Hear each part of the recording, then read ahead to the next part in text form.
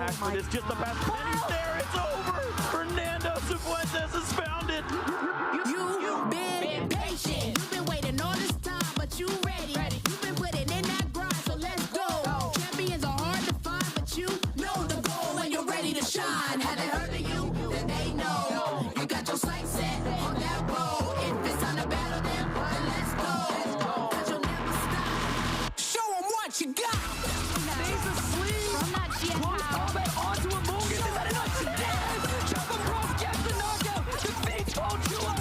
Show them what you got. Yeah, they already know. You got your sights set on victory road. Show them what you got. Yeah, they already know. You got your sights set on victory road. Get the leg down. Can you look down the Wizcash when he has a little bit of health left? Oh! What HP left. I know it's over.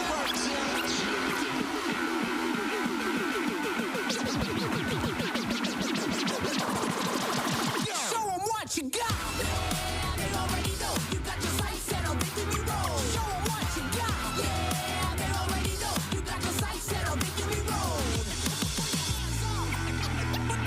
Put your hands. Guten Morgen allerseits. Once again, we are here for what is Phase 2 of the 2026 Pokemon Frankfurt Regional Championships, the first major event of the new 2026 season. And oh boy, has the competition been absolutely fire. I am Costed Dimos, this is David Partington, that is Zoe Liu, and of course, Lee Provost. And what a Phase 1, Day 1 we had yesterday, going into what is such a highly emphatic, advanced level of competition today. Oh yes, we've got a lot of hype action and a lot of really interesting teams going into Phase 2 today. I'm really excited for all the different weathers that have been going on as well. We've had a lot of Ninetales, we've had a lot of Pelipper, but out there in the crowd, I think there is definitely a little bit of sun that I'd really like to see as well.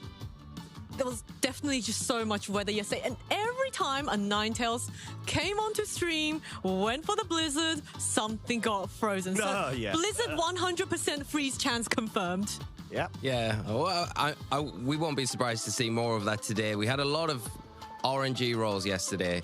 Let's just say we had those for sure incidents where they hit 4 out of 5 times. 4 out of 5, yeah. 80% accurate. Yeah. Very strong. Incredible. But yeah, the blizzards. But there is, like you say, David mentioned it, there is a lot of sun in the field. So whether that sun can overcome the snow and the rain and make its way to the top will be yet to see, but it'll be exciting to see some of those teams yesterday. We saw a lot of Annihilate and Mousehold yesterday. That seems to be a very strong combination that our players are leaning on and having a lot of success with. But can some of the other teams that we might not have been able to feature yet overcome these comps and make their way to the top of the boards? Yeah, it does definitely feel very popular going into this, and it makes so much sense because it's such a potent duo. But this is just the first event of the season. We have got a lot more available where you lovely people at home as well can participate. Frankfurt, of course, will be ending today, where we'll be crowning a champion, but we have got Lille Gdansk into the follow-up of what is our first international championships over in Sao Paulo, Brazil. And then plenty more regional level events to come as well across the entire season, with a couple of new events as well, one in Prague and in Turin as well. Place we've been before and we're definitely heading back to as well. So plenty of other events across the European season that we can definitely look forward to. A lot of new locations and also a lot of old locations. And of course, we've also got those large ICs in London and then followed up in New Orleans and finally leading up to Worlds. It's so exciting, isn't it, when you look at the plan of the season and what we've got to look forward to at the very start of the season. We're going to be crowning our first champion this weekend, but we've got so many other events where the opportunities are there for our trainers to attend these events and show us what you got. Yeah, exactly that. And if, of course, you do want to compete, make sure you are keeping track of when the tickets go live as well. Make your accommodations. And just generally speaking, a good plan is, you know, if you can go ahead and find a team building group, you want to go ahead and split costs, whatnot. It's such a great idea as well. So we're looking forward to seeing you in future events, but we have still got this event. And what's up for grabs, you say? It's championship points, of course, where in order to go ahead and qualify for the World Championships over in San Francisco later this season. You need a couple of these, but you need to make sure that you're in the race for it, as we've got the newly updated 80 threshold for the NA EU region over in the Masters division, followed by 60 in Latin America. Oceania's got 20, and of course Mid and Eastern South Africa have the 5. Yeah, so as you can see on that right side, as Costa mentioned, you need to be in the, say, top 80 people in the EU region to actually get into that World Championships. There's no one amount of CP that you specifically need, or rather, it's only going to be known right at the end of the season. So the race really ramps up right at the end into NAIC, and it gets really, really exciting. And of course, in that top 80 placement in your region, that doesn't include the players who win a regional or come in the top 2 of an IC. You get a direct invite there, so there may be slightly more than 80 players, but rest assured the competition is going to be so fierce into Worlds. Yeah, it really is, and I think you saw the World Championships this year in Anaheim, where the competition was just so fierce throughout. Every match that we had on the broadcast was just absolutely to the highest level, and it's because of this qualification system. The best of the best are only at Worlds, and it's what it should be like, you know, and that the competition is just extremely hard. But the only way you can get there is by going and attending events and putting your skills to the test, getting yourself as many points as you can. Points mean prizes, and prizes are getting to the World Championships. Well played, and what a transition as well, because we've got those prizes available. Just a reminder for you lovely folks as well at home. First place when it comes to Master Divisions gets 6,000 USD, which is also high. Accompanied by lovely 108 booster packs. My lordy, there's so much up for grabs. Plenty to be had here. Not only just the fun and the friends that you make along the way, but a little bit of a bonus for our players who do particularly well this weekend. Yeah, I personally absolutely love opening booster packs. It is so much fun to open a pack and then find that really, you know, secret rare or holo rare, and it's just such gorgeous artworks in those card packs. The packs are great, but I mean, really, let's not gloss over the prize money. That is an incredible amount of money that you can win. So, you know, the prestige of winning an event itself, I think there's so much value in those medals that you get for a regional, the trophies at an IC, and of course, if you can manage to get one of those huge trophies at the World Championships, that's great. But to help you get there, you need to be able to kind of pay for flights, pay for accommodation, and this really does help out a lot, and the prize money is something that is just a real big appeal to our players, and a nice bonus along with the accomplishments of getting that first, second, or whichever high placement you do get. Yeah, exactly that. And we have actually got confirmed 107 players that have been able to qualify into phase 2 of this event. And what an array of those trainers we have as well. We've got a great way to be able to highlight them with a couple of graphics that will be coming up very shortly. But amongst those, we've already got so many regional champions available. We've got a EUIC finalist from 2022, Oliver Estelin, that's been able to make their way through. So, and even Davide Miraglia from last season was able to go ahead and get that first place in the first German EU event, which coincidentally was the first event of last season. Amazing accomplishment to have them already there in our top amount of players here at Phase 2. And could they even win it again? That would be amazing to see. And obviously, on your screen, we can see some of the players that have indeed made it into Phase 2 and some players who we definitely know a little bit about. Yes, look at Shohei Kimura from Japan coming all the way over to Europe. And as former world champion, an incredibly powerful player. The question is, can Europe successfully defend our championship and keep it in Europe? Yes. they Simple can. answer. They definitely can. I think they've shown over the last couple of seasons, you know, how strong a region Europe is. You know, the players we've got here, we've had recent world champions as well. So we've got the quality to make it as hard as possible for Shohei to win this event. But at the same time, you can't take away with how good Shohei is. And you know, as I mentioned yesterday, I think got to be one of the favorites to come in and win this whole event. Yeah, exactly that. And they're not the only trainers as well, as there's so many more that have been able to reach this next section too. That, you know, for example, we've got Luis Fontvale, which has actually been doing really well. They've been a great representative of the French region to being able to go ahead and bring some really creative teams. I believe, if I'm not mistaken, they are running balance this time. However, you know, it's just one of the team archetypes that are so prominent in this current format. And of course, we've got another world champion there, Eduardo Cunha, as well, of the 2022 season. And he definitely seems to be on a tear this weekend as well. And plenty of others that we've also seen on stream yesterday as well. Julio Tarlau up against Jamie Boyd in the very start of our day as well. Despite that loss versus him, he seems to have sailed through right into phase 2 too. A lot of really well-known and recognizable names up on the board there. I must say, I'm very happy to see that Jacob Marget from Australia has made it after quite a RNG-filled game. Where tumultuous stream match, yeah. Hit 4 times by Fissure, but goes to show that, you know, sometimes you may not get very lucky in one match, but if you play consistently well, you can keep advancing through to the next phase. Yeah, exactly that. I think it's a good example of kind of just gathering yourself after an event like that and then carrying on as you did before the event itself. But yeah, so great to see Jacob in amongst the pack. We've got David Carrera as well, another player there who's actually running a very interesting team that some of the Italians are running with that Espathra and the Hisuian Arcanine. Hopefully what was that, Espathra? Espathra. Did I hear that correct? Costa, let's not send you. This is it's morning. But Espathra clearly being like a niche pick, though, right? Anyway, here's a few more names for us. There we go. David saving the day. Good call, David, thank you. That we can take a look at here as well.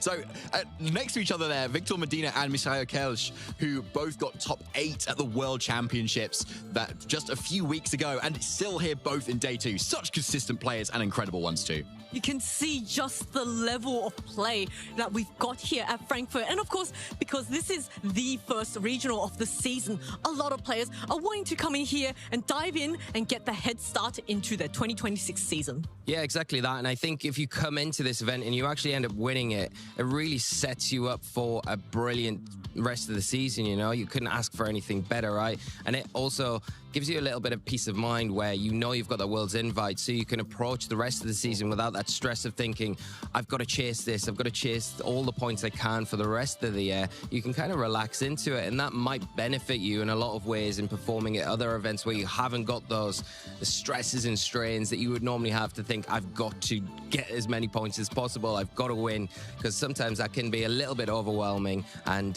make things a bit more difficult than it would otherwise. Yeah, 100%. And I do want to give a special shout out as well to Niels Dunlop, our 2024 EUIC champion, and also last season's Lille regional champion. And then also to Jorijn Rijmakers, who was the finalist of that 2024 EUIC versus Niels Dunlop. So great to see both of those trainers as well doing so well straight away in the first event. But that being said, we've discussed a bit about, you know, who has been able to qualify into phase 2, but also a bit of the highlight from phase 1.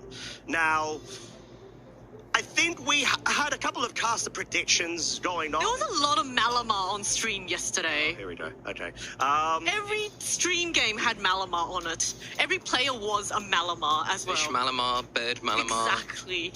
Wait, what? Sorry, have you been converted? There was a moth Malamar. There's no conversion. Every single Pokemon we saw on stream was David, you saw this. You can back us up. I'm not sure really. Yeah, you are, David. No. I could back David. I'm telling you, you saw this. What's you happening? I don't think so. I don't think. What's going on? This. There's nothing there going on there. This is I don't think. awkward. What's going on? No, stay away. Help me here, David. Relax into it, David. Malamar. No, don't do it, David. It's all right. I'll try to win him back. But no, caster predictions. Stop, please stop. Caster predictions. Yes, thank you, production. So, Bastia Legion, and I'm gonna have to say Merc Pro Lee. What's happened there? You have converted. Of course I have. Why do you have Malamar? My friend Malamar. Where was your sand composition? It's right there.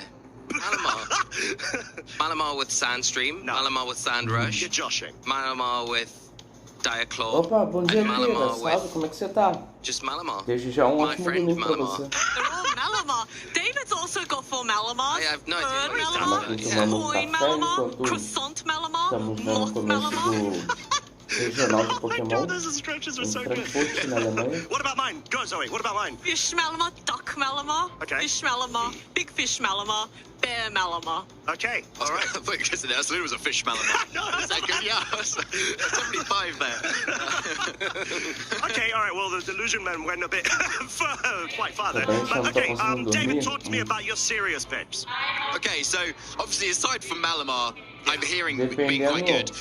Golden Go with Murkrow, I think it's a really strong call. I don't know if we've seen a lot of it in day 2, basically on the teams, unfortunately. Yeah. But I still think it's a really strong option, especially when you wanted to get that immediate tailwind, which we've seen a lot of players in day 1 actually use to quite good effect to be able to get the jump with their own Annihilate, for instance. So we've seen like Whimsicott and Annihilate, for instance, is a really good combination to outspeed the opposing threats that could KO your own Annihilate after it's already got those boosts. Okay, all right. That Sim. sounds like a Da proper good breakdown. claridade I'm not going to go do over telefone no to seu Lee rosto. and Zoe because they have Luz lost all acesa, alguma coisa my eyes. em What's luz. about your O respect? seu cérebro vai For entender asking. que So, Bastion Legion, precisa we've seen estar quite a few of acordado, them. entendeu? Então, They don't quanto need to mais run in você lane necessarily deixar because o you could go ambiente ahead and propício utilize a the ficar set escuro, of adaptability, o choice seu scarf, cérebro treat it entende as que an precisa early descansar. sort of chip dealer, but Interesting. also a late game sweeper.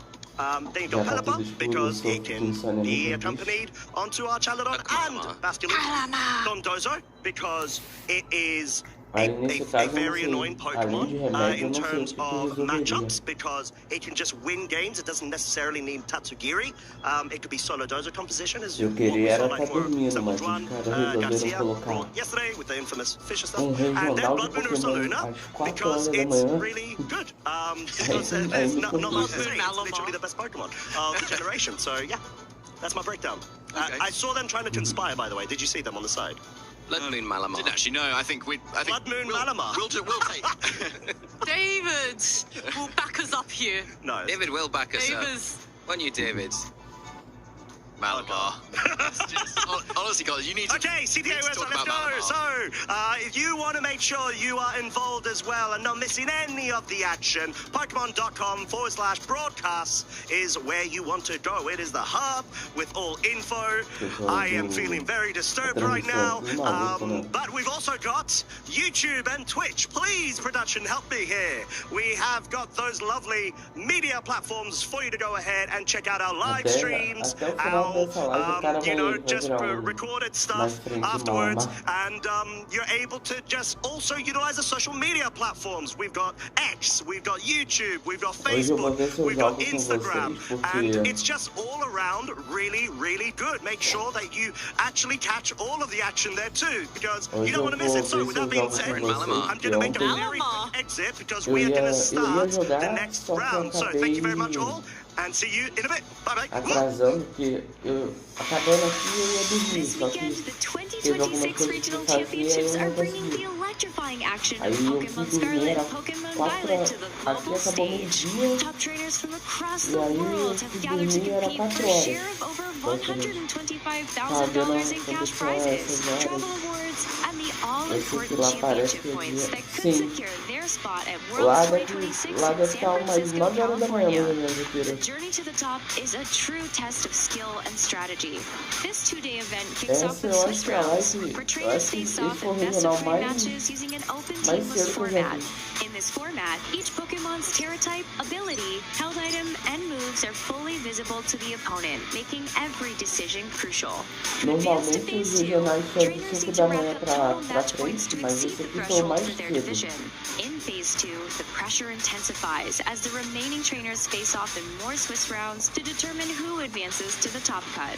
After all Swiss rounds are Isso. completed, the top 8 competitors, plus Porque up to 8 additional competitors você for the tá no same dia number of 2, match ô points in Akira. same place, will advance Ontem into foi, an eu acho que asymmetrical foi top cut 8 single horas de live elimination que eu fiz. bracket. Hoje deve ser Win mais and 6, you move on. acredito. Lose and your journey ends. Only one trainer Hoje will deve rise ser above mais the 6 rest to horas de claim live. the title title of regional champion. Porque como é Who menos will enter their gente, name né? into the history books this Acredito weekend? que seja And who will punch their menos ticket tempo. to Worlds Mas por 2026 volta in San de Francisco? meio-dia, Don't miss a 1 hora minute deve of estar the acabando action. ela. Stay tuned all weekend long to watch the battles unfold live.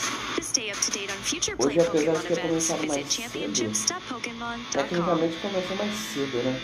Porque ontem foi 4h20, hoje começou 4 horas da manhã, então eu acho que hoje deve ir um pouco mais cedo. Hoje eu acho que tá realmente 11 ou meio-dia tô acabando, mas nunca se sabe, né? Vamos ver como é que vai ser, né? Ainda mais se todos os jogos forem muito rápidos, então vai ser ainda mais rápido, que aí eles vão, tecnicamente eles vão demorar menos, né? Mas normalmente eles demoram, uma coisa que era pra ser em 5 minutos, eles demoram 1h30 pra fazer. É 8 minutos pra cada intervalo de jogo. Tipo, acabou, ó, vai, tá vendo isso aqui agora, né? Eles devem dar uns minutinhos pra começar o primeiro round, no caso é uns 9, eu acho. É o primeiro de hoje. Aí eles vão ficar enrolando. Os narradores e comentaristas vão ficar falando aí durante 1h30. Aí sim vai aparecer o jogo. Aí depois eles dão entrevista. Se tiver entrevista, dão entrevista. Aí mais 8 minutos e fica repetindo esse ciclo, basicamente. And what a day to be here in Frankfurt. We've seen basically the birth of Regulation Set H 2.0 in play here, of course, at the first global major event of the season. Of course, there is still Monterey concurrently going on over on the other side of the pond, but for now, we stake the claim of the first event. We certainly do. We're very, very proud of that. And as long as our players obviously keep on playing and get to the end of this day, of course. Yeah, interestingly, actually, Monterey at the moment, I feel like at the end of the phase 1, I think it was Marcus Dion actually was the only undefeated player, I believe, which is very impressive, and such a consistent Canadian player too. I think top 32 at the World Championships also a few weeks ago, so who knows, he may be able to take it all there. Yeah, I mean, I wouldn't put it past him, in all honesty. I know that he's traveled to Mexican regionals as well, like cross-regional events when he's able to, so he's clearly just one of those great trainers that's been able to develop over time, but also just put in the grind, put in the work, and clearly getting some really good results. Yeah, I think same as you mentioned that, Costa. I think he got runner-up finalist, exactly, finalist as well. And a rather unlucky final turn, I believe, as well. Yes, which is very unfortunate. But obviously, he's definitely back to do that yet again. So we're going to have a look at our stats for the day 1 that we had. Obviously, compare them to our day 2 at some point. What our conversion rate is, what's been a little bit more popular in day 2 compared to day 1, what are the top players using right now. So first of all, this is phase 1. This is what people was using yesterday. The double bear in the corner there, and the monkey in the top right. Yeah, I mean, well placed as well, because I'm kind of surprised it's not, to be completely honest, further up the ladder, but you never know how that's going to convert into the phase 2 section. But like you said, Diaclaw is so powerful on Sneasler. It is first, it's got some great abilities and I would say move pool coverage as well, but there's some Sneaslers that aren't even running Diaclaw. We saw yesterday on stream acrobatics, close combat, swords dance, sets with grassy seed in order to be able to proc the Alberta.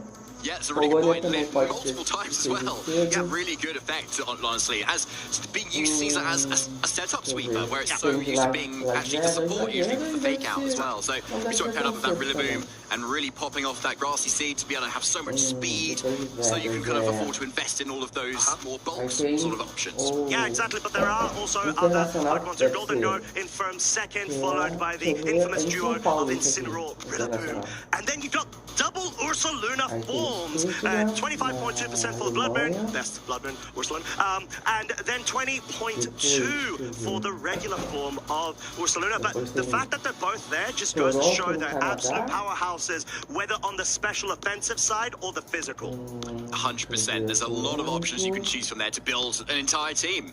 and we've been able to have a look at which Pokemon individually from there are, like, you can build a team of 6 around. There's a few different components that you could build around. We've seen multiple teams with a selection of 6 from here. So you can pick up, say, Sneasler, Golden Go, Incineroar, Rillaboom, Dragonite, and honestly, Annihilate. Obviously, that top 6 is just a team, isn't it? It literally is. I was like, going along, I was like, at some point I'm going to have to skip once to make a decent, coherent team. But I didn't. You didn't need to, mate.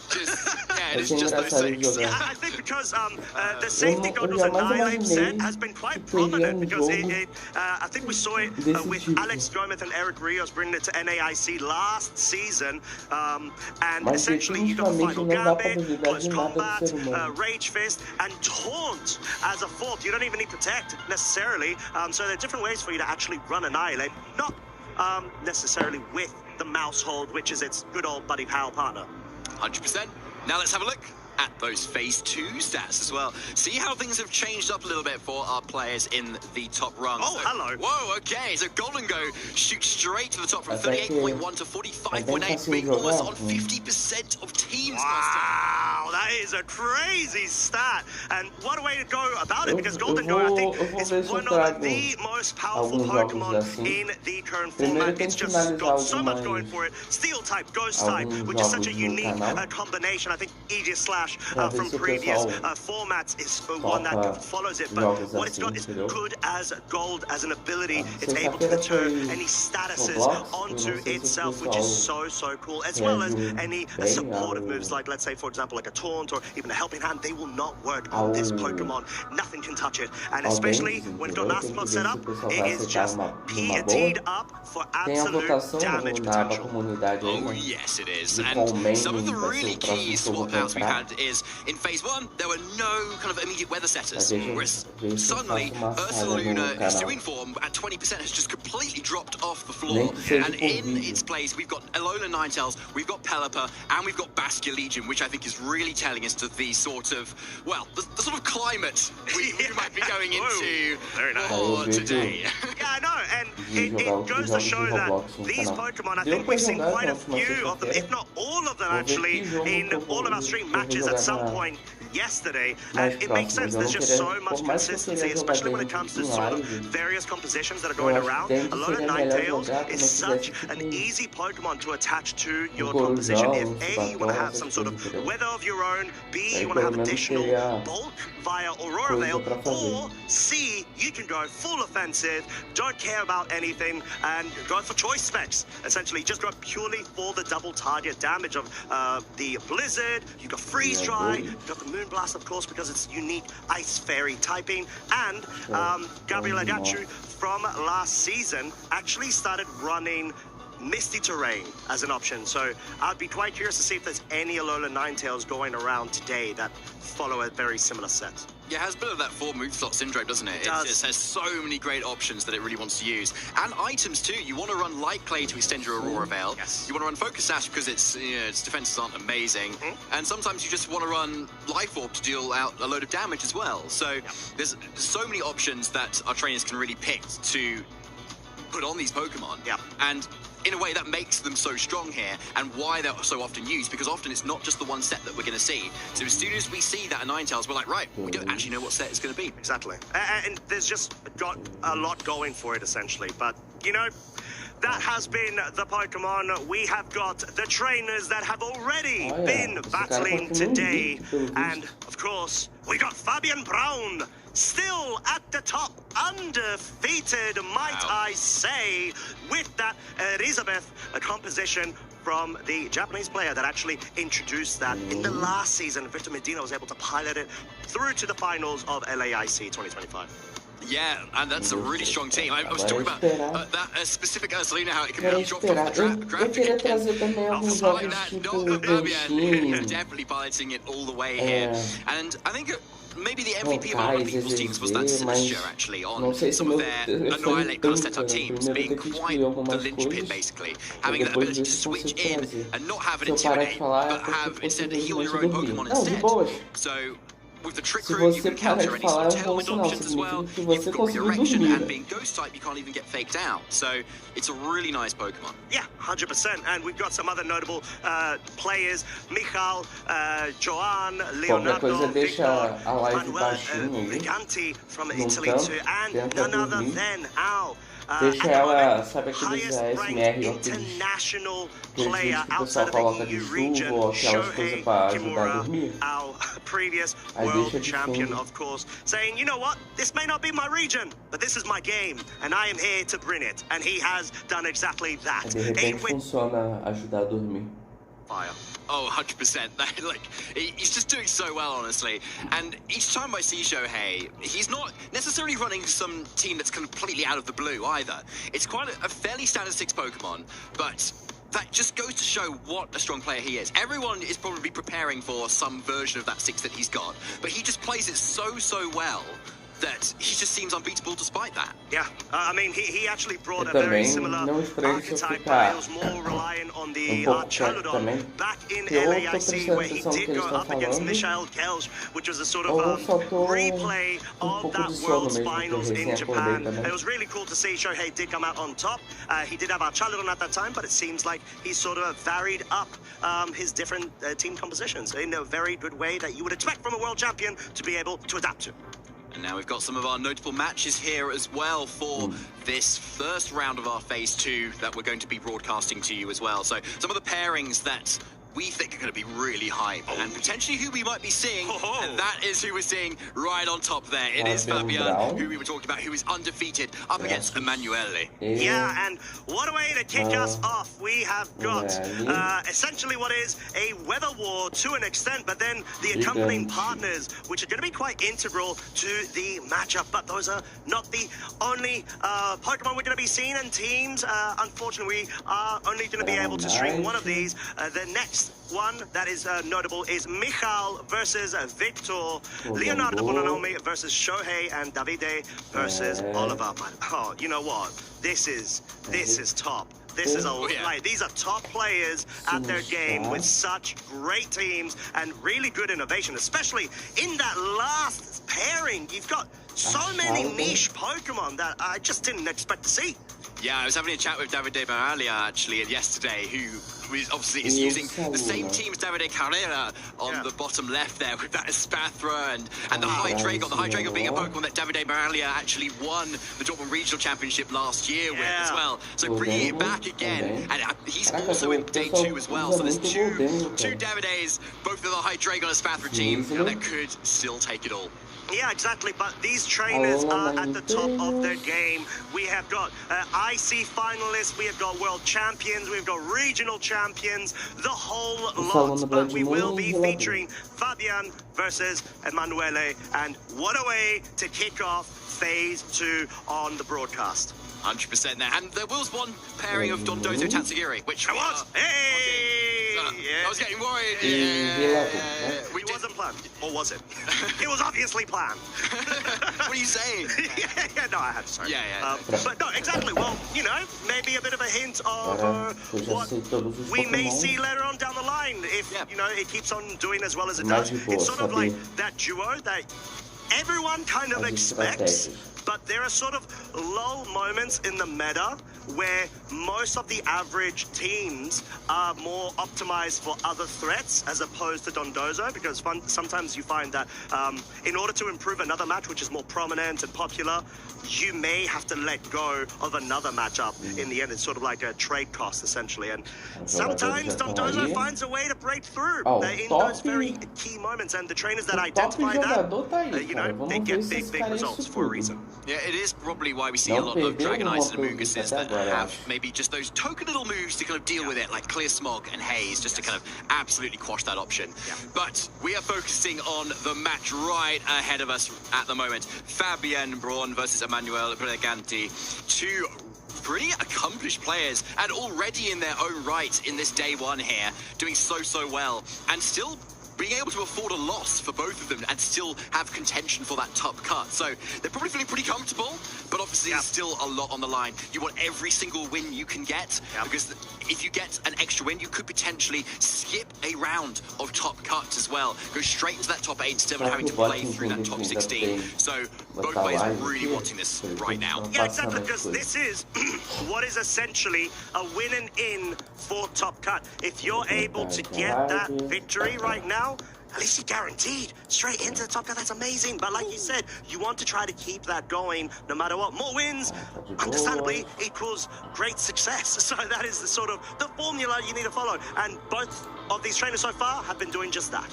Yeah, they certainly have, and they've gone up against so many players along the way too. Imagine Fabian was maybe not expecting necessarily to go undefeated to this point, but who knows? We haven't had a chat to him this weekend quite yet. But obviously he's feeling very confident in his team here. And he has obviously had a little bit of a snapshot with it on the notable matches page there as well. He's obviously running that Samuna, which not a lot of other people are running here. So combined with that signature, being able to set up the trick room for it, it could really make a nice option to just kind of go full on the offense, sweep up the trick room and take out the rest of Emanuele's Pokemon. Yeah, and it's a good way to be able to do it. See, finalists, we've got world champions, we've got regional champions, to the match, and he has done exactly. Counter any sort of tailwind options as well. Ó, tá vendo que aqui na direita tem uma lista, ou na esquerda? Esse cara que tá na tela agora, ele tá 9-0. Isso aqui é a tabela de todos os jogadores. Eu acho que é acho que é o dia 1 e agora também, entendeu? Então ele tá 9-0, ou seja, ele não perdeu nenhuma até agora. E como o jogo dele chamou a atenção, ele foi destacado para jogar lá no palco. Enquanto isso, está tendo milhões de outros jogos. Tem várias mesas com um monte de gente jogando ao mesmo tempo. E lá funciona assim. Se você perder 3, você tá fora. Ou seja, quem no dia 1 perdeu, tá fora. Do dia 2, entendeu? Ó, o time do Fabian na tela, Dragonite de Loaded Dice, Gludengo de Chance Scarf, Archalodon de Assault Vest, Pelipper de Safety Goggles, o Saluna de Flame Orb e Sinistcha de Citrus Berry. Aí esses dois aí vão se enfrentar. Não sei quanto... Peraí, quanto apareceu que o... o Emanuel, por exemplo, ó, tá 8-1. Emanuele, né? Ele ainda pode perder mais uma, só que não seria bom ele perder, né? Seria bom se ele ganhasse, pra não sair do campeonato. E aí, se eu não me engano, vai ter acho que mais 3 rodadas, aí depois é o top 16, top 8, top 4 e o vencedor, né? Campeão e vice. Aí quem ganhar daí, Akira, já tá classificado pro Mundial do ano que vem, que vai ser em São Francisco. Ó, o time do Mania Emanuele, Incineroar, de Safety Goggles, Gludengo de Life Orb, Sneasel de Grass Sea, Ninetales de Fox Sash, o Saluna Blade Moon de Leftovers e Rillaboom de Assault Vest. Aí basicamente, Akira, esse campeonato aqui é o primeiro campeonato da temporada de 2026 do Pokémon. Ele vai até junho. Ele vai até junho ou julho do ano que vem. E em agosto é o Mundial. É sempre assim, começa na metade do... basicamente quase no final do ano passado e vai até a metade do ano seguinte. A temporada. Basicamente é assim que funciona. E aí tem campeonatos além desse. São três campeonatos. 4 no caso. É esse, o regional. really getting into on this game. regional. This is so Aí many tem o different Grand leagues that Challenge, could potentially come Global out here. Challenge Like you've got the e o Palop, obviously, Internacional. which Todos eles is valem, led versus the Ninetales. You've got to get your weather up. But if Ninetales is pontos back pro from Mundial. Manuele, they can just switch Você it tem in. que ter We'll uma have to certa see. Here are our quantidade leads, de Costa. pontos All para ir right, pro so Mundial, it's going to be basicamente. Incineroar and Ursaluna Ó, over on Fabian Emanuele's começou side de Dragon versus Knight Double e Dragon Archaludon. on Fabian. It's going to be the Dragonite and the E Archaludon. Dragonite o will be Emanuele susceptible começou de to Ursaluna, an Intimidate Blood Moon because, of course, it is the e multi-scale Incineroar. ability. Okay, so Emanuele obviously has a little bit of E momentum in the fora driver's que tem seat at the moment premiação, thanks to né? that fake out. But Fabian's team is faster currently right out of the gate.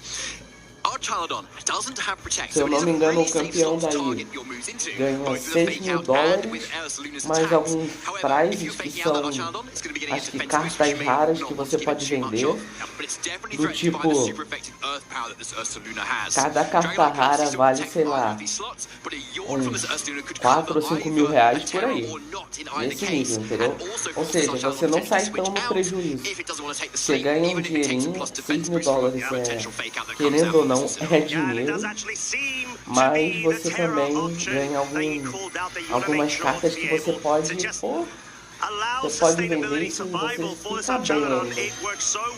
E se eu não me engano, o campeão daí, Akira, ele tem, eu acho que pelo menos a passagem garantida paga pelo evento, né, de ir pro Mundial, entendeu?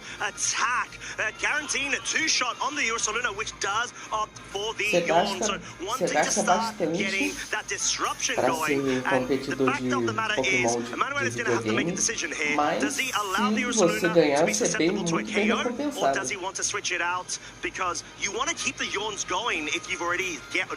É porque tem esse negócio de dar a carta também como premiação, porque dependendo do país que está sendo sediado o campeonato, ele não deixa, ele considera o campeonato como um jogo de azar. E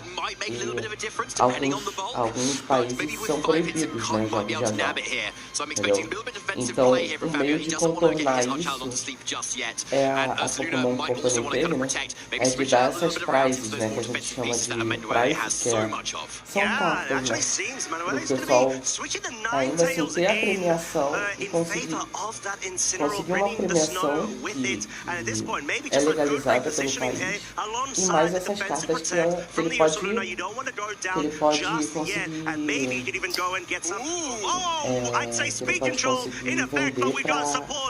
para arrecadar mais dinheiro. Nossa, o cara tá fazendo tudo que ele precisa.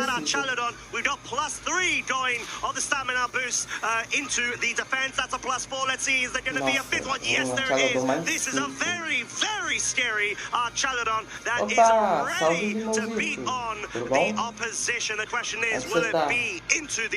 Bom dia e um bom domingo de já pra você.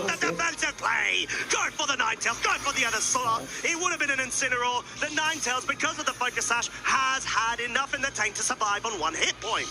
Okay, so this is really interesting because obviously Fabian's Dragonite has got a scale shot speed boost, so it now outspeeds this Ninetales, but it doesn't actually have any attacking moves to hit it because it only has scale shot. So Ninetales is going to do what it wants going into this next turn here. Vai fazer o que eu queria estar fazendo nesse momento, que é dormir. And also just get out that blizzard, start getting some damage on this Archaludon, otherwise it's going to run away with this Se game puder at the deixar a moment. live aberta, agradeço. Se And não Fabian is tiver in a como, não tem point where problema não, he mas needs to desde kind of já take down this Ursaluna vai because it's dormir. physical attacking damage that Emanuele Pessoal que needs tá to vendo a really live, break gente, it. se vocês tiverem a opção de deixar a live aberta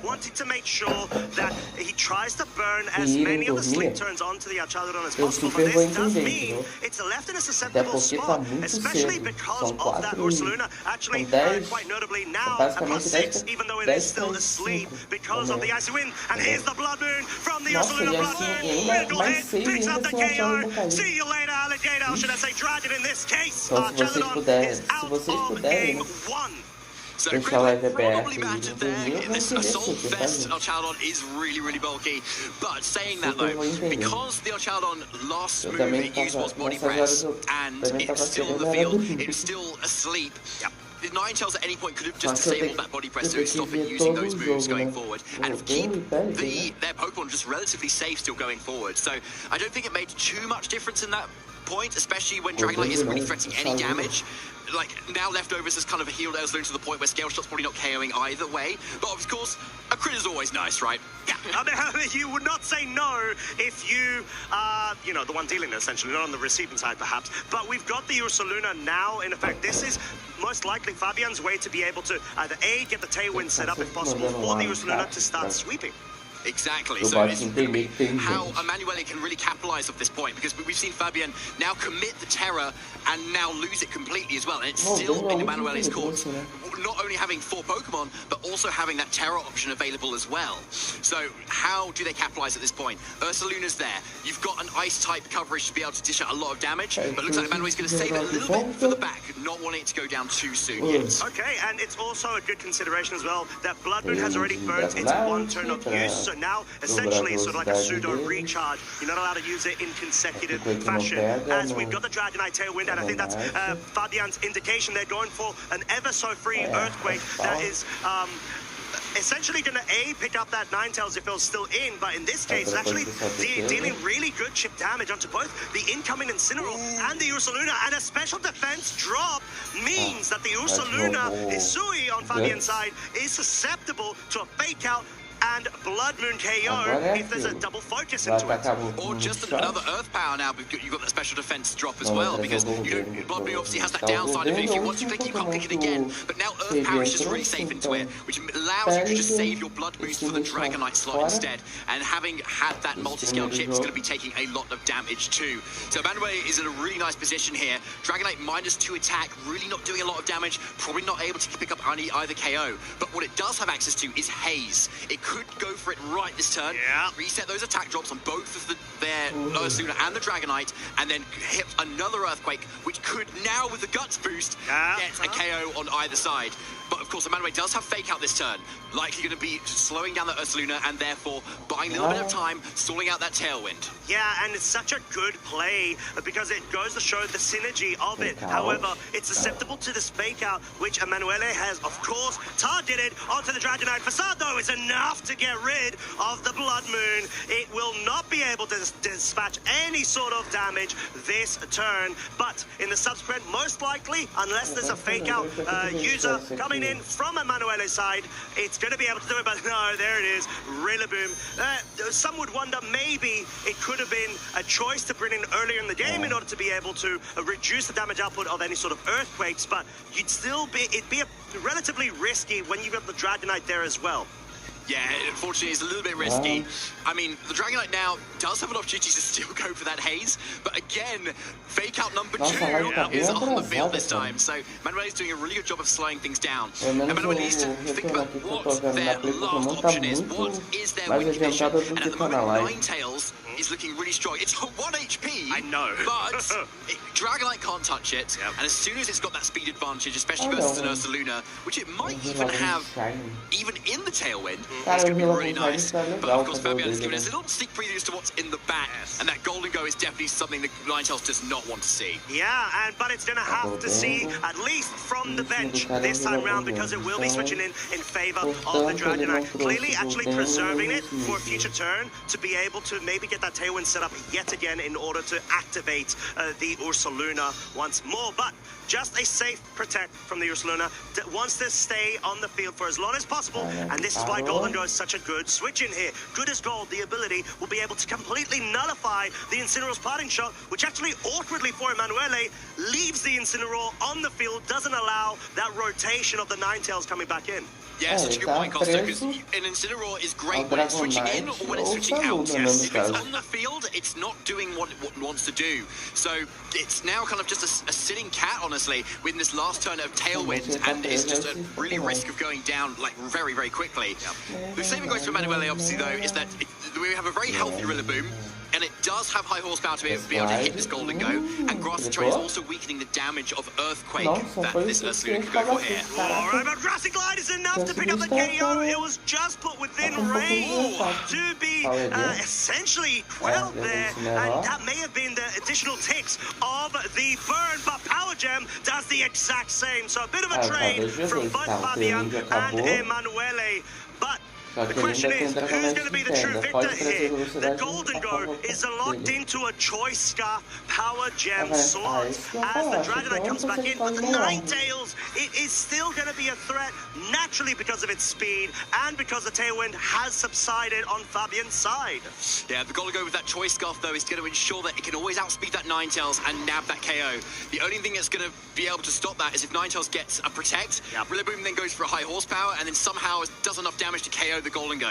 I don't even know if a critical hit is enough to get it, but it does depend on the trading of this Golden Go. It might be a little bit frailer because you often want to run just lots of speed and special attack in your base points. So yeah, here is that protect, and here is the Rillaboom's chance to get that damage. Yeah, I think you need to get a crit into another crit, the subsequent turn with a Grassy Glide, but it's going to be very close because, like we said, the typing is so key here. Scale Shot will connect onto the Rillaboom. Actually put it within range where at some point, just another Scale Shot or a Power Gem will be more than enough to actually take that piece off the board. Hits 5 times as well. Max damage output potential that it could do because of the loaded dice ability. Is there a critical hit? Oh, that does so much damage. Critical hit definitely would have picked up the KO, but I think this may be the case where can a Grassy Glide critical hit do enough damage? I think it might be a bit close there. Yeah, I think it's going to be really close. I don't like, even if you get it, I think it's going to be a bit of a roll whether you actually get it or not here. So, but obviously, we could see maybe a double protect attempt for the Ninetales. I think you have to go for it here. There's no other choice, to be honest. And because the Power Gem is so safe into that slot at the moment. But if you do get it suddenly, Rillaboom then takes you down. Suddenly it's looking very, very nice because obviously Dragonite can't touch you. So, I mean, the question is, does Fabian then actually predict the double protect just to secure that Rillaboom slot? Because that Dragonite just definitely will not want to be up against it. Here we go, double protect has failed, but the Grass Glide will come out, trying to go for a critical hit. No critical hit to be seen. Golden Go's going to be able to survive, goes and focuses into the Ninetales, is able to pick it off, and the Dragonite will most likely be able to capitalize right now with the Scale Shot being faster, and whether even if it does hit 5 times, I don't think it's necessary. The 4 will suffice.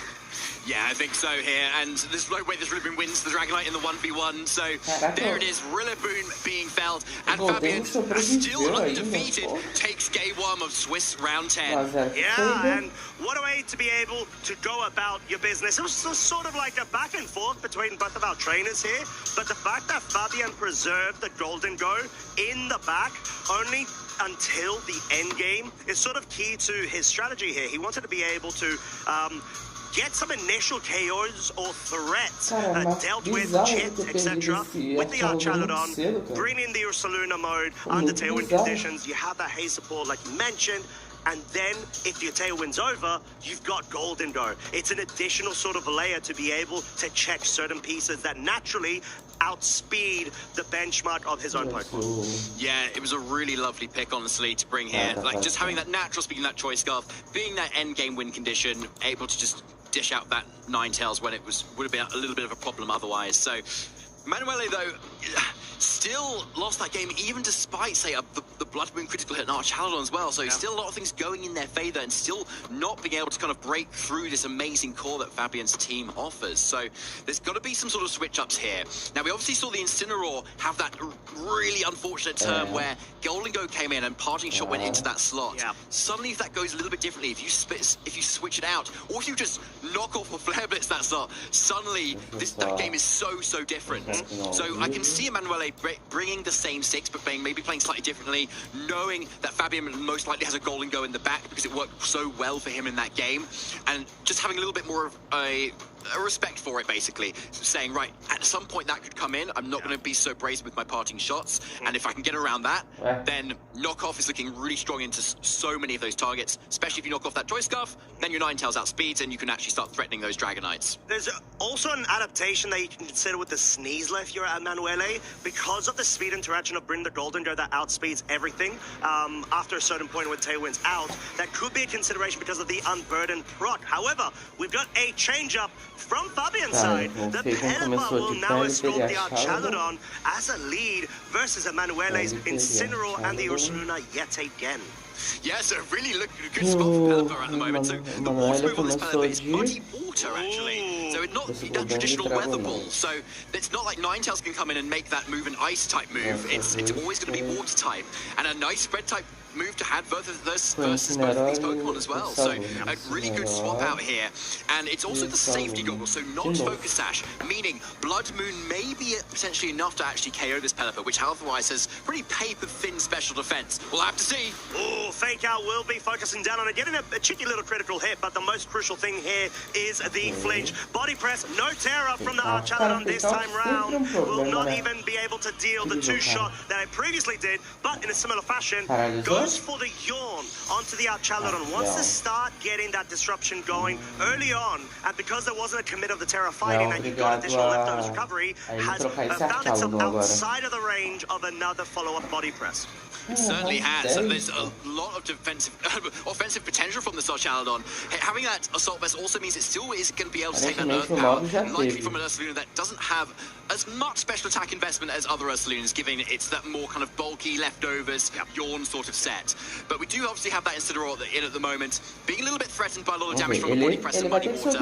Likely wanting to be able to switch out here, maybe even just a hard switch and not even that potent shot at the moment. But because that Pelipper is definitely in range, we may even want to see an Ursaluna tear it into that electric type to be able to get around that Muddy Water and that Body Press double up so you know you're getting something off. All right, the Archaludon's going to be switching out for the Golden Go, so nice way to be able to essentially take advantage of the pressure that your Pelipper is exuding, forcing that Incineroar out for the Rillaboom instead. You want to be able to have a fake out available in order to slow things down, but it's quite nicely placed against this Golden Go, at least following suit with the obvious protect that we were expecting. You've got leftovers recovery, but you've also got the grassy terrain now to up your HP even further. Muddy Water does avoid, or should I say the Rillaboom does avoid the Muddy Water there too. Even if it did get hit, it at least would have been able to take it very well to resist. It's got Assault Vest, but there always was an option or a chance for the accuracy of the drop. So now the Golden Go is in at the moment now. It's obviously a great Pokemon before, but it's not in the best of positions at the moment versus these really healthy Pokemon that it can't really pick up a knockout on. But what it does have access to is Trick. Putting a Choice Scarf on either of these Pokemon could really kind of hamper what they want to do, particularly that Rillaboom that you want to hit with a Hurricane and your further special attacking moves on that Golden Go. So removing that Assault Vest could actually be really nice, particularly putting it back onto your own Golden Go, and then suddenly you can take some more Earth Powers. Even if Incineroar switches in, putting a Choice Scarf on that is going to definitely stop it from doing what it wants to do as well. So I wouldn't be surprised to see something like that, but why not? No, we are not, my friend. We didn't actually see the Dragonite being brought in instead. You're going to be able to better place yourself against the Rillaboom, which has such a good matchup into via the scale shots, via its natural resistances against the grass types, and of course immunity to that ground. And what a lovely double switch there. Archaludon is actually going to be able to benefit from that. Gets +1 in its defense because of the fake out. My lordy, this is such a masterclass of a double switch in there. Be able to sort of bait and take advantage of your opponent's expectations. Earth Power going into the flying type. Pure spice. So we're still in a position where, like, both teams really haven't taken any damage still. Like, not any meaningful damage either way. Ursaluna's already healed up that Body Press pretty much anyway. So it's just a positioning game to get into the position that Fabian really wants. So he does have that option of going for Scale Shot plus Body Press that he did before as well. That looks pretty strong right now. That would likely get a one-hit KO on that Ursaluna too, unless it, of course, goes for that Terra option, which does look quite strong in this matchup, given there's no kind of ground-type coverage that can really counter it either. And then, of course, Rillaboom is definitely in an awkward position, not wanting to get any more defense boost on that Archaludon, which already has one as well. So let's see. It definitely Rillaboom switching out makes a lot of sense. Could be a Ninetales in order to anticipate the scale shot, but it's gonna actually be the Incineroar getting that Intimidate onto the field, like you said, and also being able to break the multi-scale the following turn, especially when accompanied by this Protect. So this is a very common strategy, 1-2 switch outs of the fake out users, accompanied by the Protects on the other side of the field. But Fabian saying, right, whilst you do that little nice trick, I'm gonna do a nice trick of my own, and I'm gonna yet again set up my own Archaludon to go to astronomical heights of its defense via the scale shot to the cheeky little critical hit, Archaludon's stamina. Yeah, poor Archaladon needing to take those hits, to be honest, to deal out the rest of the damage that Fabian needs it to do. But I'm sure it's all worth it because that body press is going to be looking, oh my goodness, so powerful. Here we go. There we go. Whoa, big KO right there. Was there any doubt? There was not. One hit KO. Emanuele has actually now been brought down to three of his Pokemon. And this is the integral thing for Fabian's strategy. You need to start breaking down all of this support, like the legs to what is a supportive system of the Blood Moon. Fake Out is only now available on Rillaboom. Sure, does have it present right now, but it's not going to be able to be in a good spot and may force a switch in of the hidden Pokemon in the back. Yeah, definitely could. I mean, probably that Ninetales, honestly, wanting to kind of preserve it to be able to dish out the rest of the damage needed onto these dragons and onto that Pelipper as well, and not have its rain countered again once it kind of switches, or that snow countered once it switches in. So this is definitely going to be the main piece that Emanuele needs to kind of break these massively powerful dragon types here. But it's looking really tough at the moment. Emanuele's been very safe for that Ursaluna, lots of protects that Fabian's been capitalizing off every single time. So he really needs to make a play right now to be able to get around that. So it looks like Dragonite switching out. There could be an opening here, especially if it survives the body press, assuming it goes for a Terra Electric. Yeah, well, we're going to have to find out. No Terra Electric Fake Out will go to the Archaladon. Well, that does very much work. It will be able to stop it right in its tracks. And you see it's already reached +6 of its defense. There's no other proc, but the crucial thing here is the yawn. It has been able to target down that Archaladon and now forces Fabian into a scenario where do you go ahead and switch out in order to avoid the sleep in the follow-up turn? Or do you just stay in because nothing's directly threatening you, aside, of course, from that Ursaluna Earth Power? Do you commit with the Terra? Yeah, it's a really good question. Obviously, it's another really obvious protect from Ursaluna to kind of stall out that last turn to put that Pokemon to sleep, and also to see what Golden Goat locks into as well. But equally for Fabian, because there's no protecting option on the Rillaboom, it's such a safe, consistent target. You do just want to stay in and attack. So Emanuele kind of definitely on the back foot here, being a Pokemon down. May need to kind of go on the offensive here and really make the most of this turn where Archaladon was not likely to target into it here. Saying that though, that does mean it takes a lot of damage from a Golden Goat potentially, but does he need to do it? We'll see. Oh, we're gonna find out. There it is, the terrestrialization. It's gonna be on the Golden Goat. It's gonna be the Terra flying in order to forego any sort of funky business of ground type moves being focused into it. And yeah, it's a great way to be able to get around that slot. Ursaluna not going on the offensive just yet, wanting to make sure it better positions itself, maybe anticipating the body press going into that slot, as Make It Rain will deal respectable damage onto the Rillaboom, but because of the assault press, it's going to be taking that quite handily. But the Archaladon, where are you going to go? Fabian, are you going to anticipate the defensive play? Oh, but there's actually before then the high horsepower. Like we said, it's going to miss, but the body press does not. It finally picks off the Rillaboom, and this is so key here. Emanuele is forced down to his final two Pokemon. You no longer have switches, and the trade cost was the Archaladon going to sleep. Yeah, but it could well be worth it. Fabian is obviously up so many Pokemon at the moment here, 4-2, so being able to afford that and know you're just getting the rest of your body press damage off here that you've spent a lot of time setting up is probably going to be worth it. And yeah, now Ninetales being in here, Pelipper knows it's going to win the weather war once it comes in, making those blizzards really inaccurate and lowering the defense of the Ninetales as well, which is otherwise boosted by the snow. So going to the next turn, Ursaluna's obviously just protected here, and it now knows the Golden Go is looking pretty, like, not very, well, intimidating, to be honest. Yeah. Because it's got my special attack, it's not a life, it's not a choice spec, it's Terra flying. It's a really obvious slot to hit. But you need to be aware, Archaladon will eventually wake up, and you need to start dealing damage to it at some point. So an Earth Power into that slot will definitely not go amiss at some point here. Obviously, there's 3 flying types in the back, so you're not going to Earth Power there, but a Blood Moon there is also pretty safe. So at least Emanuele has a chance to try and start crawling back. Yeah, but he really needs to lock in right now and get those reads as much as possible, because like we said, the KOs right now, they have to be right now. You need to go for it. You need to capitalize off of it. As we do finally have the reveal of Terra Electric Blood Moon Ursaluna, wanting to make sure that it is going to be able to resist any sort of Pokemon attacks that would have been able to deal damage. Blizzard will be coming out.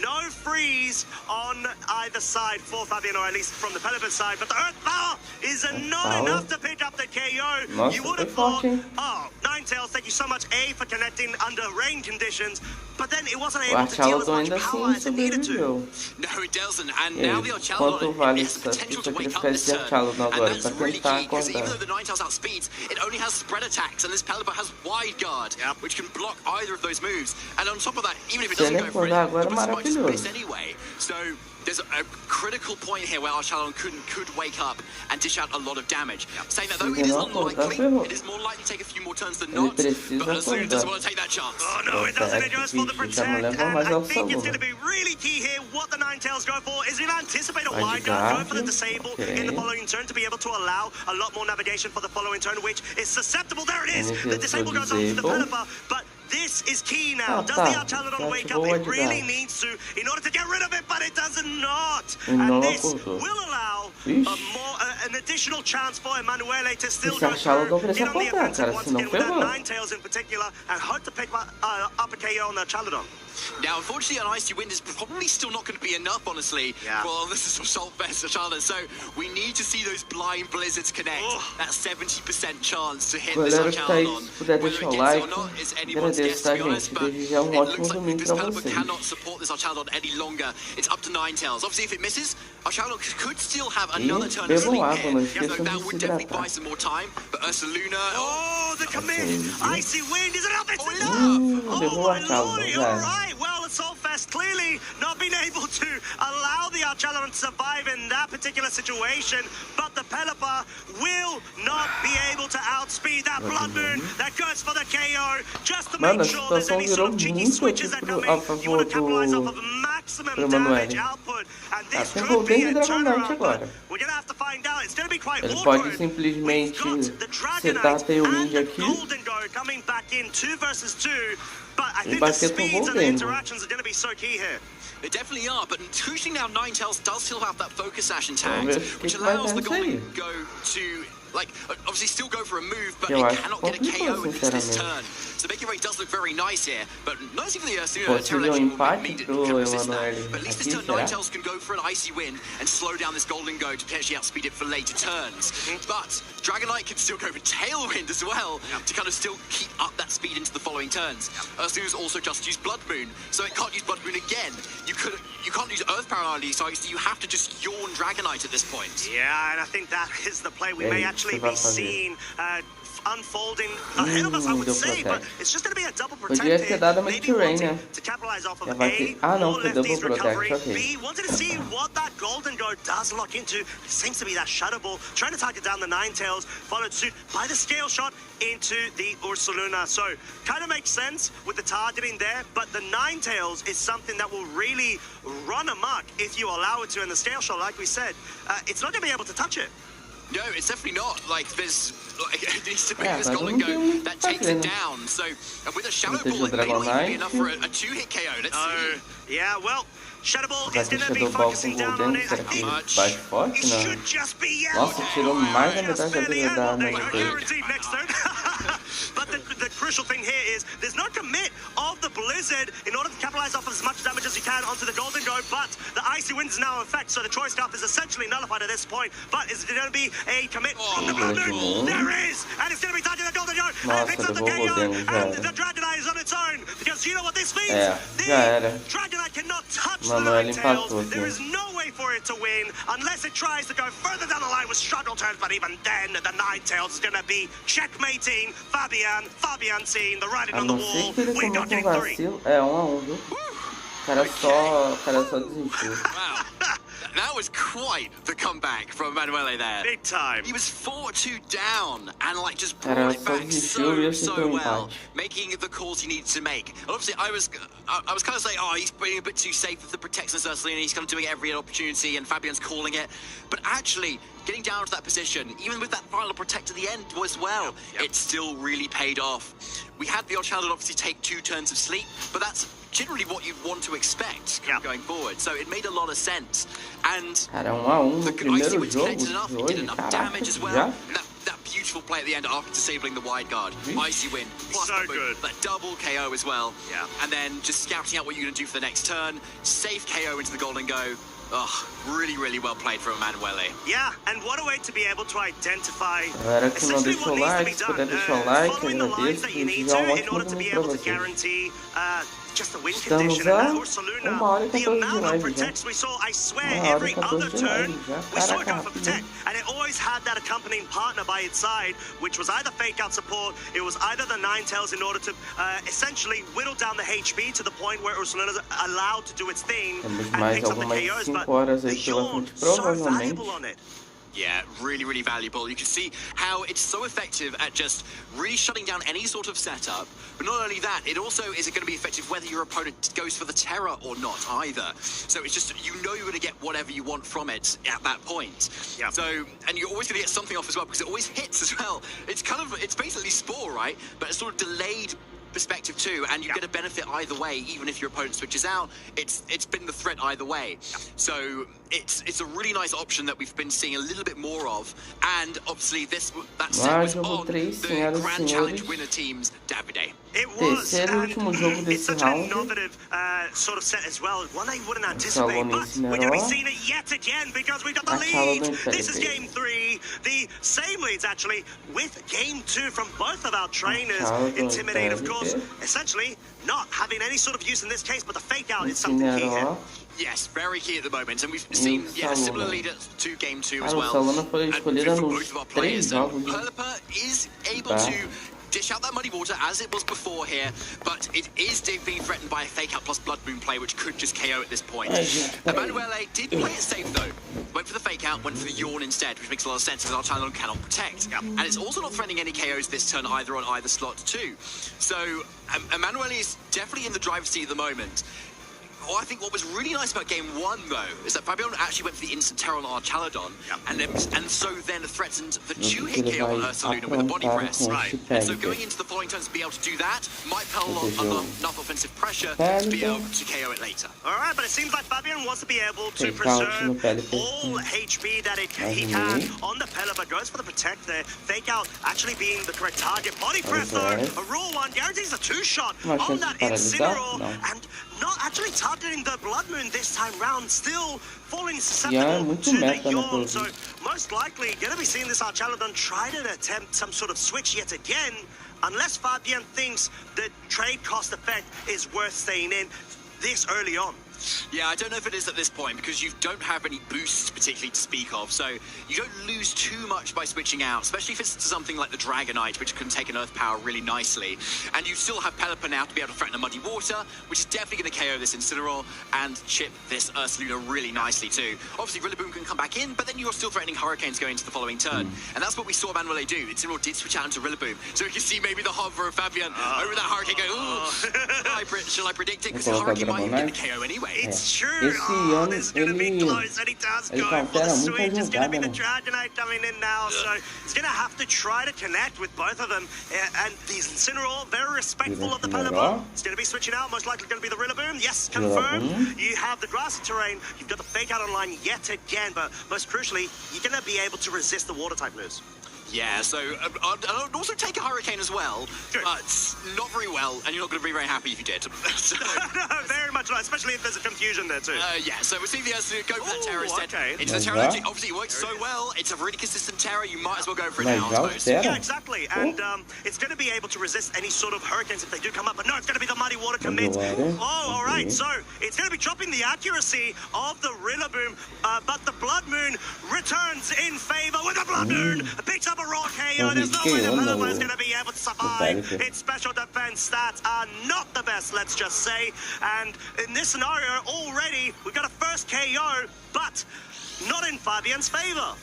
No, this time it is Emanuele's turn to be definitely on the up this time. Rillaboom now also being freshly new on the field is going to be able to threaten a fake out into either of these slots to boot. So it's still looking really, really strong, not being threatened by anything right now. I mean, yeah, look at the moveset on Fabian. You don't want really Electroshot here or body presses right now, so there's a lot of like moves that you want to go for but aren't going to be super effective. But what we do know Fabian has gone for it both games is that scale shot into this zone on Chaladon plus the body press to suddenly get all of that boosting damage and potentially get that KO. Because our Chaladon, we know outspeeds like at least that Ursaluna, which is definitely the big threat.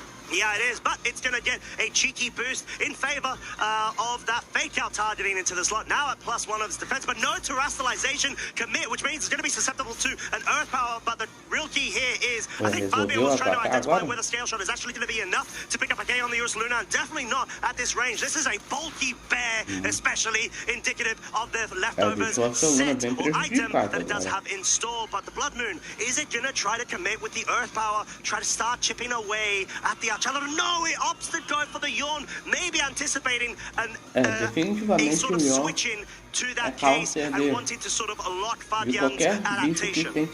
Yeah, it's a good call there, Costa, honestly. I think it's something that could have potentially come out there, but we didn't not quite see.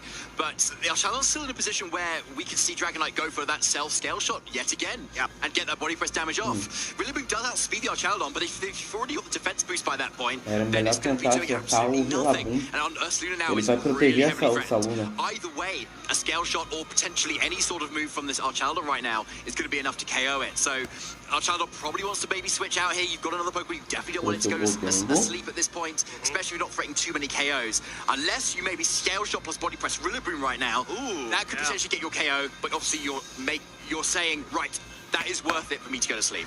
Yeah, exactly that. But seems like Emanuele is saying, you know what, I would much rather keep my Rillaboom for a later time in this game. It's going to be bringing the Ninetales in, and no longer is the rain in effect. It is instead the snow. And the Archelon following suit. It's going to be able to bring in the Golden Go right now. But what they had in common was their weakness to the ground types. Not this turn, though. A threat from the Earth Power, that is, just going to be a very defensive protect from that Ursa Luna, wanting to gain recovery not only from the leftovers, but also from that grassy terrain. We saw Dragon Knight trying to pick it up there. It is probably in contention of the fastest thing on the field alongside this Choice Scarf Golden Go, depending on the training.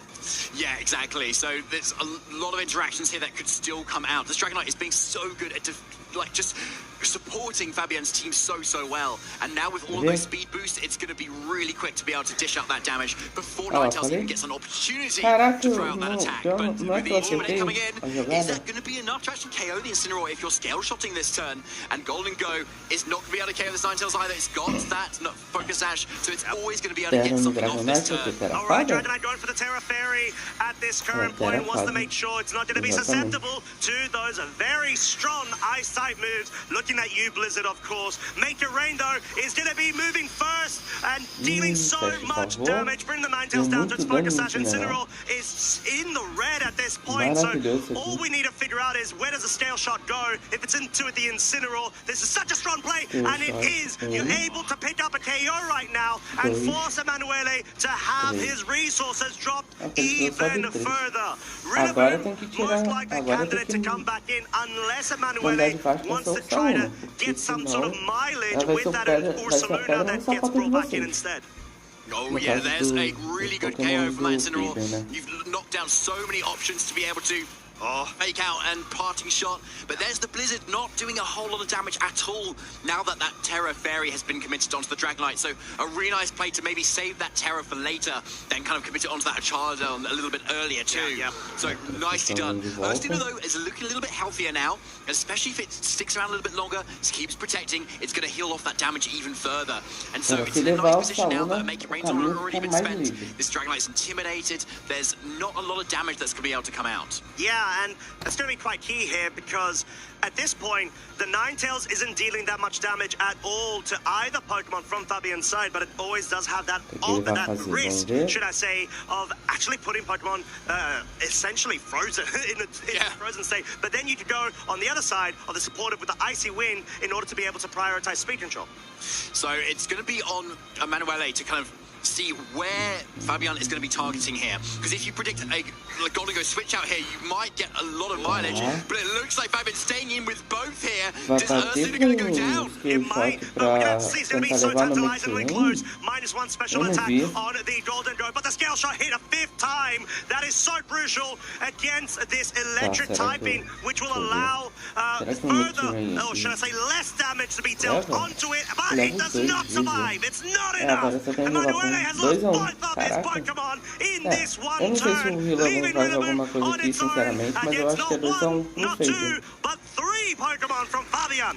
That is honestly incredible play, because honestly, Emanuele has been like protecting Ursuluna at almost every single point in this game that he could, and that's the time he still could have and didn't. And Fabian calls it, just going for straight away into that double up, and like could have protected, could have waited for Rillaboom to come in, support with a bit more of a fake out, and then survive the turn. But no, Fabian undefeated, and we could see why. Yeah, and for good reason. He's been so meticulous with understanding the board states. We saw Emanuele do such a great job in that game too. But Fabian saying, right, I've gone back to the drawing board. I know what I need to do. And he's been able to really have such great resource management in his Pokemon, utilizing the Dragonite, Terra Fairy. We saw 0 damage from, essentially, from that Ninetales in the prior turn. I think Emanuele just had to hope for the freezes, at least with how aggressive he was playing that Ursuluna. Yeah, but now this Rillaboom is not in the greatest of positions right now. It doesn't have a great matchup into Golden Go here. And yeah, there's the really nice haste to get rid of all his special attack move drops even. Yeah, what a great way to have some really high-level synergy with both of your Pokemon that you wouldn't expect there to be that much synergy. Instead, we've seen a high horsepower not be enough to pick up a KO in the previous turn, but it's not even going to go for that. It's going for the Woodhammer, which isn't even enough to be actually picking up a KO on the Dragonite. Fabian has all of the tools to be able to run this through, stay undefeated going into Swiss round number 11, and what a great job he's been able to do, and what a great show he's been able to put up for us. Fabian still undefeated. Yeah, huge congratulations to Fabian round there. Amazingly well played, and with such a strong team with so much success behind it too. And going into top cut already, still with further Swiss rounds to go, makes it even more incredible. It seems like this could be a real contender to win the event. Oh, big time. Like, I mean, with those plays as well, I wouldn't put it past him, and clearly he's been working very hard. Like ever since even last season, he just kept on upping his game consistently, and just being able to run. What is it now? 10-0, if I'm not mistaken. 10 wins. That's it. 10 wins going into Swiss round number 11. You've not only guaranteed top cut, my friend. You've pretty much like absolutely made a statement there on that, saying, right, guys, I'm here, so you got to really be cautious. And he's clearly on form in what was a previously addressed composition, the Elizabeth team. He's been able to absolutely own it to his own playability and comfortability. Yeah, and obviously it has a lot of practice behind it. Then you can see one of our replays there. Yeah, it's Incineroar and those Rillaboom, those really critical, supportive pieces that Emanuele had to really enable this Ursuluna going down at every opportunity that Fabian had to do it. Because neither of them had Protect, they were easy targeting slots for those big damaging attacks. Yeah, and Blood Moon just able to clean up the Pelipper. I think that was sort of the role of Emanuele's Blood Moon. You want to be able to position it to the point where you can play around with the Protects and the Blood Moon interactions. You've got Leftovers recovery as well as the grassy terrain, and you've got so much support to it. But it just seems like Fabian was able to essentially take his ticket from that game to comeback, essentially, and just absolutely capitalize in that game 3. You've got the Golden Go being brought once again mid-game to that point in order to be a sort of sweeper in essence. You beat those speed benchmarks that Emanuele's Ninetales can't reach because it's just a focus sash variant. Yeah, exactly. It was able to kind of get into the position it wanted to, but yeah, you've only got ice moves, really. Yeah. And versus a Golden Go, you can't even use your status moves either in that disable, which you really want to use versus particularly choiced Pokemon with a choice scarf or a choice band, because it means they can't do anything.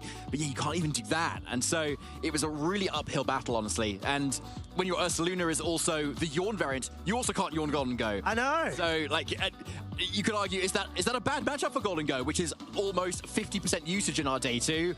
But with an Ursuluna, it's still pretty good. But then at that point, you just need the right support to be able to target those counters, and then your matchup's fine. Yeah, I think, like, the fact that there were so many different interactions of when to Yawn, when to Earth Power, when to Blood Moon is just...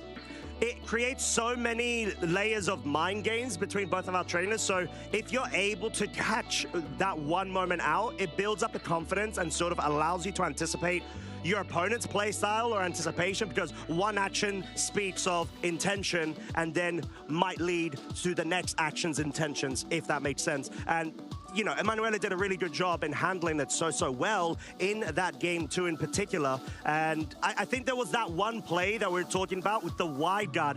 Do we have the disable coming out from the Ninetales into the Pelipper in anticipation of it? Yeah, exactly. I think there was a lot of interactions here where you were suddenly able to shut that down completely, weren't you? Because you had the Ninetales ability to only go for those spread type attacks. Yeah. But when you know that, you can just like disable your opponent's options because they know that you're going to do that. Yeah, exactly. Because like then we've got, if you don't go for the wide guard with the Pelipper, you go for the offensive. At that point, I don't think Ninetales was within range of being KO'd, so there could have been a case where, okay, will that matter? But that wouldn't because of the priority and the speed interactions. We saw the Blood Moon, for example, was faster than the Pelipper at that point, and it was always going to be able to checkmate it in that scenario, so you might as well go for wide guard if you're Fabian's side. But then that's so easily trademarked, let's say, and the telegraph, should I say, from Emanuele's disable. But that allows the Ninetales then, immediately after the following turn, to just go unencumbered, basically. Unencumbered to pick up the KOs where it needs to. And we saw the Icy Wind commit rather than the Blizzard, which was enough, actually. I think, it was like, what was it like? Was it around 40 hit points? Less than that, I think. Less than that, was it? Yeah, I think it was like maybe, I want to say 22. 22, yeah. So, you know, like, if it weren't for that really high-level play of just going for the disable there, locking in, pinning, essentially, the Pelipper, then I think there was a lot more room for Fabian to be able to navigate around that. But this looks like a really nice play, but obviously it could have gone like so wrong as well. Yeah. If you've got Fabian into a point where you can just counter that as well. You call out the disable instead, and then you just target into the Ninetales instead with your child on, assuming if you wake up, obviously. Right, which we could have seen. We could have. And instead, the Pelipper then goes for the attack instead into that Ninetales as well, with a Muddy Water or a Hurricane. It's chipped that Focus Sash, and then suddenly your Golden Go in the back can just clean it up instantly. So this turn, it actually could have ended completely for Emanuele. Yeah, it did. And I mean, he did such a great job in being able to force that game 3. But then we just saw that Fabian handled that so well, the early game, essentially, where he was able to just capitalize off of the build-up, the story, the narrative of Game 1 and Game 2, because this, let's not forget, VGC is an information game. It's not only just like RNG and stuff and whatever, whatnot, but like it's just following the lines that you need to, gathering the information that you can based off of the damage calcs, based off of your opponent's play style, and trying to capitalize off of it, because then at some point you start building up a path, a visual sort of mental path of anticipating what your opponent would like to do and what they wouldn't. Depending on the board state. Yeah, depending on the board state, obviously, yeah. So, but Emanuele made the play, though, obviously, that they needed to make. And that was great. And that is the mark of a good player, when you can correctly establish what that correct play is going to be right there, depending on what your opponent does. Yeah. So, yeah. But obviously, well played to Emanuele, honestly. To be able to bring it back in that game 2 was amazingly well played. But, of course, Fabian, being the undefeated player that he is still incredible. Yeah, it was incredible, but we have got more action for you lovely folks at home. So what we're going to do is we're going to give you a moment's time to get some refreshments before we're back with the next round, Swiss round number 12. Don't go anywhere.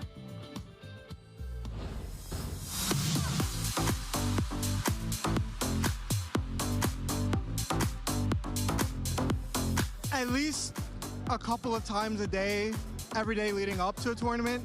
Don't not excessively, because you still have to maintain that work-life balance. But if you want to do good at these tournaments, you can't do good if you're not practicing.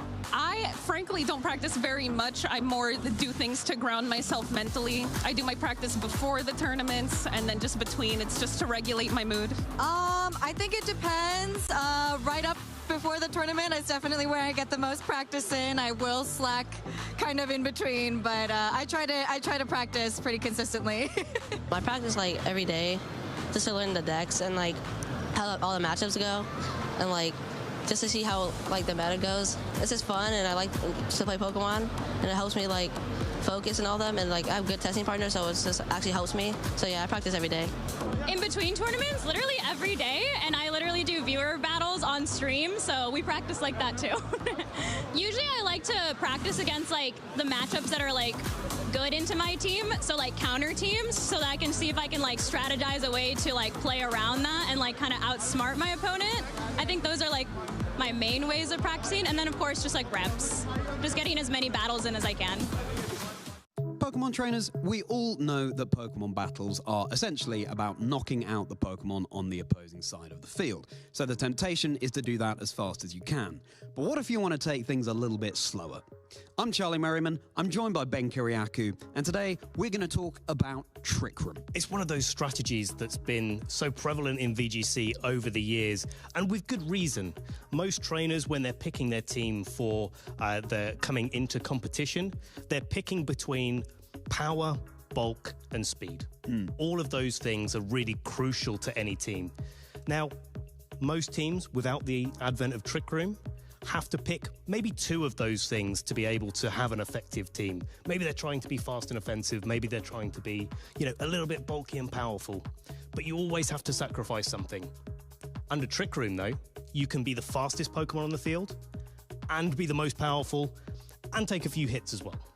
Yeah, it's a really, really interesting strategy. And I think also when you set up Trick Room, and especially when your opponent isn't expecting it, if maybe they're running a more hyper offense team, a very fast team, those teams, as you've been saying, Ben, tend to be frail because they can't also have that bulk. And so quite often won't have the resources necessary to weather that storm when Trick Room is set up. Especially over the 4 turns of Trick Room that these teams really have available to them. So, looking at this, it sounds all sunshine and roses for Trick Room teams, but it's not quite that simple. Trick Room's a really difficult move to be setting up because it's so slow. It almost always goes last in a battle. That means that 2 Pokemon can double up to knock out the Pokemon trying to set up the Trick Room, or moves like Taunt or Roar could even force the Pokemon trying to set up Trick Room to not be able to act that turn. And that's really, really tough. If you don't have that dedicated Trick Room setter and the support for it, you can really have a lot of trouble. Yeah, it's quite high risk, high reward, isn't it? But I think it's also worth saying that even if you are running a faster team and Trick Room is set up, there are still ways around it. There are still ways you can try and stall out those turns before you can achieve something when the Trick Room is expired. Going for a priority move, for example, extreme speed, grassy glide, those sorts of things, those are ways to get some damage down and make sure you're still acting first, because those moves will still go first in Trick Room. And of course, protect, the move that's so common throughout VG, trying to keep your Pokemon safe until they're in a position where they can act decisively. Protect, defensive switches, they're all well and good though, Charlie. You can always, though, count on Pokemon like Torkoal to be able to, use those really powerful spread damage moves to get around those sort of defensive plays. And as you were saying before, it's those more fast and offensive teams that really struggle to be able to deal with Trick Room threat. So, trainers, if you're at home thinking about what strategies that you're going to be looking to take to a tournament in the video game, Trick Room definitely should be high up on your list. But that's all we've got time for at the moment. Thank you, Charlie, for discussing this with me. We're going to be getting back to the action, though, very soon.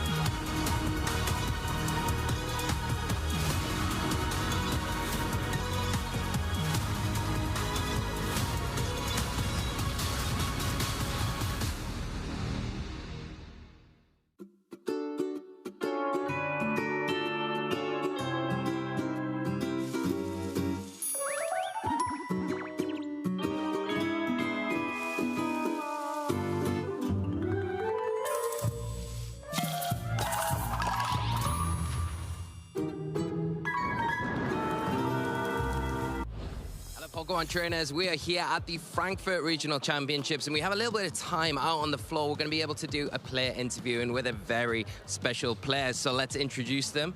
Victor Medina, hello. How are you doing? It's great to have some time with you. Thank you. Can we just find out first how your tournament's going this weekend? Well, it's going well. I'm 8-2. It started a bit rough. I was 2-2 at the start. But to be honest, I'm feeling good. I faced really difficult matchup. I faced really great players, so I'm feeling excited for these last 2 rounds, and hopefully I'll make top cut. Awesome. And talking about top cuts, before we get into this event, we've got to talk about the World Championships in Anaheim. You had an incredible run at that event, managed to get top 8 in the end, which is just a phenomenal achievement. How was the overall experience for you? It was amazing. It was so cool to go to Worlds, to meet all my friends. Also, the winner was a really close friend of mine. Shout out to Gio. And yeah, like my experience in Worlds was amazing. I managed to top 8 once again. It's my 3rd top 8 in World Championship, 1 in seniors and 2 in masters. So I'm feeling very proud. It's an amazing experience always to play these tournaments, honestly. This year is going to be your year, yeah? I will try my best. I always say I wanted to do better than my best result, that is top 8. So at least top 4 this year. Well, we have a lot of us that are rooting for you, so we'll hope to see your progression this season. Thank you. But on to this event, you said you had a bit of a shaky start, losing yes. round 1 and then round 4, right? Correct. So from round 4 on, you've been on that kind of cusp of potentially going out yes. the tournament. How do you kind of manage that through those latter rounds to kind of get into that day 2? It's so difficult. I'm so nervous. Every round, I'm on the edge of my seat, but at the same time, it's why we play, you know? Like, we want to do as best as possible. And yeah, like, I'm feeling very nervous, but I'm feeling amazing. It's so cool to play. I played Niels, I played Florian, I'm playing very great players, and it's horrible that one of us couldn't make it because I'm next 2, so who loses it's X3. But at the same time, it's very nervous. But yeah, it's very good. Yeah, but you're doing everything you need to get to these latter stages of the tournament. Hopefully, we'll see you in top cut, of course. Can I ask you about your team a little bit? Yes. What Pokemon have you decided to bring to this event, the new regulation? I decided to bring Rain. I've played Rain the last 2 tournaments of Frog Age. I started with Ninetales in this regulation, then no weather at all, and then I'm with Rain. But this time I opt for a very balanced Rain. I'm playing Instinct, I'm playing Goose, I'm playing Basque Legion. So yeah, that's pretty much my team, and it's working right now, so let's hope it keeps working. That's awesome. Victor, thank you so much for taking a little bit of time out of the tournament to come and talk to us. Good luck in the rest of your rounds. We'll hope to see you on the broadcast more later today. Hopefully. And we'll throw it back to all of the action.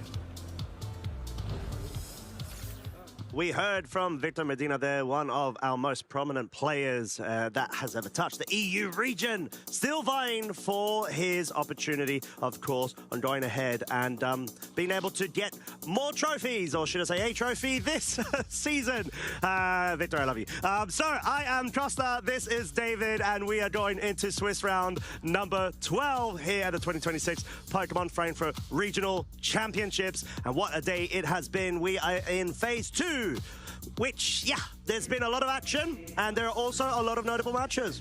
There certainly are, because so many of our trainers have done so well already that every single match is probably going to be notable at this point, right? Yeah, exactly. Yeah. Well played. So let's take a look at all of those really interesting players that have made it all this far to Swiss Round 11. And you can see on the top of your screen who we will be featuring. It is Roberto Parente versus Victor Jimenez. Yeah, and yeah, what a battle it's going to be between both of these trainers. They are no strangers to getting very, very high accomplishments over the past couple of seasons in particular. So being very familiar with Regulation Set H, no doubt about it. But there are other lovely matches. We've got Shohei Kimura versus Joan Garcia, which we have been able to have the pleasure of featuring both of those trainers yesterday during phase 1. Alex Moreno versus Nikolai Hoy Nielsen, and Niklas Schorsch versus Luis Pontveil. You skipped over the Frostmoth that's on Alex's team. I did not want to look at it. See that? There's a Frostmoth there. That is so cool. That is very cool. Not gonna lie. In what would be like a Golden Ghost typically slot, right? Yeah. They're like, no, I don't want Golden Ghost, I want Frostmoth. Yeah, well, exactly. Yeah. What, one ice type? I want a second ice type. Thank you very much. Yeah. But and I want more weaknesses as well. Even more rock-type weaknesses, yeah, please. That would be great. That would be fantastic.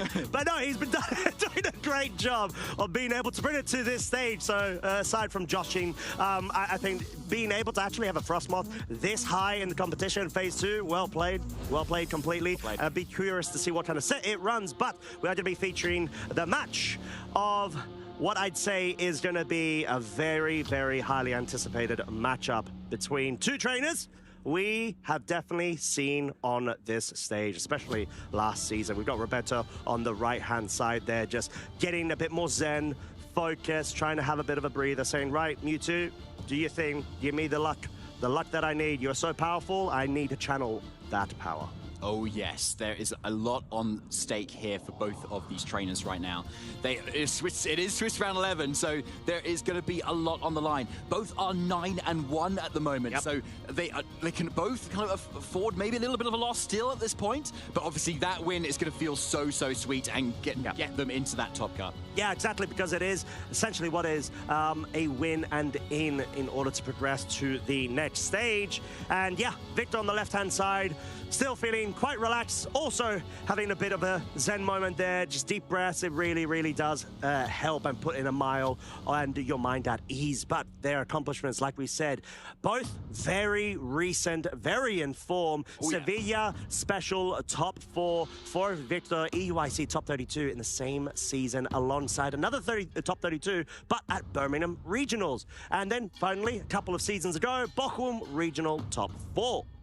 Yeah, some really nice accomplishments there, to be honest. And on Roberto's end, the top 8 at the Liverpool Regionals, top 16 at Stockholm last year as well, or rather, even a few months ago, to be honest. And a top 16 at Worlds is amazing as well. So, like, plenty of other accomplishments I'm sure that are on there as well. So, both players that are no strangers to this stage. But I'm sure Roberto is vying for maybe a top 4 somewhere, maybe this season, and Victor maybe even to be a finalist at that point. But of course, a win wouldn't go amiss either. No, definitely not, especially at the current stage of the tournament that we're at. But in order for them to have reached here, they have brought 6 trusty partners alongside them, and we've got a preview of Victor's at the moment. Dragonite, Annihilate, Sneasler, Male Ndidi, Tatsugiri, and the Dondozo. A relative sort of 2-2-2, I would say, although the Dragonite and Annihilate, they don't commonly go hand in hand to one another, but then again, there is coaching on the Annihilate, so that may very well be the case.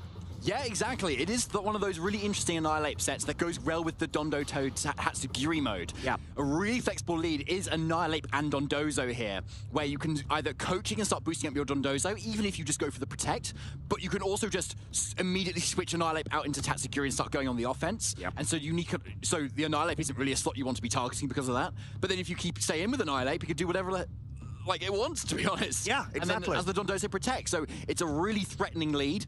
And that's just 2 Pokemon. Yeah, exactly. But that's sort of like why 2-2-2 compositions are so, I would say, great to be able to bring, because they force scenarios and pins depending on the matchups. But then we go Roberto's side, a team that we've been sort of talking about a bit earlier on in the couch section. Espathra, Arcanine, Hisuian form, Sneasler, female Ndidi, Kingambit, and that Hydreigon. And yeah, Espathra, I would have thought maybe a Focus Sash variant, but no, this is going for full damage potential, Life Orb, Expanding Force, and the signature move, Lumina Crash, that we don't see that often. It's able to essentially drop the special defense of the opponent by 2 upon contact. Exactly. So once you've got that speed boost going, you're going to be the first Pokemon to be moving if you're a Spathra, and then your following up special attacker normally to make the most of those special defense boosts goes next. Namely, say Hydreigon, or that Ndidi with that Psychic, making it really powerful, or just boosting up a Spathra's damage into the following turns. Exactly, and that's the beauty of having such an offensive set with a Life Orb. You want to be able to hit the essential sort of damage calcs that you normally wouldn't have, and then because we've got essentially a Psy-Spam core here, Expanding Force is a great way to be able to have a much faster way to have so much damage with an Expanding Force user, which is commonly like a Hatterene, for example. Exactly. So this is a really good spin on the traditional set where you're just going so fast. You don't need to set up Trick Room first. You could just go for it with your, like, fancy chicken of a Pokemon, which is a Spathra. Ostrich? Yeah, one of those Ostrich, anyway. Ostrich. But either way, such a cool team coming out from Roberto. Honestly. And I think we're going to see the leads right now. Yes, we are. We're going to be seeing Roberto with the female Indeedee, Sneasler, versus its counterpart, male Indeedee, and the Dondozo on Victor's side. So already we've got a scenario where the Sneasler's got its item procced because, of course, it is holding that Psychic Seed, meaning it is the fastest thing on the field due to the Unburden. So I really like this lead from Victor here because obviously Indeedee female offers all those follow me moves, but you've got that spread move in that expanding force from the Indeedee threatening this Caesar with a one-hit KO, may I say. Yeah. There's no focus sash on that Caesar, even past that Psychic Seed boost. And so if you want to do anything with Caesar this turn, Roberto will need to consider going for that Terra Dark. Oh, but this is most likely going to be that Tatsugiri that comes in order to be able to help its partner, command its partner, should I say, all the way through with an Omni boost of +2 across all stat stages. And this is a great way to be able to bolt your Pokemon up instantly to be able to take attacks, but you do remain susceptible to Dire Claw potentials because of this, and I think Roberto might try to go and target that whilst getting his own switch out from his side. The female Indeedee in favor of the Espathra, which means at the end of this turn, it will be getting a speed boost, followed by a Protect of the Sneasler. Oh, so there is the Protect, yeah, which is possibly called out there. And so the Dondozo gets to just go for the attack instead, which looks like it's going into that Sneasler's Protect there, but it is that Earthquake. Okay. So, oh my goodness, the Spathra is going to be taking a decent amount of damage from that, and it does. But Speed Boost, interestingly, does not get that Speed Boost at the end of the turn if you've just switched in. Right, yeah. It needs to spend that extra turn actually going for that Protect. So the question will be, does it have enough speed to outspeed a +2 speed Dondozo after that is the question. It really needs to. I imagine it probably does if you've brought it to this matchup, because that is so crucial. If you start lowering that special defense, you are going to be doing so much more damage with what's in the back. Yeah, you would think that is the case, but we're going to have to find out. Some Dondozos just try to hit the sort of mark just above Garchomp, but we're going to have to find out as it is confirmed. Protect from the Espathra makes so much sense. You want to be able to capitalize off of Lumina crashes as you can in the Dire Claw. Oh! It gets the sleep! 50% chance of 3 statuses. In this time, it was bingo sleep time, and the Dondozo takes its mandatory sleep. It will get leftovers recovery, and because it's so bulky, it's gonna be put outside of threat anytime soon, but like we said, the interaction of Unaware from the Dondozo, you ignore your opponent's stat stages, but not your own. So that means a Espathra getting multiple Lumina crashes will indeed have an effect. Yeah, and crucially, Unaware doesn't ignore the speed boosts on the Espathra either. Yes. The Espathra is going to actually still outspeed, if it, assuming it does based on its training here. Yeah. So Hydreigon coming in here is really nice, yet we do see a confirmation of the Lumina crash being quick, and Hydreigon might follow up with some more moves to really make the most of that. Yeah, and it makes so much sense as Dondozo will be asleep for yet another turn, turn number 2. And of course, with each turn that it still remains asleep, so do increase the chances of it being able to wake up. Espathra now at +2 of its speed, but I don't think that matters at this point. Hydreigon is such a great partner to be able to bring in here since we've had Dondozo's special defense brought back to neutral.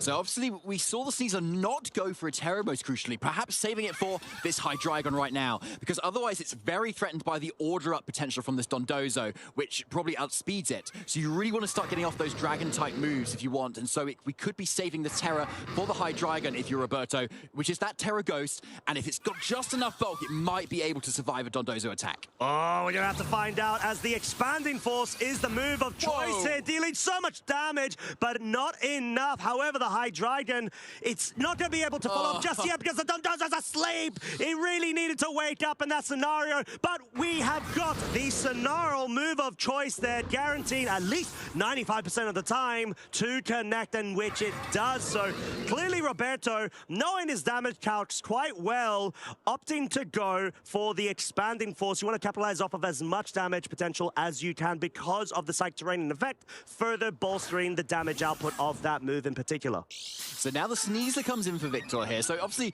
Dondozo, being this boss of a Pokemon to kind of deal with, is still just one of your 4. Exactly. So Tatsugiri's still here. We've got Sneasler that's really boosted now with that Psychic Seed. So it's still definitely not over at the moment.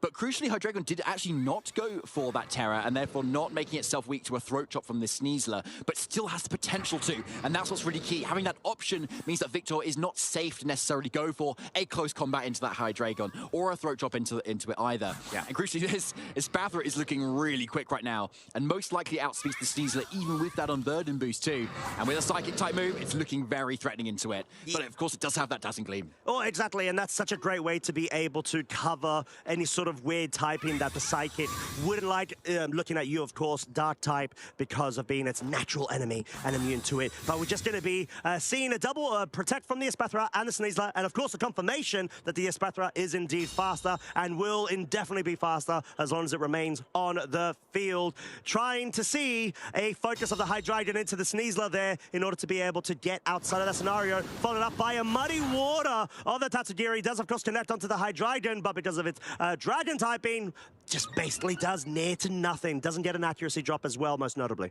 Yeah, really key, like really great turn from Roberto there. Basically calling out the Protect of the Sneasler, or even a Terra either way, so that they could keep the Espathra around, predicting Victor to want to try and get rid of it so the Sneasler could be free, and it is not. That second Protect is definitely not going to be a great play, especially as it's not going to be like very likely to occur. Yep. But now Roberto can pretty safely target into it, most likely with a Dazzling Gleam. You're going to get so much damage off this turn onto both of those targets. And you've got that Life Orb. Yeah, no special defense drops, but either way, you're already up. You don't need to over-predict necessarily.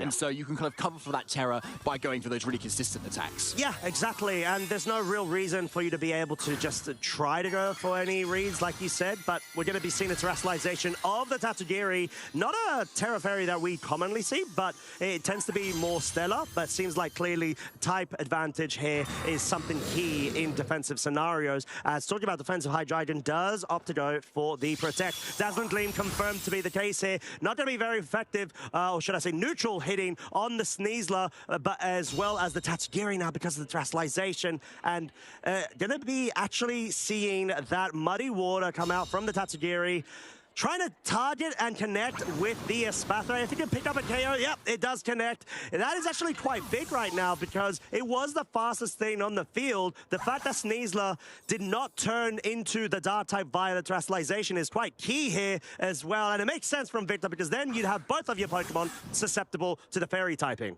Now, Sneasler does come back in here for Roberto, but it already had its Unburden activated earlier in the game, so it doesn't get it this time, whereas Victor's definitely has the advantage right now. So that's Hydreigon is looking really vulnerable now to a close combat, but we still haven't seen Roberto actually go for that Terra. We've seen him just kind of, like, very confidently just attack with Hydreigon without Terra in front of it. So still prepared to really risk it all. But is this the turn he Terras? That's the question. And it still makes it really difficult for Victor because he's been avoiding it so far, hoping to just catch a Terra at some point and make his day a little bit easier. But Roberto's not giving in yet. But it does need to do something at this point because the Protect is off the board. Okay, there it is. That something has come to fruition. It's switched out in favor of that female Indeedee, which will be getting the Psychic Terrain on the field via its Psychic Surge ability once more. And most notably, being a damage sponge is the key here. Dire Claw from one Sneasler to another will offer up a paralysis status onto Roberto's side, now having a chance of not even being able to move, has its speed halved. Draco Media does connect, bringing a female Indeedee down to half, but the Dire Claw in return from Roberto able to break through the paralysis, pick up the KO because of that Fairy terrestrialization, guaranteeing that piece being removed, forcing Victor to bring in his final Pokemon, which is, of course, that male Indeedee Focus Sash. Yeah, and now the male Indeedee was actually looking really strong as kind of a late-game sweeper in a way, especially with the Focus Sash. Now that paralysis was on the Sneasler, you can get a KO there and on the Indeedee, but actually Hydreigon and still the Sneasler or Roberto's end can still both Terra into Dark and resist or even just be immune to the expanding force that could come out from this Indeedee male. And with the Psychic Surge set up again, it's still going to be that spread attack that this expanding force user definitely does have.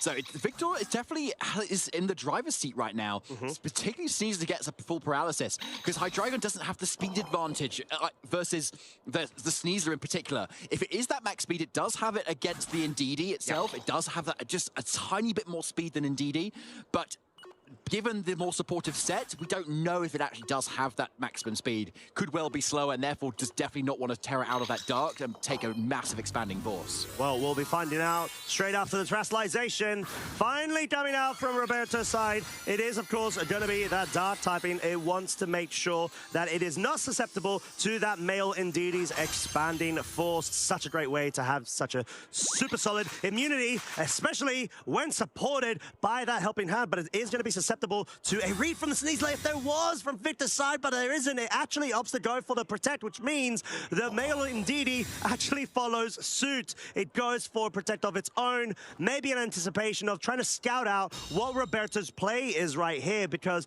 Victor does have the speed advantage, but he wants to make sure with A, if there's going to be a Terra commit, or B, if there's even going to be a redirection play coming out. But this is what Victor wants now. That Terra has been spent, and that makes things so much easier for him to kind of navigate around. So obviously now, the Indeedee on his own end is not going to be entirely that useful, but it means that the single targeting attacks from the Sneasler can only come out into either of the targets, and Indeedee can safely keep their own Sneasler like alive, basically. Yeah. I mean, the Terra Fairy has also come out on the Tatsugiri on Victor's end, so he's definitely still got to keep the Sneasler safe from any psychic moves from the Indeedee, but it's could be going down here. Yeah, from one Indeedee to another, we're going to be seeing a helping hand, at least from Victor's side, just going to be assisting the Sneasler. At this point, because we've got the follow me, it's essentially going to be able to pick up the KO onto the female Indeedee, but Roberto's side still has a chance to actually get paralyzed at this point. It needs to be able to break through, and it does with a close combat, which isn't enough to pick up the KO. Maybe with the helping hand it would have, but the female Indeedee had to go for the redirection in order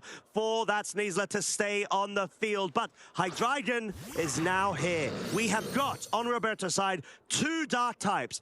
Male Indeedee cannot touch them at the current point. Sneasler is the one that has to be able to dispatch of them, but does it have enough resource in the tank to do so with single target moves?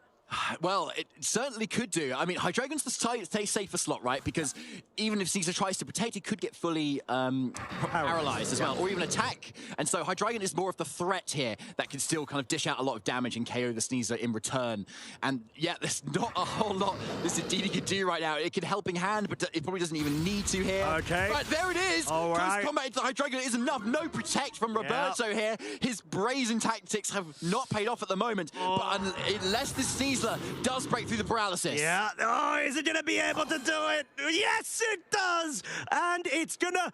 Oh, my lordy, wait. No, sorry, that was an expanded force, but it still does. Yeah, don't ignore me. It's still there. The Sneasler is out of course. This does mean it is now down to a 1 versus 1. Roberto's Sneasler will be able to dispatch of the male Indeedee and get that game 1 for Roberto. What a back and forth affair from both of our trainers. Yeah, absolutely huge there. Like, and to be able to just go for either attack makes a lot of sense there, doesn't it? Like, you assume one will go down and the other can get the attack off as long as it breaks through Caesar's shenanigans. That paralysis that was there before. So Victor going for the pre-attack here. There isn't really any options, to be honest, for Victor to kind of take this game, but giving himself a little bit more time to maybe think for game 2. Yeah, and it makes the most sense because at this point, there's no way you're going to be able to force your male Indeedee into a scenario where it could go for struggle and deal damage. But well before that time, the Sneasler will be able to absolutely dispatch of that male Indeedee. So this is quite crucial. You want to be able to start formulating a better game plan, in all honesty, going into that game 2. We have seen that Victor did rely on the Dondozo with this game 1. It did get subjugated to that sleep status via the Dire Claw. So could sort of bring the question to Victor, do I just lead the same way? I feel like that's my best strategy going into this, as long as I don't fall victim to the statuses. Yeah, that's the question, really. I mean, like, if you've got a poison there, yeah, that's workable. You can still move some moves. If you get paralyzed, yeah, you might get a full paralysis at some point, but it's still workable. Yeah. But sleep is guaranteed do nothing. turn, and then potentially again, which also happened as well. So it just enabled this Espathra to do exactly what it wanted and just do as much damage as it could. Really interesting to see how much damage it did, though. We had a Lumina Crash plus a Psychic boosted Expanding Force, not quite being enough for a KO. No. And that is critical information for Victor going into future games. Yeah, and I think I've seen Dondozos in the past actually run Sleep Talk in the scenarios where they do fall victim to the sleep in order to at least have some sort of option, but no, that's not the case with Victor's. And yeah, going into this game too, like you said, Espathra put in so much work. It's actually such a good way to be able to sort of slow down or at least force a direct threat way onto the Dondozo. So definitely going to be seeing that most likely from Roberto's side. Victor though, do you rely on the Dondozo or try to change things up? Maybe there's room to bring a Dragonite in order to get a Tailwind set up if you're really concerned about speed control affairs. But then again, Dondozo just offers so much usability for yourself. You just need to be able to get your moves off.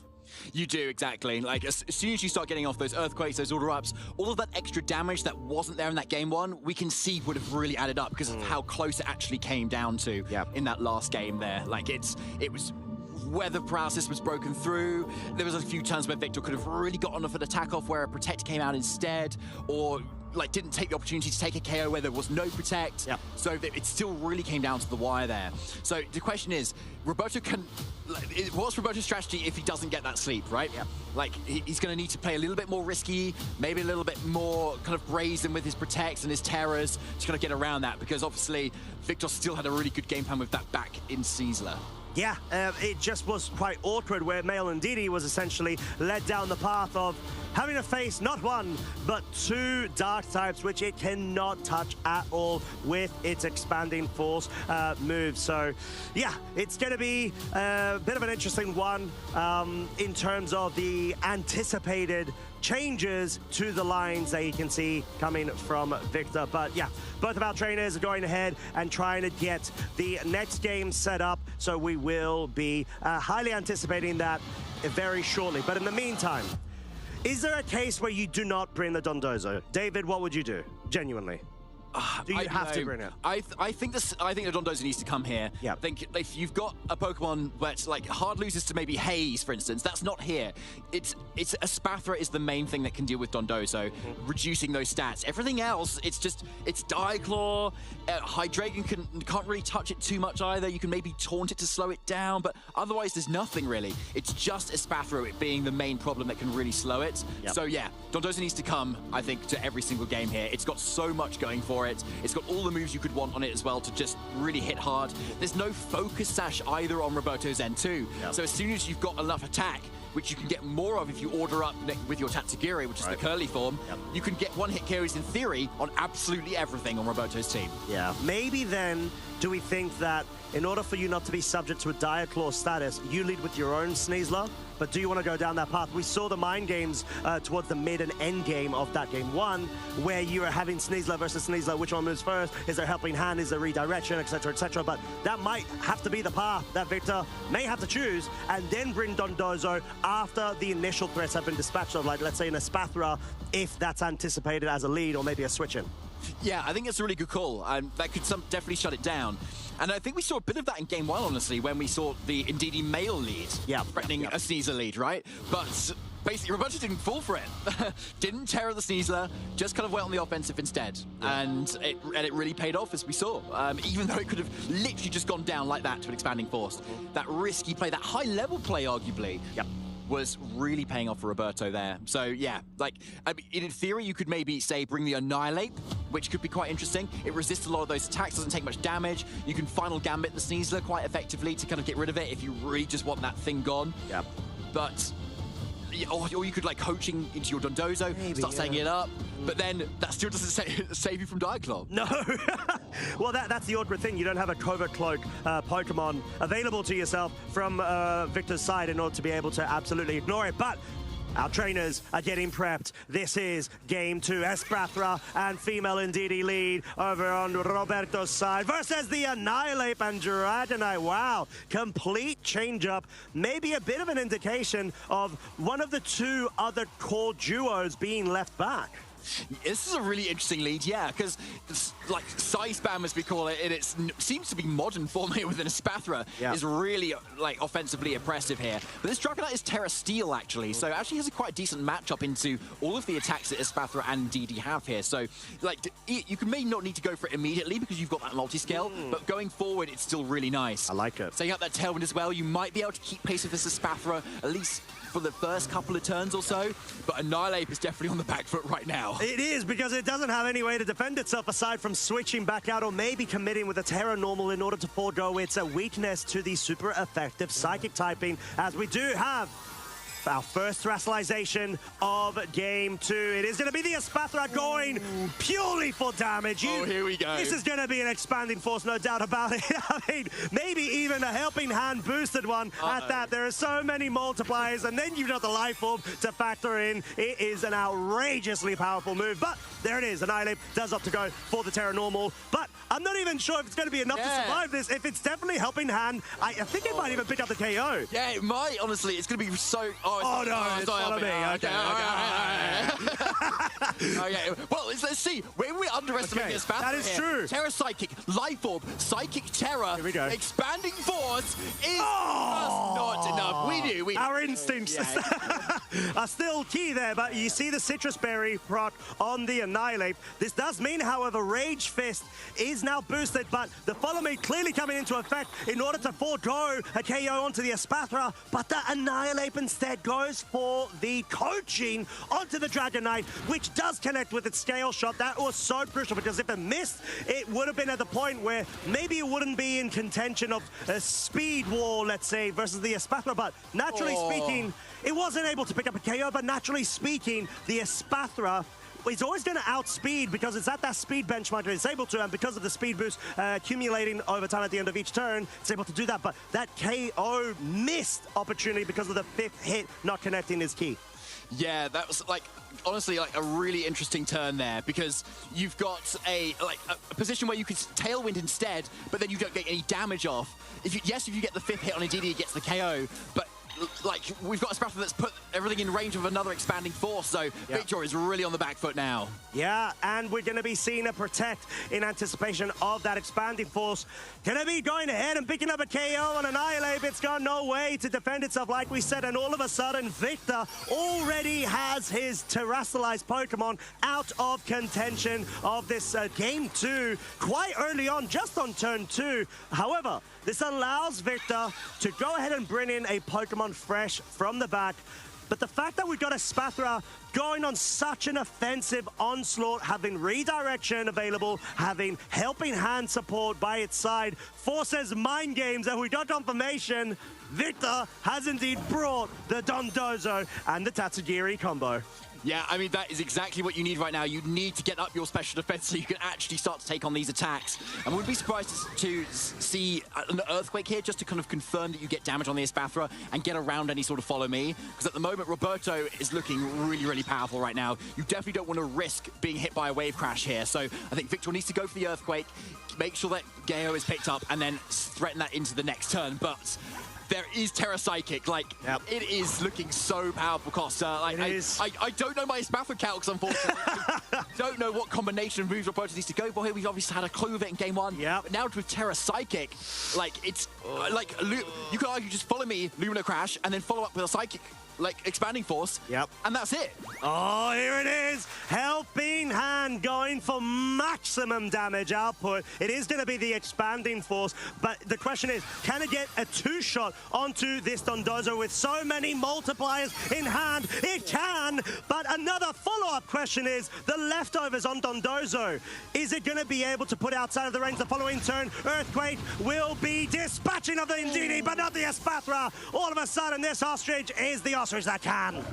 It certainly can. Oh, my goodness. So there's the bulk as well that it needs as well. Where has the Spathra been on all these tournaments? It's looking so strong in this matchup, especially versus all of those like amazing Pokemon that we all see in that Dondozo as well. So really, really well played to kind of get all of that damage off there. Sneasler, though, is coming in this time, activating that unburdened ability now, which it didn't be able to get off consistently last game. And that's going to also enable it to outspeed Dondozo as well. So we're in a really interesting position where a Sneasler and an Espathra are just in a really nice position versus still a very boosted Dondozo. Yeah, exactly, and that's sort of what we're saying. Now we're expecting the Protect, right? You want to be able to get leftovers recovery, maybe try to get yourself outside of the range of a KO, but it's quite awkward because of the Sneasler being available. Not only are you susceptible to a potential double up of a KO here because of, you know, just the outrageous damage that the Sneasler actually has capable alongside the Espathra, but also the statuses via Diaclaw. So if you're Roberto, you got a choice. Do you go for close combat, anticipating the double up being enough alongside the expanding force to be able to pick up the KO, or do you go for disruption? Do you go for the Diaclaw? Yeah, that is a really good question, honestly. Like, Psychic Terrain is still there, which is a bit of a problem for this Dondozo. It really wants that God at the moment because that will heavily reduce the damage that Espathra can do. Okay. Actually, yeah, maybe a bit of a reposition here because Espathra will go down to its own life orb after an attack. That's a really good point as well, as we're going to see the Terra Sidekick boosted life orb multiply expanding force.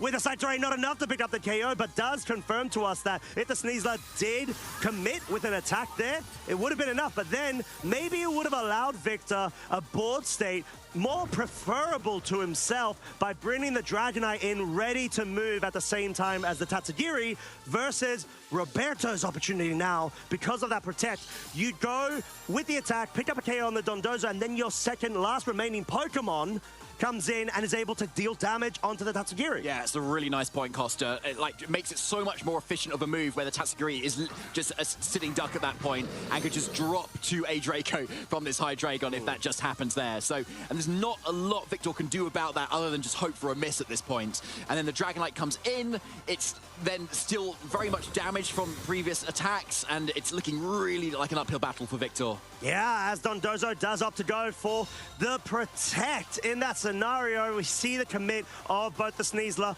and the Draco Meteor from the Hydreigon. At this point, I'm not sure what Victor can do. Even if he tries to get another 2 or 3 Protects, it's not going to put the Dondozo out of range, I don't think, from a double up of both of these Pokemon. And you can easily always target the Dondozo just in case it can't pick up. But there it is. It's the attempt of yet another Protect, which now does fail. Close combat, move of choice, guaranteeing no chance and no weirdness of Diaclaw not being enough. The Hydreigon will likely commit yet again with the Draco Meteor, or does have the option to just break. No, I think you need to go for damage. No! That's what I was going to say. Maybe get some sort of damage to be able to guarantee with the follow-up of the Sneasler in that scenario. That is so awkward. It does give Victor a bit more of a lifeline, however. It does, but also you still have that special attack maintained as well. So if you did actually want to swap your Draco Meteor targeting onto the Dragonite, you can this time as well and still have that super effective hit. Likely going to be enough anyway, given the health of this Dragonite, but at least it kind of ensures it, right? So going to this turn, yeah, the speed is definitely in Roberto's corner with that Draco Meteor, with that Sneasler being so fast. This Dragonite also naturally a little bit slower than this Hydreigon. We don't quite know the training of this Hydreigon, like specifically whether it does outspeed it, because Dragonite often runs a lot of speed, and this is a more supportive Hydreigon with Snarl and Taunt to protect, so it could be a little bit slower, and that could make a big difference if this Sneasler does not get the KO on the Dragonite, because then it's threatening that damage onto the Hydreigon instead. Tatsugiri, though we haven't even talked about here, now has that free turn and an opportunity to do something here. Again, we still haven't seen the speed interactions. So much that's still on the table here, because suddenly if we've got something that outspeeds, it will completely flip the matchup on its head, because we've got Dracos from either end that can target either slot. Yeah, and talking about Dracos, I think the most crucial thing here is, will they connect or will they not connect? Both of our trainers will be hoping that to be the case. However, the Dragonite goes on the defensive, and the focus of the close combat into the Tatsugiri, not enough to pick up the KO. So, Hydreigon, where do you go? Do you try to get the small little sushi dragon or the big one? We've got the Draco Meteor connect into the Dragonite. This allows Tatsugiri room to try to get its own Draco Meteor off, which it does connect with. It doesn't pick up a KO on the Hydreigon, and now all of a sudden Sneasler is going to have to try to dig deep to be able to get itself out of a precarious situation. It definitely is. It's still got a decent chance, though. Remember, we've got the Psychic Seed boost on this Sneasler, so it's got a lot of special defense still behind it. So if it can still get a KO on this Dragonite here, then the 1v1 versus the Tatsugiri should be fairly straightforward. But the Dragonite has a decent amount of bulk behind it. You just have to Dire Claw a Sneasler, and it may not be enough at this point. No. And that means the Dragonite has the opportunity to scale shot. Here we go. Dire Claw's not enough. 8 hit points, no status. We've got Muddy Water. Will be just barely short of a 2-shot, but most crucially, the Stomping Tantrum gives Victor the comeback right now. Woo. He is one step closer in getting into Top Cut, and he's forced a Game 3.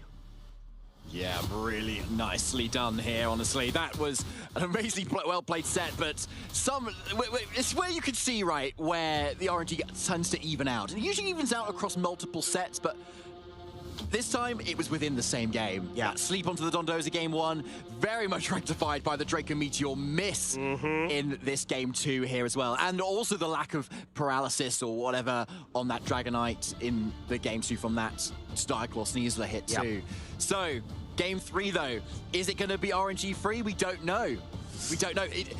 Both times it seems to have been like really crucial for either end to kind of be able to see who got that win. Yeah, and it's also factoring in the moment of recognition that the close combats, I think there were 2 or 3 at that point, so the special defenses naturally did drop off the Sneasler, so it would have put it within range of, I would argue, maybe, no, probably not a Draco Meteor at -2 from the Tatsugiri, but there was always that chance, and it's always a risk when you've got these moves that have a small chance of missing at the cost of them being so powerful and destructive. And obviously, looking at you, Draco Meteor, even Muddy Water to that extent, with the commitment from Victor in the end of that game 2. But going into game 3, do we see any sort of change? We saw an absolute onslaught from that Espathra as a lead. Are we anticipating that again?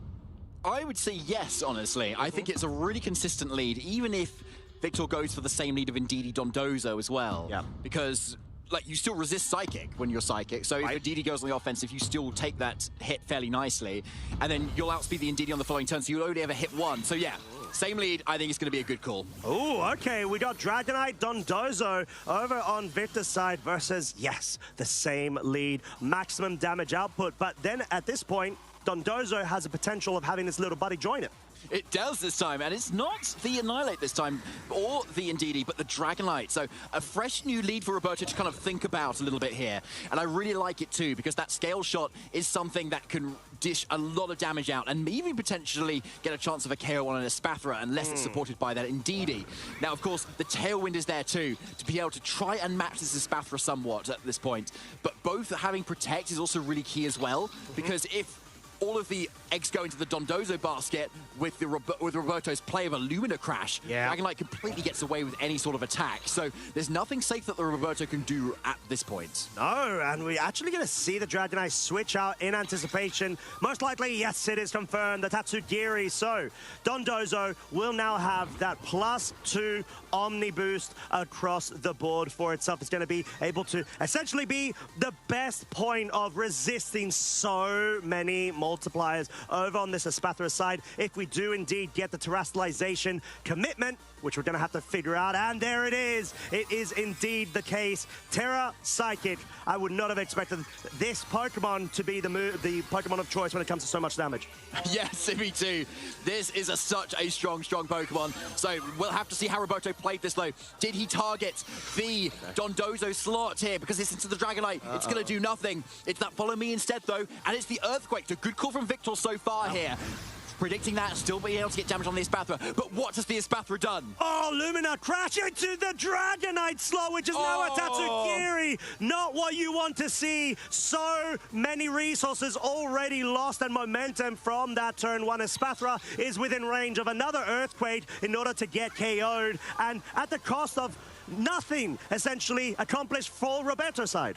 Yeah, that was a really nice call from Victor there to just, like, completely go for that. But also risky from Roberto, arguably, there, too. Not going for an expanding force either. Just committing that the Dragonite wouldn't protect either. So, but it obviously would really come back to bite him. Yeah, because at that point, surely you'd think Lumina Crash into expanding force, even on a Dondozo Omni-boosted, surely will be enough to pick up the KO. But with the Hydreigon now joining the field, it's going to, of course, have its ability, Levitate, to forego any sort of focus of Earthquakes, but that's not the case. It's going to be the order up, nearly picking up the KO as well. This Dondozo is up and ready to go. It's a +3 of its attack, and Roberto's lost so much HP with 3 of his Pokemon already. Yeah, amazing calls coming out from Victor every single time right now. But with all the speed boost on this Espathra, it can still offer a lot of support here. Getting off that Lumina Crash and setting up for a potential sweep of some special attackers in the back.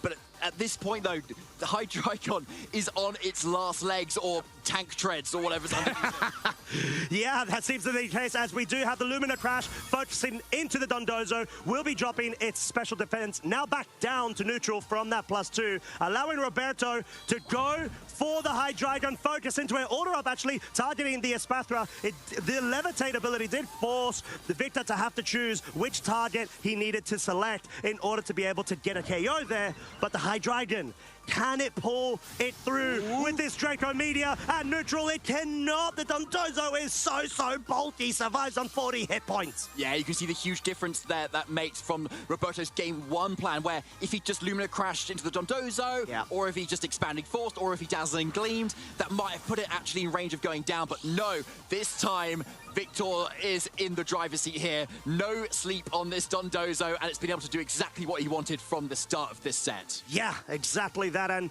Dondozo at this point pigeonholed in a way, in a pin, essentially, where there's always going to be an attack that will most likely connect with the Tatsugiri.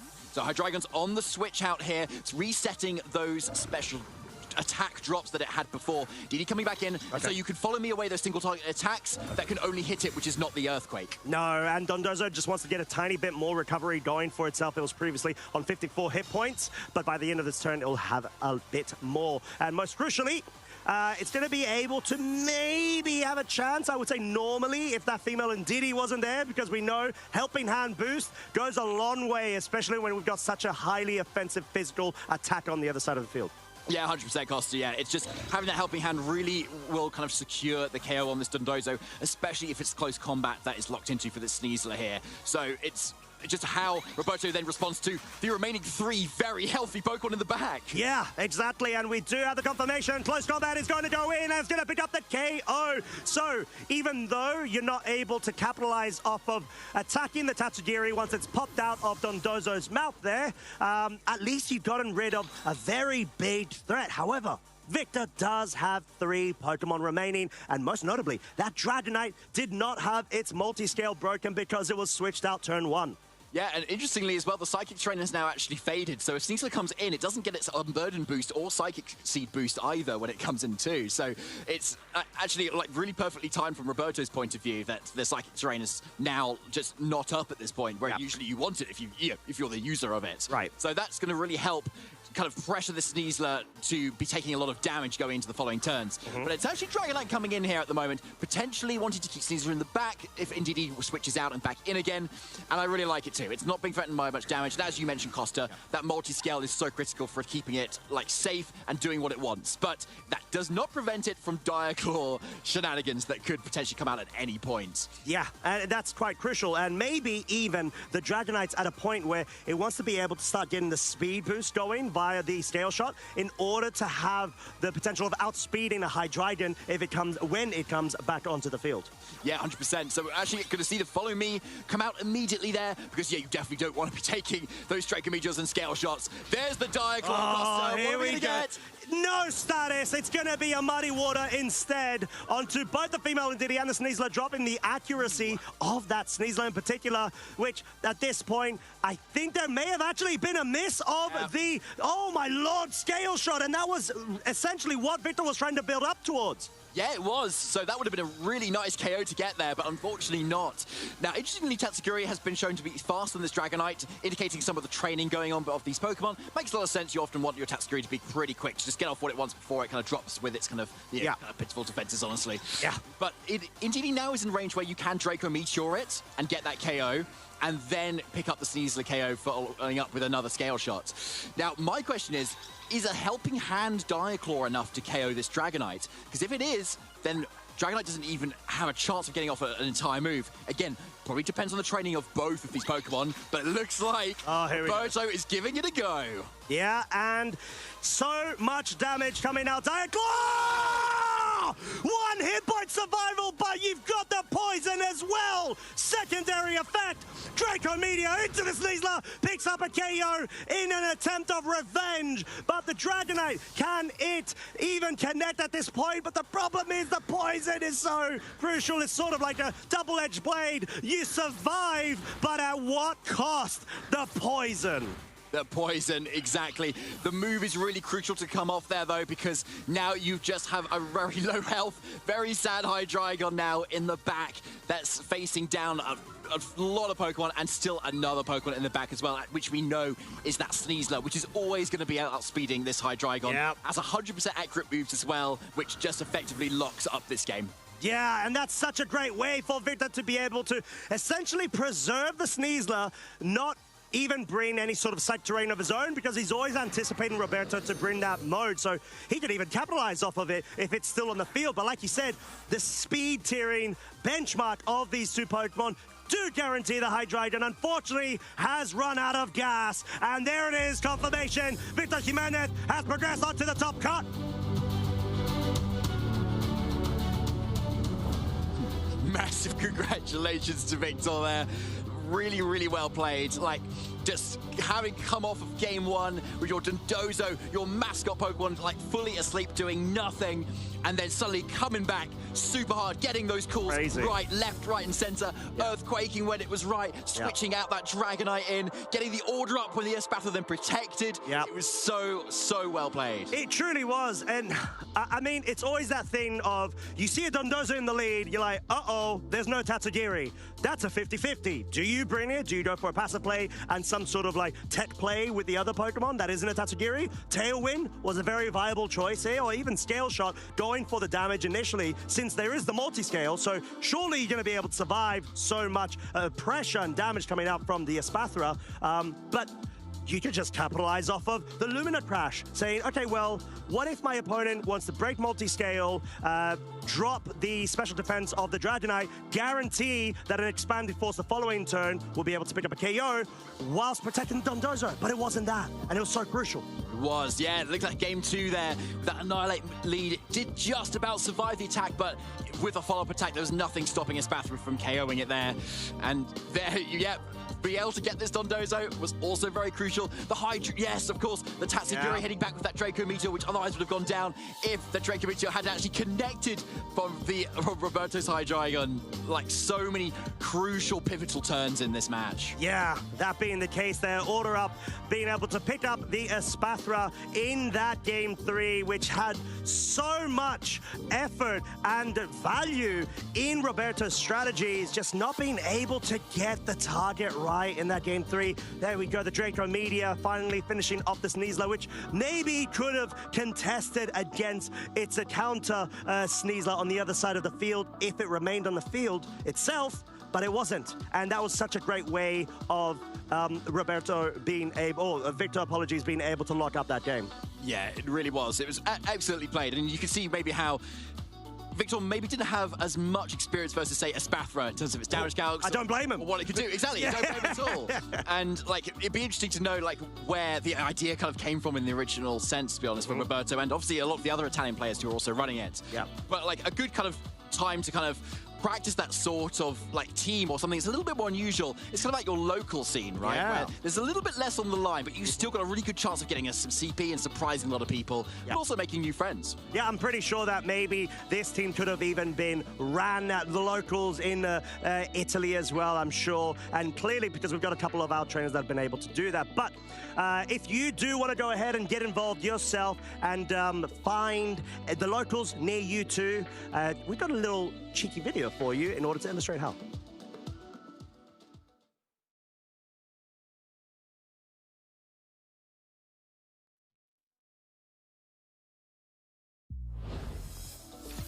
Well, that being the case, that was the video. No, I kid. What we do, of course, have great links and ways for you to be able to access them yourselves. I think we've recently got some apps as well that have come out, which are really, really helpful in terms of being able to locate things around you. Play Pokemon app. Yeah, play Pokemon app. Thank you very much. But yeah, generally speaking, it's a great way to make sure that you can build up towards regional level, major event level competitions. And like you said, you get to know more of the community itself. We've got a lovely little QR code available that you can easily scan in order to find locations near you. And that Play Pokemon app can actually like track your CP as well, so you've not only got it, you've all got it on there from across the games. If you play VG and TCG, for instance, you've got it all there for you in case you want to try and really maximize that World Championship invite chance as well. So yeah, definitely check it out as well. Like speaking of, actually, and it's very similar to this game actually. Yeah. I went up at a locals like fairly recently where we had a Hisuian Bravery and Indeedee. Oh, so that same sort of like size spam sort of thing. Terra Sidekick. Terra Sidekick, so it lands and actually benefits from it. Tinted lens as well, so you can't resist the expanding. Oh, that's so good. Yeah. Oh, wow. Very cool. So that's where I learned about that at locals. Were you up against it? Yes. How did you fare? Not so well in game 1. Okay. Oh, all right. So game 2, and then, but still, like, it's such a cool tactic to be able to experiment with, right? And find different ways and more niche Pokemon that maybe aren't as commonly found in the current meta in terms of like usage stats and whatnot. There's always going to be some sort of angle that you can find and take advantage of a Pokemon that, you know, isn't as highly anticipated and has other strengths. Yeah, exactly. Plenty of opportunity. This is so... Obviously, over 1,000 Pokemon cost it. Like, yeah, well, how do you above, choose? yes. Yeah, My exactly. lordy. But obviously, we've only got 6 Pokemon that all of these trainers can choose, and a lot of them are doing so well with them. Yep. But what we're going to do, before we head into Swiss Round 12, our final Swiss round of the day, we're going to cut to a very short break, and we'll be right back with some very more hype action here at the Frankfurt Regional Championships.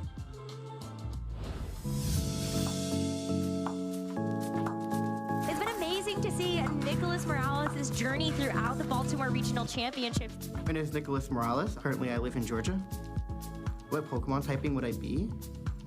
I want to say the poison typing. I think the poison typing has a really good defensive toolkit. I think they have a bad rep for being kind of bad, but I think there's a lot of amazing poison types out there.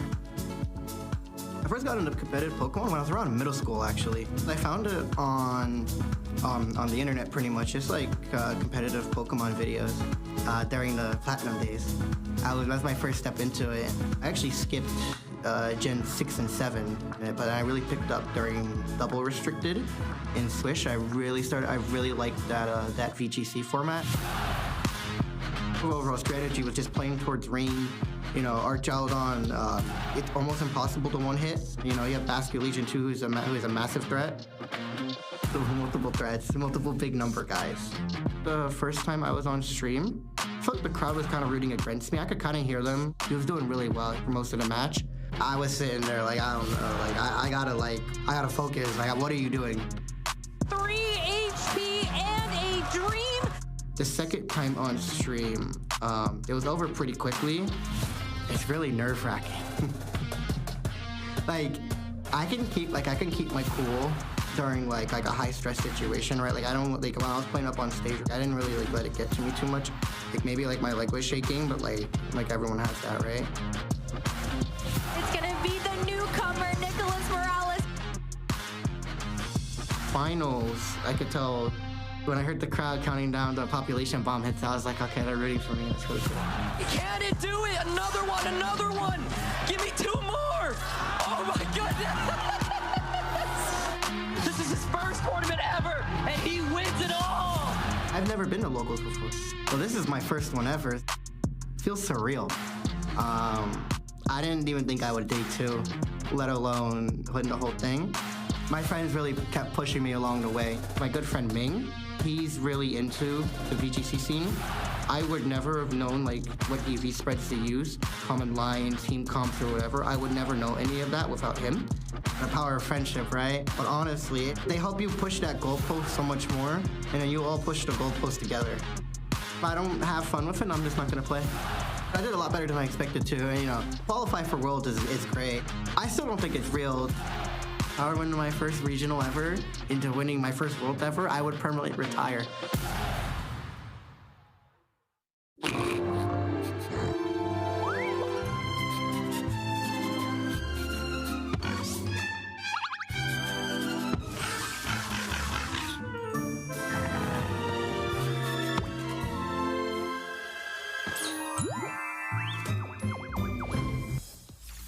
Hello everyone, welcome back to the Frankfurt Regional Championships. We are in phase 2 of the tournament. If you're just joining us, my name is Lee Provost and I have the pleasure to be joined by the lovely Zoe Liu. How are you doing, Zoe? We've had 2 rounds of Swiss already. We've got 1 more to go before we get into that asymmetrical top cut. It's been heating up pretty well. It's been an absolutely phenomenal day. We just had an absolute treat on stream with an Espathra. That Pokemon was definitely scary, not on my radar, but that signature move of Lumina Crash reducing the special defense worked so well on that team, and paired with that expanding force with that special attacker Hydreigon just, you know, makes it really difficult for players to overwhelm. But unfortunately didn't quite win that round, but we just saw how strong that was. Yeah, very strong archetype. I really love it as well. Everything about this speed boost makes the Dragonite really hard to kind of function with. That scale shot where it normally gets those easy to get speed boosts, where the Espathras, no, it doesn't really matter because I'm just going to expanding force you anyway with that Psychic Terrain support. Yeah, the Dondozo Tatsugiri was played extremely well in that last match and just had enough and a little bit of luck alongside it as well to get through that. But I'm sure that's not the last we see of the Espathra team, because there are a few players piloting that Pokemon in this tournament and doing pretty well all in day 2 as well. So we'll see if we can broadcast a little bit more of it later on. Yes, it's quite interesting because in the previous Regulation H 1.0, Espathra wasn't quite as much of you know, on anyone's radar, but now here it is. But for the next round, of the final round of Swiss, we are going to leave it up to you, the viewers at home, to choose who you want to see on stream. So, look at those names. Florian Hoffman versus Alex Moreno, Valentine, I believe that's how. Yes, Valentine Visser versus Eduardo Cunha, our former world champion. Louis Fonville versus Adam Cherpu. And Son Chi Kuo versus Victor Medina. So some absolutely phenomenal names up on the stream right now. Yeah, incredible. I mean, how do you choose, you know, between the array that we've got here? What a selection for you at home. And the conundrum is there for you. All get voting for which match you would like featured next for this Swiss round 12. But like you say, some absolutely top names here on display and performances that are backing those up.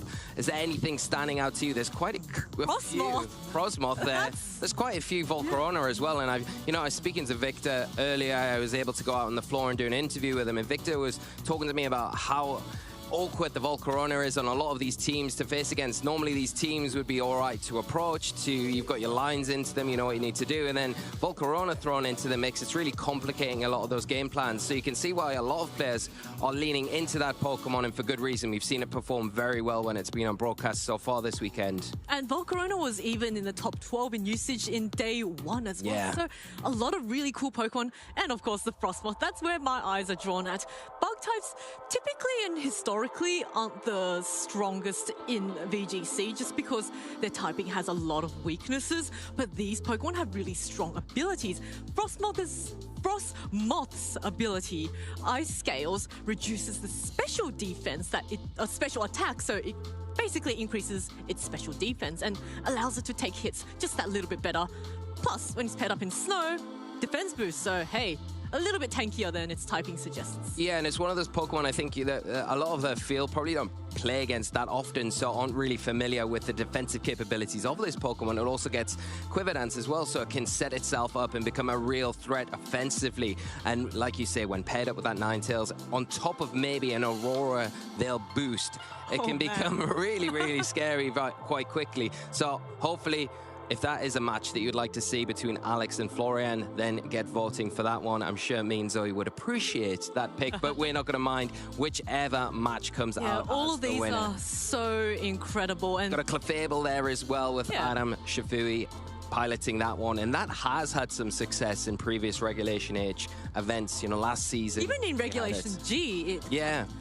really good, it's fantastic ability. Another Friend unaware Guard, Pokemon as well with the Clefable. So Clefable, sorry, not Clefairy. Clefairy with the Friend Guard, yes. I'd be, how powerful would Clefable be with Friend Guard? Oh That my would be goodness, great. Yeah, that would be- I do love the unaware ability on it as well. It's also got Magic Bounce as an alternative if you want to go down that route. But I think for the value that you get with the unaware, like the Dondozo, it can just follow me, redirect, pull in, not worry about any of those setup options that we see so commonly used in this format. So might get to see Adam playing that, but of course look there at is. the Fable up on the screen. We never really see the cute charm. It's a nice cute ability. Very cute, but it only really works. Not so useful Yeah. in the competitive scene. Because a lot of the really strong Pokemon don't have genders, and doesn't quite. I think Cute Charm infatuates a Pokemon of the opposing gender, so Yeah, it's not the most little bit too consistent situational. strategies to go down. yeah. But Magic Guard, Magic Guard's very good, but yeah, I think the unaware is the ability to have that with the redirection, the follow me, and in its own right, it can be quite offensive as well. It's got a very good move pool. You can get an array of different attacking options, Moonblast being one of them. And I think the big problem with Regulation H is we're searching for that premier kind of fairy type to use when we're at the loss of something like Fluttermane. It's been so popular throughout the Scarlet and Violet era where it has been able to, you know, fill that void, but we haven't really found that perfect fairy replacement yet. yeah, it's a bit difficult to try and find those fairies, but you know, it could be one of them. So it looks like the results are in. So we are going to find out. Here we go. We will be featuring on stream. There we go. It is the Frostmoth. Thank you, everyone. Thank you. Yes, we get to see that Frostmoth on stream versus Florian Hoffman with a rain team. So it's going to be. Oh wait, no, there is rain. So it's It is going to rain, be yes. a bit of a weather war. That's the Duck Malamar. Duck Malamar versus Yes. and the Bridge Malamar, clearly. So this is going to be such an amazing match. I really hope we see that Frostmoth come onto stream, but this is at this stage of the tournament, you know, the stakes are so high. All these players are going to be trying their absolute best to make their way into the top cut. And we've just seen so many players this weekend as well. This is, of course, the first tournament of the major tournament of the season. And winning this tournament means you get that automatic invite to Worlds, and hey, you can spend the rest of the season then just refining your teams and your strategies going into Worlds. Yeah, we'll let the players get settled in on stage. We'll get into the teams and the nitty-gritty of the matchup in a moment. But you've got to say that, you know, the level here at the tournament is so high. You mentioned it yesterday. We've got 3 world champions in attendance here this weekend. So that's the level across the board of the standards here. It's making it so difficult for our trainers. But talking more on Frostmoth, because it is a Pokemon that we haven't really seen too often on the broadcast, we can take a look at those details, the stat distribution, and that all-important Ice Scales ability that you mentioned, Zoe. Yes, the Ice Scales ability reduces buffs up its special defense when an opponent attacks the Frostmoth with its special attack moves, such as, say, Draco Meteor or, you know, a Flamethrower. Although Frostmoth being Ice ×4 weak to 5 probably isn't going to enjoy taking that quite as much. It's also got quite a useful ability in Shield Dust. Now, I don't expect many Frostmoth to be using it. It's more seen, I believe yesterday on stream we saw Ribombi, and Shield Dust is basically like a covert cloak. So most of the time it is still a useful ability. It just so happens that ice scales is just so much more premium. Tips the scales almost. Oh, nice one, nice one. It's got that very unique typing, like you say, in the ice and bug as well. So it's got nice coverage. Defensively, not the best, I would say, but it does have its advantages as well. That bug typing is something that we see players kind of lean on a little bit more with terrestrialization, because it's got nice resistances to fighting, it's got nice resistances to ground type attacks as well. But there is the drawback of that 4 times weakness to fire type attacks. But you look through Florian's team, and they don't have any fire type attacks there. So and it's also a rain team, so yeah, well, it makes sense. But there is an Incineroar there, and I was thinking, well, the Incineroar could cause a few problems there, but there's no Flare Blitz on that Incineroar. So okay, that is so something that the perfect. Frostmoth has a little bit of an easier time coming into this one, at least. Yeah, what's even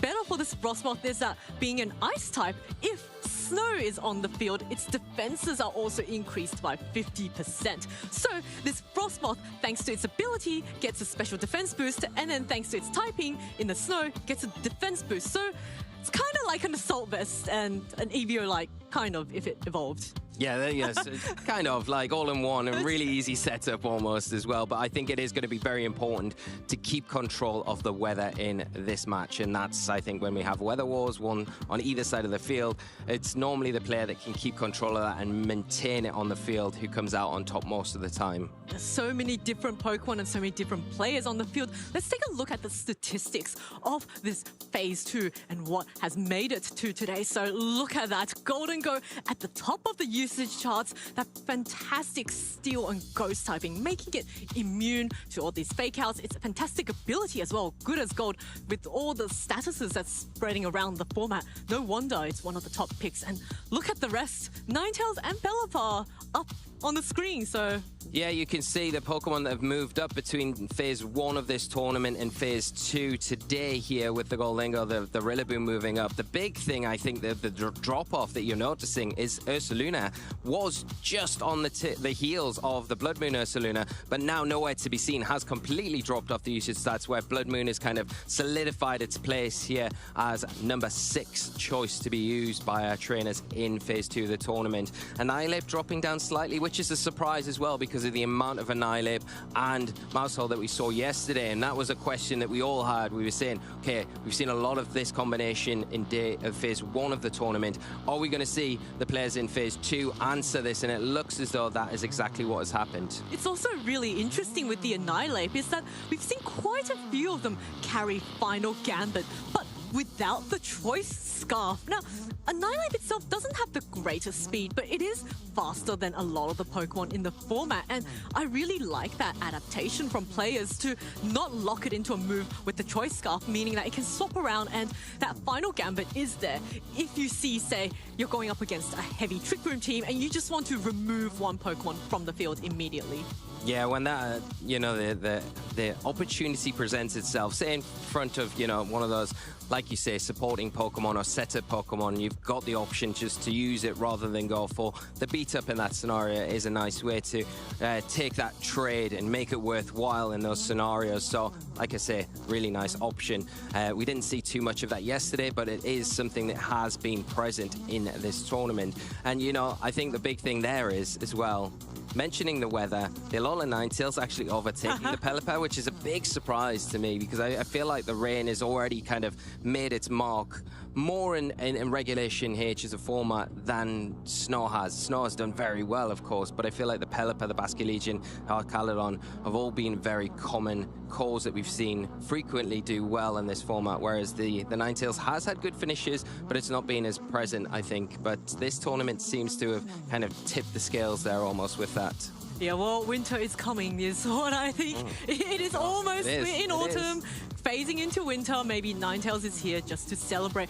Set the scene going forward, yeah? Yes. But I think one of the points you made is in that Ninetales, snow, not usually the most common weather, but it tends to be more of an anti-weather. Most Pokemon, or most weather teams, like sun teams and rain teams, typically tend to have a lot of Pokemon that can take advantage of the weather. The snow, not so much, but it is just there to maybe set up the Aurora Bell and just disrupt the opponents. Exactly. Well, we can take a look at the standings from the tournament so far and see how our players are getting on as they come into this last round of Swiss. We have got Fabian, who was undefeated before the last round, has taken a loss, but still top of the leaderboard here heading into this next round. John Garcia, who we were able to feature yesterday with those Fischers going strong, is doing extremely well in this tournament, taking that momentum from yesterday, carrying it on, and doing so well with this really innovative Dondozo Volcarona Baxcalibur team. Yeah, that's such a cool team. The Volcarona, as we've seen on stream, and as we talked about over the weekend, its ability Flame Body has that small chance of burning an opponent every time they make physical contact, which makes it a really good way to neutralize a lot of the physical attackers. And it also gets access to Quiver Dance, which boosts up its speed, its special defense, its special attack, and also the fact that it just has so many utility moves like Struggle Bug, which can reduce both the special attack of the opponents. Yeah, and not only that, we've got, if we go down a little bit further, Oliver Eskil in there, one of our players who's had a very good success in previous formats, coming into this tournament and having a fantastic run with none other than Sableye as well. It's such a cool team. When you look at everything but the Sableye, it seems fairly standard. There's that Malsafe combination, the Dragonite and the Ursaluna, which tends to be quite a popular combo, and then the Rillaboom just providing that fake out support. But then there's also that Sableye. Sableye is quite an interesting Pokemon. It's very frail, but it's got a really nice defensive typing in the Ghost and Dark, so only fairies are super effective against the typing. And well, yeah, and we were just talking about how there is a lack of fairies, so in a format like that, Sableye, one of those Pokemon that really doesn't like them, thinks, okay, I've got a free time now. Yeah, let's go. And Oliver obviously identifying that really clever, bringing it into the tournament and then being able to utilize it to full effect, which is phenomenal to see. Hopefully we can get to see that on the broadcast later in the show, but of course it has got a lot of tools in its back pocket, with that Quash can prevent opponents from going before anything on your side of the field. It's also got Sun, it's got lots of different utility disruptive moves to help support those Pokemon next to it. Yeah, Sableye also with that Dark typing means it's immune to other prankster taunts. So it's a very slow Pokemon, but it doesn't care about those priority taunts. So just a lot of different fantastic utility options. But here we've got our players up on the stream getting ready for their game, and this is going to be so exciting. Rain versus Snow. Lee, how are your thoughts on this matchup? Like I say, I think it really will come down to what the players want to lean into for their momentum swingers, because I think the Frostmoth could play a big part in this game, especially for Alex here with that Snow being up. Like you say, it's got that nice Ice Scales ability, so the defense is already going to be bolstered, and if you can slide in an Aurora Veil on top of that, I think it's going to be very difficult to take down that particular Pokemon, especially when you look at the abilities has to be able to set up with Quiver Dance. I think that's something that you're going to have to really keep in the back of your mind at all times from Florian to be able to have ways to prevent that setup and be able to pressure that Pokemon constantly throughout the game. You look at its Terra typing, it is water there, so you do have ways to hit it for super effective damage with that Arcaludon. Yeah, Alex is also really interesting. So he's gotten last season, quite consistent 5-3s. So this is his very first day of phase 2. So this is going to be a really big, big moment for him. And I don't believe we've seen Alex on stream before, so this is going to be a really exciting opportunity for him just to show off his team and show off how much he has improved at this game. Yeah, definitely that, and that is exciting to hear, and hopefully this is not the last time we'll see them this weekend, especially with such an innovative team as well. We can have a look at the achievements from both of our players. Like you've just mentioned, Alex, this is the first time up on stream, so making it into phase 2 of the tournament, hopefully they can add an accolade to that name. But we look at the other side of the field, we got Florian, very established player, especially over the last couple of seasons. We have the Stuttgart Regional top 16 in 2024, top 128 finish at Worlds 2024, then Stockholm Regional top 32, and Utrecht Special Championship top 32 last season as well. So very familiar with this sort of environment. So it looks like going to this, Alex will be a little bit of the underdog here, not quite as many accomplishments, but there's always first time for every player, and this might be Alex's big moment, and it's just so nice to see. I really love seeing a lot of these underdog hero stories just up on the screen here. Alex's team, that Incineroar, Dragonite, Frostmoth, Ninetales, Alolan form, Ursaluna, and Rillaboom. Yeah, the Ursaluna we talked about in the Phase 2 statistics, it has dropped off from yesterday's Phase 1, but Alex having a lot of success with it here, and it doesn't appear to be supported by Trick Room, which is what we'd normally see the preferred environment for the Ursaluna, but it will be held out by the Dragonite with that Tailwind, so you've got to expect it is a little bit of a speedier Ursaluna on this team. It's got nice support options, double Fake Out there with Incineroar and Rillaboom, so it helps get that Tailwind set up, helps get the Aurora Veil set up as well, and you've got some nice options to kind of switch around the weather there as well, because it's going to be so imperative. I keep talking about, banging on about it, that the weather is important. If you can get that snow set up on the field, it's going to help out the Frostmoth. We've talked about why, but getting that Aurora Veil up is going to be key. If you can kind of get your Ninetales onto the field while the Pelipper's out, you are guaranteed it almost, if you've got Fake Out support next to you, to help get that Aurora Veil set up. And of course, Florian on the other side will be running a Rain team, and so the classic weather war, Florian's team of Incineroar, Basculegion, which can take absolute advantage of that rain, the Goldengo, the Pelipper, the Archaludon, and the Amoonguss. So Florian running more of a standard rain team, both the Archaludon and the Basculegion can take advantage of the rain. Archaludon's Electro Shot no longer needs that one turn to charge up. But of course, if Alex predicts this and switches in a Ninetales as the Archaludon goes for the Electro Shot, then the Archaludon will unfortunately be stuck on the field on that one turn charging up. So there's a lot of different plays for our players here, and I think in this matchup, they're going to be holding on to their weather setters in the back. Yeah, and I think if we look at Florian's team in an overview, the double steal here is going to be quite useful to help deal with the Ninetales and the threat from the Frostmoth as well. Goldengo could be a big key if you can get it into a position, get a nasty plot off, and stop pressuring with that Pokemon. But the Archaludon coming out as a lead from Florian alongside that Basculegion, as we see no weather here as Alex leads out with that Frostmoth and the Rillaboom. Oh, Swiss around 12, and our players have selected their leads. Both the Basculegion and the Archaludon are fully ready to take advantage of a potential Pelipper switch in. And the same can be said for Frostmoth up on the field as well. But it looks like we're just going to see a Fake Out turn one onto the Archaludon, giving it a stamina boost. Yeah, that stamina boost is going to be really useful to help bolster those body presses, as we do see an attack as well come into it from the Basculegion. Side attack, flip turn into it. So we'll get that +2 defense straight away. It allows the Basculegion to get off the field and allow Florian to reposition, get some better support next to it. This Frostmoth isn't really threatened too much now with the Fake Out going into that Archaludon. It is going to be free to potentially get an all-important Quiver Dance up, and that will be huge if that's what we see from Alex here. And it is the Quiver Dance coming out, boosting that special attack, the special defense, and the speed by one stage. Yes, this Frostmoth has gotten all those boosts. Now, it is facing 2 steel types, which both can hit it for super effective damage.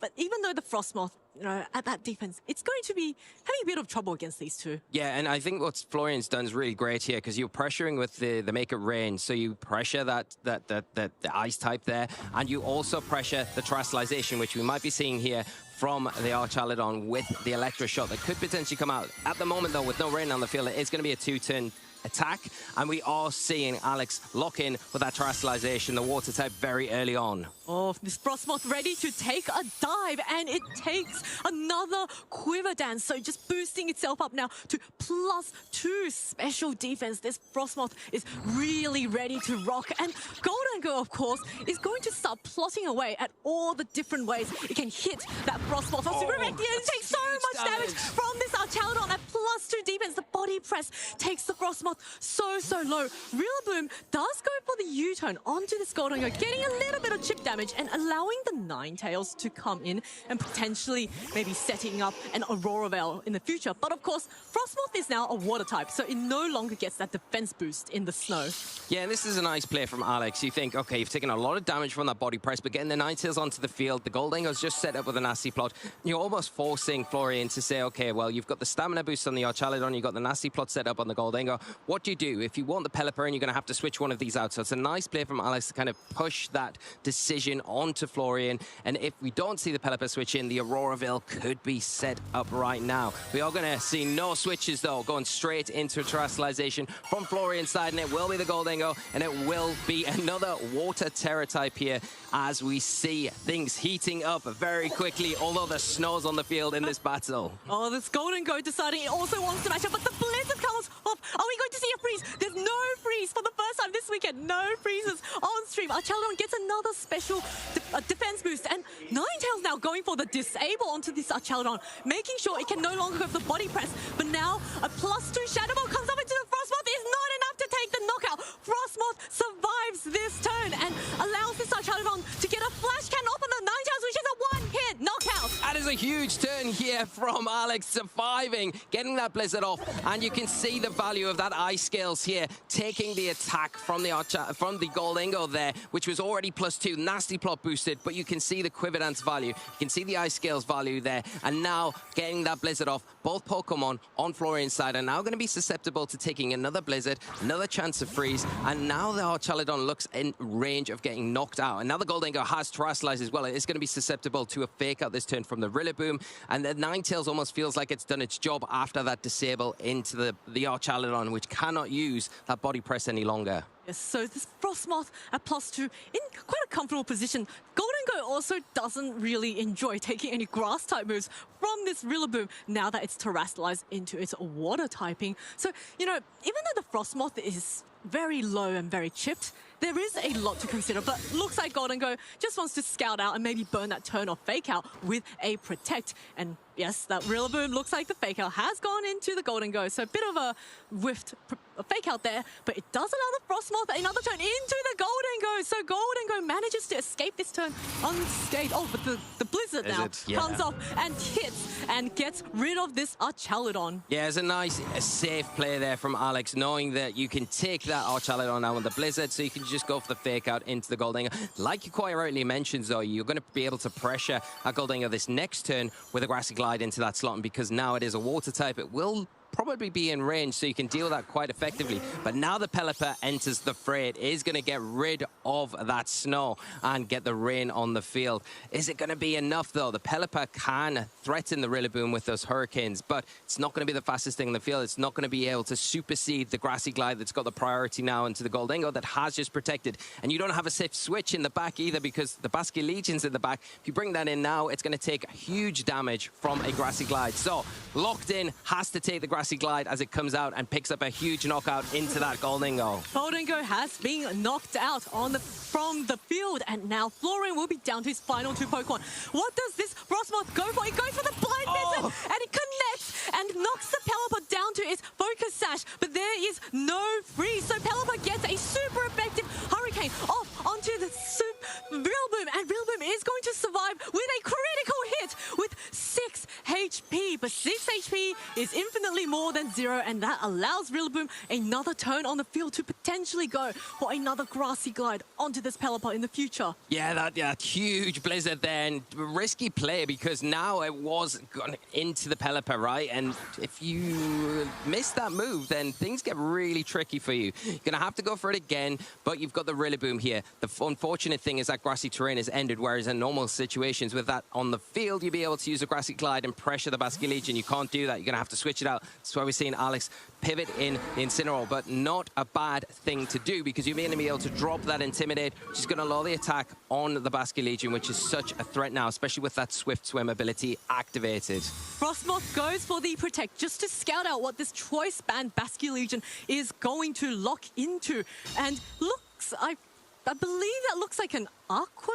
Was that an Aqua Jet? Or oh, it has to be Wave Crash. I don't Wave think Crash into the... But looks like the Hurricane goes off into the Incineroar, which takes it so well. And with that -1 attack onto this Rillaboom, onto this Basculegion, and Basculegion having locked into the wave crash means that once the Rillaboom comes back in, it is free to go for the grassy glide without fear of an Aqua Jet. Yeah, that is very true. And you can see, yeah, Alex kind of hovering over the options that they are looking to lock into. Are they going to go for the Blizzard? Are they going to go for an alternative move? They really need to get rid of this Pelipper as soon as possible, but they do have the Basculegion outspeeds in the rain. It is faster despite those Quiver Dance speed boost. Basculegion with that last respect is going to pick up the knockout there and get a huge advantage going into the last stage of this match. Is the Weather Ball going to be enough in the rain? You would imagine it is, leaving that Rillaboom all on its own to deal with these two big threats. Oh, Rillaboom is not going to have a good time here. He can, of course, go for a grassy glide on Basculegion. The problem is Rillaboom's attacks are a single target and it is in danger of getting knocked out in one hit by any attack right now. So it looks like this game will be going to Florian. Yeah, it looks like it, and it's all about that control of the weather in the end here. Keeping the rain until that last very moment was so crucial for Florian, especially when the Frostmoth had those two Quiver Dances. We do see the last respects come out into the Rillaboom, and Florian taking game one here in a very fast-paced game. Oh, that was such an exciting game. The Frostmoth managed to do so well, getting those +2 special defense like speed, but as you can see, Frostmoth itself isn't really the fastest Pokemon on the field, and Basculegion with Swift Swim doubles its speed in the rain, and once it was in the rain, unfortunately, it was able to outspeed that Frostmoth. I should say, fortunately for Florian. Yeah, it's very close, I think, between the speeds there with the Frostmoth and the Basculegion, because not both the fastest Pokemon without those boosts, but the Swift Swim, the automatic speed boost it gets from having that rain, and I think Florian timing the Pelipper coming in, you thinking as we're getting later into the match, has he not brought the Pelipper? Because you might want to get rid of that snow a little bit sooner to prevent the blizzards from being 100%. But yeah, keeping it right until the exact moment he needed to, knowing that the Basculegion and the Pelipper could be enough to deal with the threat of that, the Frostmoth, and then the two supporting options in the Incineroar and the Rillaboom, which really struggle against that Rain Core in general. And we are ready for game 2. It's going to be once again Basculegion and the Achalodon up against this Rillaboom and Frostmoth. So exact same leads from game 1. Yeah, exact same leads. Do we see any alterations? I think the Frostmoth really needs to prioritize going for those Quiver Dances. We saw Alex lean into that in game 1. I don't expect him to go any different in this game, because I think if you're going for those Quiver Dances, and even if you're giving free stamina boosts to the Archaludon, you shut it down here. You can go for an easy fake out into that slot because of the Assault Vest. You know it's not going to protect. The only worry is if it does fake switch out, but you're going to be able to get that free Quiver Dance, and you're relying on your special attacks then to hit the Pokemon, so you can kind of bypass those defense boosts anyway. We are seeing Crystallization locked in straight away. Water Terror type here as that fake out does come out into the Archaludon and give that free stamina boost. Once again, this Archaludon is going to get that defense boost, and it's going to get flinched, which allows the Frostmoth to get a +1 to its special attack, its special defense, and its speed. And the Basculegion this time did not go for the flip turn. Maybe Florian predicting a grassy glide onto the Basculegion and wanting to just preserve it in the future. Yeah, that's true. It could be something that we're going to see later on in this match, but Alex off to a strong start here with that Quiver Dance already. And doubling up with another one here, so it will be +2 on that special attack, special defense, and speed stat. Remember, it is going to need one more if we do see a late game Drizzle and that Basculegion with the Swift Swim enter the field. In response, we are seeing Florian set up a nasty plot on that Goldingo. Once again, the Goldingo goes for nasty plot. This time, the body press onto this Frostmoth doesn't do quite as much and allows the Rillaboom to U-turn its way out of there onto the Goldingo, and we're going to see which Pokemon Alex brings out in the back. It will be that Ninetales. So activating the snow, which means 100% accurate blizzards are now online. Now, if you, Alex, keep the Ninetales out, because I think in game 1 you revealed the disable into the Archaludon. You're pressuring that again here, so I feel like Florian not going to have the ease of just pressing body press once again. Maybe he wants to go for that flash cannon, not to get caught out by that play. So could you switch the Ninetales out, maybe preserve it this time rather than letting it go down to the Goldingo? You can then bring in something like your Rillaboom again or your Incineroar, but not seeing any switches, straight up with another Blizzard. Look at how much damage that does to this Archaludon at +2. Now, the Ninetales once again goes for this disable onto this Archaludon, so no more body presses allowed, but does allow the Goldingo to get a +2 Shadow Ball onto this Frostmoth, which is not quite enough to get the knockout, and means that there is another turn for the Flash Cannon to come up into the Ninetales, and once again a one-hit knockout. So this is looking very much like what's been happening in Game 1. Yeah, exactly. I think the Ninetales staying in doesn't want to have to deal with that body press.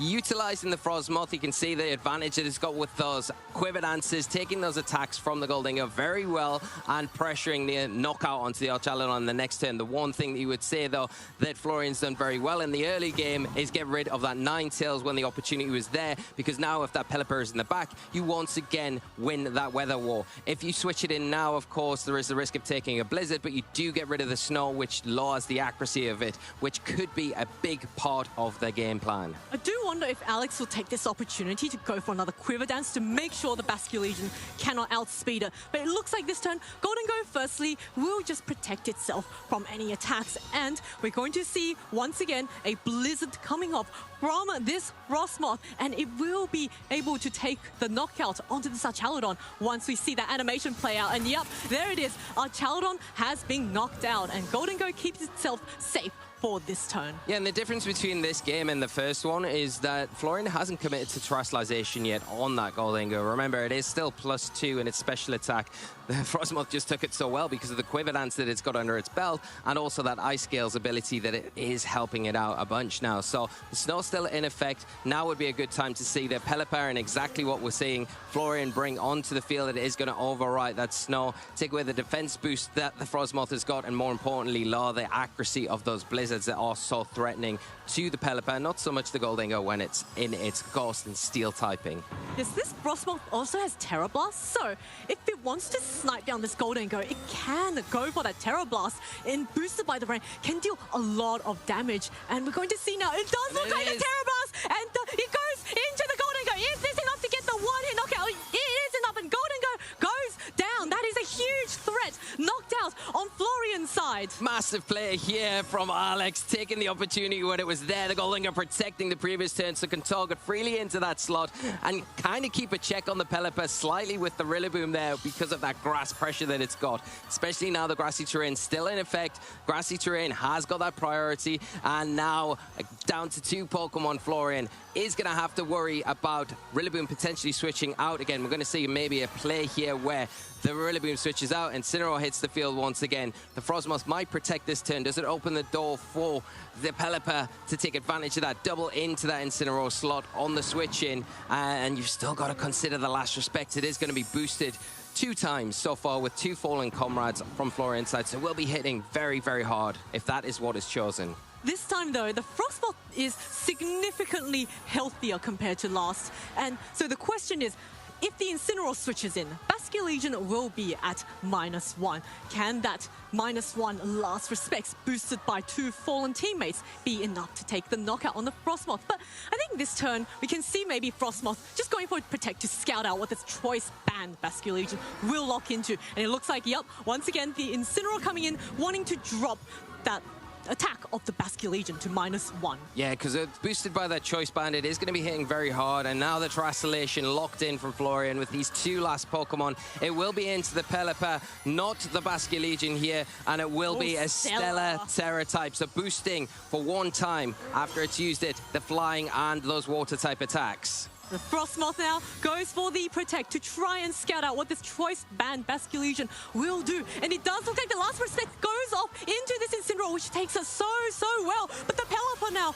goes for what looks like Weather Ball onto this Incineroar. This is going to be easily enough to knock out this Incineroar. And Incineroar goes down, forcing Alex to bring out his Rillaboom once again. 2v2 now as we get into the final stages of this game 2. We've got the Rillaboom to come back onto the field. I don't think Alex really really minds the Incineroar going down. You get that all-important Intimidate, like we've mentioned, onto the Basket Legion. You know what the Basket Legion is locked into now as well, but you've got the grassy terrain in effect, and now you can pressure that Basket Legion with the Grassy Glide, and you can also stop the Pelipper from attacking at least one turn if you want to with that Fake Out, but you can't go the Fake Out into the Basket Legion pod Ghost typing, but the Frostmoth still in a nice position. You've got to try and stall out this Radar, and it gets it. Double Protect. Double Protect on this Frostmoth, which means that the last respects that's going up into this Frostmoth is going to be blocked and allows the Rillaboom now. Oh, actually, no, Rillaboom has gone for Woodhammer, I think. But the Pelipper first goes for a super effective Terra Stellar Boost. The Hurricane is not enough to get the knockout on Rillaboom. And Rillaboom now gets a super powerful Woodhammer onto the Basket Legion, which is a one-hit knockout. And now it will be the Pelipper versus the Rillaboom and this boosted Frostmoth. And you can see the value here of these leftovers on the Frostmoth. The Rillaboom goes down, but it's done its job. Really clever locking in to that Woodhammer, knowing that the Grassy Glide might not be enough, but knowing that even the Stellar boosted Hurricane, my Rillaboom is going to be able to take this attack as long as the Basket Legion attacks into the Frostmoth. Look how healthy it is. It's in a great position going for that Terra Blast, and it will be resisted, but it will be doing some big damage still. It down to its Focus Sash. So much for not very effective. When you're at +2 and you're boosted by the rain, you're going to be hitting very hard, but the Hurricane comes off, just tickles the Frostmoth. No critical hits. Frostmoth does not get a confusion, more importantly, so it means the Frostmoth very free to just click that Terra Blast for the next turn, and we are going to go into a Game 3. Wow, what a game, and taking us all the way to Game 3. Exactly what we want. Back and forth from both players. This is a war of attrition right down to it, to the deciding game. And you know, we saw Alex adapt a lot better in that last game, where he was able to get a lot more value out of the Frostmoth, committing to the Terastallization very early on again, but managing those protects a lot better, picking the right time to attack and protect when it was crucial to, and utilizing the Incineroar as a tool to come in, drop that Intimidate, get the Rillaboom in a position where it was able to just get rid of that big threat in Basket Legion. Yes, that Frostmoth was so boosted by the end. We saw how strong it was that Pelipper, even though they resisted the Terra Blast, just was not able to take it, and it was only saved thanks to the Focus Sash it was holding. Now, I do want to call out, in that previous turn, Frostmoth did manage to get a double protect off.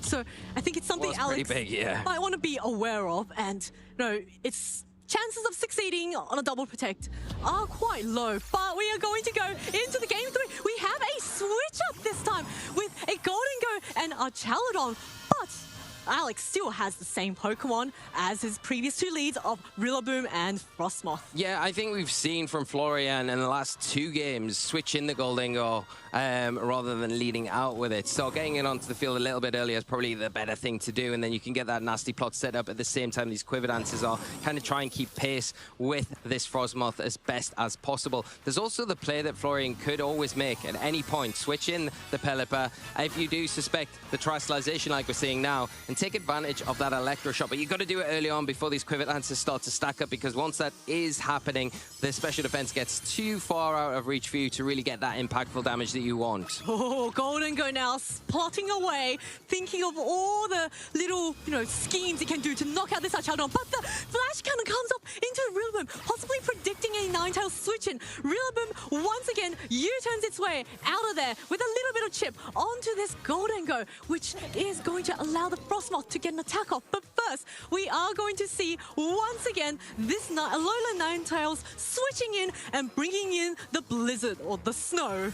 Yeah, I think this is a much better adaptation from Alex in particular, where you're not activating that stamina ability on the Archaladon and the initial damage that the Frostmoth took in Game 1 and Game 2 from those big body presses. Now it's been able to get that initial Quiver Dance off. You're going to be able to take the attacks from the Gholdengo a bit better. Ninetales on the field, it does have the ability to potentially disable something as well. Are we going to see that? We're not. We're going to see the Aurora Veil. The opportunity was there, and taking it, bolstering those defenses even more. Oh, Light Clay, Ninetales going for the Aurora Veil, and then Frostmoth also goes for the Quiver Dance. So this Frostmoth is just so well protected at this stage against these two special attackers. But Gholdengo does go for a super effective Mega Ray onto the Ninetales. Once again, Ninetales gets knocked out in one hit on its first turn on the field. But Frostmoth takes that attack so well with that +2 special defense and hiding behind the Aurora Veil, and it hasn't damaged the Archaludon at all, which means the body presses won't be doing anything to this Frostmoth. Wow, look at how well it's taken those big, powerful attacks. You've got to think as well that the nasty plot has been executed on that Goldingo, so that is a strong Maker Rain, and it just shrugged that attack off. Now this Frostmoth is in a very strong position with 2 Quiver Dances under its belt. It is in a position where it can start firing off these blizzards now that the snow is on the field. 100% accurate, of course, going to be doing good damage, although resisted by both of these Pokemon. Well, resisted by the Goldingo, neutral onto the Archaludon, but the Dragonite here, a bit of an adaptation, does offer Tailwind and a bit of an other offensive outlet that we didn't have in those other 2 games where Incineroar was bought, really didn't do anything but drop Intimidate. I think you get a lot more value, and I like the change up here with this Dragonite. I really like this adaptation. Dragonite can go for the Tailwind, which guarantees that the +2 speed Frostmoth will get attacked, but the Frostmoth first goes for the Blizzard. There is no freeze. Archaludon does get a +1 to its defense, and Goldingo going for a Shadow Ball onto this Dragonite, just breaking its multi-scale and allows this Archaludon to get a Draco Meteor off onto this Dragonite. It's going to be easily enough to get the knockout, and Dragonite goes down without having gotten any attacks off. Yeah, that's a real shame there, and you can see the Draco Meteor just too much there once that multi-scale ability had been broken.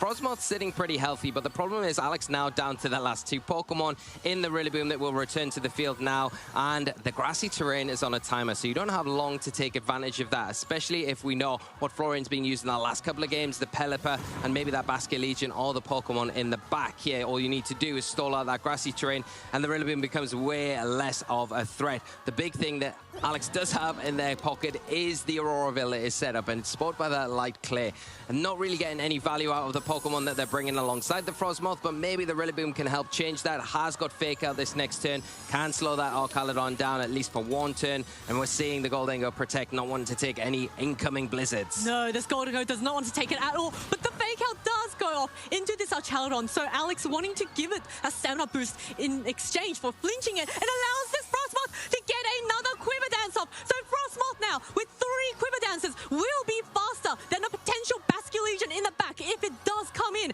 the rain. That's a great play here from Alex, identifying there could be an opportunity to set this Frostmoth up even further, and rather than attacking and clearing the Archaludon off the field, that's not really threatening right now. It is going to be going down to whatever comes out from the Frostmoth, and maybe that additional Quiver Dance is enough to allow the Blizzard, alongside whatever the Rillaboom goes for, into the Goldingo to take these 2 down, tie up the scores, and make it 2 against 2.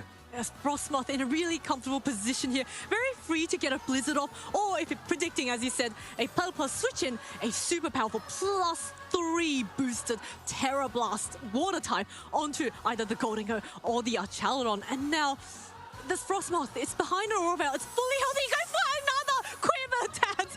Wow! And +4 special attack, +4 special defense, and +4 speed. It is the fastest moth on the field, and Goldingo goes for a not very effective Baker Rain onto this Frostmoth. Yeah, not doing anywhere near the damage that Florian looking for, but in response, the body press does. Here we go with that Wood Hammer. It isn't the Goldingo, and it will be enough to take it down. With +4, though, you've got to say that now you guarantee, even if the rain comes out, you're going to outspeed that Basculegion, no problem, so you don't have to worry about that swift swim so much. Like you say, once the rain comes onto the field, you're boosting your Terra Blast, and all the time, you're getting that nice recovery back. The combination between the grassy terrain, as long as it's in effect, and that leftovers is really vital for the Frostmoth. And the Archaludon sitting in a really awkward spot. If it takes 1 Blizzard, it will go down to that. But the grassy terrain now has come to an end. Don't going to get the recovery from that any longer.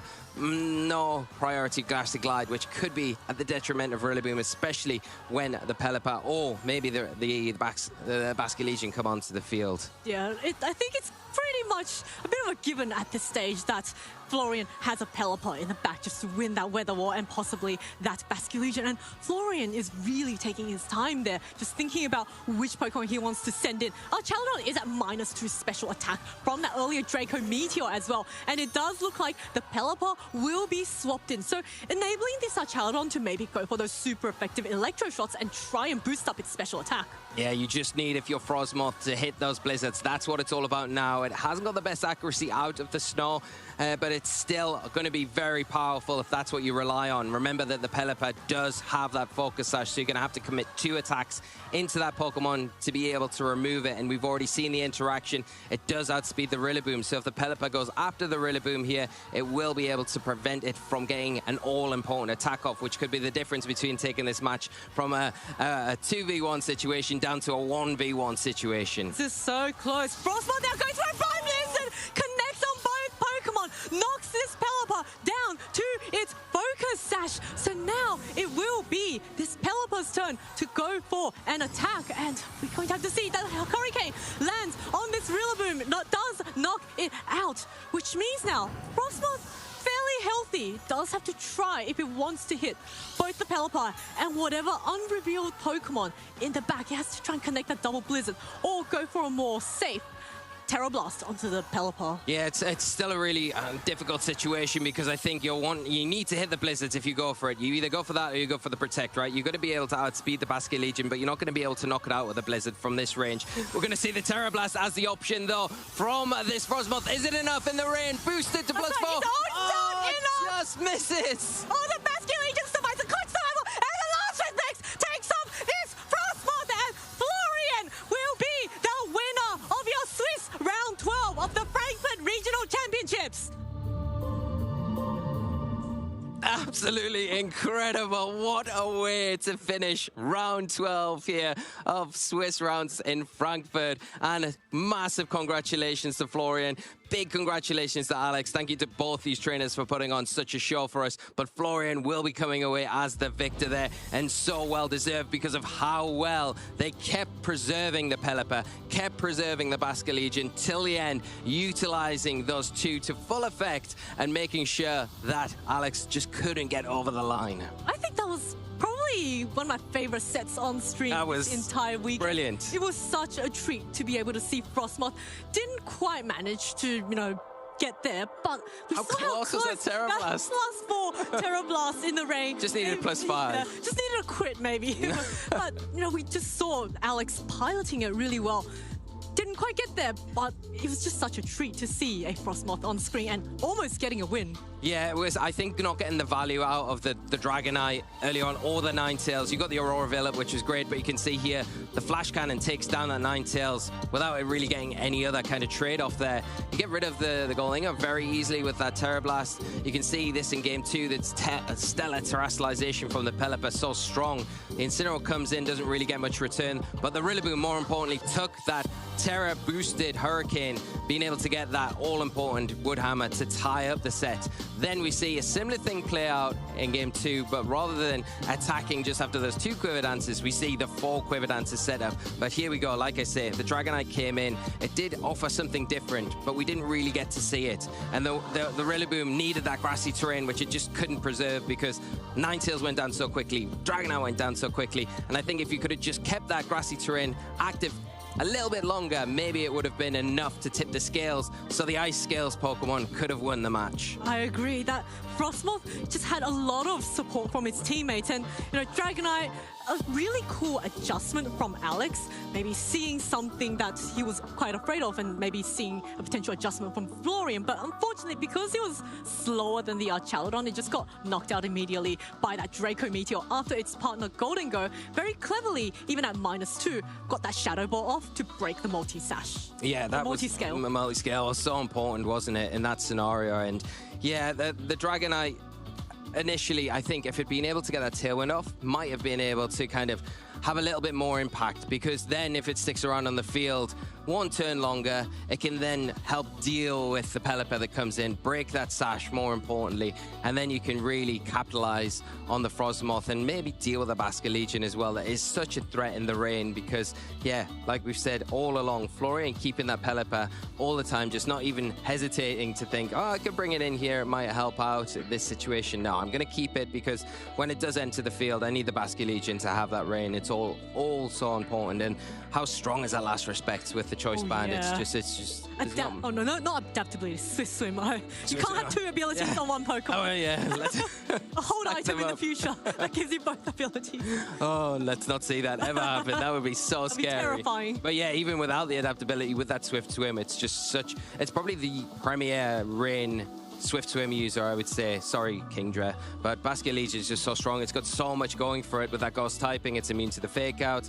It's got the flip turn, which is really useful. We can see the synergy there with that Archaladon where you can side flip turn and also boost the stamina at the same time, reposition so it can come back in on the field later and then do what it did in those 3 sets. It really felt like that Basculegion was the MVP of that game. It was able to come in, outspeed the Frostmoth in games 1 and 2 under the rain because of its swift swim ability. And then in game 3, even though it couldn't outspeed the Frostmoth at +4 speed, it was able to take that super powerful +4 Terra Blast. Rain, boosted by the rain, survived on a sliver, and then retaliated with that last respect. Yeah, not just capable of being able to dish out the offense, but it can take it as well very, very well. But the unsung heroes in that match, we can't forget about the Goldingo and the Archaladon. They may not have seemed like they did very much, but they paved the way for that victory for Florian, and he played those two so well. I think the adjustment to lead with the Goldingo in game 3 was really smart, because then it gives you that immediate nasty plot pressure that you're looking for, and the whole time that Florian was able to kind of leverage the Archaladon to threaten with the stamina the whole time, so you were taking up time from Alex's side to go for those disables when the Ninetales was on the field, or go for the flash cannon just to remove it very quickly, and then also double up in game 3 with the Draco Meteor. Those two kind of helped set the stage and not get any return from what Alex was looking for from those Pokemon. But of course, that was the match. We'll be hopefully getting some interview of some sort soon if we've got time for it. But of course, if you're watching at home, you want to get involved in the competitive scene, a good place to start is your locals. Test out a Frostmoth? There we go, yes, no better. So check out this video all about locals in your area.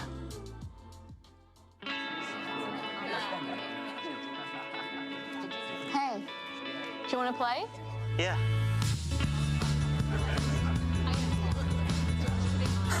Nice. One shot? Wait, that card, yeah.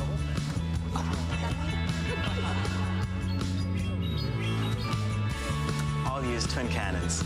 Great game, guys. Bye. See you next week. Come play at your local Pokemon League.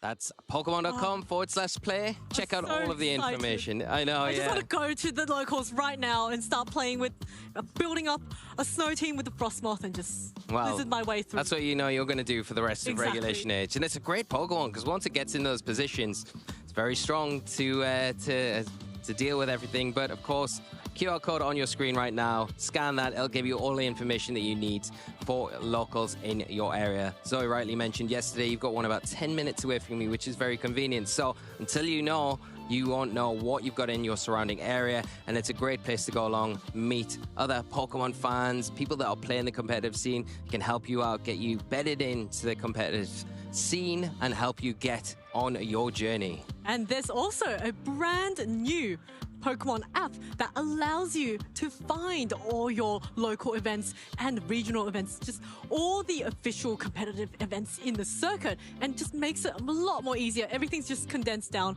on one page. You can just browse on your phone. I really love that app. Yeah, and it keeps a record of all how you've done at tournaments as well, which is really good. So you can keep track of your progress throughout the season. But not only that, we've got RK9 Labs, which is their website where you can register for the events like this here in Frankfurt this weekend, or international championships as well. All the information that you're going to need is rk9.gg/events/Pokemon. And hopefully see you at the next regionals. That will be so exciting. What cool teams and exciting teams have you got planned? Let us know in the chat box, and we'll be so excited to hear about all the cool things you're cooking up. Take some inspiration from Alex with the Frostmoth, because we love to see that sort of thing. And Florian as well, with that solid Rain team. It's great to see when a Rain team's played like that as well, executed perfectly against a very, very formidable opponent. Yes, and I think it's also Archaladon being one of the strongest Pokemon in this format. It's also why we see it so popular and so high up in the usage statistics, and why so many of the teams that we see in the top, or not just yet top cut, we will be determining top cut after after this round very soon. But a lot of the teams that have made it to phase 2 are these rain teams because they're so difficult to stop. And if you don't have a way to counter those water moves, you might just be washed away by the rain. Well, that's very true. But our Chaladon, in a lot of ways, is very flexible in its own right. You know, a lot of the time you might be thinking, well, the rain's up. Are we going to see it be primarily a special attacker with things like that Electro Shot that is a one-turn attack in the rain, giving you a special attack boost, setting you up that side? And then you can take advantage of things like Draco Meteor, Flash Cannon, or do you take advantage of that stamina ability? Once you get those defense boosts stacked up, you're going to have that body press there and also be able to utilize something on the physical side. So it's a really diverse Pokemon that you can kind of bend into the perfect scenarios with whichever team that you put it into. Yeah, but enough of us just, you know, giving a bit of a serenade to our Chaladon. We've got the interview with Florian ready, so let's throw it over to the couch and hear from Florian himself. Thank you very much, Zoe and Lee. Yes, indeed, we have got Florian Hoffman here, the winner and one of our competitors going into Top Cut. Huge congratulations, my friend. Thank you very much. First off, how are you feeling? Because, oh my lord, was that a set? Back and forth. I'm so excited. I thought I would lose the entire time. Nobody ever hit me with a +4 Terra Blast. Yeah, I don't think I've ever been hit by one either. But yeah, something that you definitely weren't expecting when you were reading the team list, Frostmoth in that case, yeah, right? for sure. So what kind of a matchup did you initially, like, what were your first thoughts when you did see the Frostmoth? Well, my first thought was, if I lose, I lose against Frostmoth and everybody will make fun of me. What are you talking about? The second thought was I have to win the Weather War, so I don't lead Pelipper. I have to conserve it pretty much, because if he loses Snow, his Blizzard is not accurate, and that's my win con, and he didn't miss. So yeah, I mean, literally, it must have had like some sort of lenses on instead, but it was actually a really key piece to Alex's team. We saw game 1, you were able to go ahead and, I would say, have really good board control in terms of your usage of Rain and also the Golden Go bring too. You got the win, you had the advantage. Going into game 2, things seemed to go Alex's way. He had some cool interactions with the Quiver Dance. He spotted that he had to try to go for. So what were your initial thoughts during game 2 and seeing Frostmoth pull in so much weight? I think game 2 I was about to win. Yeah. But then he got the double tagged, I think, and that was pretty bad for me. I knew he had to go for it, and it was his win con, and it worked out. It did, but then in game 3, we saw a turnaround where it was sort of up in the air between the both of you, right? And Frostmoth at +4, Quiver Dance boosted is pretty scary and something that no one expected, right? Game 3, I thought I adapted with the Goldengo lead because I didn't need the Basco in the beginning, just for the defense boost. It didn't matter in the end. And I think he also adapted and made my life harder by Quiver Dancing even more aggressive. I know. Adapting when there's no adaptability Basque Legion available. But no, once again, huge congrats. It has been amazing to see it. I wanted to ask you a bit about your team building, your team choice going into this format. So that being said, Basque Legion, Banded is very powerful. Swift Swim, we've seen variants where they're running around with Choice Scarf and maybe not necessarily with Rain. So what was your thoughts, knowing that it's one of the most popular compositions, on bringing this team? Is it just something that felt really comfortable in practice? Yeah, actually, I didn't practice that much. I played like 2 locals for practice. And then I brought this team. I didn't expect anything for today. Last year I wasn't good in Reg H. I'm better in the higher power level formats with restricteds and stuff. But I got 1 day 2 in Reg H last year, and that was with Rain. And I noticed, oh, Rain is actually broken. That was the last tournament of the year. So now I guess I play Rain the entire season. We'll see. That's fair enough. I mean, play to your strengths, right? Especially when there's such a powerful mode that you can go with the team, and there's so much great synergy with all of the different members, which is really fascinating to see. And of course the Golden Go, which puts in a lot of work as well, and you know, benefits off of Rain being there against fire types. I think against fire types. Well, I'd say because of the Rain interaction and the steel weakness to fires. I mean, there are different ways of tackling, but like you said, the fact that you've got such a powerful special sweeper and nasty plot potential, it's just one of the most broken Pokemon I think we've ever seen in VGC. I think the biggest advantage of the team is that I don't have to interact with Diaclaw that much, because there's not a lot of good Diaclaw targets. Doesn't want to Diaclaw Goldengo, doesn't want to Diaclaw Bascu. Sure. And Akalodon has like the best Terra type against Sneasler. So and you got double steel, right? Yeah, which true. is completely immune to Yeah, Diaclaw, which is amazing. But no, it's been really good. Obviously, we spoke a bit about the Frostmoth, where it wasn't exactly a matchup that you were prepared for, but you handled very well under the pressure. So generally speaking, with your achievements last season, you were able to get a couple of top 32s. The most recent one, I believe, was Utrecht Special Championships. Yes, I think so, yeah. So how you're clearly having some really good consistency. You're finding the right rhythms. Going into this new format, you spoke about trying to identify a comfort pick. So that being Rain. So far, you've been doing incredibly well.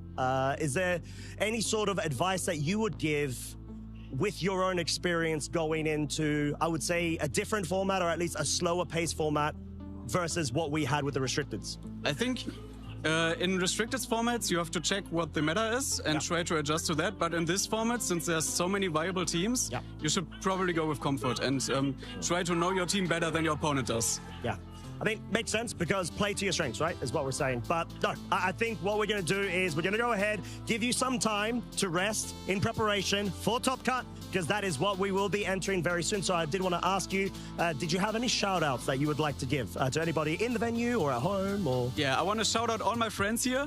One of them was also 9-2 when I got here, so I hope he made day 2. Fingers crossed. Yeah. Oh my God, that's amazing. I also want to shout our Discord.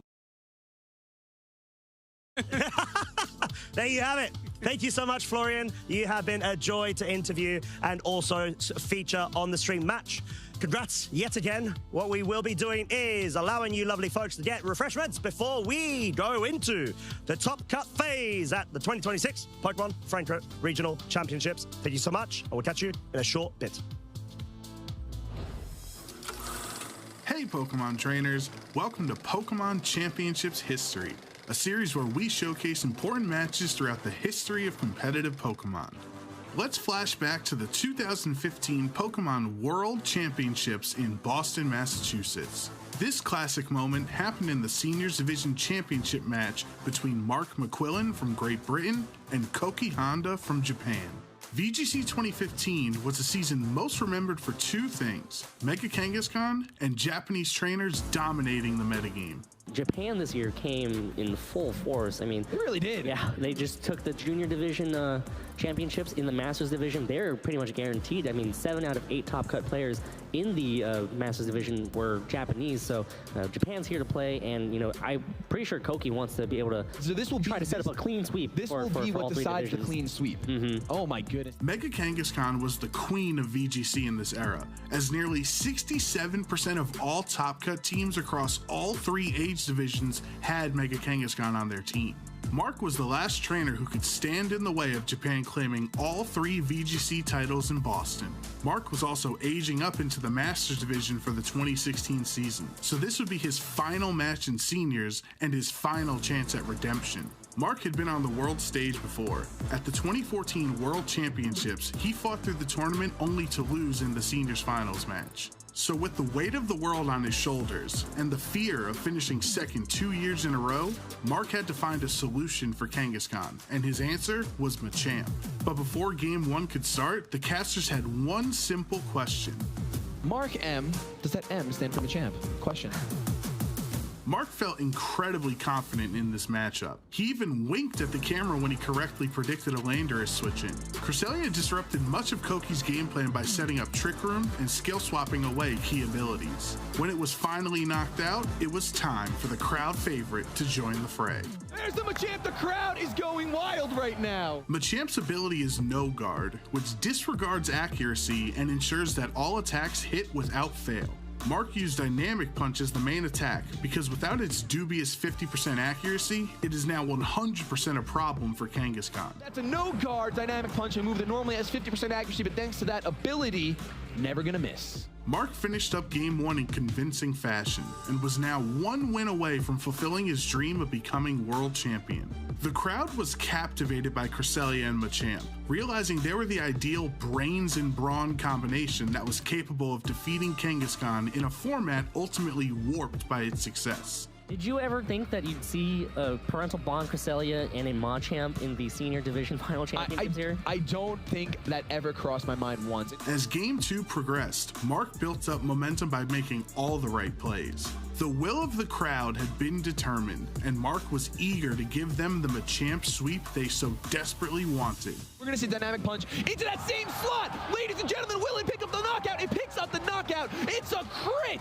That is a critical hit on an incoming Mega Kangaskhan. Lost its Parental Bond and now lost its will to fight. Dynamic Punch is just going to punch this Heatran right in the dome. Is it going to pick up the knockout? It picks up another knockout. Mark breathed new hope into VGC by showing that no Pokemon can exist without counters. The match was forfeited. Ladies and gentlemen, say hello and congratulate, applaud, give a huge hand to your new Seniors Division World Champion, Mark Machampion McQuillan. Mark and his Machamp played a flawless set in the finals and brought a title back home to Great Britain. He also redeemed himself from his 2014 loss and gave VGC trainers around the world one of the most dominant and memorable Pokemon matches of all time. Thank you for watching, and let us know some of your favorite moments in VGC history by using the hashtag #PlayPokemon. Absolutely phenomenal here from Luca. He had it all planned out from the start. My favorite Pokemon type, it's Ghost. I don't know. It just feels right. It's a great type. We jump into the very first game of the Masters Finals. I don't think I changed my strategy throughout the tournament. In general, I think it's just a hunch of how you should play. It really just comes down to the plays you're gonna make and how you're gonna adapt to your opponents. My strategy was using Miraidons and Ogerpon Fire and Urshifu Rapid Strikes to run through my opponents. Fantastic play by Luca, the one-hit KO. While having Iron Hands and Farigiraf to slow down the pace. Miraidon has been the best Pokemon in the tournament. That is a massive turn here from Luca. All the players I faced this tournament have been a challenge on their own. In general, I was worried about some supporter Pokemons, such as Landorus or Rock Ogerpon, when coupled together with other strong Pokemons like Calyrex Ice, Calyrex Shadow, or Terrapagos were really difficult to deal with. I think my strategy to beat those Pokemon was pretty straightforward. I just hoped that I was able to hit them harder than they could withstand. And that is going to be Luca one step closer to becoming the world champion. This was my 5th World Championships. I've never gotten this far. I was happy enough with just making it to Top Cut, but I started to realize there was an opportunity to do something even bigger, something that I never even dreamed of. The moment I knew that I was going to win was when I was able to knock out the Calyrex Shadow with Farigiraf. And he's done it! This is his first major win, and what a one to have! It was unexpected, but I'm extremely lucky and happy to be where I'm at right now. I want to shout out my family for always supporting me ever since I started playing when I was just 14. My group of friends, they've been phenomenal, and I thank all of them for being there with me.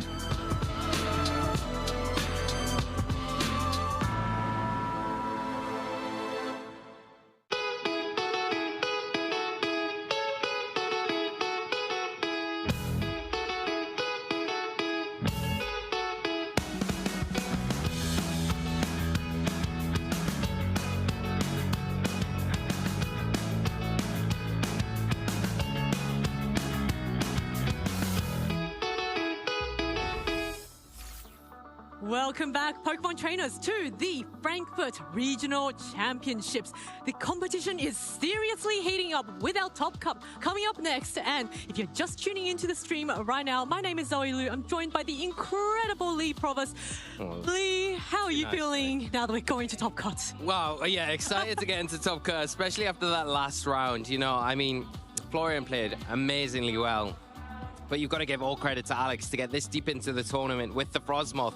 That really unique strategy and being able to pilot it all the way as far as they did was just phenomenal, and being able to see it on broadcast was great. It was so close to getting that almost there, yeah. But yeah, like you said before, I think one of my favorite sets of the weekend so far. But we've got so much more to come, so don't go anywhere. Hunker down, get yourself beveraged up and ready to go with Top Cut about to start. I did take a little bit of a sneaky peek at some of the players who have qualified and will be moving on to Top Cut, and one of the teams will be an Espathra. So, you know, I always like to champion the more unconventional picks of the tournament, and I've really got my eye on that Espathra on an expanding force in DD team. Yeah, well, it performed very well earlier. It was very close to getting the win in that set, but not quite getting there, of course. So, you know, I think one of the things that we are going to hopefully see a little bit more of is that Pokemon, which I'm sure you'll be very happy about. Shares the same typing with another very favorite Pokemon of yours. You know, on the contrary, it is. Oh, I like it, like it. I'm struggling now to actually chain that in a sentence. So, on the contrary, it is not a dark type. There we go. That works. It's not a dark type. Unless just work with me here. What's its Terra type? Is it dark? No, but we can talk about that in a little bit. But yes, some of the players that have already confirmed their place in the Top Cut. We know Fabian, who we were able to feature earlier, will be progressing on in the tournament. A really strong performance, nearly having an unbeaten run in the tournament, only taking one loss so far, which is just phenomenal to see, you know, and the field of opponents that you've gone up against time after time. They played remarkably well earlier on the stream, and I'm sure they're feeling very confident going into the next stage of this tournament. We've got Oliver Eskelin as well. We mentioned them on that Top Cut chart we had earlier, and not the Top Cut chart, they are going to be in the Top Cut bracket, but the leaderboard at the time. But Oliver piloting that Sableye, so hopefully that is something that we might get to see as we progress a little bit further deeper into the tournament. I would absolutely love to see that Sableye on stream, and all of our players who are X and 1 in Top Cut, like Fabian, like Oliver, they will get a bye into this Top Cut. So it gives us a good chance for them to get a little bit of a rest, and it can give them a little bit of an edge as well as they take that time to refresh their minds, get ready and prepped going into Top Cut. Yeah, well, you know, refreshing our minds, a nice way to do that would be to look back at the very first Regulation H tournament, which was actually in Germany. It was Dortmund Regionals, where we had Regulation H first introduced. And, you know, it's going to be nice to take a look at the standings at that tournament and then compare them to the standings when we finally get there later today here in Frankfurt. So we can see last season, the top 8 of the Dortmund Regional Championships was won by Davide Miraglia with a really cool team of Whimsicott, Hydreigon, Annihilate, Golden Go, Clefable, whom we mentioned earlier, and Garchomp, and just a really nice variety of teams.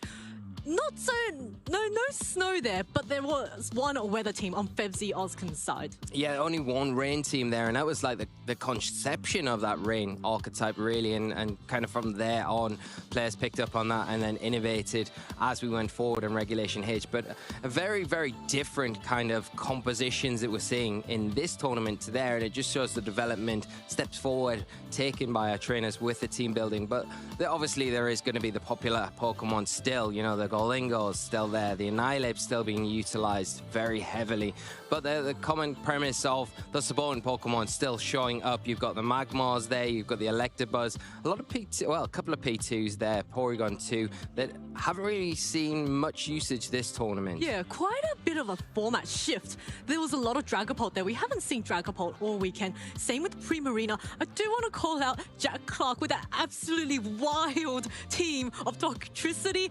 Hydreigon, Driftbloom, Indeedee, Mayo, Volcarona, and Como-O. And my goodness, that was something absolutely wild team. Boom bursting Toxtricity. Yes. It was very good. Yeah, you can see the innovation there, and it just paid off in that tournament, especially for Jack. Great finish. And, you know, if you look at the other things there, we've got the Hydreigon. It is popping up occasionally on the broadcast. Davide had that success with.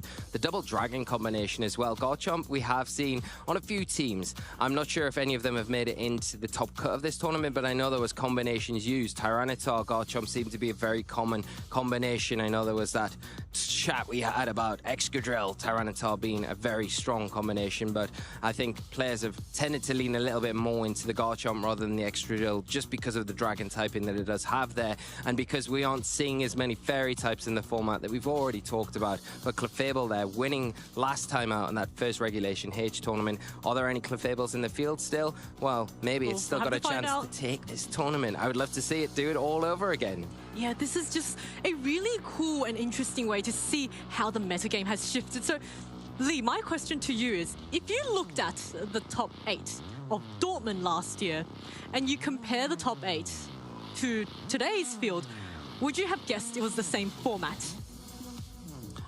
Probably. Because there's no Paradox Pokemon, there's no legendaries there, so it makes it a little bit easier.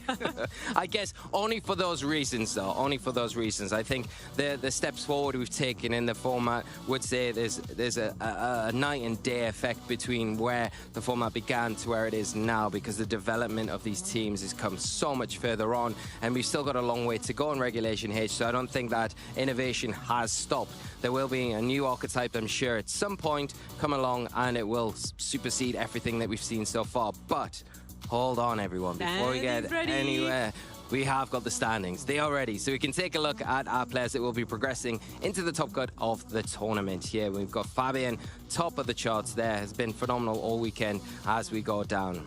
And yes, after Fabian, it's going to be Oliver Ascolin, the only 2 X and 1 players in this top cut. So these 2 players will be getting a bye, and the rest of the players will have to be fighting it out into the next stage. So we've got Joan Garcia, whom we saw yesterday on stream, just playing so well, taking advantage of that really bulky defensive balance style team, which is able to shrug off a lot of attacks and just retaliate. And, you know, sometimes if the situation calls for it, you go for the funny move button.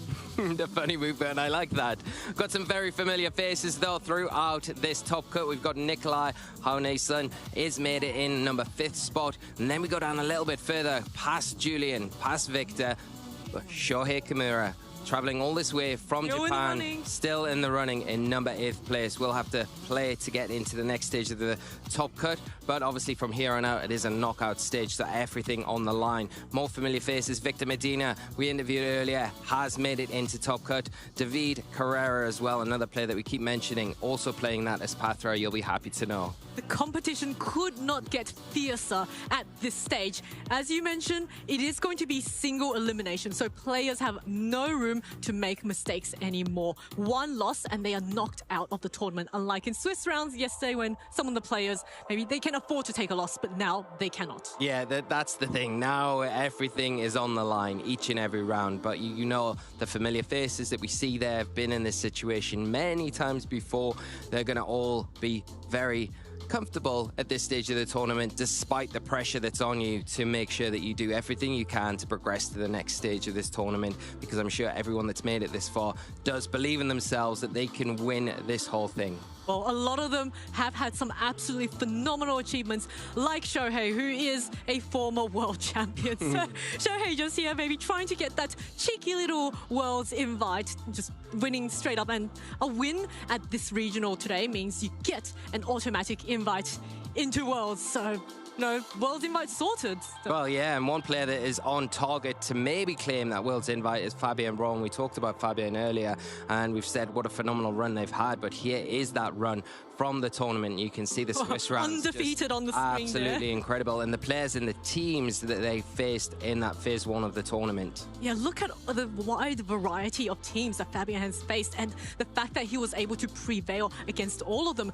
just goes to show how well-rounded and how balanced his team is, and how much options it's got in terms of flexibility and adapting to an ever-changing situation. Yeah, because sometimes you can come into a tournament, you can play the same sort of team over and over again, but you can just see the sheer variety of Pokemon that Fabian's had to face down against and deal with throughout this tournament. There is a common trend, of course, in those grass types, and Rillaboom nearly on every single team there that Fabian's had to face, but being able to dispose and deal with those Pokemon very effectively. Yeah, and the teams that didn't have Rillaboom had an Among Us. So besides Fabian's first opponent, which, I mean, Ribombi kind of... Oh, wait, no, there is an Among Us. It was just in a cheeky different slot. There's two there. There's one in round 1 and then one in round 6. So Florian. a lot of grass types just goes to show. But we saw how strong Florian was in that last round, and you know, Fabian was able to overcome that combination that Florian was able to bring to the floor. He's got that Sinistra, so a very unique grass typing, but it's got such a great ability, Hospitality, which upon switching restores your teammates' health. So this is very useful for Pokemon like Ursaluna, who slowly gets chipped away by the burn damage it's holding from the Flame Orb. And also say an Archaludon, if you've taken a lot of attacks, you will have a boosted defense from stamina, but sometimes if you're really low on health, you can eventually get whittled down. But with Sinis just switching in, all of that's gone. And look at that, Fabian's only loss was to Oliver Escolin, so the only other X and 1 player in this tournament. So that's Sableye. Phenomenal run. The Sableye popping up, causing all sorts of mischief with that prankster ability. But the nice thing, getting back to Fabian's team, I think that you've mentioned there about that Ursaluna, is that there's 2 flying types on the team that can sit next to that Ursaluna pretty safely while it earthquakes, which is really nice. And then you've got the Sinistra as well with that pod grass typing. It's one of those Pokemon that you can switch in. It's not really going to mind taking a side earthquake as well. At the same time, topping up the health on that Ursaluna. So there's a lot of synergy between the team here, and Fabian knows the ins and outs of it perfectly. We saw him go for a side skill shot earlier on broadcast into the Archaludon to get the stamina boosts up to make all the emphasis on that Pokemon, so it became a big threat very quickly. But just a really well-rounded team, and Fabian very comfortable with the ins and outs of everything to do with it. There's a lot of really beautiful synergy on that team. Goldengo is weak to ground, but there's 2 flying types, the same as Archaludon, so 2 steel types, weak to ground.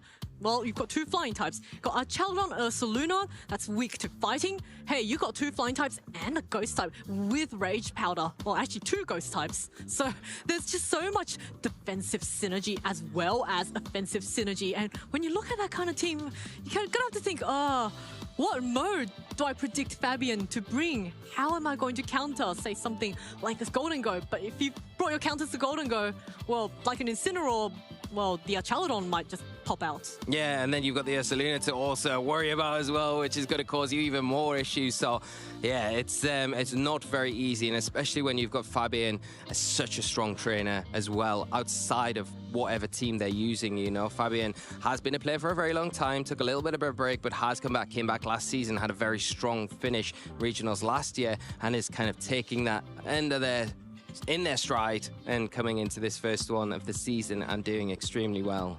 It's quite nice to see that variety in our players that have advanced into that phase 2. We have a lot of seasoned veteran players, but also quite a few breakout players, maybe say on their first season. And it's just really nice to see all that experience clashing. And speaking of experienced players, let's take a look at Oliver Escolin, the other X and 1 player we have in this tournament. The only player to beat Fabian as well, and the only player that I believe has Sableye. So here we go, can take a look at Oliver's run in and taking that loss very early on in the tournament. So bouncing back very strongly, losing to Matteo in round 2. Not the best time to lose a game.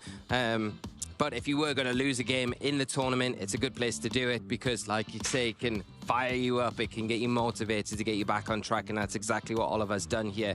And look at the array of Pokemon that Oliver has to have faced it off against as well. Look, the Excadrill and Tyranitar, that... Yeah, and the Murkrow as well in round 3, so another prankster Pokemon that can cause you all sorts of issues alongside. It's very similar in a lot of ways to the Sableye and what it can do. Obviously different tools at its disposal, but a lot of the same sort of Pokemon that, in a variety sense, that Fabian had to face down as well. There's just a mixture of things that Oliver has had to overcome with their team. Yes, Oliver also had to face quite a wide variety of teams in his tournament run. I can also see a little Hisuian Arcanine there. That's a Pokemon we haven't seen quite commonly in Regulation H because, of course, Incineroar is there, and if you want a bulky fire type, most players do turn to Incineroar, but sometimes that Arcanine with the access to extreme speed could be an option, but just goes to show the experience of Oliver with this very, mostly standard team, but the little Sableye there just causing a lot of cheeky disruptions. And I think one of the advantages then of using a slightly lesser known Pokemon is your opponent doesn't know what they're up against, and you can see Oliver just not dropping a single game today, just going so well, facing off against also, again, another Hisuian Arcanine up Davide Carrera. Yeah, I mean, when you look at the run-in he's had in Phase 2 of the tournament, the last few rounds of Swiss, I mean, just an incredible way to kind of solidify your place in this top cut, really there with the talented players that we've been able to get through, David Carrera, Fabian and Victor. We've had basically Fabian and Victor already on the broadcast, seen how strong they are as players, but Oliver being able to overcome those. And you could say as well with the team, you've got the big kind of emphasis on the team. Looks like it's coming from the Annihilate, the Blood Moon Ursaluna, and possibly even the Dragonite that has the option to be that offensive attacker and supporter as well at the same time. But you've got lots of heavy support. The Rillaboom there being a heavy support option, the Mousehold, of course, and then that Sableye being the premier supporter of everything that we're going to see. So Oliver having an absolutely legendary run today. Phase 2 of a regional is typically the harder day because you've got all the players who have advanced to the next round with an X2 record, and this is a really high level of play, and the fact that Oliver didn't lose against any of these players just goes to show how strong of a player he is, and what an absolute amazing match he will be able to give us if we do see him on stream. Yeah, and I mean, you can't really understate as well the fact of, you've had that momentum day one, you had a really good finish, but you had a break in between that Phase 1 and Phase 2 of the tournament. You went away from the venue to come back this morning, but continuing in such strong fashion, it's testament to Oliver as a player, and we've seen time and time again previously how strong Oliver is, getting to finals, doing very well, claiming titles as well, and always being a very mainstay at the World Championships representing Europe. We all know that if Oliver's in a tournament, he is capable of making that really deep run, such a consistent player. There's so many other really consistent players as well, and we featured them on stream this past weekend. Just, Victor Jimenez, really well played, and I'm going to have to take a sneaky look at all the players that did. Help yourself, sorry. Yeah. Have a look. But so many, it's just, I am so excited. Whatever match we feature next, it's going to be absolutely phenomenal. And it's one of the really fun things about Phase 2 is that as the rounds progress, the more exciting the games get because the skill level just builds up even higher and the tension builds up even higher as well because the stakes are so high, there is no room for mistakes. Players cannot lose or they will be knocked out of the tournament. Yeah, and I think the contrast between the Phase 1 and the Phase 2 of the tournament is yesterday we saw a lot of Annihilate and Mousehold. That was a common mainstay throughout the day, and the players that were running it were winning on the broadcast. Today we haven't seen as much of it. We've seen a little bit more variety, and maybe that is the fact that a lot of the top trainers in this tournament have better answers than we had yesterday, which is why they're at the top of the pack.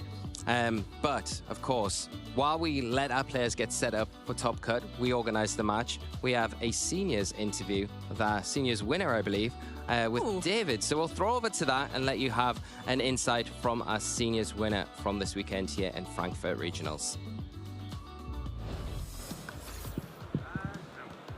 We're here at the Frankfurt Regional Championships where I have the opportunity to interview the senior champion, Matteo, who has kindly said that he is going to share a lot with us about his team and his win. Matteo, first of all, how are you feeling after winning the regional? Feeling really good. I didn't really expect it. After my round 4, I was 2-2, and I thought I'm not gonna get that far, but I ended up winning the whole thing. So it's a surprise for me, but I'm very happy. Yeah, you must be very happy. I mean, what sort of other accomplishments have you had up until this point? I've had my breakout performance top 4 at the 2025 European International, and I've had a few top 8s at regionals here and there.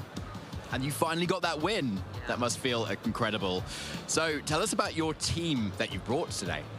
My team is largely inspired by the team my friend Michal, also known as Nerit, used to get top 8 at the 2024 Gdansk Regional Championships and in the Masters Division, and is also using it at this regional as well. He's been doing really well, and the team is also really good.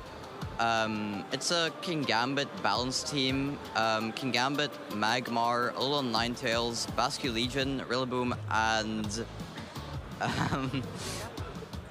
the Sneasler. Of Sneasler, of course, in Regulation Set H, right? Did you play it last season as well, when we had that same rule set? No, last season I wasn't really a Sneasler enjoyer.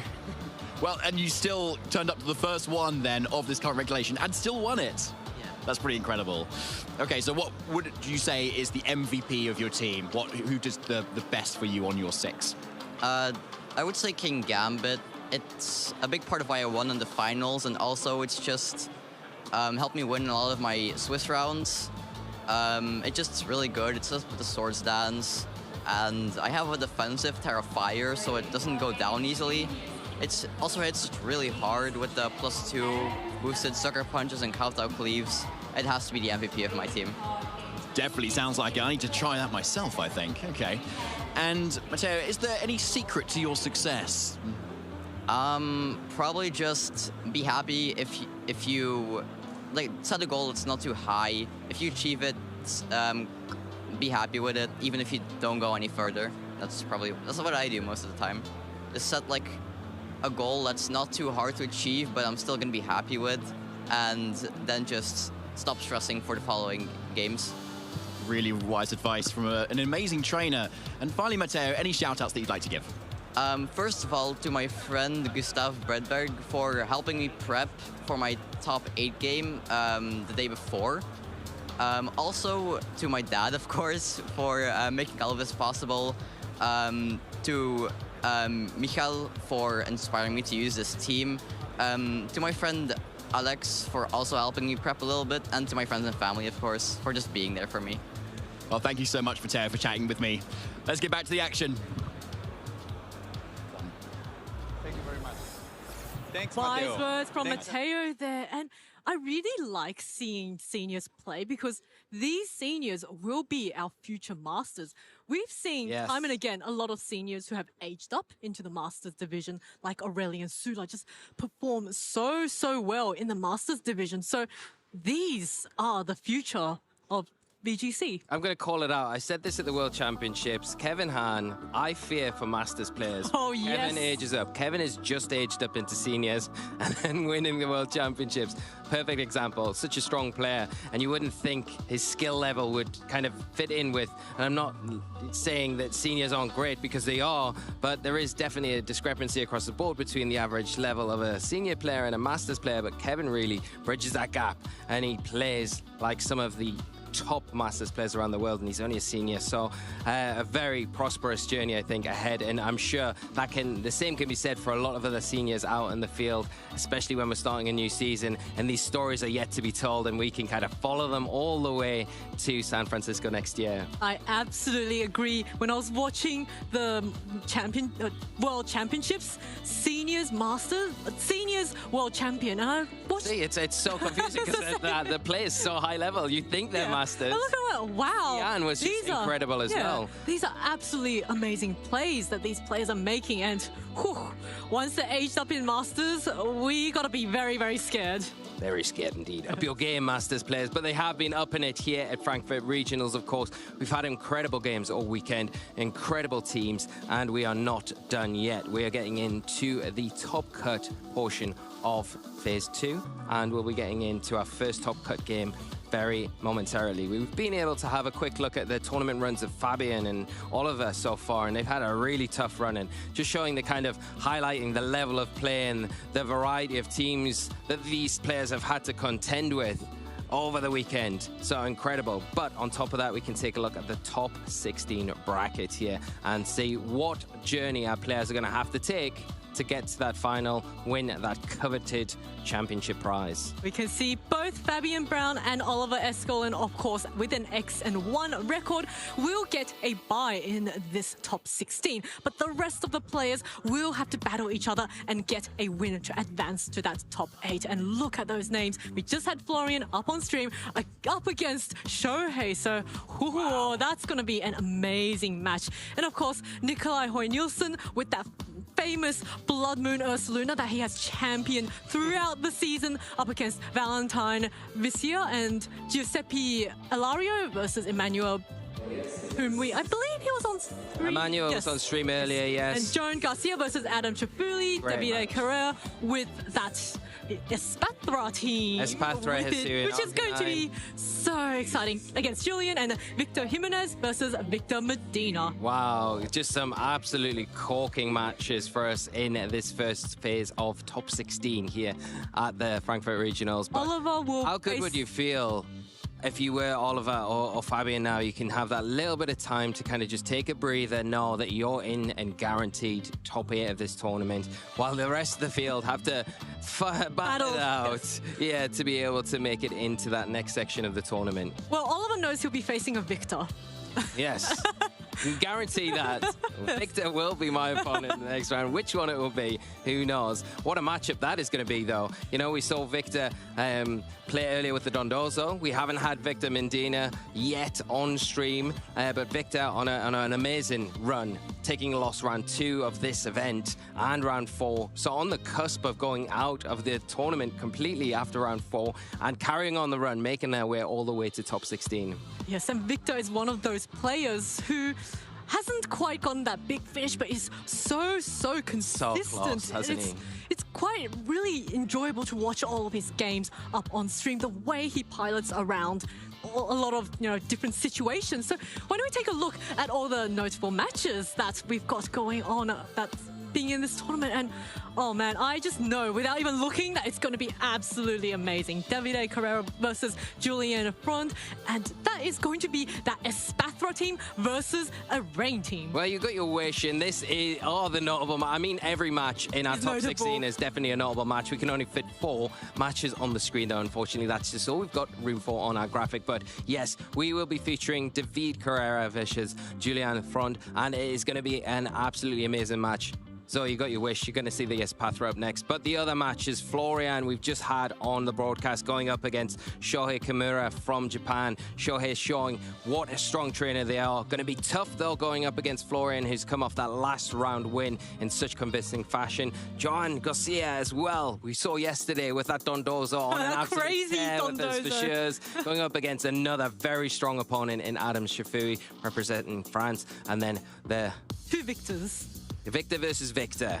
Who will come out on top? We know Victor will. Yes, I can guarantee that. It's really interesting also to see Shohei piloting one of the few remaining Malsape teams we have in this tournament. Malsape was just very dominant throughout yesterday's stream games, but today didn't have quite a strong conversion rate into that phase 2, but Shohei still championing that. And if there's any player I do not want to face who's piloting Malsape, I think it'll be Shohei. That is going to be an absolutely terrifying matchup. Yeah, and we saw the adaptation with how well Shohei changed up the strategy in that game, losing game 1, against that flying terrestrialized. Oh, I remember, +2. And it was a very dominating one-sided game, but then adapting their game plan, knowing, okay, I'm identifying what I can do to get around this threat and doing it so well and executing it perfectly in games 2 and 3. So that's the experience that Shohei has got. Going to be hard for Florian, but of course we can't concentrate on that game because that's not what we're featuring. We have got another absolute corking game with 2 phenomenal trainers here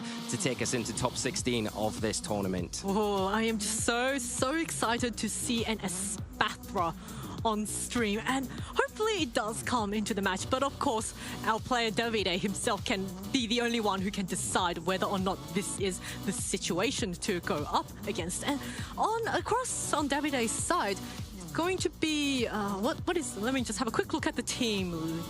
We haven't got the teams just yet. Oh, okay. We'll get into the teams in a minute. But I mean, David Carrera is one of those players that is, you know, very familiar with this setting, has had phenomenal results in the past. We'll be able to go over the exact details of those accolades in a moment, but the players are just setting up, warming up, getting ready for this top 16, and like we've already mentioned, this is it. This is everything on the line for our players. You can't make any mistakes at this point of the tournament because it is all on the line, and both players so close, hands away from picking up one of those medals. So you want to give it your all at this stage, and I'm sure both our trainers will. A win puts them one step closer into that top 8, which means one less game to play before they can get their hands on that shiny champion medal. And this is going to be such a phenomenal matchup.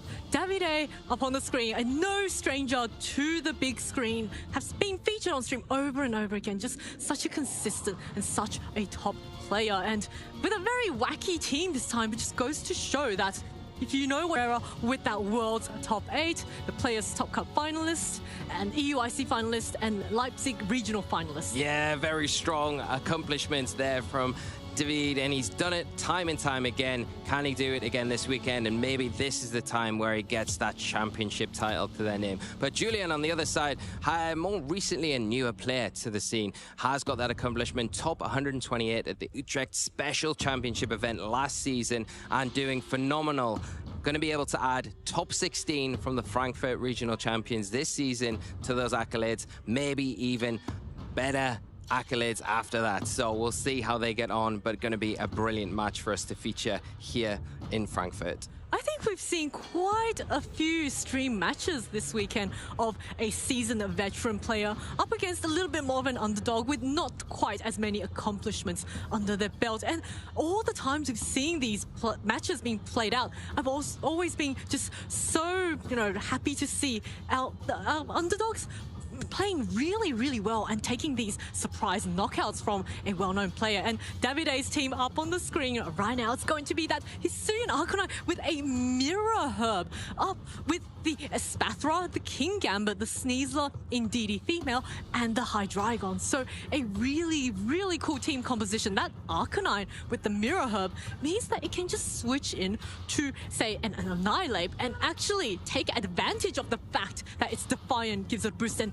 suddenly Arcanine is also the one with a +2 attack boost. Yeah, that's the nice thing, whereas you do intimidate the opponent. They get the attack boost to +1, but you get the +2 because you get that boost. Precisely. With the Mirror Herb, a really useful item. We've seen it in very early formats in the Scarlet and Violet era, but not so much recently. But like you say, the Espathra, that combination with the Indeedee there with the Psychic Train to be able to set that up and then have those big, powerful attacks. Expanding Force, the Lumina Crash, and boosted by that Life Orb. Very scary, opposing Pokemon to take on for Julian. But we can take a look at the overview of the team here. Julian will be playing the Incineroar, the Goldingo, Pelipper, Sneasler, Orcaladon, and the Rillaboom. Ooh, a really nice balanced rain team. There is no Basculegion on this rain team, but it's replaced by that Sneasler, which is also a really powerful Pokemon. It does have the Grassy Seed and the Emburden, so once it switches in with the Rillaboom, it's going to proc that Grassy Seed and be really fast. Yeah, and interestingly enough, that Sneasler does have a Dark Terror typing, so it's going to be really useful if you want to commit the Terrestrialization on that Pokemon to sit in front of those big psychic threats like the Espathra and the Indeedee. They're not really going to have a way to get around and hit that Pokemon for super effective damage. The Espathra does have a way in the Dazzling Gleam, but you kind of then split the decision there for the Espathra. What do you click into with suspecting maybe super effective psychic attack going into a potential terrestrialized dog Pokemon, or do you go for the Dazzling Gleam for that consistent damage, whichever way the Sneasler glows? But of course, the Dazzling Gleam not very effective into that poison type. It is going to hit for neutral damage. So some questions to ask yourself. Maybe both players want to just feel out game one. We'll have to wait and see as we get into this top 16 here at the Frankfurt Regional Championships between David Carrera and Julian Frond. And we are going to start David going with the Indeedee and the Espathra straight out the gates, and Julian leading with the Sneasler and that Orchaladon. Oh, immediately immediately the Psychic Terrain is active. So this Espathra is quite free to start going for those expanding forces. Now, the Archaladon being Steel type is going to resist the Psychic type attacks, but also to take neutral damage from the Fairy type. But looks like the Archaladon doesn't want to stay in at all, and it's going to be the Rillaboom switching in, overriding the Psychic Terrain immediately. Yeah, really nice play here to keep control of the terrains. Bit like a weather war, the terrain war is something that you're going to have to try and keep on top of throughout. Julian doing that very well early on in this game, activating that Grassy Seed, getting a nice defense boost to that Sneasler, as well as activating that Unburden ability, giving it a bit of an advantage against the Espathra before those speed boosts interact. And following up with that, we see a Dark Terrestrialization. It is not one to entertain those Psychic type threats and put on a lot of pressure early on. Indeed, making itself the center of attention with that Follow Me, keeping its partners safe, and it's going to have to take a Terra Dark boosted Throat Chop for all of its troubles, and is not enough to get the knockout. Indeed, he hangs on with 19 HP and chips away at the Sneasler with that Rocky Helmet. In the Espathra, however, called that Terra Dark and went for the Dazzling Gleam and knocks down the Sneasler to quite low health. Yeah, that's a nice catch there from David. He doesn't want to really take the risk of locking in with those Psychic type attacks because of the threat of the Rillaboom switching in. You might then lose the benefit of that expanding force and also the threat of the Dark Terrestrialization on the Sneasler. If that does happen, you're getting nothing. So the consistent damage there was always going to be the Dazzling Gleam, catching that Sneasler really nicely. David taking a lot of damage with the Ndidi, but it is there to do that. You're protecting the Espathra throughout this match, and that Sneasel now under a little bit of pressure, but it has got the support of the Rillaboom, it has got the fake out that can come into the Espathra, and now the Psychic Terrain's not in effect. You can enable that a little bit better going into this next turn, so the Sneasler can try and get a knockout onto that Ndidi, which will be all important, or whatever switches in as it is leaving the field. David recalls that Ndidi for the Hydreigon, so a really nice switch in. It means that the Ndidi is preserved in the back, ready to switch in again and override the terrain. Espathra just wanting to keep itself safe for this turn. Oh, the close combat! Is it the Hydreigon? It's a one-hit knockout, and the Hydreigon goes down, which means David is down one Pokemon so early in this game one, and he will be forced to bring out another Pokemon. That is a huge call here. We said what a great call David did with that Dazzling Gleam turn one to catch the Dark Terrestrialization, well, flipping the tables right around. Julian calling that Ndidi, well, it will go down if it stays on the field to a close combat, but if that Hydreigon comes out suspecting a Throat Chop, because it's going to resist that, well, I'm going to catch it with a close combat. Exactly what happens, taking a huge threat down from David's side of the field, and now Julian looking in a really strong position. I agree, and David, he's got that very chipped Ndidi. Yes, he does get the Psychic Terrain back in his favor, but now this Assault Vest Rillaboom it's not really going to be knocked out. If David goes for the Expanding Force, that will do quite a bit of damage to the Rillaboom, but then the Sneasler is unaffected, so a bit of a tricky situation for David here. Yeah, and it does have to protect the Sneasler, so there is room for you to maybe protect the Sneasler this turn, keep it out of harm's way, switch the Rillaboom out, so then you can switch it in the next turn, get rid of that Psychic Terrain, because I think you want to try and keep the terrain control as best as possible. No switches, though, coming just yet. We might see a U-turn, though. That might be the option for the Rillaboom to switch things up. No, protects the it's just the Throat Chop, and it will be enough to take down that Ndidi.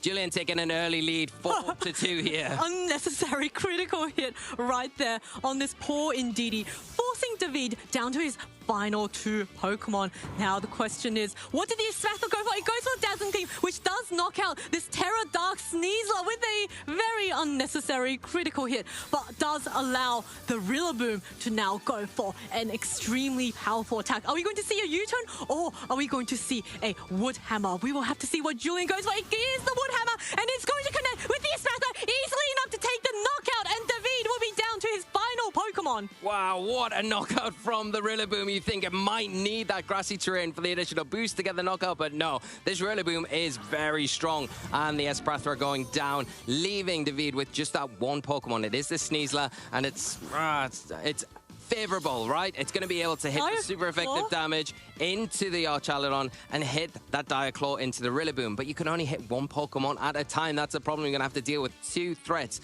from the opposite side of the field, and Julian still has one Pokemon in the back, which is going to be revealed right now as that Rillaboom is preserved, and Incineroar dropping out, and it will drop an all-important Intimidate to lower that big attack stat from the Sneasler. Yes, Sneasler in a bit of a tricky situation, does go for the Diaclaw, which is a critical hit onto the Zero, gets the paralysis, but leaves the Archaludon wide open to go for an attack. It's just going to be an electro shot outside of the ring. So this thing is a power herb Archaludon, so it will immediately get recharged and allow it to get a super powerful attack off onto this Sneasler. So +1 electro shot is not enough to get the knockout just yet, but Sneasler just in a really poor situation here. Yeah, and because of that, we see the forfeit there, but you can see the value of that Psychic Seed. Some really good information for Julian from the Sneasler there, taking that boosted Electro Shot very comfortably. So something to think about going into Game 2. What a well-executed game plan there from Julian. A lot of good information that Julian was able to gain from that final turn, knowing how much damage his Archaludon with that +1 special attack was able to do. So now, Lee, if you were David, how would you adjust to this? I think the Sneasler is a bit, it's very difficult to deal with. And yes, you've got the Espathra, you've got the Dazzling Gleam. You can kind of chip away at it, but that's the point. You're chipping away at it. You're not removing it quick enough. And I think with a Pokemon like Sneasler, you need to remove it as fast as possible from the field. The problem for David was he was a bit unfortunate, got caught with that close combat. All credit to Julian for going for the close combat into the oncoming Hydreigon, because then that Pokemon isn't an issue at all. I think if you get a bit more value out of your Hydreigon, that is a Pokemon of choice for this matchup, then things will shift a little bit more. Do we see something like the Kingambit? That could come and play a part, but I think you're going to have to deal with that Sneasler first, because as long as that Sneasler's in effect, you're not going to have a good time against it. But adjustments are going to be needed. It's not going to be easy. Getting more value out of some of those big hitters is key for David in this Game 2. Game 2 is ready, and it is going to be once again the Indeedee and Espathra up against this Archaludon and Sneasler. So a little bit of a switch up here. Yeah, there is. And the Sneasler now, I think there is always the option. You went for that Dark Terror type turn 1 if you're Julian. Do you have to commit to a turn 2? Because is realistically David going to click those psychic moves? But I feel like if you don't go for it, you will get punished to the point where you're going to lose your Sneasler. It's just not worth not committing that Dark Terrestrialization. You can get that good damage onto the Indeedee as well. And the Archaludon at the same time is in a position, if it stays on the field, it can help chip away at the Indeedee. Or you've got that similar play where you can get rid of that Psychic Terrain very quickly by just switching in your Rillaboom, and we know it's not really threatened by anything once that Psychic Terrain is not in effect any longer. So it's because it's the exact same leads from that previous game. The question is, will the players make a change? And it does look like it's going to be a bit of a switch up. Indeedee switching out for the Hisuian Arcanine. So a fantastic adjustment from David there, getting that -1 attack onto the Sneasler and making sure its attacks will be doing less damage. And it looks like a turn 1 Terrestrialization will be coming out once again onto this Sneasler. So it will be Terra Dark. And it'll be interesting to see if this Sneasler now, it is -1 after the Intimidate, but will that boosted Terrestrialized Throat Chop into the Espathra be enough? Here we go. Follow me. We have to see the Throat Chop comes and it's enough to get the one-hit knockout on this Espathra. Espathra goes down, and David has lost another Pokemon so early on. A key Pokemon as well, that's the thing. The Espathra was key to the plan, and what a play from Julian, getting it all right there. The Indeedee switching out because of the threat, the potential threat of that Rillaboom coming in, overriding the Psychic Terrain, thinking I want to stay ahead of the game, get my Indeedee in the back so I can bring it straight back in, activate that Psychic Terrain, get things going with Espathra, but no getting punished for that. The Sneasler toggling it down so smartly. Now the Sneasler coming onto the field, it is going to be able to activate that seed that it's got, but really in this situation, it's not helping so much against that Sneasler in front of it because of the physical attacks and also the body press that could be threatening that Arcanine pretty heavily this next turn. It's nice to know that at least the Archaludon cannot Terrestrialize out of that fighting type weakness. So this Sneasler on David's side hits both that Terra Dark Sneasler and the Archaludon for super effective damage. So, David is not over yet. He's still got two very strong attackers, and of course, you can't ignore the Hisuian Arcanine. That's a really powerful attacker, very different to Incineroar, which is normally a little bit bulkier. Looks like now David also going for his own Terrestrialization onto the Arcanine. So this Hisuian Arcanine will be the Terra Water type, so getting rid of that fighting type weakness. Yeah, and now you have to be careful around the Archaludon. So may indicate where you're going in the close combat, straight into that slot. Oh, not quite enough to pick up the knockout, but enough to take it right down to that sturdy ability. So it is activated on 1 HP. Now anything the Arcanine puts into that side of the field field will be enough. Can it survive this close combat? And it can! It can survive. 5 hit points left, leaving it to get an attack off and hopefully clear the field from this Archaludon as it does. Commit to that, take it down, and remove that big threat from Julian's side of the field. A double up into Archaludon. So Archaludon is now gone. But at this stage, David has two incredibly... No, the Arcanine is heavily chipped. He's got an Indeedee in the back, which doesn't have much offensive presence. So David has to be very careful now. That Sneasler is really, that Pokemon that he will have to rely on to deal a lot of damage. Yeah, and that's so true. And especially now you've got the Incineroar coming in and kind of evening the score with those Intimidates. It's going to drop an all-important one onto both of these physical attackers. So they're going to be less impactful going into this next turn. And the Arcanine is going to be heavily threatened from the opposing Sneasler because I don't feel like the Sneasler on David's side has enough in the tank to be able to remove it from the field. Although the one thing that you would say is that the close combat does threaten that dog type. So have you got room to be able to take that dog trust, that close combat? You have had a defense boost, but at the same time you've already used close combat yourself, taking a defense drop. So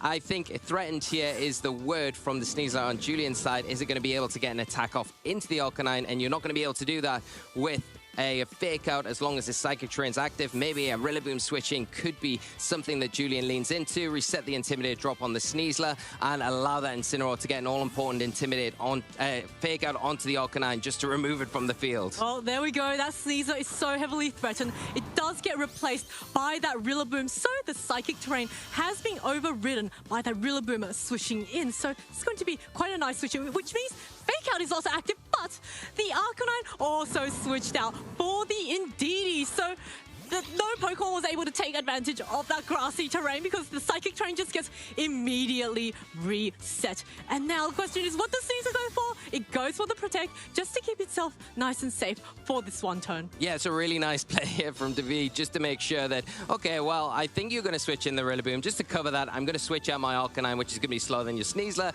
and guarantee that my Psychic Terrain's out on the field. And now I'm in a really strong position because the Sneasler threatening the close combat damage into the Incineroar and the Dire Claw threat into that Rillaboom. And all the time you've got your Indeedee on the field. It has got that lovely redirect with the Follow Me, can pull in any of those threatening attacks. More importantly, keep that Sneasler safe and sound, allowing it to get these attacks off. And we all know if Dire Claw comes out, it has this really annoying secondary effects it can activate, and this could be the difference between tying this matchup, taking us to a game 3. Otherwise, Julian might be one step closer to moving into top 16. Well, there we go. That close combat immediately on the Incineroar is not enough at that -1 attack to get the knockout, but does allow that Incineroar to survive. And now the Rillaboom goes for the high horsepower. No, a critical hit, not quite enough to get the knockout. Does a little bit of recoil damage to itself, but the Flare Blitz follow-up from this Incineroar is not enough to get the knockout on this Indeedee. Indeedee hangs on with 24 health and means that Incineroar also takes a bit of chip damage.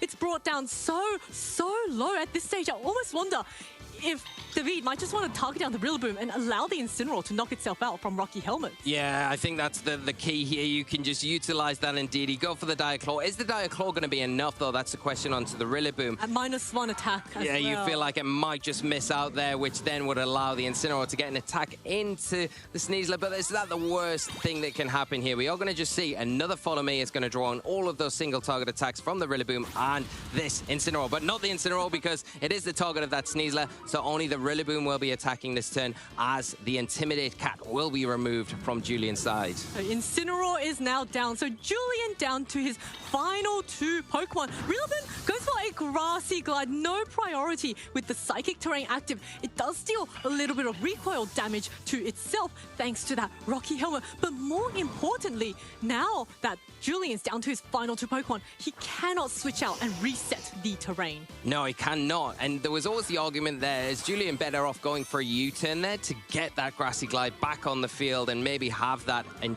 the Fake Out active? But this isn't how it's played out, of course. Now we've got to look at the board state. The Arcanine coming in, it is going to be heavily threatened from that Sneasler on the opposite side of the field. The one thing that you would say is the Arcanine doesn't have access to extreme speed, so it is going to be susceptible to anything that Sneasler throws out. And now it's had that defense drop removed. Is it still going to be threatened by the close combat from the opposing Sneasler? It's going to come down to speed ties here. Which one can hit first? The one on David's side has taken a lot of drops so maybe the right targeting into that one could be enough to pick up a knockout there, but you can't ignore the Arcanine that is threatening big damage. You know, the close combat that it's got access to, the Rock Slide, and that Flare Blitz that is heavily threatening that Rillaboom this turn. Oh, the Caesar goes for the close combat first. Is that enough? It is enough to get the one-hit knockout onto this opposing Caesar with a critical hit, which means David's Arcanine is now free to go for a Flare Blitz. But first, this Terra Dark Sneasler will be knocked out and will faint to the close combat. And now we're going to see a Flare Blitz play out, and that should easily be enough to get the knockout on Rillaboom, which means we will be going to a Game 3. Yeah, David, no one to give up easily here and doing everything they can to turn the tables, tie up the match, take us through a Game 3, and doing so in really great fashion there. It is going to come right down to the wire with which one of these players is going to progress into the top 8 here at the Frankfurt Regional Championships. And really well played there from David. I think the one thing that you would say is, okay, you lead that Espathra and the Indeedee, so you kind of force the hand of Julian to go for that Terastallization with the Sneasler, but then you know you've got your own Sneasler in the back that can come in and threaten with those close combats onto that Dark type that Sneasler's now become, and you've also got the Arcanine that can threaten all of the other support elements there as well, alongside that Intimidate.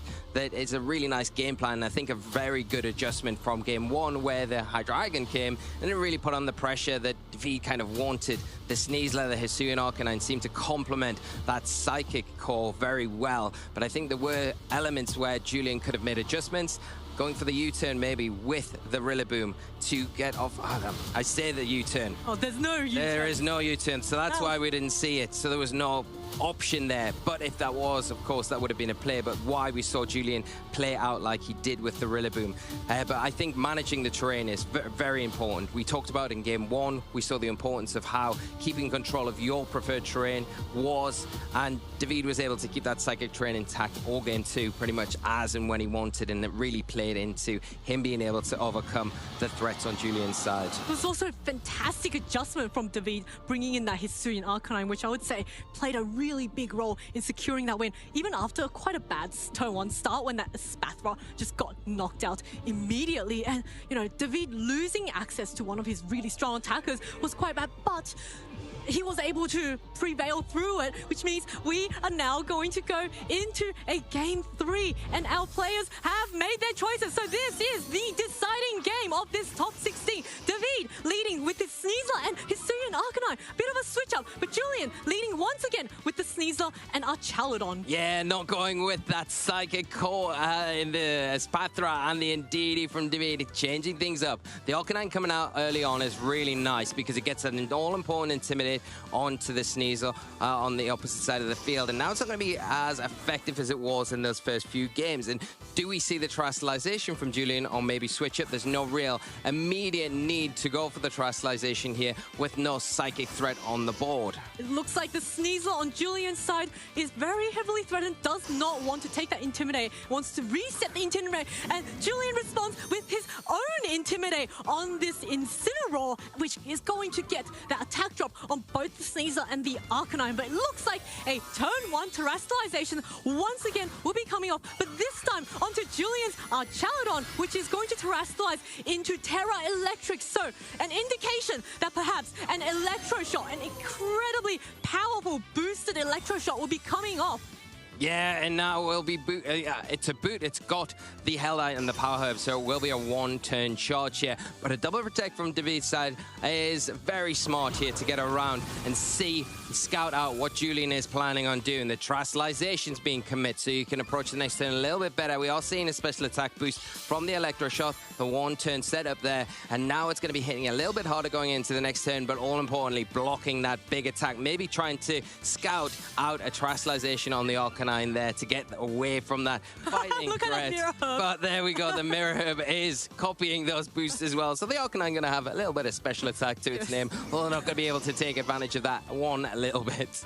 Yeah, so that was a fantastic double protect from David there, baiting out that Terra Electric and also wasting that Electro shot. So really nice turn for David. Yeah, but the one thing that's not good about the double protect is the fact that Julian's played into that and saying, if that is a possibility, I'm going to get my Incineroar onto the field. Now I've got Fake Out, so you can't really protect again safely, so I pressure them, meaning we're seeing some forces to switch out from David. Why we're seeing that Indeedee coming in is the perfect answer if you're really worried about a Fake Out coming out from that Incineroar. Well, Psychic Terrain is now active, which blocks all priority, but Julian does not fall right, but the Flare Blitz coming off onto this Archaludon is not quite enough at -1 attack, but Archaludon does respond with a Dragon Pulse that does quite a significant amount onto the Indeedee, which takes a parting shot. I think that Indeedee was very happy to take those insults from that Incineroar over there. And now Julian does get to select a Pokemon in the back, and I would guess if there was a Rillaboom there, he'd probably want to override that. Yeah, it's a nice option to bring in now. You get rid of the Psychic Terrain, you've got another Pokemon with Fake Out that can actually use it, where the Indeedee's now on the field, so it makes it a little bit more clunky for David to get around that. And this is a different Archaludon. It really doesn't, you know, it's operating a little bit differently. We don't see that stamina ability. It is relying on that +1 special attack, kind of putting a lot more emphasis on it being a bit more offensive on that special side of things, and maybe something that David's not that familiar with facing. So we are seeing that Rillaboom hit the field. It is going to get terrain up, and it is going to threaten with that Fake Out coming into this next turn. Ooh, now that the grassy terrain is the active terrain on the field, I wonder if that Indeedee might want to think about switching out just so that there is that psychic terrain later on. Arcanine, quite a nice position. It does heavily threaten the Rillaboom. Of course, the Rillaboom, as you called out earlier, could just go for a Fake Out. Yeah, you can see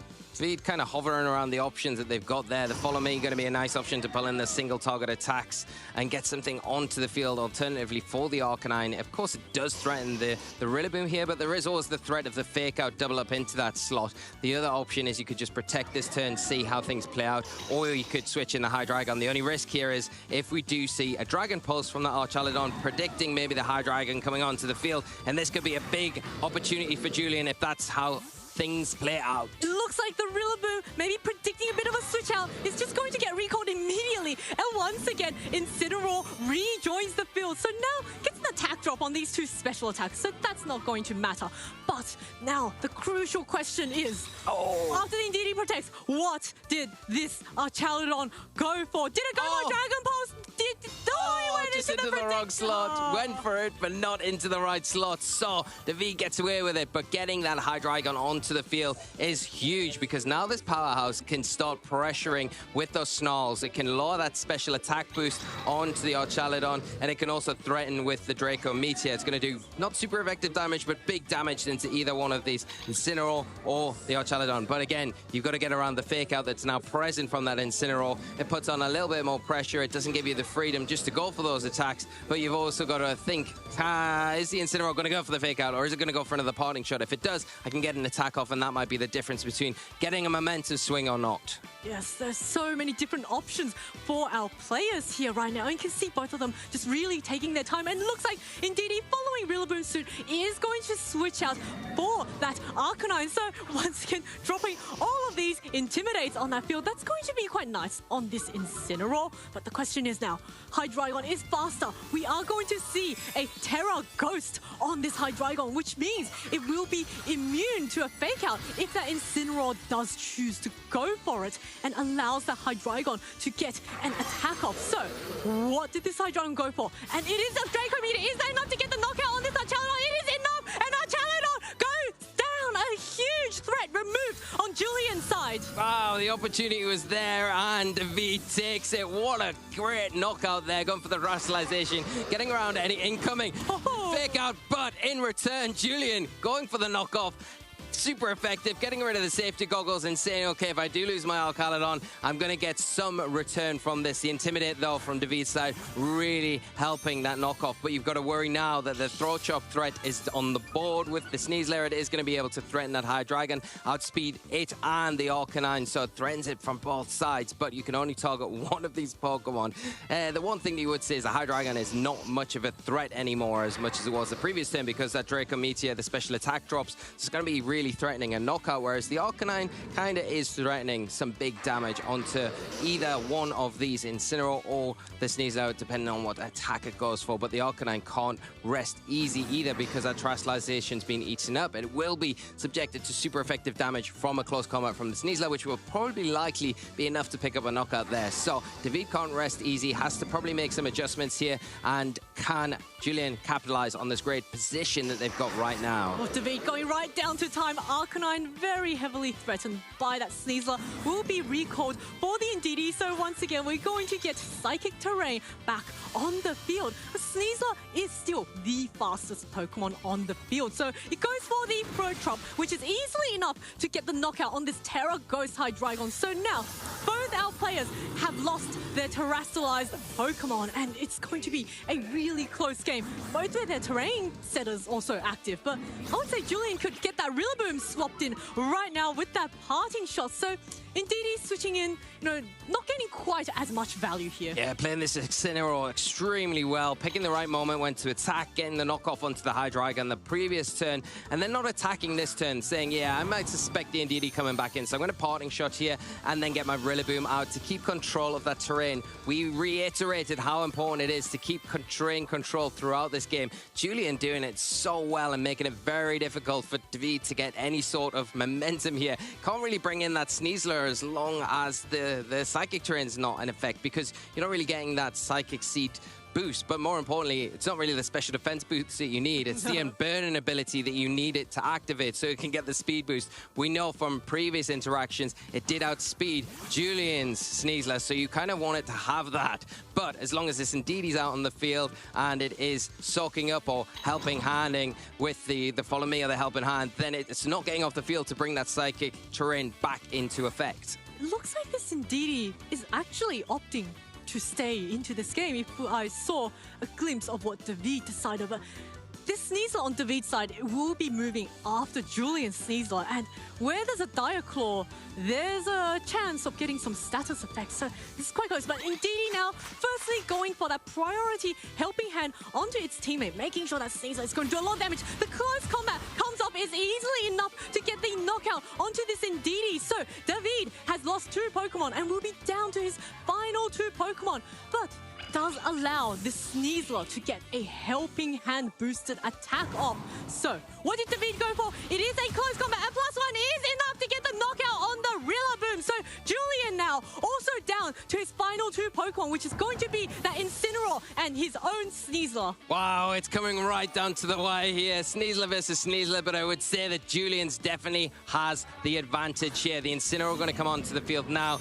More importantly, it's going to drop a big Intimidate onto the Hisuian Arcanine and the Sneasler on David's side. The Arcanine in return going to drop that Intimidate first, of course, but the one advantage that Incineroar has over that Hisuian Arcanine is the Fake Out that it can utilize this next turn. You get this Fake Out right and combine that with an attack from the Sneasler, and you could look at taking one step further into top 8, but of course, David does have the option just to double protect here and burn that Fake Out. Is there any way for Julian to take advantage of that play? I don't know, but that's a nice thing that David has in their arsenal to kind of just delay things and approach the turn after this one. Yeah, Julian doesn't really have a way to punish something like a double protect, so looks like that's what we're going to see. But Pokemon, David's Sneasler will be going for the protect, so does the Arcanine. Just a nice, safe turn to make sure that the Incineroar cannot go for that Fake Out. But now that the Fake Out's gone, we are in the same board positioning.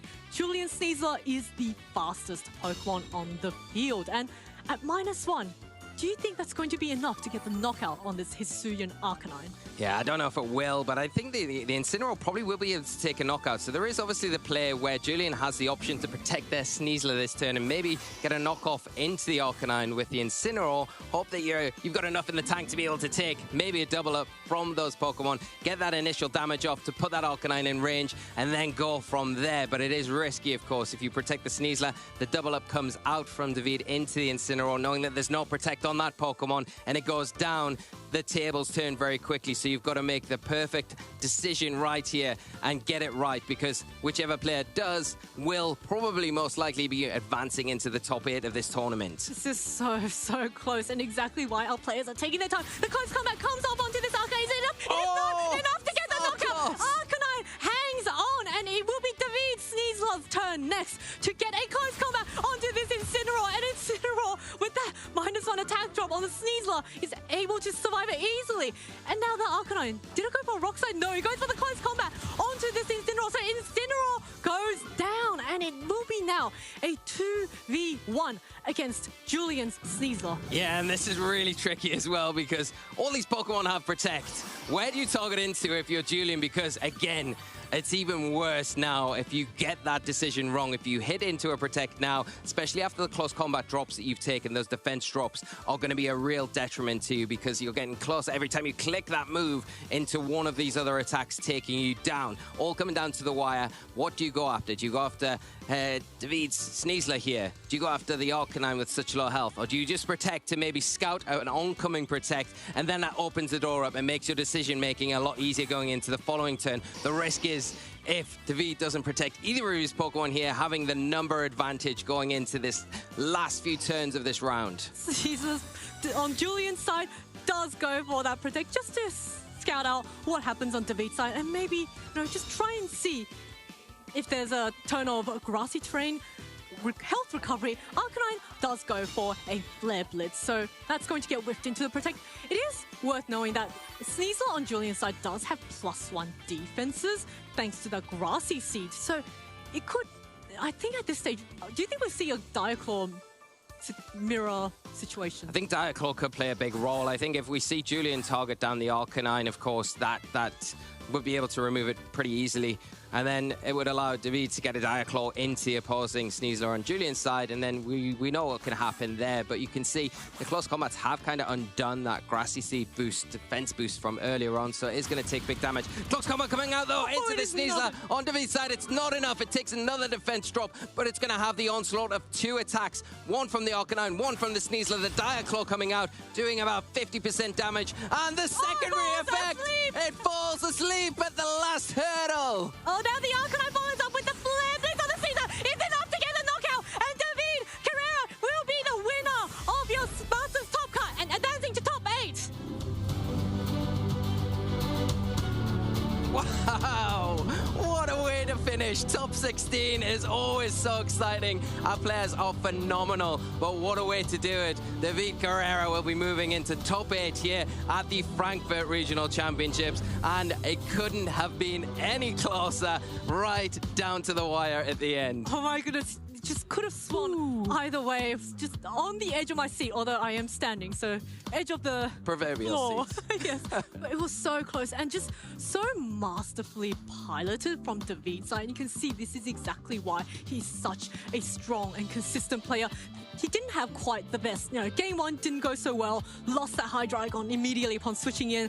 Game 2, it looked like it was almost over from turn 1 when that Espathra just went down. But he was able to navigate basically on 3 Pokemon, and then I think the same kind of feeling. You had the same feeling in Game 3 as well, where you felt like David didn't really get a hold of the game, like maybe as quite as much as they wanted, and they felt like they were like behind the whole way until that very late game when the Arcanine, the Sneasler were on the field, and you thought, okay, well, now you've forced a situation where Julian has their back against the wall, and for the first time in the match, Julian had to really get some calls right. You can see the match replays here as we get into some of the highlights. The dazzling gleam to catch the terrestrialization from the Sneasler early doors. Really good, but really didn't pay off. I mean, the Sneasler's return in Game 1 was too much, taking the game for Julian, but then we had kind of a turn of events going into Game 2. David kind of sat up and thought, okay, well, let's approach this a little bit differently, getting more value out of the Sneasler and making that adjustment.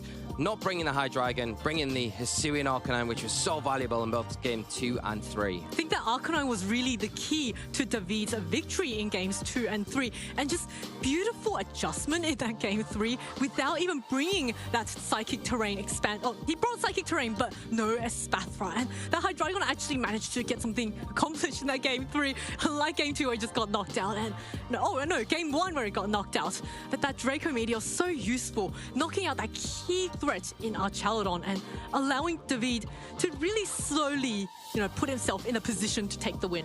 Yeah, and both trainers kind of going for the Terastallization on Pokemon they hadn't done in games 2 and 3, so really changing up their strategies there. And, Julian got a little bit of value back from the Archaladon, of course, going for the Electroshock, but then once that Hydreigon come onto the field and the timing of that Terastallization was great, getting around the potential fake-out threat because the Indeedee was kind of pinned at that point. He couldn't get anything to get around that, and of course, as well, the Hydreigon has levitated, so it's not really affected in that way by the terrain anyway, so you have to go for the Ghost Terra typing. I mean, Julian makes a nice call with the knockoff to get good damage, but the return in being able to remove the Archaladon was so big, and then that forces the Sneasler out into the field, and that being your only offensive outlet, because can you rely consistently on Rillaboom and Incineroar against what they're facing down against to be the offensive outlets that you need? Well, no, you can't. You can use them as supporting tools, but the Sneasler is the key, and once the support options had gone down, it became a lot easier for David, and he was able to do it, like you say, quite masterfully.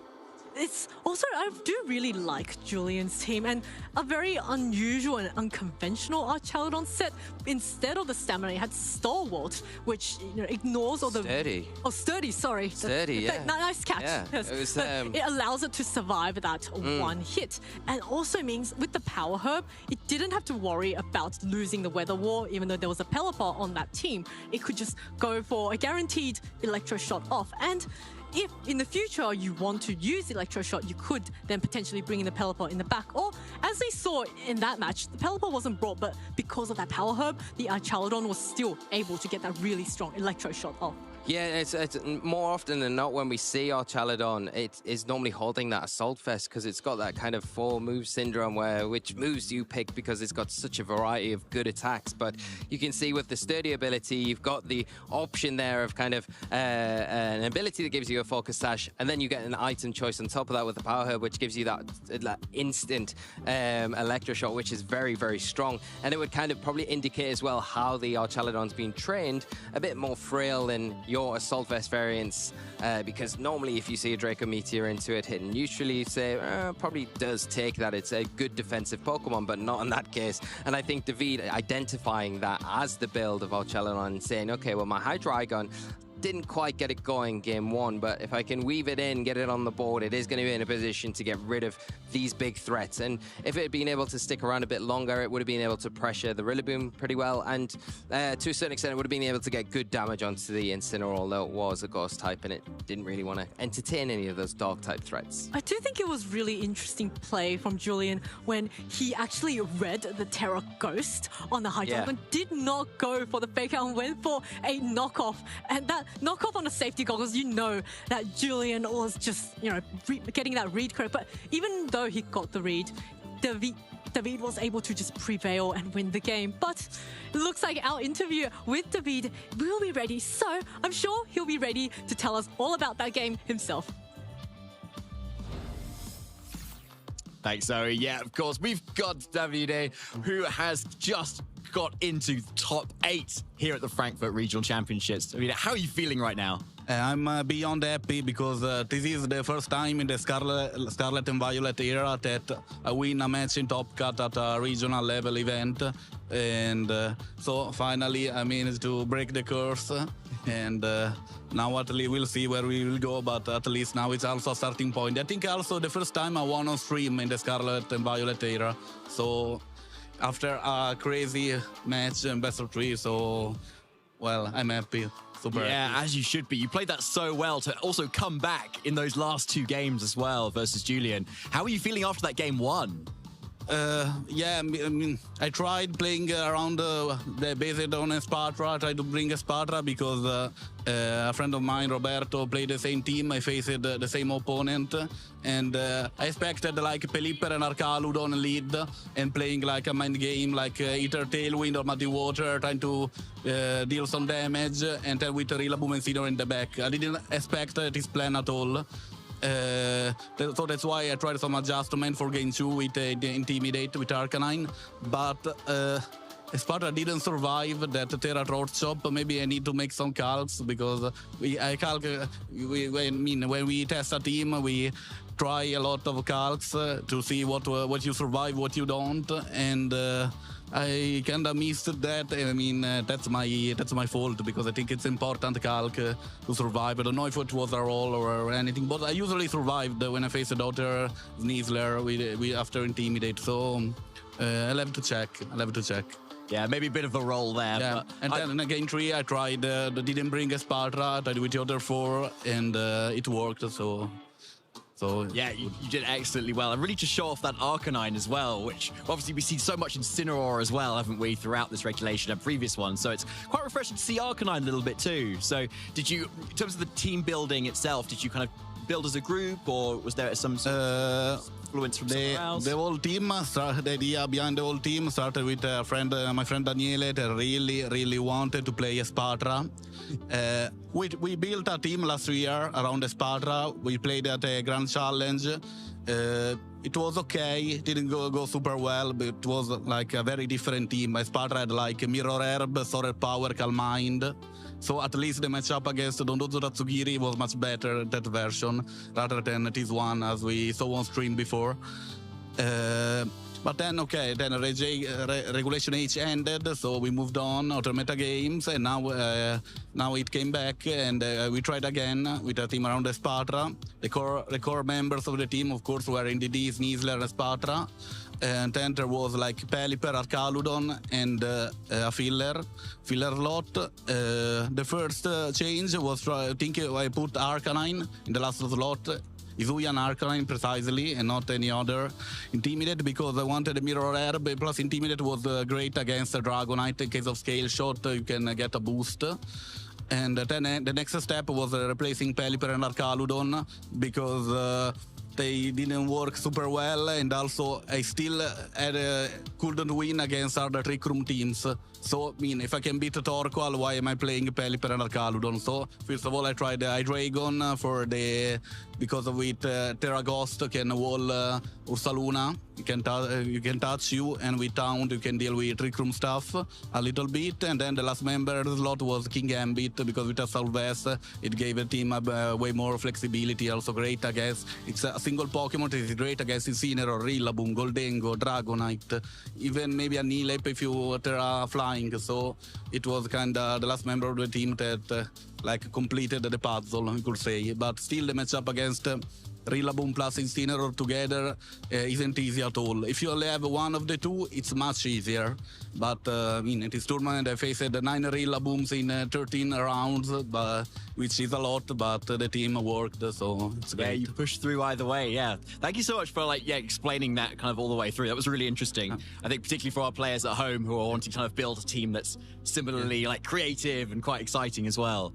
So obviously you're in top 8 now, Davide. So where do you want to finish this weekend? No, I'll see. We'll see. I'll try to go as far as possible. Fair enough. And what about your future projections for the rest of the season? What are you kind of aiming for? Well, of course, I'm trying to feel my best finish limit. So at least I'll play also like 4 or 5 more regional level events, or international. So we'll try to get them right. Yeah. Fantastic. And finally, Davide, any shout-outs you'd like to give? Oh, yeah. First of all, to the Parrots esport team that's supporting me, but also to the Sparta boys, Daniele, Davide, and Roberto. Fantastic. Davide, thank you so much for chatting with us. Thank you. Good luck in your top 8 match as well. Nada, and Marlon. we'll be shortly getting back to Vou a dormir top 8 quando match acabar esse indeed, so regional. do not go anywhere. Vai acabar o regional porque eu vou dormir.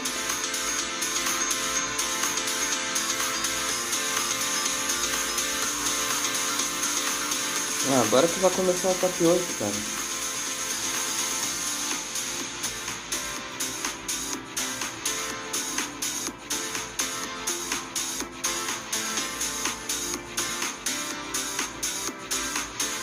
E aí, e vocês, dormiram bem? Como é que vocês estão? Bom dia desde já, um ótimo domingo a todos. Ainda eu tô ficando louco? Por quê? O que foi, Alexandre? Eu vou ver se dessa vez eu jogo com vocês, porque Ontem, depois da live, eu tive que fazer algumas coisas. Acabou que era pra eu dormir logo depois da live. Eu tive que fazer algumas coisas e só fui dormir. Era 4 horas, pra vocês terem noção. E aí eu acordei, era quase... já era 8 horas, né? Eu fiz um predict mais lindo da história. Ô, Marlon, pelo que eu tô vendo, o pessoal... I started playing Pokemon back in 2015. I had just moved to Los Angeles, and I was kind of looking for a way to make friends. Só vão ser And I figured, well, I like playing Pokemon. Maybe this would be a good way for me to meet people because I'm a little bit shy. So pra yeah, I've gente, eu been não sei playing se ever vai ser since. My distribuído, favorite não. Pokemon, without a doubt, Estão is dizendo que pode ser Dragonite. This is a Pokemon distribuído that's no been with me internacional, ever since the original Red, Blue, and Yellow. aparentemente não vai ser distribuído One pra of the gente, não. craziest comebacks in VGC history Simplesmente with Dragonite. So Dragonite I really love that Pokemon. Right now, one of my daily goals is to study Japanese. I'm moving to Japan in December, so I want to make sure that once I'm there, I know the language a good amount so that I can, like, you know, be able to Como o communicate meta não é de lendário, é lendário I restrito, really fell in love with the country, so I'm really cara, excited to be moving tá there. vindo muito. For me, definitely is Wolf is Ó, one of the people I tá look up vindo to. muito He not only is a Incineroar, fantastic player, but also a really good friend and just an amazing person. He's someone that, you know, he has all the accolades in the world, but it doesn't really get to his head. esses And I think quatro, cara, it's really cool to estão have muito someone like meta that in pelo the community visto. that is a good player, but also Eu vi que teve umas quatro.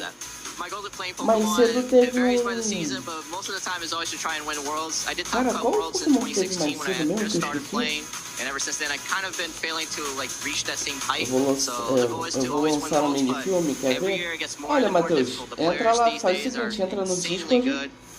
So it makes the e competition, you manda o know, link that much more lá fair, no but also makes your wins divulgação feel de much canais, more que aí depois eu vejo, beleza? Eu não vou conseguir ver em live provavelmente, mas depois eu my vejo, favorite meal because I beleza? really like having coffee. And for some reason, coffee always tastes better in the morning than it does later in the day. I don't know why. I don't know the science, but it's just the way it works. Probably New York style cheesecake.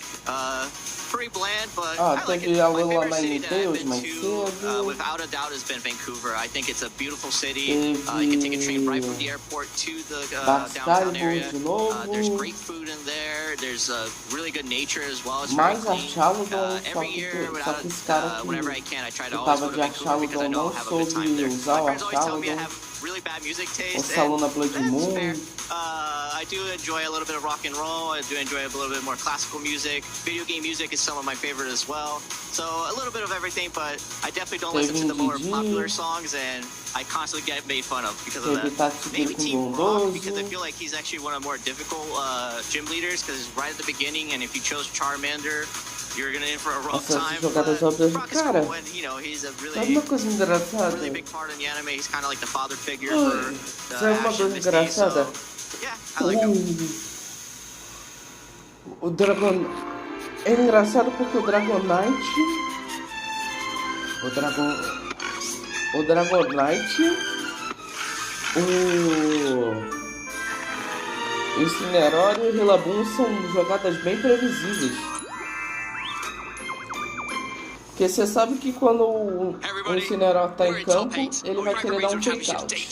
We are so excited. Fake out Finally down to just a ou few players before knockoff. we find our winner later today. Então, ele entrou a primeira vez em campo, fake out. Ele permaneceu em campo, knockoff. Dragonite, multi-shot,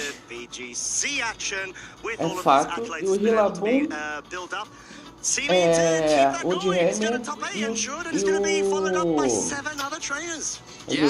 acho que é U-turn, né? Incineroar raramente é fake out pelo U-turn. Não tô dizendo o teu, mas tô dizendo a maioria. A maioria faz isso. Chat, eu já volto, rapidinho, tá? Já volto. Davide is the one that's kind of really got all the way. Yeah, and like we said, followed up by 7 other trainers. We do have a bit of a breakdown over the brackets, sort of progressing and monitoring everybody's progression in of itself. Other trainers that will be joining in, of course, Shohei Kimura versus our current undefeated trainer, Fabian Braun. Then we've got Valentine Visser versus Emanuele Briganti, which we did feature the latter earlier today, actually, if I'm not mistaken. Joan Garcia versus Davide yesterday, and Victor Medina versus Oliver Eskelin. Seems like Victor was able to, at least for this tournament, prove that he was the better Victor versus Jimenez. I swear I was looking at the pairings, and Victor Medina was 3-2 at some point on day one. He was. He must have just continued to win, just kept going. Dude, just win. It's like, oh, I can't get any more losses now. I'll just keep winning. And he just did it. Yeah, I know. It was extremely impressive in of itself, right? And that's classic Victor. It is classic Victor, honestly. Yeah. Oh, my goodness. Well, we need to decide somehow on who we're going to feature. How do we do that? I don't know. I'm not really in the mood for deciding, honestly. Are you not? We ask somebody else. Yeah. Maybe we'll ask you for that opportunity. Yeah, please do help us, you lovely folks at home, or even if in the venue, if you are so. We have got some spectacular sets upon us with a very interesting accolade of Pokemon in of themselves across all of these pairings. Fabian Brown, like we said, versus Shohei Kimura. Honestly, both these trainers absolutely up on their game in terms of form, but also innovation. Oh, yes. So we've had a lot of these trainers on the broadcast already, actually. But we haven't actually had Oliver Eskelin there with a Sableye. That could be quite an interesting pick, too. Fabian Braun, obviously, we've had on already, but seeing him again could be really amazing to see just how far he can push it with that amazing team and play of his. And then Duan Garcia as well. Obviously, the infamous set yesterday with all those Fishers as well was really interesting to see. And, yeah, again, with the same team that he was bringing to Regulation Set H tournaments last year and doing so well with as well. So, and he's still got it here. Nothing's changed. And does that mean he's going to take it all the way this time? Who knows? Who knows? He was able to get a top 4 last season. He's definitely one step away from meeting that accomplishment with this set. But so many interesting matches. Victor Medina, like we said, current, or should I say, since last season, LAIC finalist, was up against Marco Silva in what was such a dramatic final, still rocking a rain composition. And like you mentioned, David, Oliver Eskelin with his very fascinating Sableye. I'm curious to see what role it serves on that team composition. And yeah, not a Pokemon that you would expect going into this. Yeah, you definitely wouldn't. It's a really interesting Pokemon that it gets Prankster ability, which is obviously really, really useful, which we're used to seeing lots of Whimsicott on. But being a Ghost type as well means that Fake Out can't hit you. Also being Dark type, kind of like Grimmstyle, you can't be Prankster taunted from other Prankster users. It is really good. So it's really hard to stop Sableye doing what it's doing. Yeah. The main thing that probably holds it back slightly are its stats, which are not very high at all. I mean, arguably, I think its highest stats are like attack and defense, and you don't use its attack at all. No, you don't. Yeah, and we're not at the stage where we're using Mega Sableye either, so we've got to rely on all of those really sneaky support moves, of which there are a lot. Yeah, no, honestly, it's just one of those Pokemon that has the 4-move syndrome, because there's just so many great tools that you can add to it. It's one of the few Pokemon that actually get Quash alongside Prankster, which is so big. However, that move is sort of in contention with all of the Psych Terrain that's available in the current meta, so that may not necessarily be a good move at the current moment, but if you've got terrain of your own to break it, it serves a really good purpose. But then it's got access to weather setup moves, Sunny Day, it's got Rain Dance as well, and just the whole lot, really. Something else it gets in Scarlet and Violet, which you didn't used to get, is both access to Encore and Disable. Yeah! Which a lot of players, like, I find, do not see that coming. So one of the grand challenges I did last year, I was running that with Eternatus, Encore Disable, and Fire Spin Eternatus. Like, I regret it so much, because every game was taking like 20 minutes, and I used to do 45 games, and I just couldn't get through it. I wasn't winning anyway, and I would not recommend it. It was fun for like 3 games, and then I was like, oh my goodness. Self-burn much in that scenario? It probably was. It does get Will-O-Wisp as well, sorry, talking about the burn, which, oh wait, does it or does it not? Fire Spin, no. Fire Spin, no, Will-O-Wisp, sorry. Oh, sorry, Will-O-Wisp, yes, it does. Yeah, it does. So that's another potential option as well. But yeah, I think all sorts of shenanigans that Pokemon is capable of. Well, thank you for deciding, everyone. We have the results ready of our community choice for our first top 8, and it's going to be Victor Medina versus Oliver Eskelin. Thank you, chat. That is a great decision, honestly. So either of these players we've not had on yet as well, so that's a really big pick. And of course, we've been talking about Sableye as well, so phew, gamble paid off. It truly did, hyping up the little thing. But I think something to note as well, aside from the great accomplishments that they have, they are both international championship finalists across the past couple of different seasons. Oliver Eskelin in here, actually, this location back in 2022 for the European International Championships, where I believe, if I'm not mistaken, it was Sword and Shield Series 12, where we had Dynamax still in effect, and he went up against Eric Rios, and what a phenomenal finals that was. And like we said, Victor, on the other hand, coming off from last year's LAIC.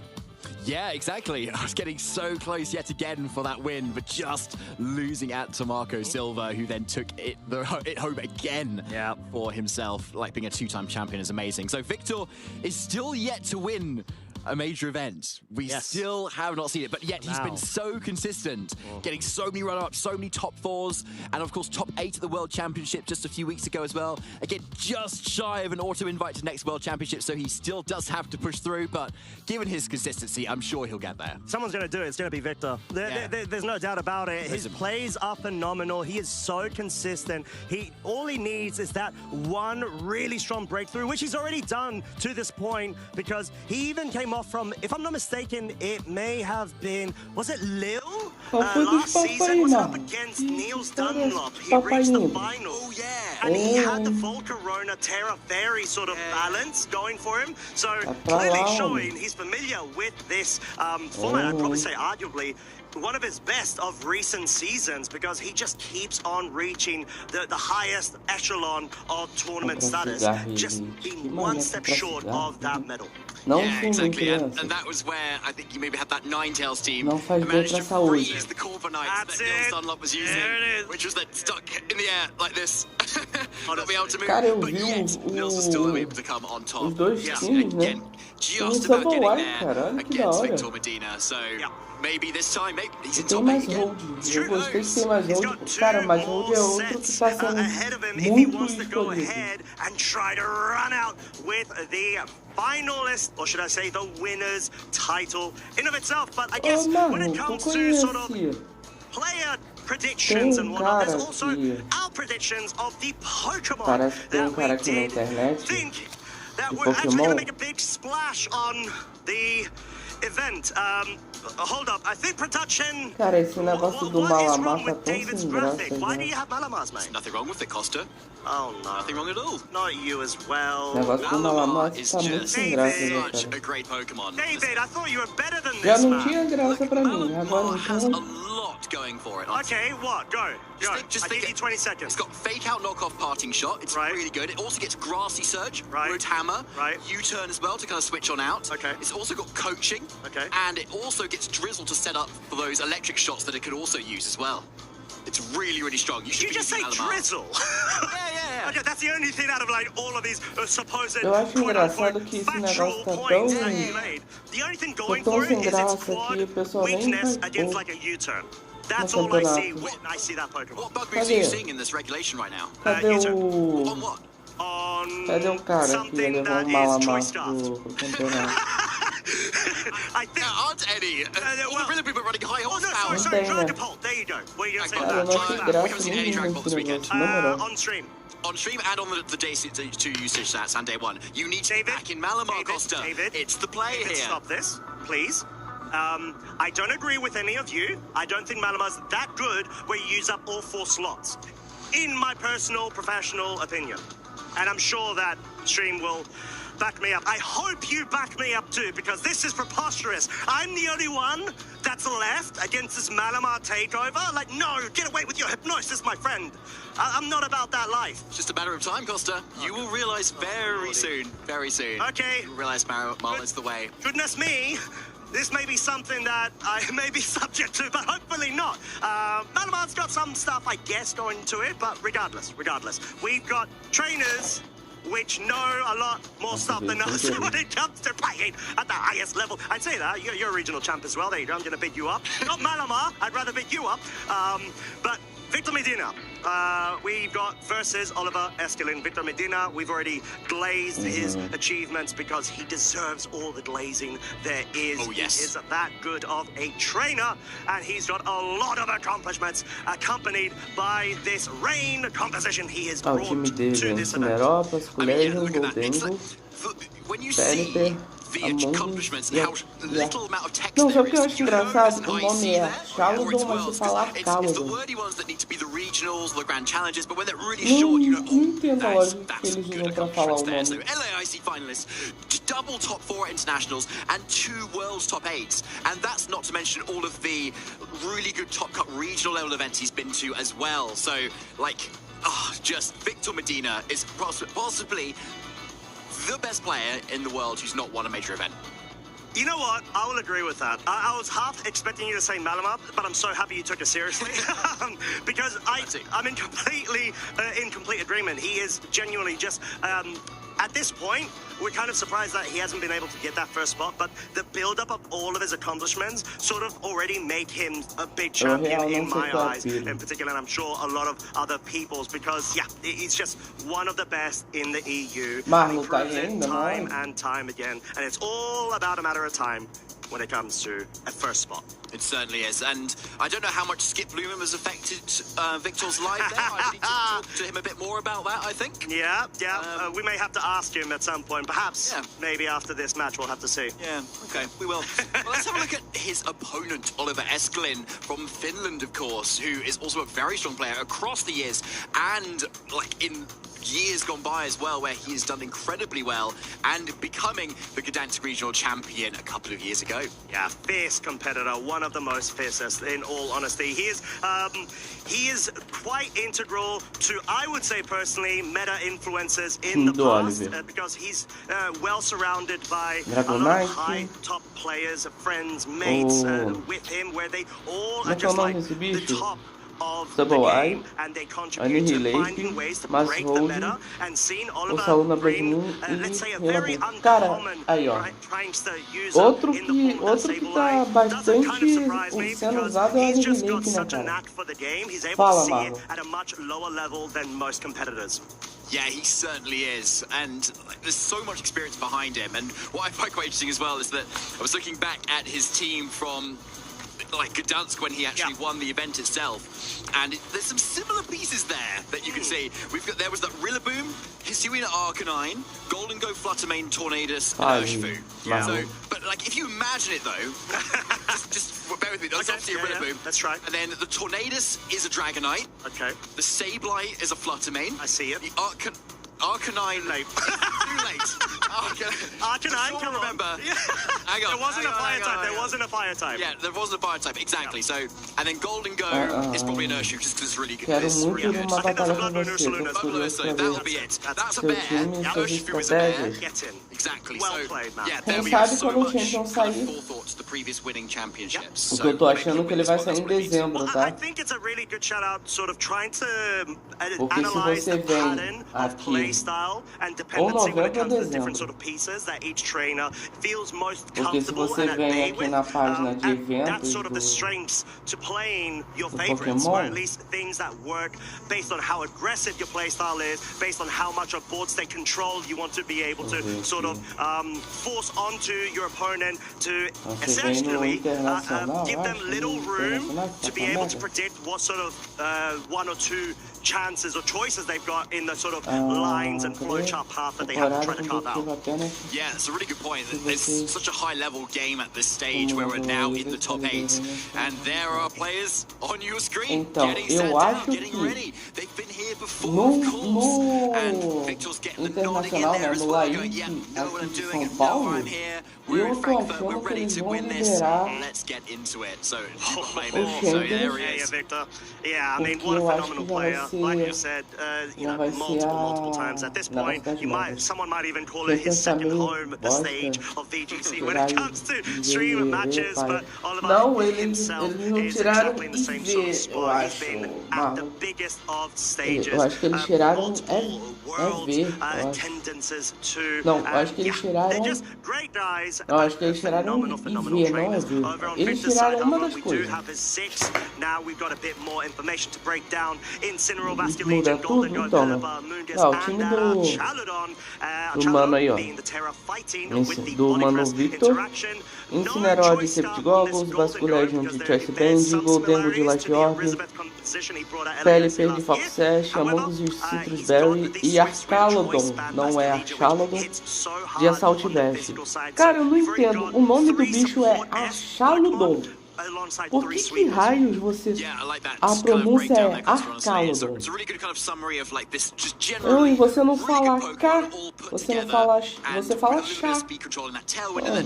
Pra que tirar? Pra ficar mais fácil pra quem não entende, mano. Entendeu?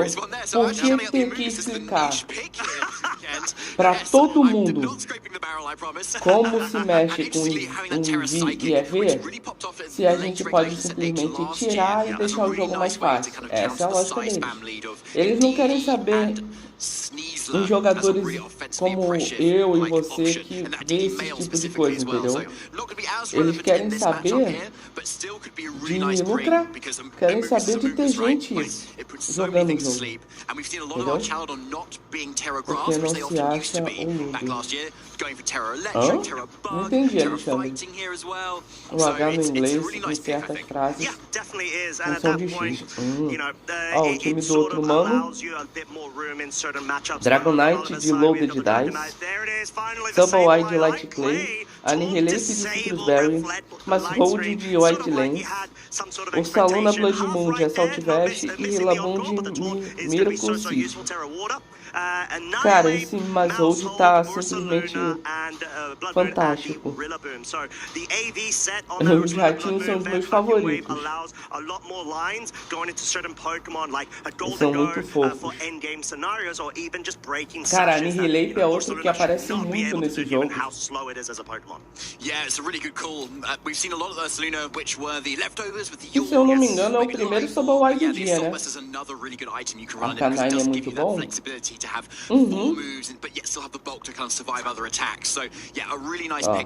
Victor Medina versus Oliver Escolin. Batalha pelo top 8, senhoras e senhores. Pokémons na tela. Vamos começar a batalha. Double Eye Annihilate, Elide, Pele e Basculation. Incineroar só com mais diversificado. Lembra, eu fiz a skin do Megumi e sobrou 16 reboots pra mim. Boa! Vê se dá pra fazer alguma coisa com esses 16 reboots. De repente guardar pra próxima.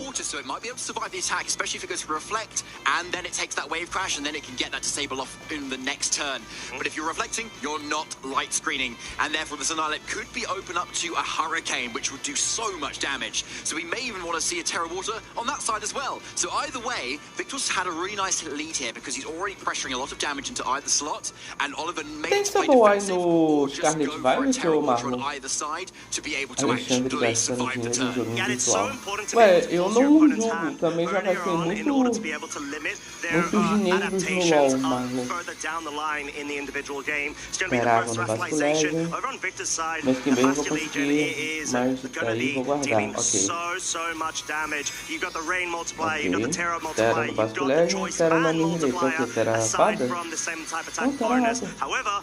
Se apareceu ali, eu tô tudo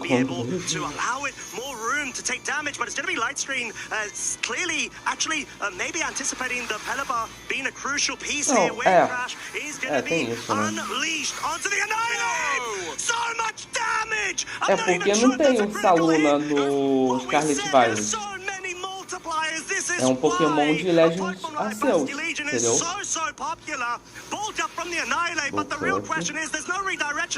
Sou contra Pay to Win. Mas não é ser Pay to Win. Eu também não sou muito fã de jogar jogos Pay to Win, mas Por exemplo, o LoL, que tem umas skins maneiras que eu gosto de comprar skins. Entendeu? Essa é a primeira vez que nós temos no jogo. Então, a primeira de muitas, Alexandre. Bem-vindo a esse mundo que nunca mais vai conseguir parar. If the disable goes into there, it's going to disable the weather ball instead. It's also got access to tailwind, etc. So Victor is in a really nice position to kind of just switch out that Basque Legion to prevent it from being disabled and maybe just go on the offensive with that Pelipper to just to ensure that Se for uma loot lootbox balanceada, tudo bem. Agora, as do LoL não dá não. O negócio lá de você tem que gastar não sei quantos mil reais para conseguir uma skin lá no LoL, eu não faço aquele não. Eu prefiro comprar skin normal. Até porque aquelas skins do... Aquelas skins lá do... de gacha, né, que eles estão chamando, nenhuma me atraiu até agora. Stopping it from doing even more. Going to the next turn here. The Nihilate has been hit twice, so that Rage Fist is boosted by quite a lot, especially with that extra attack boost. But this assim, o único passe que eu gostei, assim, passe no LoL eu não compro, eu já não compro mesmo. Mas se voltasse e se eu tivesse como comprar, o único que eu compraria era o do Faker. O do Faker é maneiro, eu gostei das skins do passe do Faker. Teve recentemente a do Uzi, né, que foi um atirador bem famoso também no LoL. Mas assim, não sei se eu gostaria sinceramente não. Eu compraria as skins separadas.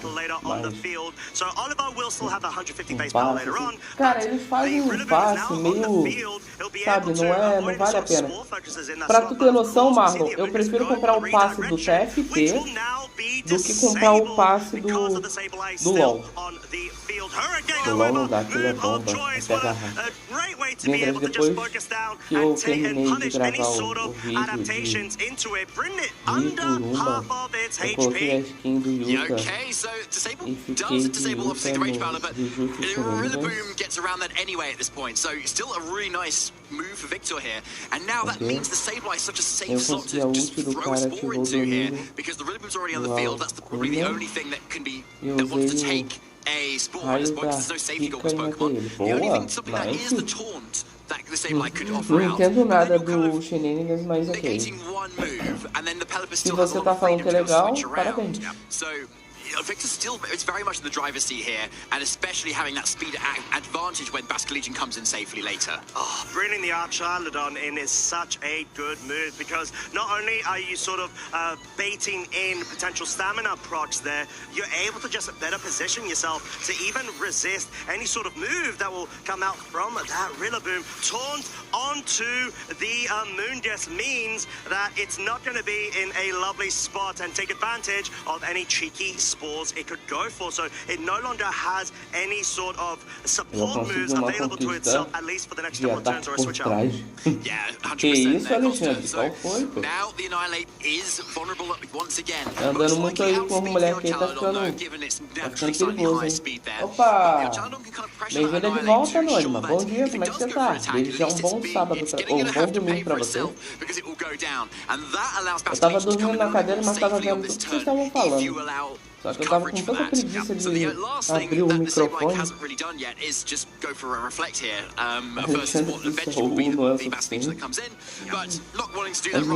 o nome da conquista tava assim. Okay, it of course does have friend guard, so it's gonna be able to try to assist the Annihilate, but esse jatinho é a coisa mais fofa do mundo, tá? Só isso. Unless the Drain Punch is able to get so much more HP back, not able to quite two-shot that Archalodon, but we're gonna have to see there is a bit of a eu acho que se passava. Mas como é que vocês estão, gente? Como é que foi o sábado de vocês? E como é que tá sendo o domingo de vocês, gente? Não, a Akira passou mais cedo. Aqui ela tava com insônia. Se pá, eu acho que ela conseguiu dormir. Launching it, picking up the KO. Annihilate unfortunately wasn't Acho able que ela to get conseguiu dormir, as porque ela much parou de damage or falar. HP recovery via the Drain Punch as it would have liked. And Oliver has been on the back foot, I would say, from the start of the match, ever since Mask Legion's move, because this is the only time Oliver has been able to finally get some sort of damage dealt onto Victor's Pokemon. Yeah, exactly. That's just about it, because Oliver knows that other than the fighting type moves from Annihilate, there's not a lot that's going to be able to hit this Archalon on Victor's end. The main last thing being Rillaboom's high horsepower. That's about it. And with a defense boost already on Archalon, it's already going to not be in range of a KO from there. Might even be in range of yet another one after a few protects and some switches. Because this Malzahn has the population bot variant. Yes, but that's exactly what you do not want. No. Versus Archalon on here, you just give it all the boosts and it doesn't do anything. So Oliver sees the writing on the wall. Victor takes game one. Yeah, and takes it in such, I'd say, a stomping fashion. The fact that Pera, foi o Victor Medina que ganhou pelo tempo? so much damage on that turn one. Eu não tava lembrando dele. Crash in the rain. You've also got the choice band multiplier on top of that. Se tu não fala, Marlon, eu não ia lembrar. Annihilate, might I add, bringing it down to, what was it, David? Like 5% Mas on e its aí, HP? gente, como é que foi o sábado de vocês e como é que tá sendo o domingo de vocês? Much of your resource already removed from yourself, and you know you weren't able to sort of bring it back with sustainability. The mouse hold doesn't even have beat up if you want to try to go immediately on the offensive with the classic mouse ape strategy. Exactly, it's a little bit of a different team here, and yet we're still brought to this matchup, which is really interesting actually, because you've got a Golden Go you've got to go up against, you've got a Basque Legion which is immune, Incineroar which you can be intimidated, and of course Archalon which can easily take it. So I don't know if Malzahn is going to maybe come to this next matchup. I think you probably want another way to be able to deal with the Archalon, namely Ursaluna. I expect Marlon, você que já foi num campeonato desse, tu tem que dar o teu nome mesmo, ou você pode criar um nome. Por exemplo, você pode se registrar como amante de Nospass, por exemplo. Ou você teve que dar teu nome, Marlon mesmo. Como é que foi? Acho que foi normal? Ok. Bom, seguindo a deixa do Marlon, o chat pegou água, não esqueçam de se hidratar. And Victor was able to absolutely capitalize, saying, okay, well, that's going to force you into another play, and if I get it right, I can run so much momentum into that game. But Victor came to ahead of us. Same leads from Oliver's side, but a bit of a change up. Eu nunca fui, eu tava aqui, eu só não tava respondendo vocês. Accompanied by the Pelipper. Como é que você tá, Lu? Ele já é um bom domingo. Eu li errado o nome da conquista. Você pode criar um nome ou usar seu nome. Fechou, então eu posso participar como Ingress. Legal. Então o Marlon mentiu pra mim? Não, nem ele sabia que eu tava aqui. Eu tava mutado só, mas eu tava ouvindo o jogo. É aquilo. Ao mesmo tempo que eu tava dormindo, quer dizer, com o olho fechado aqui na cadeira, eu tava vendo vocês no chat e tava vendo o jogo também. Só que eu tava com tanta preguiça de responder que eu só não respondi.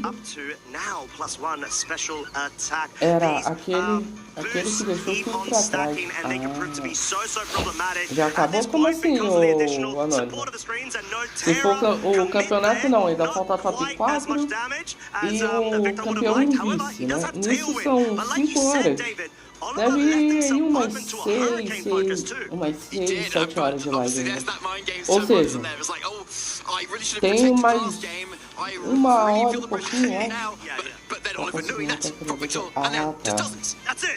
Trying to always be a step ahead of the obvious play. Now opting to go for the protect instead. This may be a great way to be able to sort of. Aí amanhã a gente começa. Eu lembrei do já acabou, Jéssica. Aí amanhã a gente começa a saga do Spiritomb. Eu espero que a gente consiga terminar em até 4 lives. Aí é pegar todos os itens. And a great play from Oliver there, actually, because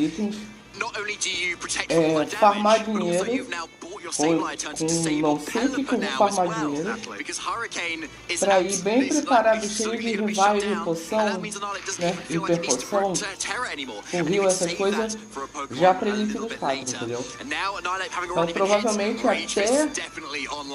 acredito que até final de setembro a gente já esteja na Elite dos 4. Especially because of both of these Pokemon trying to focus down on it. However, we've got the Mousehold being brought in, wanting to be able to bring its passive support via the availability of the Friend Guard. And it's going to be able to bolster up the defenses a bit further. With additional multipliers of the light screen, it could be quite impactful as we've got Terra, Water on the Annihilate Draco Media.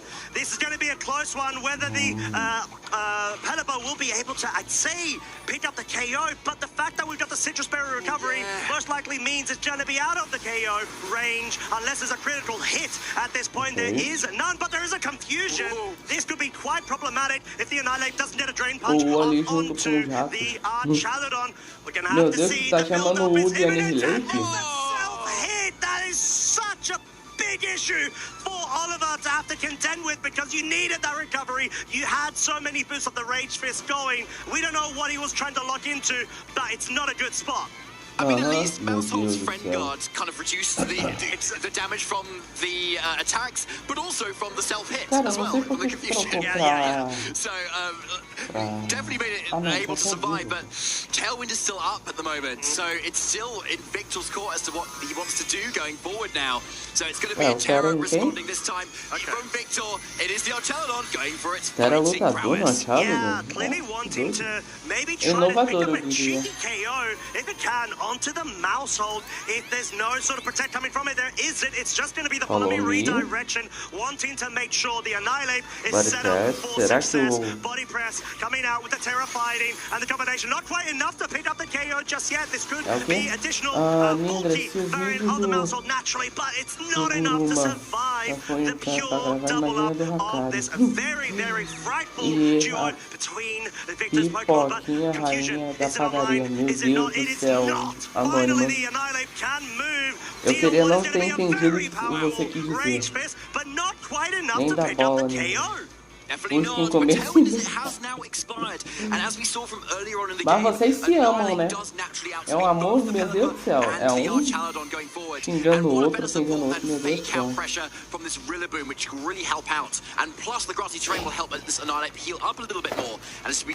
Da bizarrice que eles falam no meu chat. Alexandre tem skin pra cada ocasião, moleque. Que podre de rir.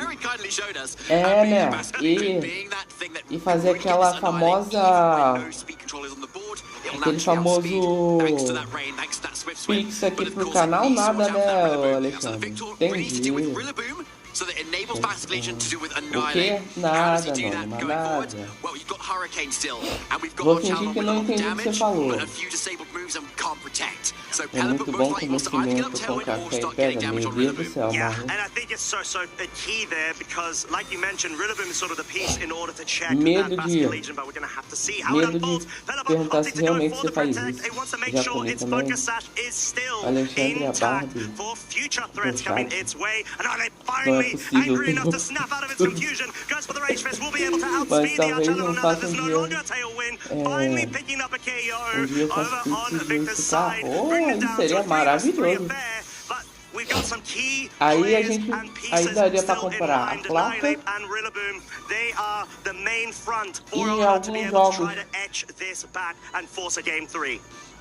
E alguns jogos aqui pro até um Switch, se pá. Eu compro a placa, eu compro o Switch 2 e ainda compro alguns jogos, olha que legal. Similarly enough to Archaludon in some ways. So with that Spore pressure and with that Rage Powder pressure to keep Pelipper safe, it's looking like still a really decent option. If you try and protect from Spore, trying to get around it, Pelipper has the opportunity to get up a Tailwind as well. So even if the rain isn't up for Basket Legion, at least the Tailwind is up instead. That can still do it too. The other thing Victor might want to try and do is stall out this grass. Lembrando, gente, que a promessa ainda tá de pé, só que assim, é praticamente impossível. Mas pra quem não lembra, se eu conseguisse, se alguém me doasse ou eu conseguisse comprar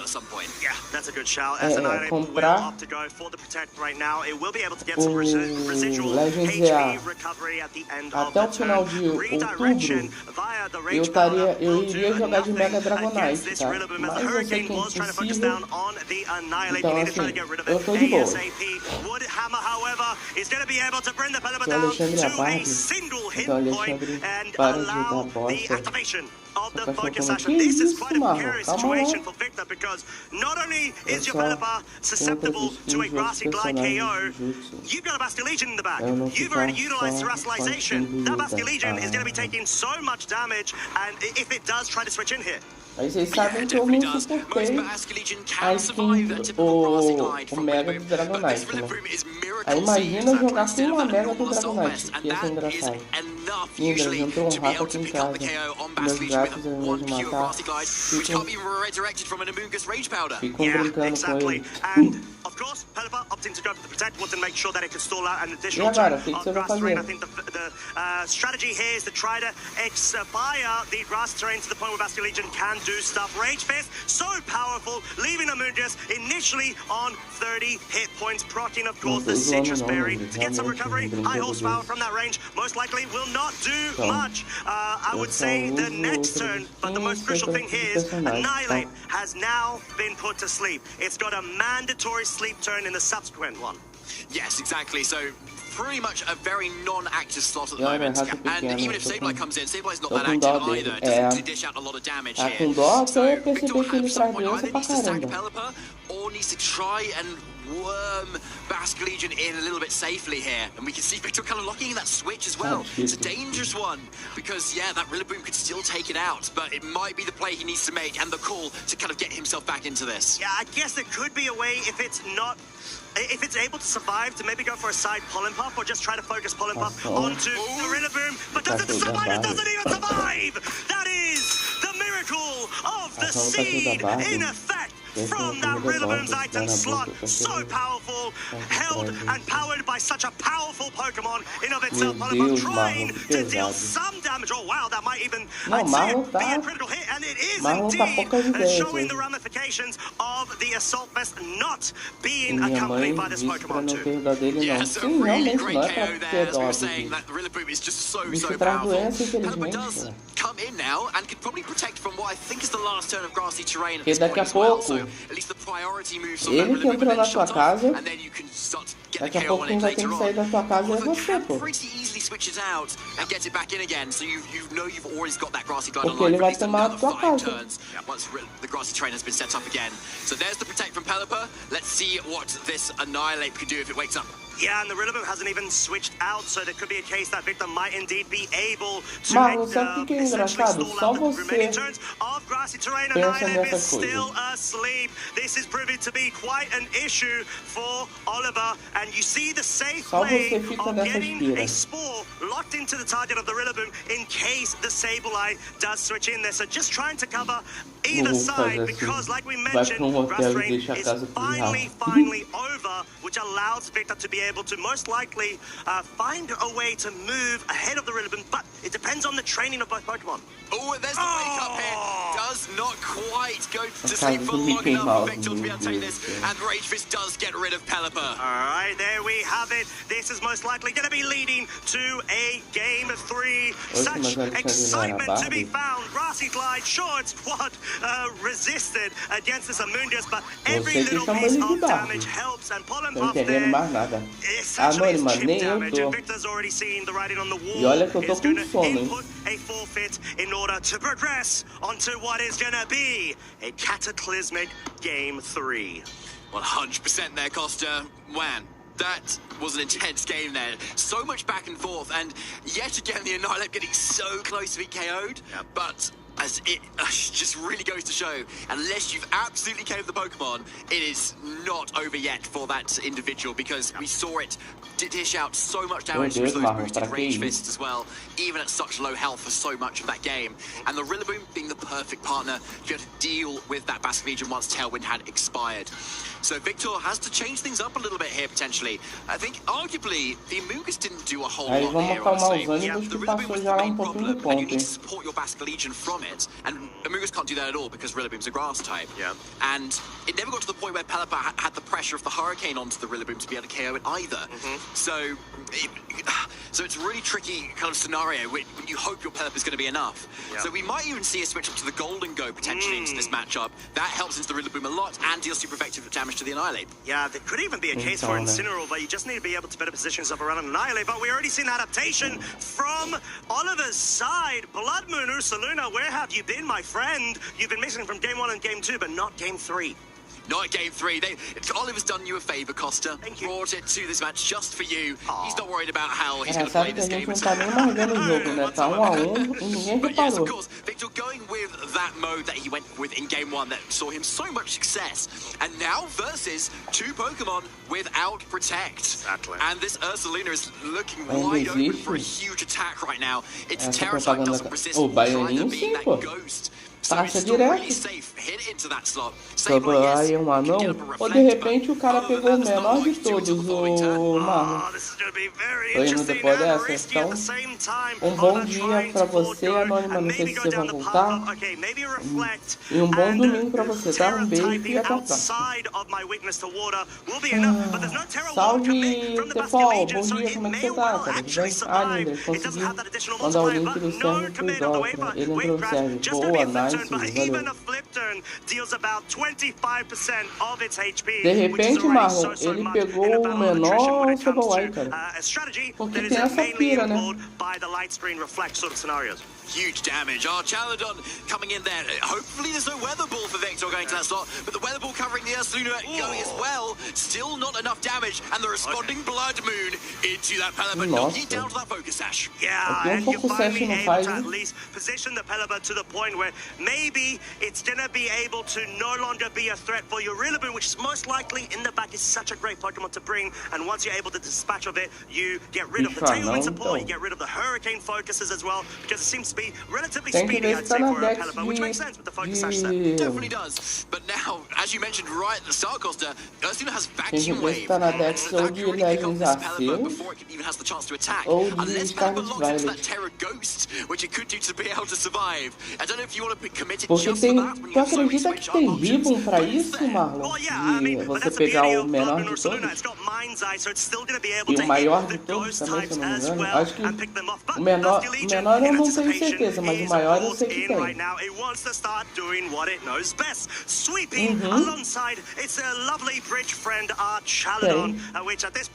Tem ribbon pra isso.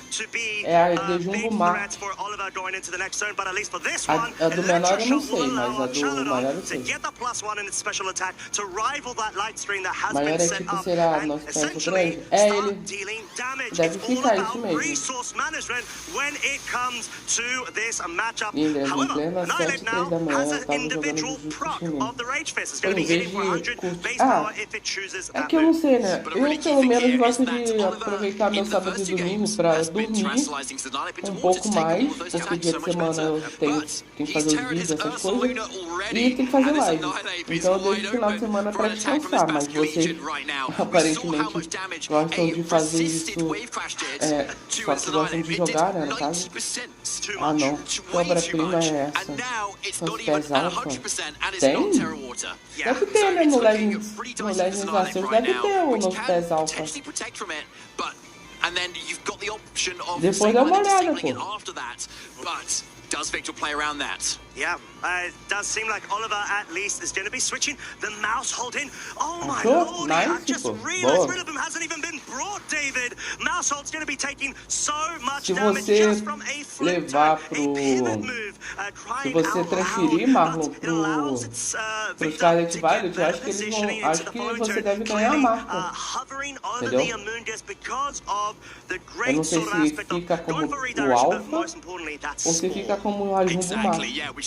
Jogar é bom? Quando que não é? A não ser que você não esteja se divertindo. Aí não é bom jogar.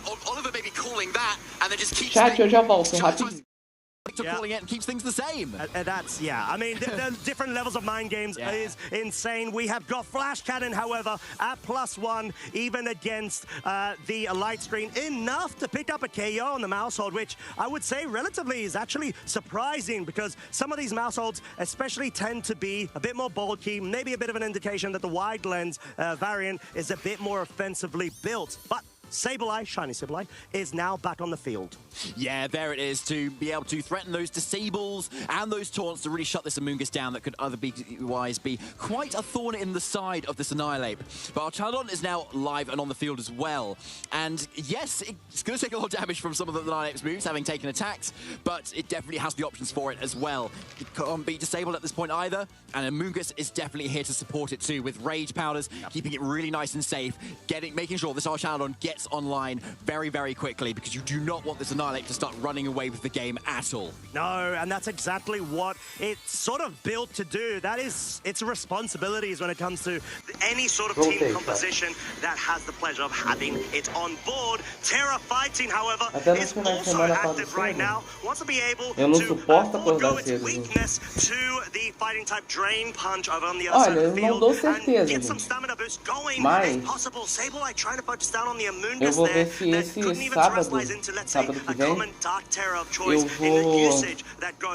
fazer live lá na Kick, pra ver se a gente consegue fazer a nossa primeira live vendo anime, beleza? Tem uns cabas zerando o som no saxofone. Caraca, sério? Que da hora! Hitting the Annihilate, I would say, but it's actually going for the Sableye, guaranteeing a 2-shot on it, maybe wanting to avoid another proc of the Rage Fist. Yeah, exactly. Very much not wanting to do that, because if you just able to position your Basque Legion in a right position, make sure it's not being threatened by anything else, just go for that attack, Annihilate just drops. Yeah. So Oliver needs to try and get the Annihilate to be able to survive that attack, the combination of Reflect and that bulk up that we've just seen as well. And the other thing that Victor really has to be mindful of is Oliver's potential to heal that Annihilate with those Drain Punches as well, so that's why I really like the terror on this Archaladon. Yeah, exactly. Ô pessoal, qual é a pira de tu vir na tua conta principal, mandar o Alexandre dormir e ele falar não, aí tu troca e fala, aí tu troca de conta e fala, Alexandre vai dormir. Qual é a pira? Aquele no celular esqueci a senha, bicho, manda lembrar a senha, que aí você muda, se você ainda tiver o e-mail, você consegue mudar a senha, pô. Given the amount of support it's got on its side, but it needs to survive, I would say, once again, from the Archaladon. But most crucially, as we mentioned, focus down on the supporting cast from Oliver's side, and you will be able to start dealing single target onto the Annihilate, because if you're able to sort of marginalize it to the point where it no longer has its support, which really allows it more room to navigate, then you're able to have more resources against it. Yeah, 100% Costa. Now, Amoonguss has been taunted this time, so he can't really do a lot to support this Archaladon. Now, the question will be is whether Annihilate now with all of these attackers, two of them to be Eu queria começar com Fairy Tail mesmo, entendeu? Pra vocês assistirem junto comigo. A gente assistir, né? Pra vocês verem Fairy Tail. Eu acho que o Marlon e o Zuri vão gostar por causa dos dois personagens que tem lá. E o anime é legal, mas eu vou colocar na roleta. Eu vou fazer uma roleta e aí o anime que cair a gente vê. Como instala esse aplicativo daqui, é igual o YouTube. Você vai na Play Store e escreve assim, ó. Você vai procurar esse nome e é literalmente uma caixa preta com um K em verde. Entendeu?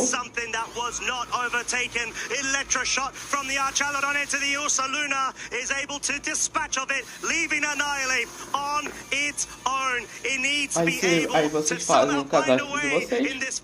Aí quando eu tiver o canal, eu posto aqui na aba comunidade.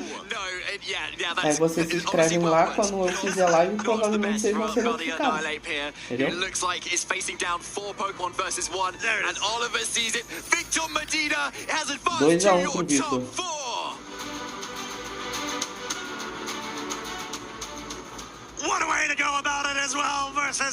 masculine, a fellow IC finalist in what was such a tantalizing set. You see how happy, how proud, how joyous he is for that. He was in the zone, he was locked in, he was focused, and now he's in the top 4.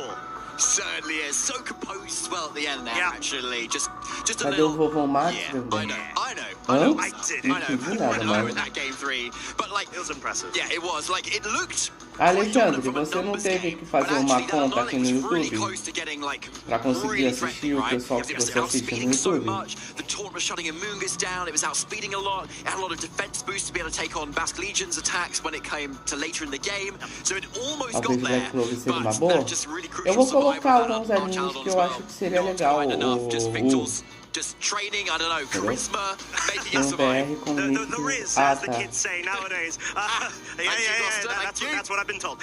So Annihilate there, of course, being the main focus só point você fazer a mesma coisa que você fez of no Victor's YouTube, só attacks que there. The confusion, self-hit One was Piece, quite Mingros, crucial Dragon Ball. Cara, in One that Piece eu game não sei too, se eu vou because colocar o Marvel. that it would have been able to deal E so assim, much damage, and this was a battle of attrition in order to be por able to exemplo, preserve and expire the resources on the você other side sabe of the quantos field, and the episódios tem Mousehole Black going Clover? down there as well means it no longer had Friendguard to support.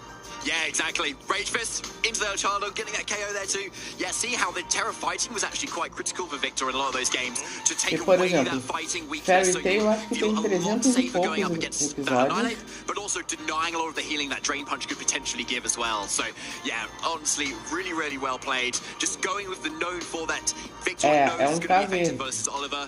Unfortunately, the switch out of that Rillaboom for the Eslin wasn't quite enough. Por exemplo, Fairy Tail tem, eu acho, 320 ou 370 capítulos.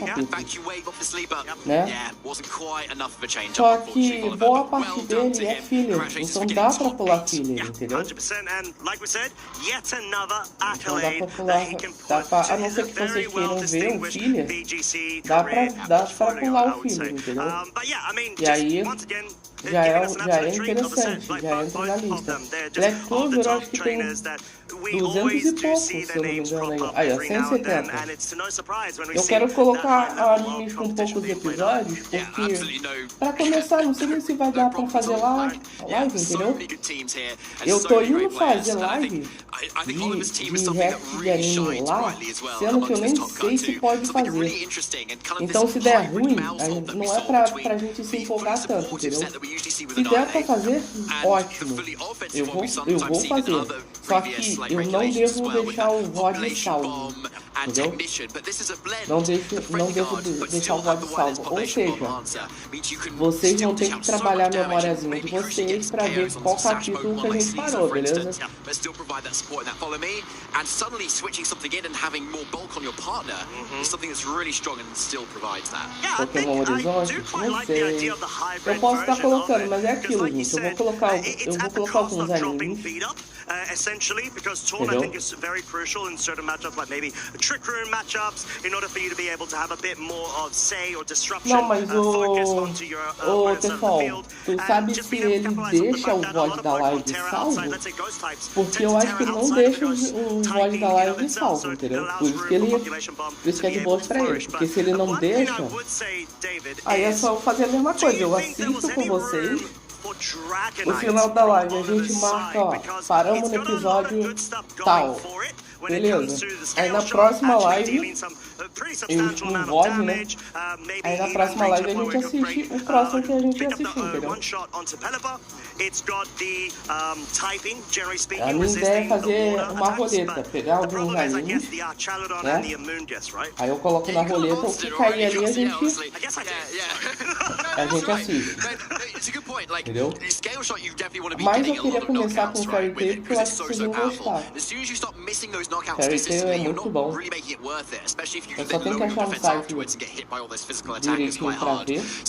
Ia ser muito legal de assistir. Eu acho que vocês vão gostar. You're just going to be proccing stamina on our Chaldon if it happens to switch in on you. Yes, you could haze later, but you're wanting to boost your Annihilate. Right. Just so that some sort of counter synergy that you don't really want, especially if you feel like you want to go the annihilate route. Yeah. So with a self-proc scale shot as well, you could with the Rage Fist, O Fire Force? Eu ainda não vi Fire Force não, Alexandre. Eu só gostei da abertura, entendeu? Então assim, se cair Fire Force, se vocês quiserem, é um anime de bombeiro. Se vocês quiserem, eu coloco, e se cair, a gente assiste lá. But we did see that Oliver didn't bring Rillaboom in that game 3 as well, but who's to know at this point? We may have a chat with him later on, but at least for now, we have got eu vou ver alguns animes aqui. should I say, Eu semi-finalist acho que ia ser available. legal Victor Medina de on the couch. assistir. Aí vejo ali na hora também alguns que vocês dariam sugestão. Costa. I am here with Victor Medina, the victor of our last round, who will be advancing to the top 4. How are you feeling? I'm feeling amazing. I mean, I'm pretty nervous, but I guess tem muita cena suspeita, far in a tournament you are nervous, so mais escancarada do que a Zubul falou no último episódio de Digital Circus, pessoal. Faria alguma coisa aquele anime que tu gosta? Não, o que eu gosto é Fairy Tail. Yes, it was a rough start. I started 2-2, 0-1 into losing also round 4. And the fun fact is my two losses, I already faced them in cut. It was my top 8 and my top 16. It was Owie and Victor Jaco, who are amazing players. I'm so happy to take my revenge in those two losses. And yeah, they are amazing players. And I played so many good players in this tournament, so I'm pretty proud. I'm also very happy of all of my journey, and that the mental did not affect me, because starting 2-2 is rough. Yeah, I can imagine. And the fact that you beat all the players that, that were your losses during tournament means that technically you are undefeated so far in this tournament. And so I wanted to go a little bit more into your last match against Oliver. That was quite a scary matchup. Esse é que eu acho que vocês vão gostar, eu acho que ia ser legal. My thoughts were like, Rillaboom is so difficult, as you saw in game 2. And my thoughts was like, if I put so much pressure with Legion, eu farei esse sacrifício de ver pela milionésima vez, entendeu? Eu farei esse sacrifício pra assistir junto com vocês de novo, entendeu? Eu assistiria pela milionésima vez se vocês quisessem, entendeu? Eu faria esse sacrifício. Não é nem porque eu gosto muito do anime, não, imagina, entendeu? Mas eu faria esse sacrifício. Shoutouts to the whole international community, Team C. Shoutouts to Darts, shoutouts to Kian, eu vou ver direitinho, tá, gente? Se a gente conseguir, se eu conseguir fazer live lá, vai ser ótimo. Não, imagina. Não, pô, imagina, eu faria, cara, eu super faria. Vocês fariam esse acordo? Eu super faria esse acordo. Pera, tu já viu quanto Ah, o Alexandre, vi pouquinho, pô. Só vi umas 1000 vezes só, nada demais. Top 4 agora ou ainda outra batalha top 8? Hi there, I'm your host Anna Prosser here in Yokohama for Pokemon Aí, Marlon. World Championships 2023 and we're É here top in the 4 Play já. Lounge. We're here with Marlon, Dr. cadê Haza to tu? talk about first steps. What's first step? ここはティーチングエリアです。カードゲームを最初にやる場所です。 If a player is just learning about Pokemon for the first time, what would you tell them when they come here? Cadê o Marlon, gente, nessas horas? A moça ruiva apareceu aí, ó.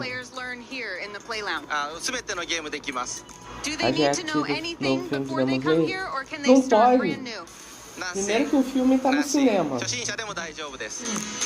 Não seria legal fazer live What de is your filme favorite thing about the Play Lounge? em sites alternativos, né? A gente já vai fazer isso de anime, o que já não é muito bom, né? De fazer. めっちゃ楽しいです。ありがとうございます。I'm so excited about this WCS in Japan. And that's it from the Play Lounge. We'll be right back with more from the Pokemon World Championships. 私の名前は木村翔平です。東京出身です。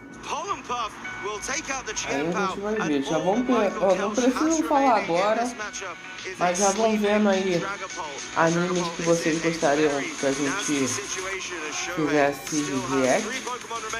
Michael throws in the towel and Shohei Kimura will be your 2023 Pokémon World Champion. Se é Guerra Infinita porque acabou, mas quem disse que acabou? Tem coisa real, mas eu tô pensando. Não tem. É a palhaçada do pessoal que fez esse negócio aqui no Brasil. É palhaçada dele. É só pro pessoal não ver, pra não ficar tão real boicotando o filme de Demon Slayer, cara. Só pra não ser assistido aqui no Brasil. O negócio foi um sucesso lá fora. E não tem nada demais. Tem cena violenta e sangrenta como Demon Slayer sempre teve. E é isso, não tem nada demais.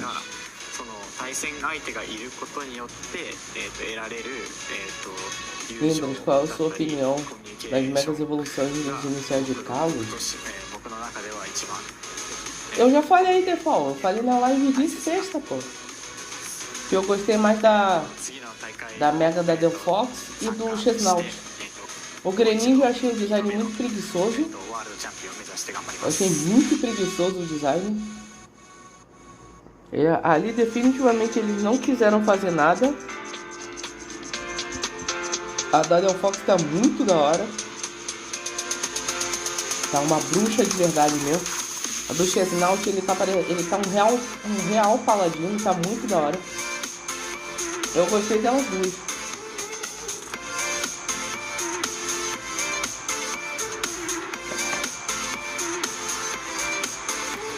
Esse negócio de mais 18 filmes, sim. Welcome back, trainers. Yes, that is a flash from the past. Guess what? We are here. Sim, Hello, at the Fan Zone, aka Fun Zone of the 2026 Pokémon Frankfurt Regional Championships. And this is the lovely Teresa. Invocação do Mal é um filme muito mais pesado do que uma cena muito mais pesada, é muito mais realista que Demon Slayer e tá com faixa etária de 16 anos. Faça meu favor. Quem taxou o filme, na moral? Quem taxou o filme, na moral? É muito idiota, não sabe nada do filme mesmo, gente, na moral. Aí, ó, pra quem não sabe, ó, o evento não tem só o VGC, ó, tem esse espaço também, ó. Tem o pessoal colorindo, tem o pessoal jogando. Over there by our desk we have some pre-prepared pictures to color or some also. Ou seja, não é um lugar só pra não é um lugar só pra você ir jogar, né? É um lugar pra se divertir. Acho que o povo que bota a classificação. Não, o Alexandre, às vezes não é nem porque não gosta, é porque não entende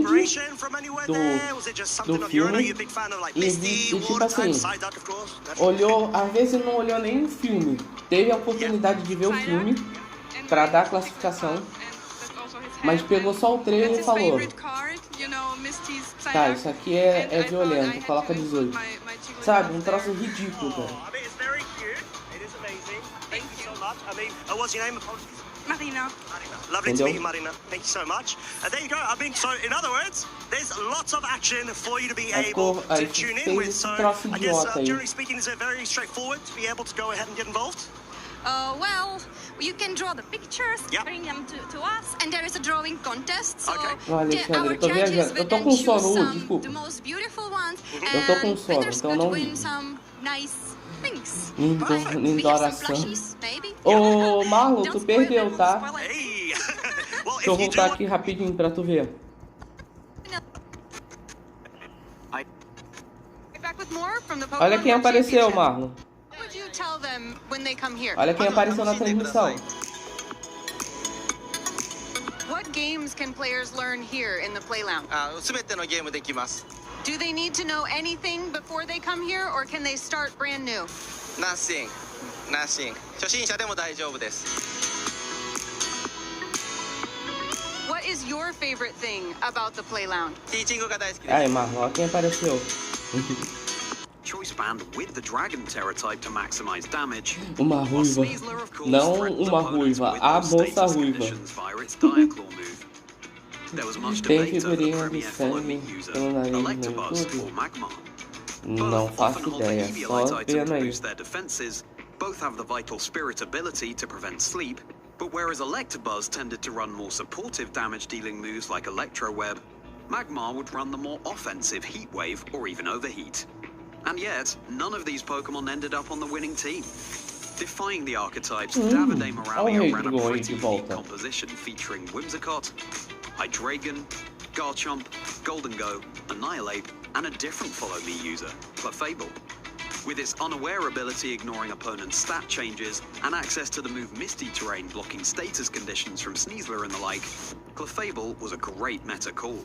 Davide faced previous regional champion Matty Morgan in the grand finals, and their Annihilate just proved too much for Matty, boosting with multiple bulk ups, dealing damage while recovering with Drain Punch, and running away with ramped up Rage Fists. Que tá com sono? Não, eu vou dar um cochilo só quando eu acordar. Pô, só quando eu acordar. Só quando a live acabar.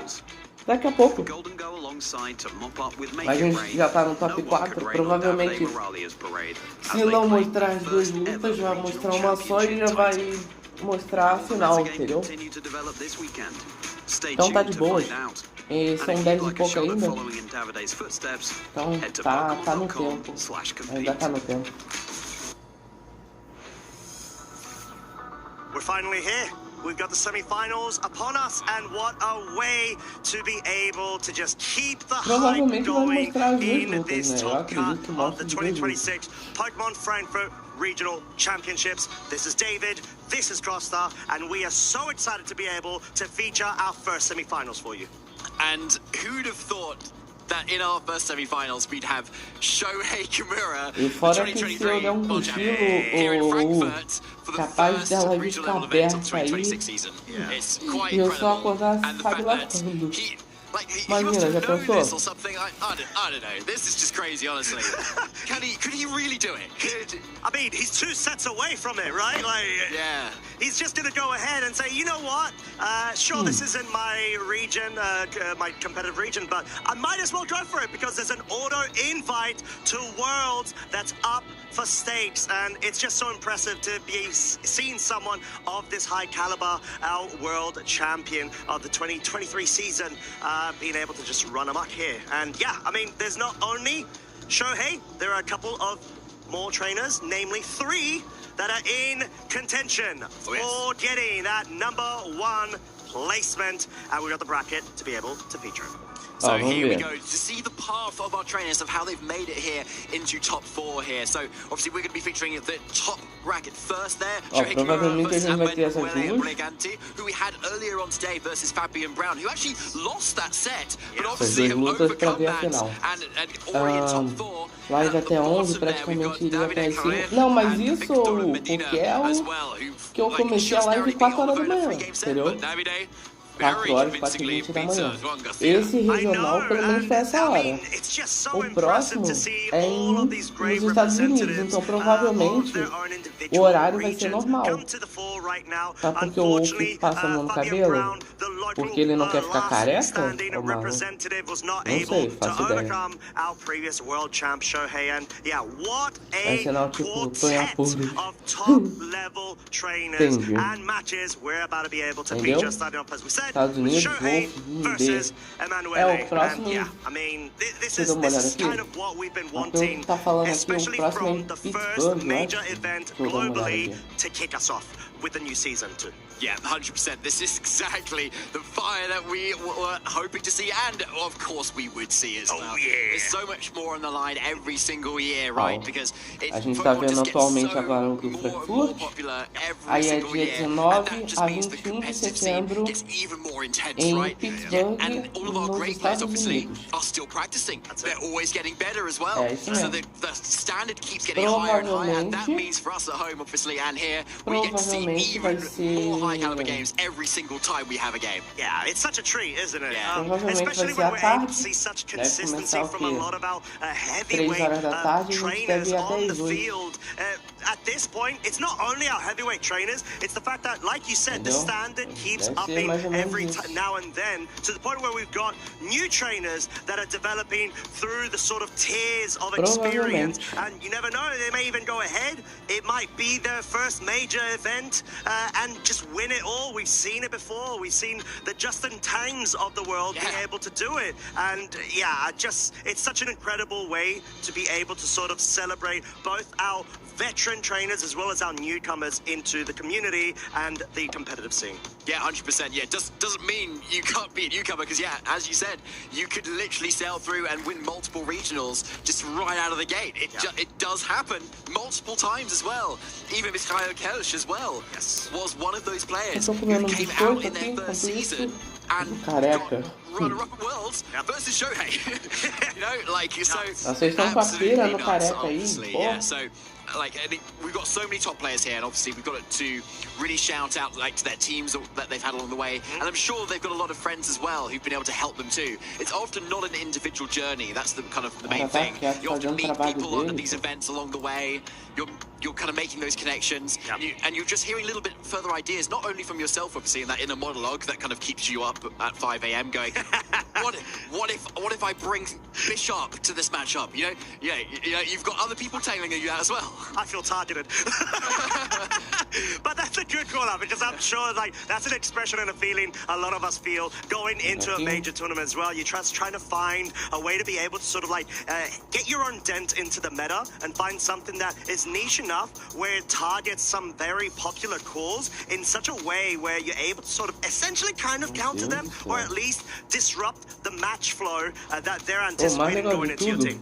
Yeah, exactly. So you either kind of go for a team that's, a bit anti-meta, you know what you think you're going to go up against, or you just become very good Meu negócio, no chat tá tão bugado que não tá aparecendo pra mim as mensagens de vocês. Have a really nice matchup, and it's those meta-breaking teams that might be great into what is common, but as soon as you go up against something that's just slightly better, you might have things might fall apart slightly. So there's always that risk that people run, which is why we're obviously seeing so many consistent teams here. But I'm really excited to see actually what happens after Frankfurt, honestly, because there's been a few little techs that we've seen that could really pop off. I think, for instance, that season set that we've been seeing a lot of, which is not your traditional fake out stuff, but it's that sword dance on Burden with the terrifying acrobatics, which has been so cool, doing so much damage. Too much damage. Too much, yeah.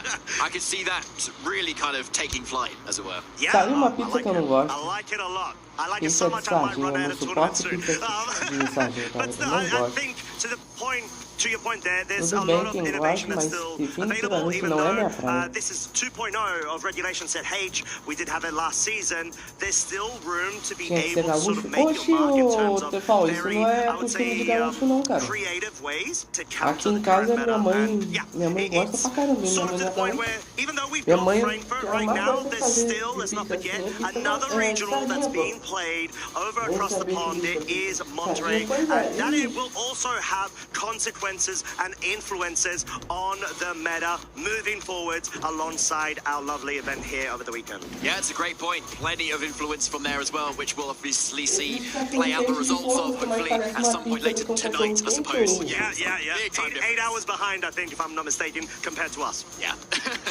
Yeah, which is good. Anyway. It is great. We can focus here, and then we'll focus over there. Yeah, exactly. Which is great. But let's have a look at Shohei's kind of run throughout this weekend here. because we just need to see how he's done it, honestly. Just kind of coming out of the gate from Japan and taking down so many of our trainers here this weekend. Let's have a look. Yeah, I know, and I do love this O graphic in cachorro particular. quente It's de got so forno much também parece detail uma in pizza, terms of de the tão run quadradão itself. que é. A lot of wins, as you've Eu seen, também não sou only muito fã não, lost mas... against David Barker, a Ó, é great, pizza de great trainer as salsicha, não, acho well, que é cachorro from quente de his forno. region too. Seems like the core that he lost to was Dragonite Golden Go, Annihilate, Alone Ninetales Blood Moon, and Riddle, which we've seen even more popularized as time has gone on. We have, and it's almost the exact same team that Shohei's running anyway. Pizza já vai para as normais pra mim, olha lá. So it's the mouse on Ninetales, and obviously that was just too much to handle. Uma coisa estranha, gente, não sei se vocês também têm essa pira. Por exemplo, são 10h25 da manhã. Pra vocês parece que é 10h25 da manhã? Porque pra mim, olhando, é tipo, já parece de tarde, cara. Okay, so we've got De tão bugado que eu tô no horário. balance with an ice type. Basically, that's the kind of commonality I'm kind of seeing here. And it makes sense, right? If you look at Shohei's team, the 3 Pokemon there really don't like ice. Yeah, maybe going forward, we might see their opponent potentially has an ice type as well. I believe they've got a Ninetales. That could be something that puts a thorn in Shohei's side. But let's see if he's been able to have enough practice over the weekend. Do mesmo jeito que você acha nos pés um Pokémon da hora, o pessoal acha o Scizor da hora, entendeu? Cada um tem um certo tipo de preferência ao Pokémon.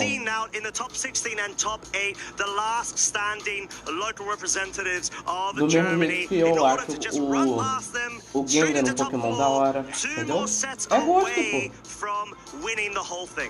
Yeah, so close now. There is Shohei on the right and Manuele on the left as well. Imagine how both these trainers are feeling right now. Just obviously Shohei so used to the limelight at this point. And Manuele is still with a decent few top cuts and a really good finish at UIC as well. Pouco depois, mas eu tô acordado desde as 4 da manhã, pra mim tá tudo bugado. Just yet. And honestly has already probably done a very well accomplished achievement already. Got to top 4, honestly.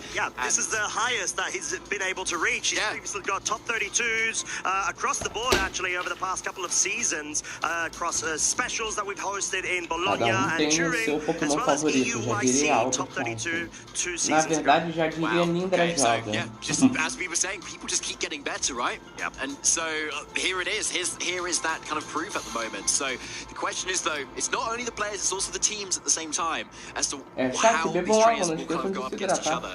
But because the 6 are fairly on the standard side, you imagine a lot of these trainers have had practice versus their opponents, right? And so, in a way, you can play the team as much as you like and know what you do, but then you need to also play the player on top of that. How they lead, how they play, how risky they play. Do they tend to just leave Pokemon and not protect them or not terror them? Do they like switching out? Do they like protecting? Do they follow those lines that they probably practice day and night? That is the question. And if these players don't know each other very well in their playstyles, then that's going to have to be found out across the entire set that we've got here. But with a well-known player like Shohei, potentially there's a little bit of information about how he plays. Well, it's an information game in the end of the day, right? Both with the sort of utility of the Pokemon, the sets, the items, the abilities, the Terra types, but also the playstyles, like you said. Being able to sort of render an imagination of the board state differentials that could occur based on whether your opponent is aggressively playing, is passively playing, maybe trying to find a bit of an in-between combo and sort of say, okay, well, this is going to advance my board state whilst at the same time trying to cover for, let's say, an aggressive play of trying to get possession from my opponent's side. And just trying to find the right line is so key, and I think having that instinct is very indicative of top-level trainers. They kind of notice when they need to do it and how to do it in order to further advance their own win conditions, and that's what we're about to see. Costa, if you were world champion, how would you live your life? Just repeating I'm world champion multiple times. I mean, I'd be great. I'd be having the time of my life. But I would also... Opposed to now. Yeah, I know, right? But I would also still have that passion to want to do more. It's for me personally, very competitive. Mas eu acho que o pessoal não curte tanto ele. Eu não gosto de Zero Hora, Ciso, mas eu gosto do hipopótamo do narigudo. Agora acabei de ver a mensagem do Marlon. Eu pensei no hipopótamo, mas o Marlon gosta. Ó, o time do Maninho vai aparecer na tela. Quando vocês fizerem a introdução. Especially when the stakes are just a little bit higher right now. Potentially going to the final and up against a world champion as well. But he looks pretty calm and collected, honestly. He's got the old chair swivel here that a lot of our champions also have. Nils Dunlock, a big chair swivel.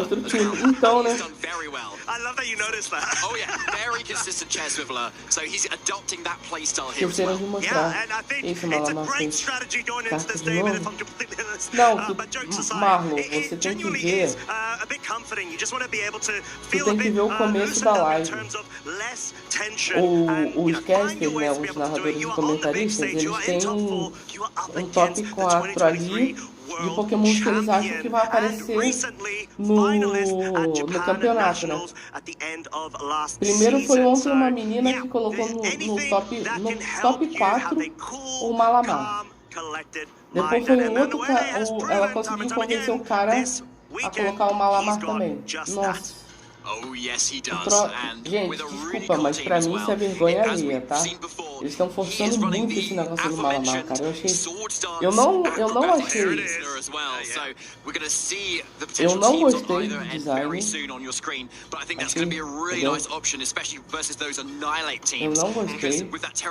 Achei. Sabe, achei desnecessário o hype.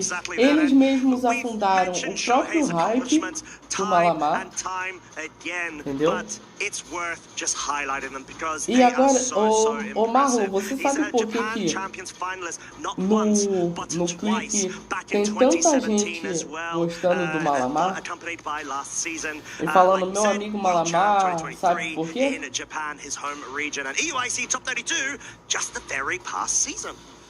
Não, como eu disse, é gosto, né, Alexandre? So that's not definitely a one-hit wonder, as few people are, honestly, to be honest. Like, if you're good enough to get the world champion, then like you're probably pretty good at fãzaça do Mega Malamar. Por quê?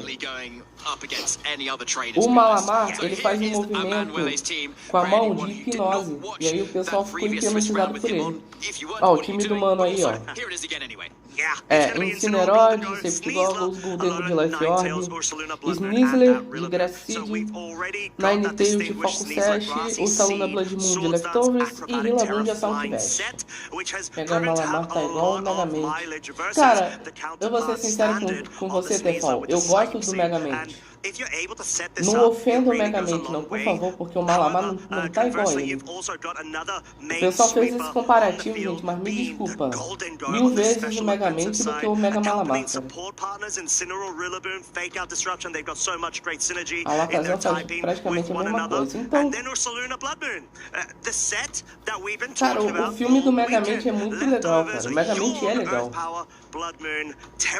É aquele desenho do rato lá? Não, aquele é o Ratatouille. Aquele rato cabeçudo? Rato cabeçudo? Não, ele tem um... O lacaio dele é um peixe que usa uma armadura.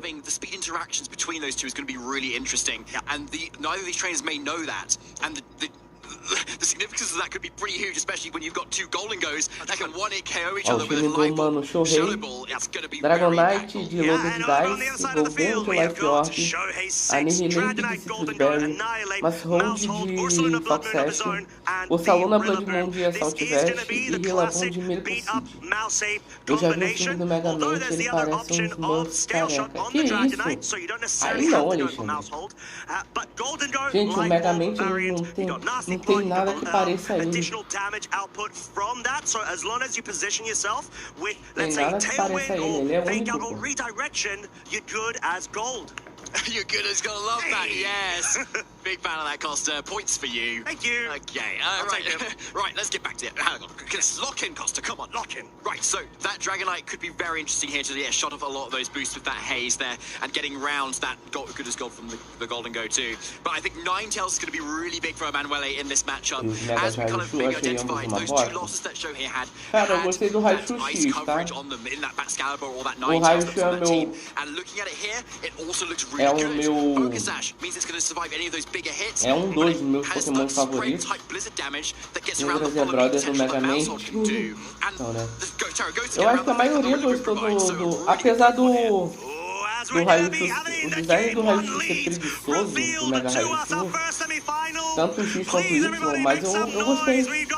Ó, mas lead de Mazhold Golden contra Sneasel e Gilabun.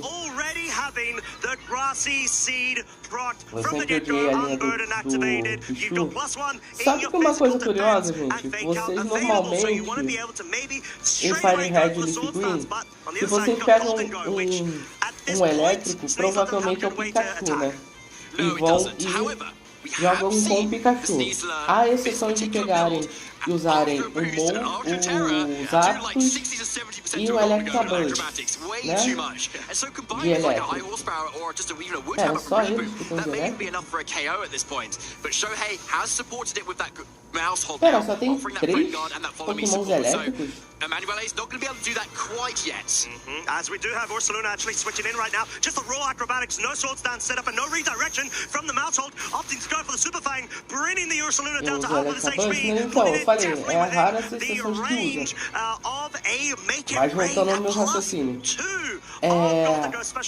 Quando eu jogo Fire... tem o Magneton. Verdade, então são 4. Quando eu jogo na Fire Red ou Leaf Green, eu pego o Pikachu, mas a primeira oportunidade eu já evoluo ele para Raichu. Eu gosto muito do Raichu. Tem o Jolteon também. Nossa, esquece. Peraí, então. Tem o Pikachu,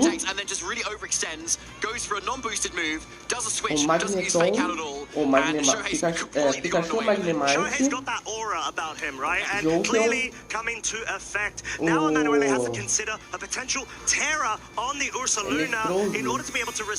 Electrode já é evolução? Eu nunca lembro, vou forte. E os Zapdos são 5, então são 5 poucos elétricos. Sem contar as evoluções, tá, gente? Mas de forma natural, entre aspas, que o Vaporeon você precisa dar a pedra pra ele, né? Mas são 5 Pokémon elétricos. Eu tenho o Magneton, eu chamava ele de Tebe. Ah não, o Electabuzz 6. São 6, na verdade. Só porque sim, né?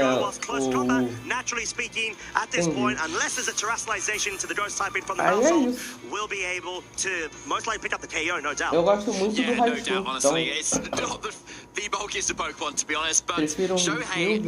vezes o Electrode do que o Raichu. Você prefere uma Pokébola virada de ponta cabeça do que um rato do que um rato bombado com uma cauda longa. Eu não queria superar os Vaporeon. But the Maushold's going to be switching out, David, and in favor of the Dragonite. It's a great way to be able to maybe position yourself against this Sneasler in future turns. Of course, it does have the multi-scale intact, which is really good against a +2 in attack. Sneasler, which is out to deal so much damage, já zerou Fire Red e fala eu aí, só pra eu saber. Fire Red e Leaf Green, tá? Pode ser qualquer um dos dois jogos. Make it rain, it's gonna not be able to essentially get much damage onto it. You need to try to focus down, take advantage of your +2 in special attack, and that is why Shohei used Shadow Ball. Yeah, 100%. That was a really good play from Emanuele, being able to say, right, my Ursuna can do so much damage to your Golden Go with an Earth Power right now. Só o Marlon zerou, barra jogou Fire Red and so capitalizing on that, going for Protect, and even better, getting a free Swords Dance on that Sneasler. Yeah, exactly. That's pretty much what you want if you are Emanuele, as he's going to be revealing his final 4th Pokemon been the Ninetales, which does have a focus sash. It does have disable, so maybe trying to catch Shohei out at this point, but better actually face against this Dragonite. However, Make It Rain is going to be coming up. This is definitely not what Ninetales wants to see. It's going to be raining itself down to its focus sash. Individual hit point remaining. Dragonite, however, either goes for a Tailwind or maybe a focus of a scale shot in order to try to guarantee a KO onto the Ursaluna Blood Moon, which seems to be the case. Well played, Emanuele. Pelo silêncio do Wu, entendi que ele nunca jogou. Dragonite had actually gone for Tailwind there, and then allowing that Golden Go to actually outspeed the Ninetales to get that KO. O Marlon provavelmente já, porque ele já zerou. Mas, Alexandre, você chegou na parte do Lapras. We'll still be able to get that KO afterwards, most likely, but at least you'll be able to threaten a Blizzard right now, or at least an Icy Wind to slow it down, and then putting it a little bit slower than maybe some of your Pokemon in the back, namely your own Ursaluna potentially depending on the speed training. Now that Steezler is at +2, so whatever it hits is going to do a lot of damage. Just under 50% damage, accompanied by a Blizzard, which does pretty much the same, guarantees a two-shot on a multi-scale quad. Então, provavelmente o Marlon, só o Marlon vai entender o que eu vou falar. Make it rain so much, but not enough to pick up a KO onto the Sneasel, remaining with 2 hit points. But Dragonite você concorda comigo que se, por exemplo, você começa com o Squirtle, você já tem o Blastoise, aí você quer um Pokémon de gelo. Aí, seguindo a minha lógica, por exemplo, eu gosto muito do Cloyster, eu teria um Cloyster. Tudo bem que eu já estou repetindo tipagem, porque água ali também. Mas você não concorda comigo que é bizarro você ter um Blastoise, um Cloyster e um Lapras no mesmo time? E de quebra, se a pessoa ainda for mais sadosista, ela ainda coloca um Vaporeon no time também. Ou é pira minha? Achar isso estranho. Porque, por exemplo, eu gosto muito do Cloyster, então se eu gosto do Cloyster, eu prefiro não repetir tipagem mesmo não ter começado com o Squirtle, né? Sendo já Blastoise a essa altura do jogo, entendeu? No máximo eu vou repetir essa tipagem em água só. Agora, pegar o Lapras pra repetir tipagem 2 vezes, pô, tem gente que joga. Eu fico, cara, por que eu vou pegar o Lapras, cara? Sabe, pra que eu vou pegar o Lapras? The end turn recovery. It's just so powerful with that life ball. Okay, so we've got 2 more turns of Tailwind, as Emanuele has kindly shown us. Thank you very much. And that likely means that obviously Golden Go can outspeed this Rillaboom. But as you can see, it's got a lot of hits, especially with that life orb recoil too. And it looks like it's in range of an acrobatic, but it's actually Dragonite and picks up the KO. Yeah, it secures it quite nicely. Finally picking up one of Shohei's Pokemon, but Make It Rain following immediately after is going to be doing the exact same, a bit of a trade in that scenario, but much to Shohei's advantage at the current moment because Emanuele is down to his final 2 Pokemon, but the Rillaboom has yet to move. It goes for the Woodhammer. At that range, it's more than enough, and it also covers any sort of Pokemon switching in from the back. 2 versus 2. Yeah, but what is that Pokemon that Shohei has brought se você bateu em algum village ou bateu nele, sinto muito, mas você vai ter que sair daí pianinho. This could be looking rather nice, especially if you've still got Terra option available. But is the Annihilate actually você bateu em algum village, mano? Especially when combined with a Mousehold as its partner. That's such a good point, because right now you've got redirection available, you've got beat up available, and you just need to be able to focus down in one target at this point. And the Ursaluna no longer has its normal typing, which means it's going to be susceptible to a range-based focus. Yeah, exactly. So Finalmente eles fizeram alguma coisa has a big defense down, honestly, and this one is probably very bulky given it's the Yawn set, and that's only 2 times it hits because there's only 2 Pokemon that haven't been fainted. Não entendi nada. Quem é Riot, Matheus? That's a KO, just enough at 150 base power. You don't need any more than that, at least for the Rillaboom KO. Yawn coming into effect right now. Quem tem Mega? Não entendi nada, Matheus. Okay, I've got still got rust terrain on the field. I get some recovery in combination with that and the leftovers item, and I go for the safe protect. I guarantee the sleep onto the Annihilate. I don't have to overcommit with a Blood Moon and get caught Não, out. Marlon, você bateu em algum It sort of bicho. leaves a 50-50 scenario on what does the Mousehold do in anticipation. Yeah, it's a really good question. You've got Super Fang, which is obviously doing a lot of damage into the Luna, but then you do less and less each time.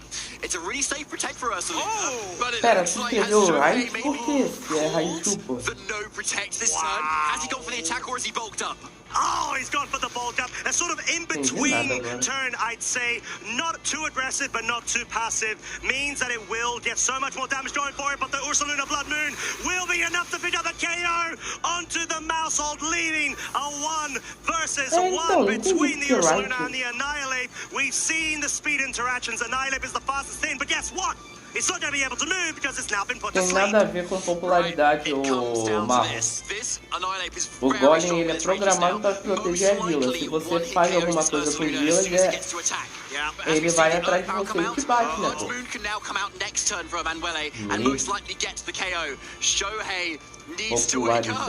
He really does, and there was a chance for the special defense drop to further bolster its attack, but no, he hasn't been able to wake up. The Blood Moon will be unleashed. It rises from the heavens, and it absolutely picks up the KO onto the Annihilate. Shohei down a game, Emanuele up.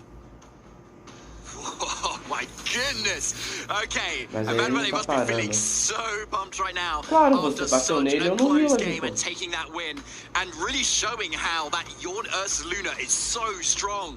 Like, É a nova just terror or evolução, é a not, nova you evolução just do apply Pikachu, that pressure right? so well. And an amazing call at the end there to just go for the attack and not protect as well. Nab that KO on the Mousehold, stop it going for any more follow me's or redirections, which it really could have done into the following turns, and giving Shohei the opening to stall out those sleep turns. But no, Manuel went for it, he made the play he needed to, and absolutely got it. Yeah, what a way to go about it, especially up against a trainer like Shohei, previous world champ. And that sort of is what we're leaning into a bit, discussion-wise, David. Trying to read and figure out the playstyle of your opponent, whilst also information wars. And at this point, Shohei didn't want to go too aggressive, but was anticipating, just in case there's a defensive play Vai from embora Emanuele, I dessa want to be able vila, to still vai pra capitalize, get an longe additional boost, but e não unfortunately, volta tão did cedo. not make the right call. If he went on the offensive, may as well have just been able to finish off the game, honestly. Yeah, exactly. Like, you could argue, yeah, was it a bit too much to go for another bulk up? Yeah, it's a good question. You just have enough damage there, then maybe you just hope it's just enough, to be honest, and then you get the KO and you can avoid this the whole shebang after that. But yeah, not the case, unfortunately, for this time. Obviously, Shohei probably knows these calcs better than we do. Oh, definitely. Maybe knew he wasn't getting the KO without that extra bulk up. So we'll never know as we head into game 2. Yes, we will. Bate nele através da porta, abre a porta e fica dentro da tua casa e fica batendo nele até matar. Ele tem 100 de vida. O bom é que se você matar ele dropa ferro, então é de boa. Now accompanied by the Blood Moon, Ursaluna absolutely tossing the table out. Maybe try and anticipate an adaptation from Shohei and going for his own.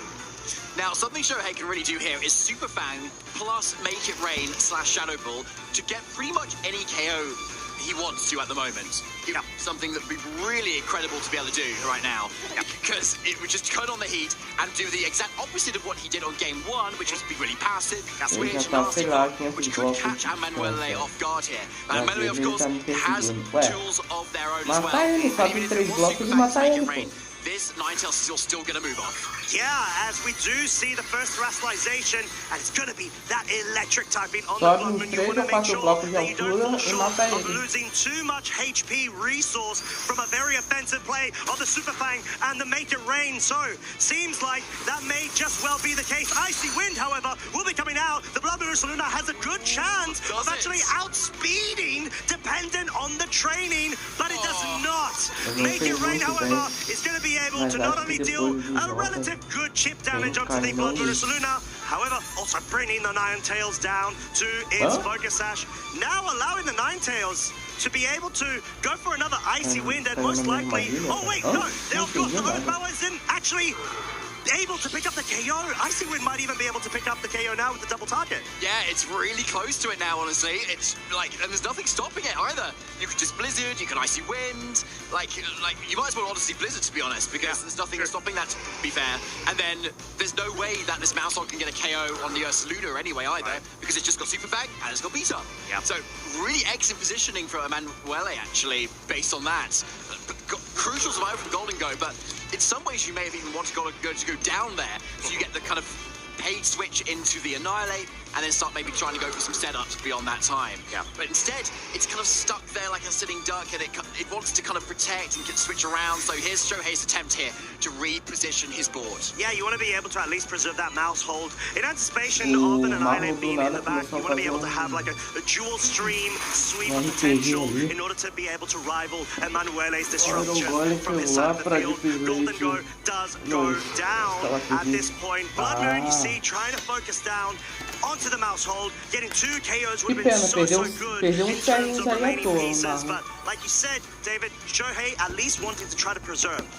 So we'll have to see what he brings in this time. So obviously the Ninetales is so speedy at the moment and can really threaten a lot of damage. So yeah, if it was Dragonite in the back, which it most likely is if Shohei brought the same 6, Annihilate has to come in at this stage. So obviously also very much would happily take an Icy Wind. +2 attack boost. Why not? Why not indeed? And the other move on this Ninetales is Disable, which you can't do a whole lot with at the moment either. So it's a really good position. Shohei still has Friend Guard online as well, and so there is an opportunity to start setting up here. Obviously he's a Pokemon down, so he needs to really play this carefully. The other thing that's got going for Shohei is that Ursaluna has already spent the Blood Moon, so it can't go for it again here. So it needs to go for a slightly weaker Earth Power as well. But Yawn is a very real threat. Oh, but Icy Wind is the move of choice here. This is very dicey and risky from Emanuele's side. Like you mentioned, we got a speed drop, but in favor of a Defiant. Now at +2. Já sei quem não chamar se eu fizer It is enough to pick up the KO onto the Ursaluna. Already such a powerful piece from Emanuele's side.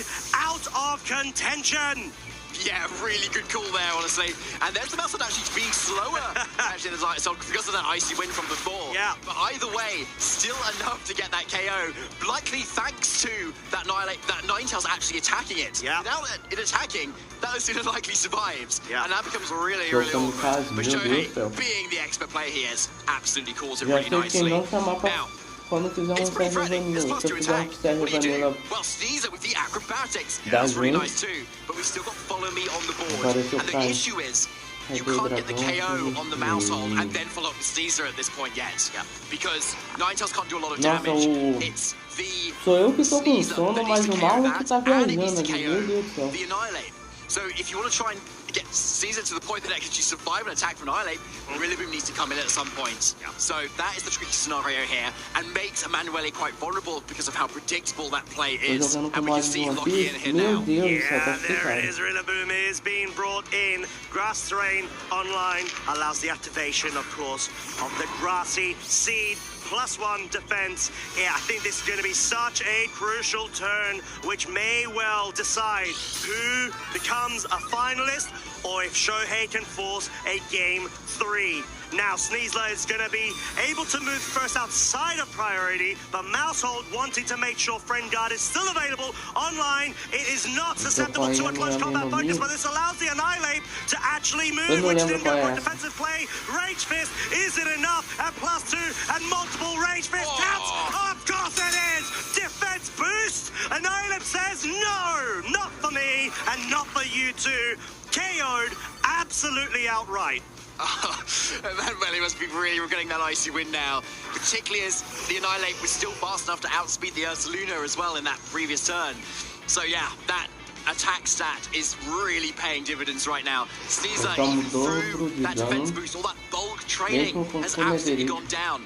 Now at least Rillaboom is in here with a fake out turn, so you can at least kind of threaten the Mousehole a little bit, and you can go for use the Ninetales to maybe disable the Annihilate, try call the move that's coming out, but with all that attack, Drain Punch is still really effective as well. It's not stopping this. Well, I don't want to put the commentator's curse on it, but Mas não adianta nada tu tá com o Netherite ou Marlon, se tu não tiver encantado com o Protection também, né? You do, you're right. You are contractually obliged, my friend. We have got Annihilate now protecting a double protect effort from that Mousehold. Fails Blizzard from the Nine Tu tá com Tails. um anel que deixa... But if we got the safe target into that slot, then it would have been que te enough. But no, deixa trying to lock down with this Annihilate. We tomar said time and dano time pra again, bicho passivo. it is the main sweeper from Opa, Shohei's side. bom dia, He's still Pio. got a Salve, como Pokemon in você the tá, back that cara? hasn't Tudo even been bem? revealed, and Emanuele Desde is já down to his final two. Now, bom what's actually domingo quite pra awkward você, about this cara. turn is that Blizzard, if it hits, can actually pick up this Mousehold, and now the Woodhammer gets redirected into the Annihilate. Whereas the previous turn, you could have had a Follow Me and a Blizzard, Não. and then the Woodhammer goes into the Mousehold, and then tá. Annihilate gets to go for an Porque tem um anel attack. que This time, Annihilate is a você little bit toma- worried, could take a lot of damage, but luckily for você Shohei, fica... it's that Terra Fire. Os bichos However, passivos ficam with a bit of a side agressivos. horsepower, what has Manuele locked into? E é um anel que não dá pra tirar. É o anel das 7 maldições, se eu não me engano o nome. Mousehold, it's going to be able to, of course, preserve the friend guard still online. Blizzard, it's just the only thing it's going to be doing is, I would say, only. Okay, there's no freeze. Cool. It's going to be able to get more Rage Fist counters actually compiling against one another, especially because of the Woodhammer. This means the Rillaboom will be felled as well. There is too much power behind this outrageous fist from Annihilate. There's been an absolute sweep and masterclass from Shohei's side.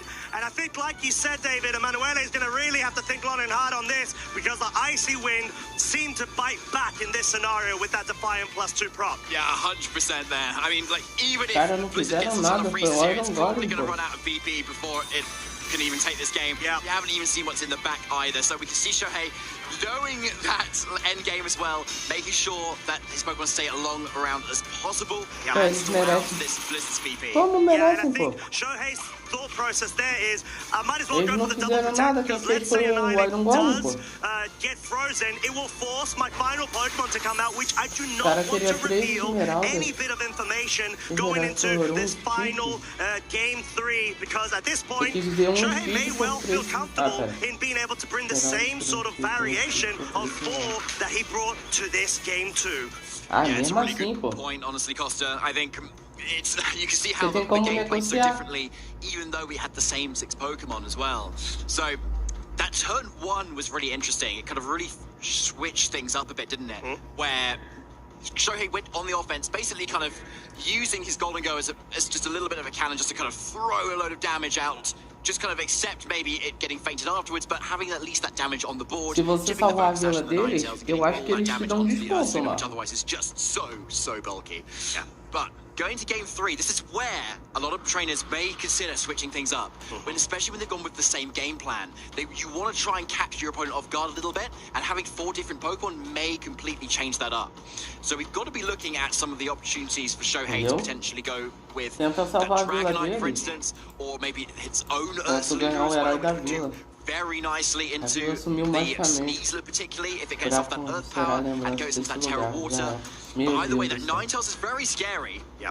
But Manuele is likely to play different too, because knowing that Icy Wind is not enough to lower the speed of Annihilate, like all that Golden Go for Earthling throughout speed means that he's probably not going to play again. No, and I wouldn't blame him, in all honesty, unless he finds a line that it makes the most sense and he could quickly dispatch of it during that turn, because at that point you just can't afford to give it free boost, and that's sort of the beauty of Defiant users or competitive users, because you're able to just capitalize off of either a misplay or a risk play from your opponent's side, and absolutely just complement your Pokemon and get outrageous damage output going. So it's going to be quite close.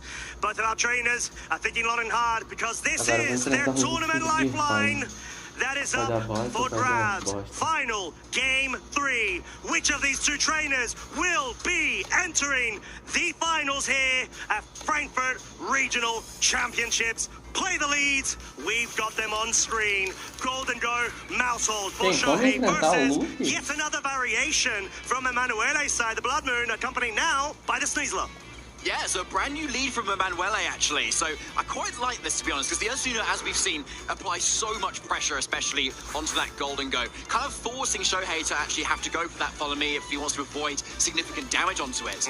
But at the same time, now Sneasler offers that threat against just a passive play by setting up with a Swords Dance, and of course, being able to one-hit KO a Mousehold with a close combat at any point that Emanuele wants to go for. That's a really threatening lead, and Shohei doesn't have a particularly safe play versus that, unless he kind of commits, say, a Terra goes onto that Mousehold. Yeah, and that's such a good call-out too, because it sort of allows Shohei to be able to burn out the Terra early on from Emanuele's side, and then maybe try to target down a mid-game sort of Annihilate brilliant, similar to what we saw in that game too. Superfine does miss the Ursaluna. This could be quite crucial, because every little piece of damage matters. Sword Stance being set up on the other side of the field. Emanuele has got things running. Shadowball clearly trying to focus down on accomplishing what it could not last time, and because of the Superfine miss, it could have been so close, maybe even a roll to pick up an outright KO onto Emanuele's Pokemon side. The life of recoil, oh my lord,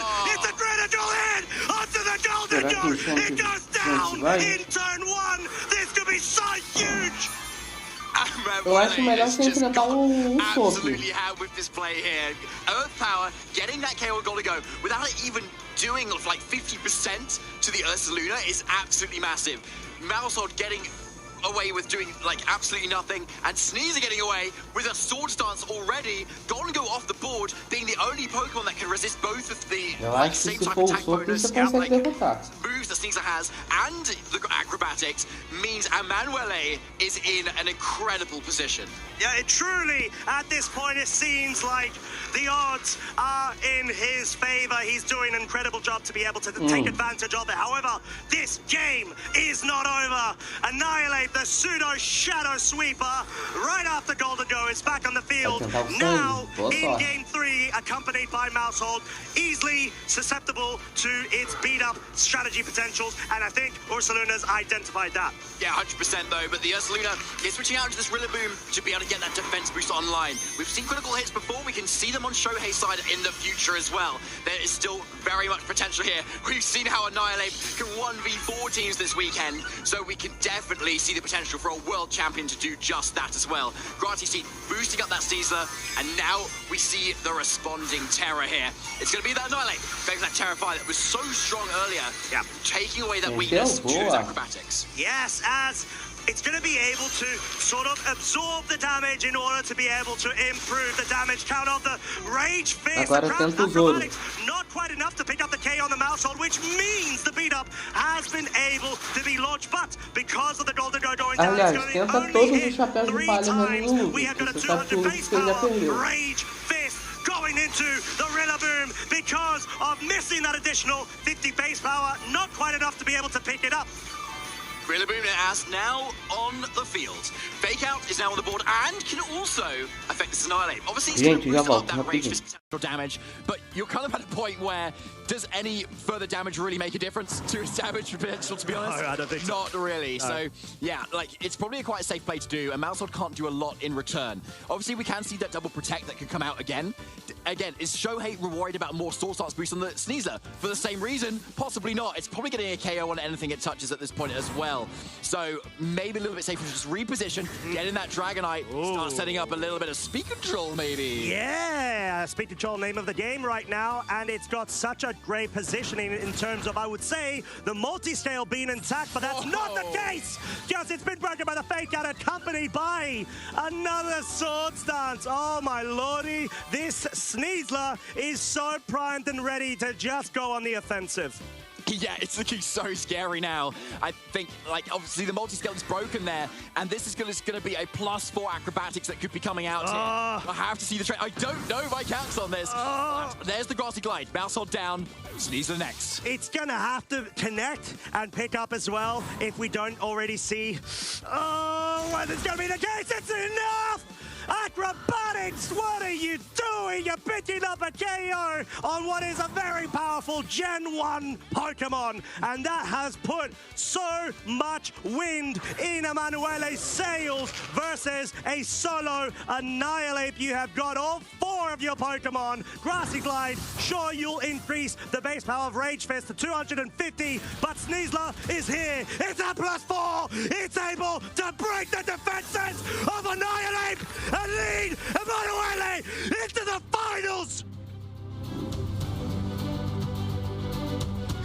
Huge congratulations to Emanuele Briganti here, toppling the world champion who was almost on their way to steal that world invite from the EU region, but Emanuele said no. Here he is into the final, clinching it in such good fashion as well, with his amazing team and amazing play. Love it. It was insanity. It was just so good. The highest level of competition is here in Frankfurt this weekend, and we just seen it on stream. There were so many back and forths between both of these trainers to the highest of levels, but there is always also the factor of rolls, RNGs, etc. But you need to be able to capitalize off of it, and that's exactly what Emanuele did. Ran away with the Super Fang miss on the Ursaluna. Shadow Ball clearly was the best combination there, and it was a great read as well from Shohei. Unfortunately, he got punished for it. Yeah, really punished, honestly. We've seen him protect in front of a potential for a further boosting item, but it did not pay off here, because likely that extra Swords Dance was enough to be able to KO that Dragonite, so it couldn't set up a Tailwind, couldn't go for a Scale Shot, and was just falling pieces for Shohei after that. Yep. Every Pokemon was just dropping to this new meta-breaking Sneasler that seems to be coming out of this regional, and I'm excited to see where that goes. Yeah, well, it's going to go far. It's going straight into what will be an emphatic finals. And yeah, I mean, Golden Go being felled there, Annihilate being MVP in that game too for Shohei, running through Emanuele's side of the field. But then again, Emanuele, like we said, game 3 was able to go ahead and get things going for itself. We've seen 3 consecutive KOs in that game 2 from the Annihilate. Should I say 4, might I add? So an absolute sweep. And there it is. Unfortunately, Shohei saw the Fang missing in that scenario and also got a critical hit Earth Power into the Golden Go. It could not go worse in that turn 1. Yeah, really good. There wasn't a lot to do there. I mean, we did see though, the Super Fang would have obviously done half damage there, which is 104. Pera, quem venceu? Hey, for a further boosting up. Force between both of Grassy Glide, sure, you'll increase the base power of Rage Fist to 250, but Sneasler is here. It's a +4. It's able to break the defenses. Very close to roll sort of territory. Actually, yeah. We don't know. Maybe we'll try to find out and ask a couple of questions later down the line to both of our trainers, in all honesty. But what a way to be able to seal your position into the finals of the first major event of the new season. You just beat Shohei Kimura, 2023 world champ. What a way to be able to just absolutely flex. I mean, Emanuele will always obviously remember this. He's done so well. This is by far his best accomplishment so far as well. Like, he's done so well at other events too, EUIC, a lot of other top cuts as well, but now getting into the finals in the 2026 season, defeating a world champion, he must be on Cloud9. No, truly, Cloud9, no Golduck in sight or Altaria, take your pick. It's just gonna be Blood Moon, Sneasler, Rillaboom, Incineroar, and Alola Ninetales. But yeah, I think we were talking a bit about there being very crucial turns in all 3 of those games, game 1, game 2, game 3, but this is the most crucial turn, at least given that game 3.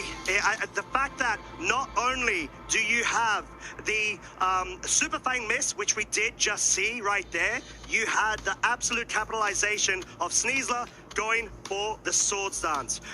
Then followed suit, as we saw, by the Golden Go. It wasn't been able to actually pick up the KO, so let's talk a bit about a scenario where Super Fang does connect. Like we said, probably it's going to be a roll, picking up the Blood Moon, right? Yeah. But then again, you've got the critical hit that forms down the line and is able to pick up a KO. So I want you to talk me through a scenario if the Golden Go survives. What do you feel, David, could have been the plays for Shohei moving further down the line there? Well, as soon as you've got the survival of that Golden Go, it's on very low health. Yeah. So you then have the Sneasler still very much threatening that Golden Go the next turn. Yeah. Especially with the Source Dance you've just provided. Yeah. But Mousehole is still very much online to be able to start using Follow Me and redirecting some attacks away. Yeah. So the Golden Go is still very much safe and can get off more attacks. But because it's that Life Orb set, we've got a 10% recoil damage onto it as soon as it goes for an attack. Yeah. So it means that Golden Go usually probably only has one more attack left in it either way. Yeah. And then if that gets spent later on in the game, after Ursaluna is gone, maybe after Sneasler is gone, on something that, say, a Rillaboom switching in on a Make It Rain, as something else protects, then the Golden Go isn't doing a whole lot, right? It gets a little bit of chip and just goes down. So Shohei would still have to be very careful to make sure it positions it in a correct position to make sure Golden Go is pretty happy before it goes down. Beautiful smiley. Thank you. the stuff of legends, of artistry. There we go. That's a perfection sort of there. But no, seriously, I love it. I love the breakdown because in the end of the day, at least it opens up some different lines that Shohei could have followed immediately after and not just be a chuck down with so much of a loss of momentum as we saw in the remainder of this turn. It was just too much. I feel it was the most detrimental turn one that I think I've seen across the entire event. In complete honesty, because it all happened turn one, it was in game 3. It is literally the last set before going into the finals. There was so much on the line. So yeah, unfortunately it does happen, doesn't it? Yeah. Like, you might have got some good RNG earlier on, and then it just kind of fizzles out at this point. Sometimes it was bad earlier on, and then it's good at this point.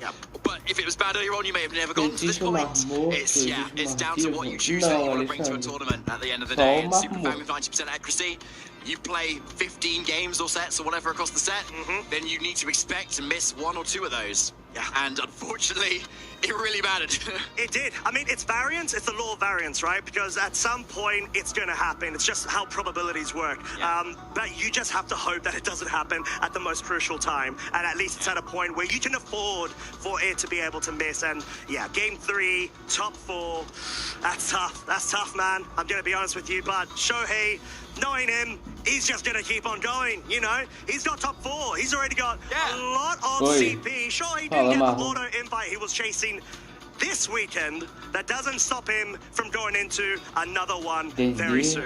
Yeah, 100% Costa. I think he's already done so well to get this far. So much championship points behind him. And Se eu te falar que eu tô boiando, você tá falando que eu não that lembro. he's just earned as well. Eu tô com Yeah, he sono, must então be feeling pretty good, provavelmente honestly. não I'm vou really lembrar de sure to get all of this way. And like, probably feeling the effects of jet lag on top of that.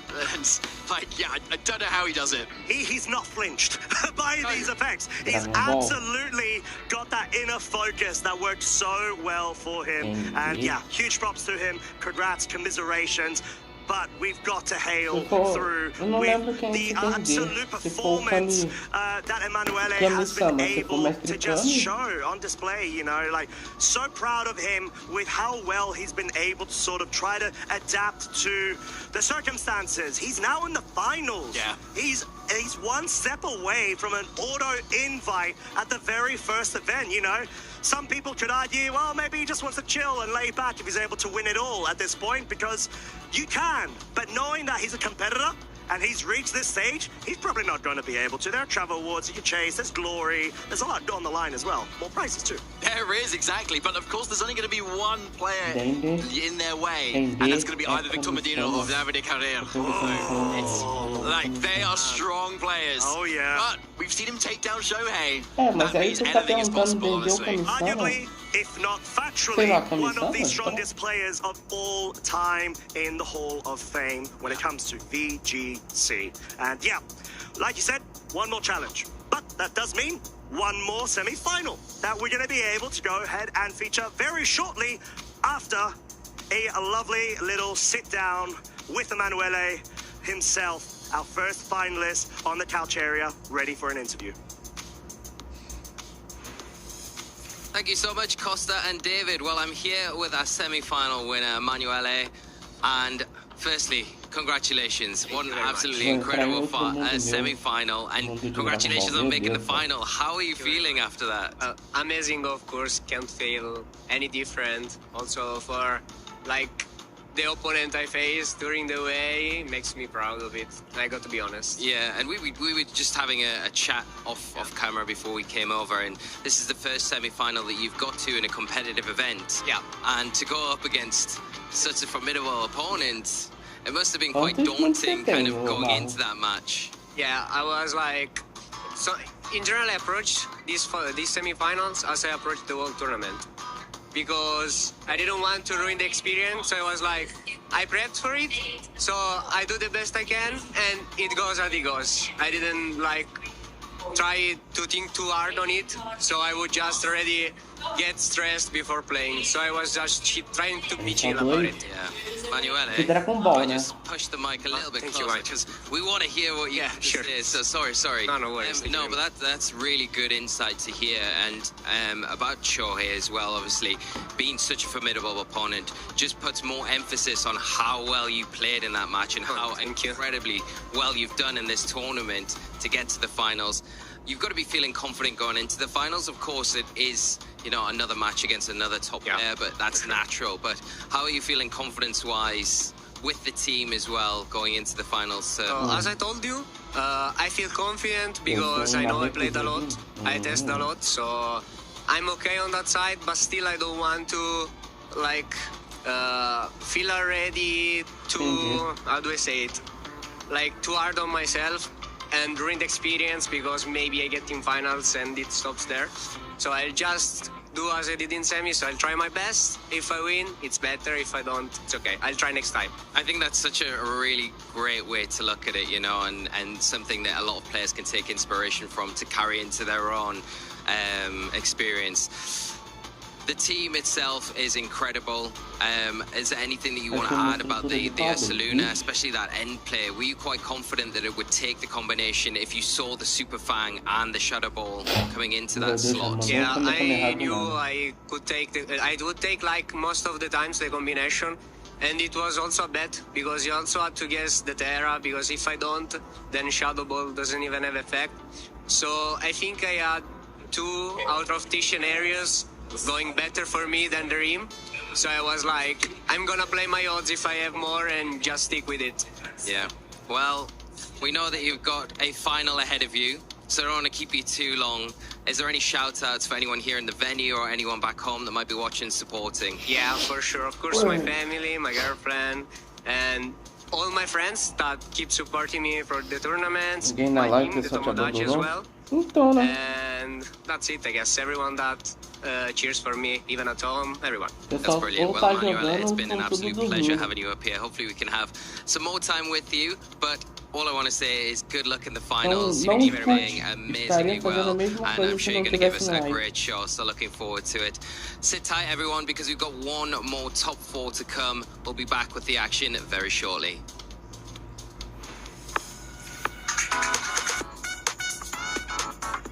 My favorite Pokemon is Xerneas. I just really enjoyed clicking Geomancy back in 2019. I really like its design, and being a setup Pokemon with so much power and pressure, I just really enjoyed using it. My favorite generation of Pokemon, I think it's both Gen 4 and 5. I started playing Gen 4.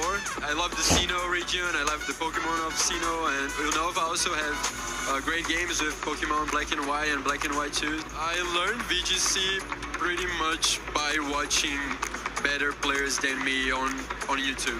Back in the day, we didn't have official tournaments in Brazil, so my role models were pretty much players playing Worlds. There are a lot of people that I look up to in the competitive scene. Cara que vocês falam que é o GOAT, mas que ainda não vi jogar. They are 2 of the best players, and I really like their approach of the game.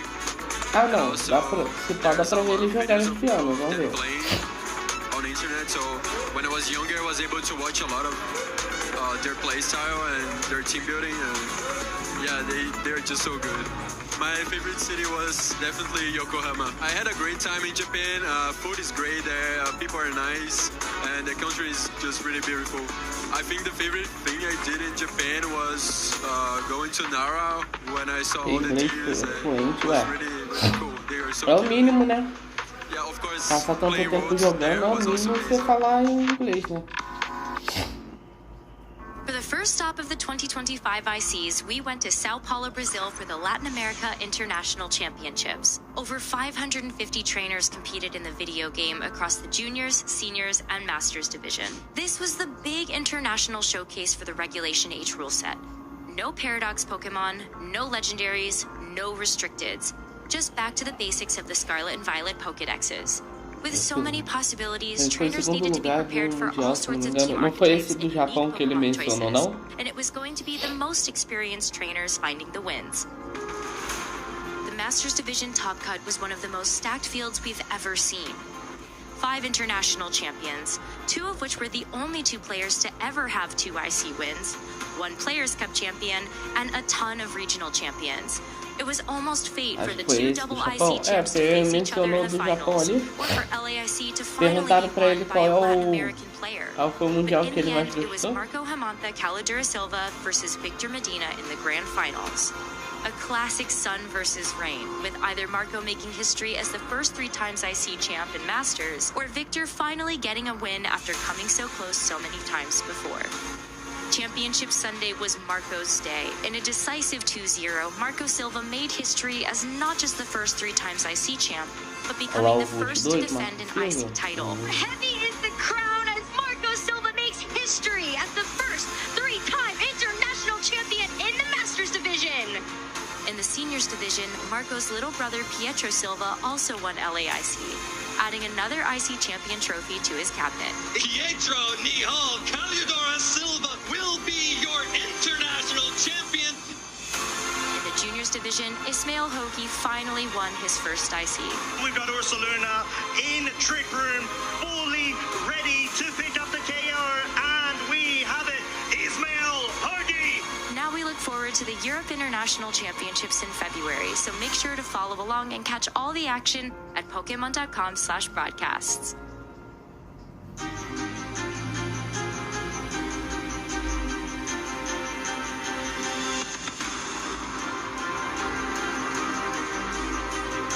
Olha esse Neró.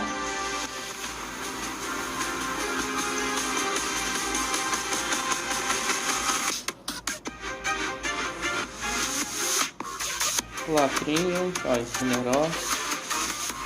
Lizardo.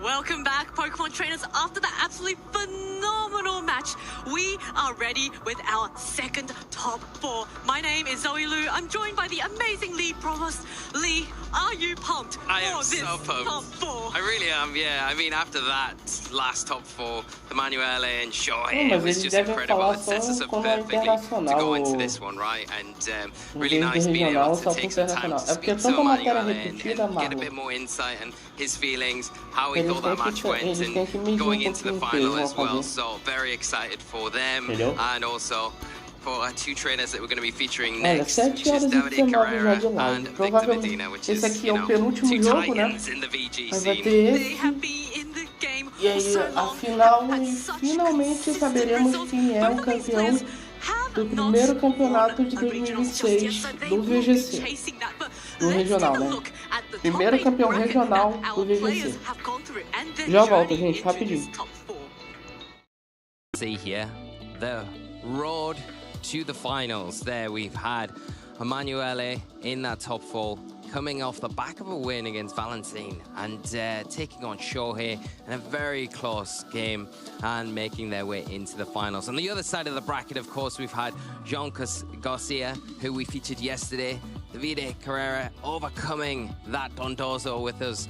So accurate for sure. And then Victor Medina, we had that on the broadcast against Oliver Escalin. That again was a very close-knit match. And now we've got these two to decide who will be going up against Emanuela in the finals. It's such an interesting team matchup as well. Davide has this really crazy and amazing Espathra team. That was not on my radar. I know that there was a team going around, but I did not expect it to make it this far into the tournament. Very deep. And then Victor, of course, running that really hyper-offensive Rain team with that Basque Legion choice bandit. Just does so much damage in the Rain with that wave crash. Yeah, you've got to be very careful around that because we've even seen when it's a resisted hit, it's still doing... Yeah, it's still doing incredible amounts of damage, so you cannot get away from it. Maybe a Gastrodon could... Blue is anywhere to be seen. She will be championing. Yes, the blue one, yes. Yeah. But no, it is a very strong team, and once it starts to get in those positions where Victor prefers them to be, with the Rain setup, the Pelipper in a nice supporting role where it can offer tailwind if needed, the Basque Legion is going to be a very strong Pokemon to deal with, especially if any of the partnering Pokemon have went down, because that last respect is another thing you're going to have to worry about. Of course, there is the choice band item there, so Victor has to choose very wisely, but I think showed a very good way of doing that against Oliver Eskelin, not really wanting to commit too hard, knowing 3 steps ahead of where he wanted to be and choosing wisely on the path to victory, you know. But Davide Carrera, another player who is very well familiar with this scene and got that interesting team. We've already seen him piloted very well on stream earlier in the broadcast. We've got that Hisuian Arcanine. It can be very strong. King Gambit, of course, the Sneasler and that Hydreigon. It's really interesting that both these players, Davide has Psychic Terrain, Victor has Rain Mode, and neither of these players have opponents who have countering terrains or countering weathers. So both these players, if they choose to lead or set up with their terrains and their weathers, there's no way for their opponents to override it. So this is going to play a really interesting dynamic into this upcoming match. Yeah, that's a really good point as well, because a lot of the time we're talking about who can win the weather or who can win the terrain. Well, both players can kind of do their own thing here and just really see which one is going to come out on top. The other player can't really deny it. Now, are there any things on Davide's side that can take advantage of the rain? You look through, you say probably not. On Victor's side, is there anything that can take advantage of the psychic terrain? Probably not. There's a Terra Psychic Among Us, but it has no psychic moves. We were close, right? But no. And I think that's a good thing to identify as well, going into the actual details of the team. The Among Us with that psychic Terra typing, I know we talked about it earlier. It's not something we see really at all. I've never seen defensive Terra type that was psychic. It's going to pay off really well against at least a couple of big threats from Davide's side, where the Indeedee can set the Psychic Terrain, the Espathra, at least you have a way to resist it. And you don't then fall afraid to those powerful fighting type attacks that are coming from the Sneasler. So that Psychic typing really good in a lot of aspects. You're going to have to be careful around things like the King Gambit and the Hydreigon, though. The Double Dark, Davide's side, is a big threat if you do commit the Terastallization into that slot. So much explosive damage from both our players. Let's take a look at Davide's accomplishments up on the screen and his team. And there is, of course, his opponent, Victor Medina. Both these players so accomplished. This is going to be such an incredible and extraordinary match. And, oh man, I can feel that in this match, every turn is going to really matter. And we might be seeing some very explosive one-hit knockouts. Yeah, and you can see how much it means to both the players here. You know, you're not getting so close once again for both of these players. They're just in touching distance of claiming the championship, and it's going to be so fine margins throughout. We'll take a start with the accolades of both our players. Davide Carrera, top 8 Worlds finish in 2022. Players' Cup finalist in 2020, EUIC finalist 2019, and Leipzig regional finalist 2017. Not quite over the line, but some incredible accolades to their name. Some incredibly decorated players here. Victor Medina, of course, fresh off Anaheim Worlds, where he got the top 8. And Victor, as a player, just has had so much consistency in the game. And I Ó, o can time do see moço either of these aí. players just advancing Arcanine really de far into this team. Risui. And now, Davide's team, we've seen it before on Spatra. stream. It's going to be that Hisuian Nizzler. Arcanine with the Mirror Pera, Herb, é Arcanine de Risui com Hero Orb. Spatra de Life Yeah, Orb. some nice Nizzler combinations here. Of de course, you've Cycle got ways to Seed. get around Kingambit de threats. Assault Nothing on the other Vest. side of the field. You're Indeedee looking de at Rock that rain Helmet. threat more often than E not. Heidre The com Defensive Espatra is going to be Goggles. Cara, quite que key, time I think, diferente in do having cara. it relies on it because of that Arcanine de speed boost is going Risui. to give you a way to get a run E on the Basque Legion ahead of that in the Swift Swim. Spatra? And get around that. 2 speed Foi boosts esse might Spatra be aí enough. que And tu then it viu, also allows you Marlon? to get around the threat of that E o Archaludon time as do well and Victor não é nenhuma try novidade, maybe né? force Incinerar de Frostalization Safety into that slot, Goggles, and then you Faz can com hit for Legend de super Choice effective damage Band, as well, Voltemos especially de when you Life combine it Orb, with that Lumen and Pelipper Crash de Fox move Sash, where it's Among lowering de that special Spruceberry defense. e Speaking of Archaludon de Archaludon, Assault here is Vest. Victor's team, Incineroar, Choice Band, Basque Legion, Golden Go, Pelipper, Amoonguss, and Archaludon. So a very, very powerful offensive rain team with a lot of different options on how they wish to dish out their damage. Now the Golden Go also being that steel type, weak to fire, but hey, there is a rain on the field, so it can help weaken, say, fire type attacks from that Arcanine. Yeah, and you look at the Basque Legion, I think, from Victor, and you say, okay, this Pokemon can have a huge impact in this game. Penúltimo jogo, senhoras e They've got to senhores. really kind of combat that. You've got the King Gambit, it's got Quem the Sucker ganhar Punch to daí that vai as well, pra, but if that já vai Psychic pra Train's final, on the Basque field, Legion you're not e really going to be able Pelipper to de League utilize that attack. contra Oh, here we go. Spatra Top e four, make some Indeedee. noise for Victor Medina versus Davide Carrera with the Pelipper Basque Legion lead up against the Indeedee Espathra. Yeah, the Basque Jogo Legion na is tela, in já its volto, perfect gente. Eu tenho que preferred ficar dando uma position with olhada the no Swift negócio Swim aqui, mas já activated, volto. the Choice Band under. It is going to be offering some big damage here, especially into the Indeedee, which you would say is probably the more prime target because the Espathra probably wants to protect here. It does, if it goes for the protect, Victor has the opportunity to go for a Tailwind on the Pelipper to put that Basque Legion even further ahead of where it is already with that rain set on the field. And if it goes after the Indeedee, it does have to be careful because of the Rocky Helmet item there. You don't want to take any unnecessary chip damage, but if it does mean securing a knockout, if you're confident in that, it could be the difference between winning and losing this first set. Well, already that Pelipper is going to be withdrawn for that Incineroar. A really nice switch in. Just wanting to make sure it's going to be immune to those psychic type attacks coming off from either the Indeedee or the Espathra. Espathra now immediately going for the turn 1 Terrestrialization into the psychic type, indicating it is possibly wanting to go for an expanding force, and paired up with Indeedee might be doing a lot of damage, but Indeedee now becomes the center of attention with that Follow Me, which allows space for the Basque Legion to go for a flip turn and takes off quite a bit of health from this Indeedee. But now Basque Legion gets the chance to swap out. Yeah, and it's a really nice safe play from Victor, getting some good damage onto the field already. That Indeedee going to be threatened by another flip turn or another strong attack later on in this game.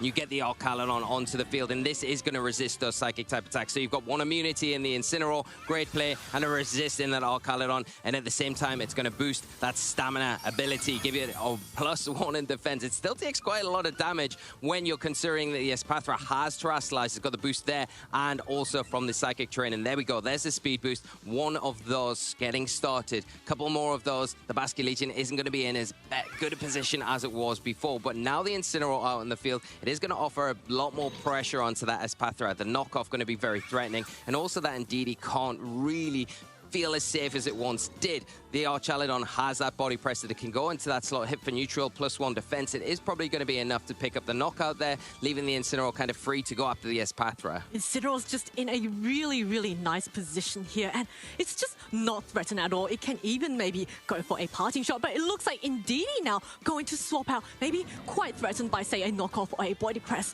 But the Hydreigon is going to switch in. Espathra now keeping it safe for this turn, just trying to scout out what Victor is going to do. And looks like the Electro Shot will be coming off from this Archaludon, getting that +1 to its special attack and getting ready to target down a Pokemon. It is going to be a Hydreigon, so a very nice switch in. Going to be resistant. Takes it really, really well. And now what does the Incineroar go for? It's the knockoff into the Espathra, but which protects. Yeah, really nice protect there. Again, you're going to get another speed boost, putting you further ahead. And the Hydreigon, a really nice switch in, is going to be able to resist those elemental attacks coming out from the Archaludon. It is going to be weak to the body press, and because of that initial chip damage that it's taken, it probably will be susceptible to a knockout there. You don't really have as many safe switch-ins either with the Indeedee. If that comes in, probably will go down to a body press. So an easy target for Victor this next turn. turn. We'll see what the choices are. Oh, a Lumina Crash of Terra Psychic doesn't do quite that much, but more importantly, gets that special defense drop on this Archaludon, which means the Hydreigon, which is next to move, will be able to double up into it with a Draco Meteor, which connects and knocks out the Archaludon with an uncritical hit. And that is going to be the first knockout we're going to get in this game. Yeah, big knockout for Davide and taking down a really important piece of Victor's puzzle here, but the knockoff is in response. A knockout! Big knockout in return from that Incineroar into the Espathra, taking down that huge threat. There is nothing to really take advantage of that Psychic Terrain on Davide's side any longer, and the Hydreigon weakened because of that Draco Meteor. It's had to commit -2 on its special attack. It will not be hitting as hard going into this next turn with that Ndidi in the back. Switches are limited now with the Basculegion coming back onto the field and that rain still active. It will be able to pressure that Sneasler that has entered the fray for Davide. It's so interesting seeing a lot of these Pokemon on the field. There's no speed control, but Sneasler with Unburden gets double speed. Basculegion in the rain also gets double speed. Now, Sneasler typically tends to be faster than Basculegion, so I wouldn't be surprised to see it outspeed. And it hasn't taken an attack drop, so it heavily threatens this Incineroar with a close combat. Hydreigon, as you mentioned earlier, at -2 special attack, really won't be doing very much. Yeah, and the one thing about Sneasler that it's got up its sleeve is it does have access to Throat Chop, so it will be able to put a lot of pressure onto that Basculegion this next turn where it can potentially pick up a knockout, prevent that Pokemon from getting too carried away. But the one thing that you would say that Victor does have up their sleeve is still Terastallization. They can commit that if they do threat that Throat Chop. So Davide goes for a bit of a slower turn here with that Protect, which blocks the flip turn from the Basculegion, which allows this Hydreigon to get an attack off. And it is going to be the Draco Meteor onto Basculegion at -2. It does barely anything, which means this Hydreigon now at -4 and is going to get that safety goggles knocked off. So not a lot of damage this turn, but now the Sneezer's gone for a Protect. It's going to be able to get an attack off this next turn. It will get an attack off this next turn, but it is going to be in the... You know, it really comes down to the Throat Chop. If the Throat Chop can pick up the knockout, where you would say probably yes, it can now because of that chip from the Draco Meteor. It didn't do a lot, but probably enough to put it in range for that Sneasler to pick up a big knockout. It does leave the Incineroar kind of open, though, where it can go for a parting shot, or it can go for an attack even into the Sneasler here, just to get some chip onto it, although you're probably better off cycling that Intimidate, so parting shot coming out into something like the Hydreigon, or that Sneasler might be the better option here to try and lower the offensive capabilities of that Pokemon. Basculegion is in a bit of a pinch. Does it stay on the field? It looks like it does. Oh, God, it's coming into Basculegion. Did not get the call right, and Basculegion will get the flip down, and the one-hit knockout into the Sneasler. Sneasler goes down, and Victor is able to swap out his Basculegion for another Pokemon in the back. Yeah, huge overcompensation. You could see what Davide is trying to do there. Think that the Basculegion so pressured by that Throat Chop, it's going to switch out. I'll catch something on the switch in, go for the close combat, or even predict that Terastallization. Didn't happen. Victor being very brave there, getting a huge payoff and picking up a massive knockout on the biggest threat that Davide still got left in their side of the field. Hydreigon's special attack won't go any lower. It's gone for 3 Draco Meteors, so this parting shot doesn't really do anything to its special attack, but does allow Victor to swap out his Incineroar for that Basculegion in the back. And now Davide down to his final 2 Pokemon, an Ndidi and a -6 Hydreigon. There's really just no offensive pressure coming off from Davide's side at the moment, and I'm really struggling to see how Davide can pull this game around. Yeah, it's going to be very difficult from this position, especially when the Hydreigon special attack is -6. It's not really going to have the damage output that you require against the 3 remaining Pokemon. Of course, you still have Snarl to kind of chip away at things, but then again, your partnering Pokemon, the Ndidi, still not really the preferable offensive choice that you need. The overextension there on that previous turn with the Sneasler to try and capitalize on a Terastallization from the Basculegion just really came back. High risk, high reward, but that risk came back to bite Davide there, and you could see what was happening. Victor capitalizing off it, and I think the players now probably just want to play this out. We know it's going to go to Victor, and just taking their time to gather their thoughts, especially Davide, on how to approach game 2. fantastically played from Victor there, making that aggressive read and keeping the Basque Legion in. Now this Incineroar is going to switch in, get a very unnecessary attack drop on both these special attackers. Snarl does come off. There's no critical hit. Tickles the Basque Legion a little bit. It does allow the Basque Legion now to get an attack off. And yeah, both special attack drops not quite mattering, but that absolutely gigantic wave crash coming off onto this Ndidi knocks it out. Basque Legion takes a bit of recoil from both the wave crash and that rocky helmet. Yeah, now this next turn, we've got the fake out that the Incineroar can just apply to the Hydreigon, followed up with a wave crash, but it might see a forfeit just around the corner, and that is what has happened. So Victor Medina taking game one here in the semi-final, 1-0 up, one step closer to the finals here in Frankfurt. What a fast and decisive game that was. It really could have gone either way. I think that turn where that Sneasler went for that close combat, obviously trying to get that read onto the Terra Water. Had it gone for the throat chop, the Basque Legion would have just been knocked out, and then it would have been possibly a very different game outcome. I think it would have been completely different. I think Davide would have clinched that game if it went for the throat chop, and it always comes down. It's a real highlight of these 50-50 moments in a game where if you get one of them wrong because the margins are so fine, the match can go the other way, and that's exactly what happened. But you've got to give credit to Victor there because, you know, all of the mind games going on, saying, okay, well, he knows I could terrestrialize. I haven't used it yet. Is the likelihood that he's going to use throat chop? Maybe he thinks I'm going to terrestrialize. Let's see if I can get away with this. And it's exactly what happened. And in the return of it, picking up the Sneasler, which was a huge threat. It got no return in that match at all, which was incredible for Victor. Not so incredible for Davide. But you can see the pressure that Davide applied at the start of that game. If he can kind of replicate that going into game two, he might be able to overwhelm Victor with this psychic kind of combination between the Espathra, the Ndidi, and the Hydreigon to the point where Victor can't make a comeback.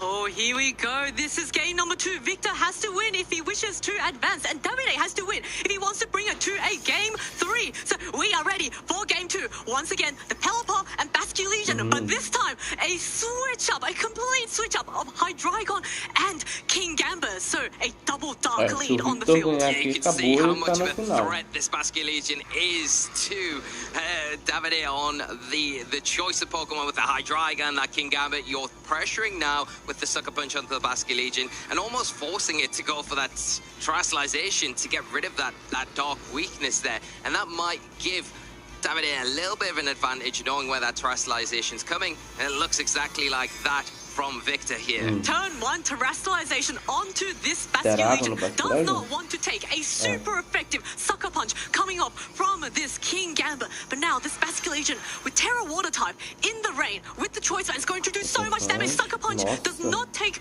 more than half health on this Basque Legion and allows it to get a phenomenal flip turn off on this King Gambit. Not quite enough to get the knockout, but gets this King Gambit down so low on this health. And now we're going to see which Pokemon Victor brings out in the back, and it is going to be that Archaludon. So another Pokemon that can take advantage of the rain. Yeah, we do see a Taunt come out from the Hydreigon, preventing potentially a Tailwind coming out here, but it's not the Tailwind.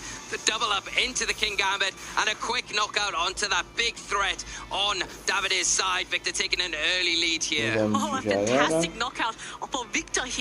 Now that there's no more threat of Sucker Punch, that Basque Legion is quite safe. Of course, we did get a glimpse of the Pokemon that Davide has in the back, which is the Sneasler and Ndidi, which means if the Sneasler gets that Unburden boost, it will still be faster than Basque Legion. Yeah, and to get that Unburden boost, you're going to have to get that Ndidi on the field. It does mean switching out the Hydreigon, which isn't in a terrible position right now, but it is going to be threatened by potentially a Draco Meteor from that Archaludon. So you've got to really commit into that slot, which isn't the worst thing in the world because you know the Assault Vest there. There's not going to be any Protect, so you can pretty freely go for close combat and the Draco Meteor into that slot and know that you'll pick up the knockout potentially with both of those attacks as long as that Draco Meteor does connect. And, well, now the Sneasler is in a good position. You know that Archaludon cannot terrestrialize anymore because it was used up by the Basque Legion. Looks like Hydreigon, as you called out, is going to swap out for this Ndidi. So, it's going to activate the Psychic Seed for the Sneasler and give it that Unburden boost and also give it that +1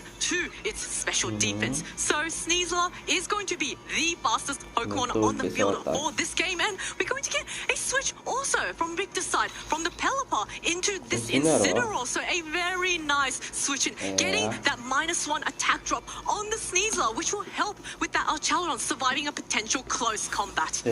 Close combat this time though, just to protect to scout out what Victor decides to go after here, but we are going to start off with an Electro Shot in this matchup in front of the Archaludon though. That Psychic Seed special defense boost going to be actually really useful, but for free the Archaludon has got a +1 to its special attack. This next time around it is going to be hitting that a little bit harder, but the Sneasler does have a little bit of an ace up in its pocket. It's got the helping hand support from the Indeedee, so boosting those attacks even further. The Incineroar can't utilize the fake out because of the psychic terrain, and it is going to be prone to getting knocked out by a helping hand close combat this next turn. Yes, this Archaludon is so heavily threatened, and here we go. Here is the helping hand on this Sneasler. It's going to go for a super effective close combat. Is it enough to get? Okay, it is not enough. Archaludon hangs on, and this means Archaludon will be free to get an attack off onto either Pokemon on Davide's side. Yeah, it's going to be another Electro Shot. It will boost its special attack once more. One turn attack because of the rain being active on the field, and then which target it will be into. It looks like it is into that Indeedee because it doesn't have that boost to its special defenses, and Incineroar left alone here, able to get a all-important parting shot off into the Sneasler, lower that attack even further, and more importantly, the Intimidate is now nestled in the back, so whenever Victor wants to bring it back onto the field, further weaken that Sneasler, it is going to be able to do that. This is a fantastic point. Sneasler is at -2 attack, so if the Incineroar does choose to switch in next switch, you know, you can see that Archaludon's so heavily chipped, it might want to be replaced by the Incineroar. Sneasler at -3 attack really is not a threat, and now you've got this Swift Swim Choice Band Basculegion in the rain. That is an absolutely terrifying Pokemon to face up against. Indeed, he can keep Sneasler safe with a colony, so there is that option for Davide. Yeah, there is that option, but I think one attack is all that Victor is going to need to dispose of that Indeedee, and once that's down, then the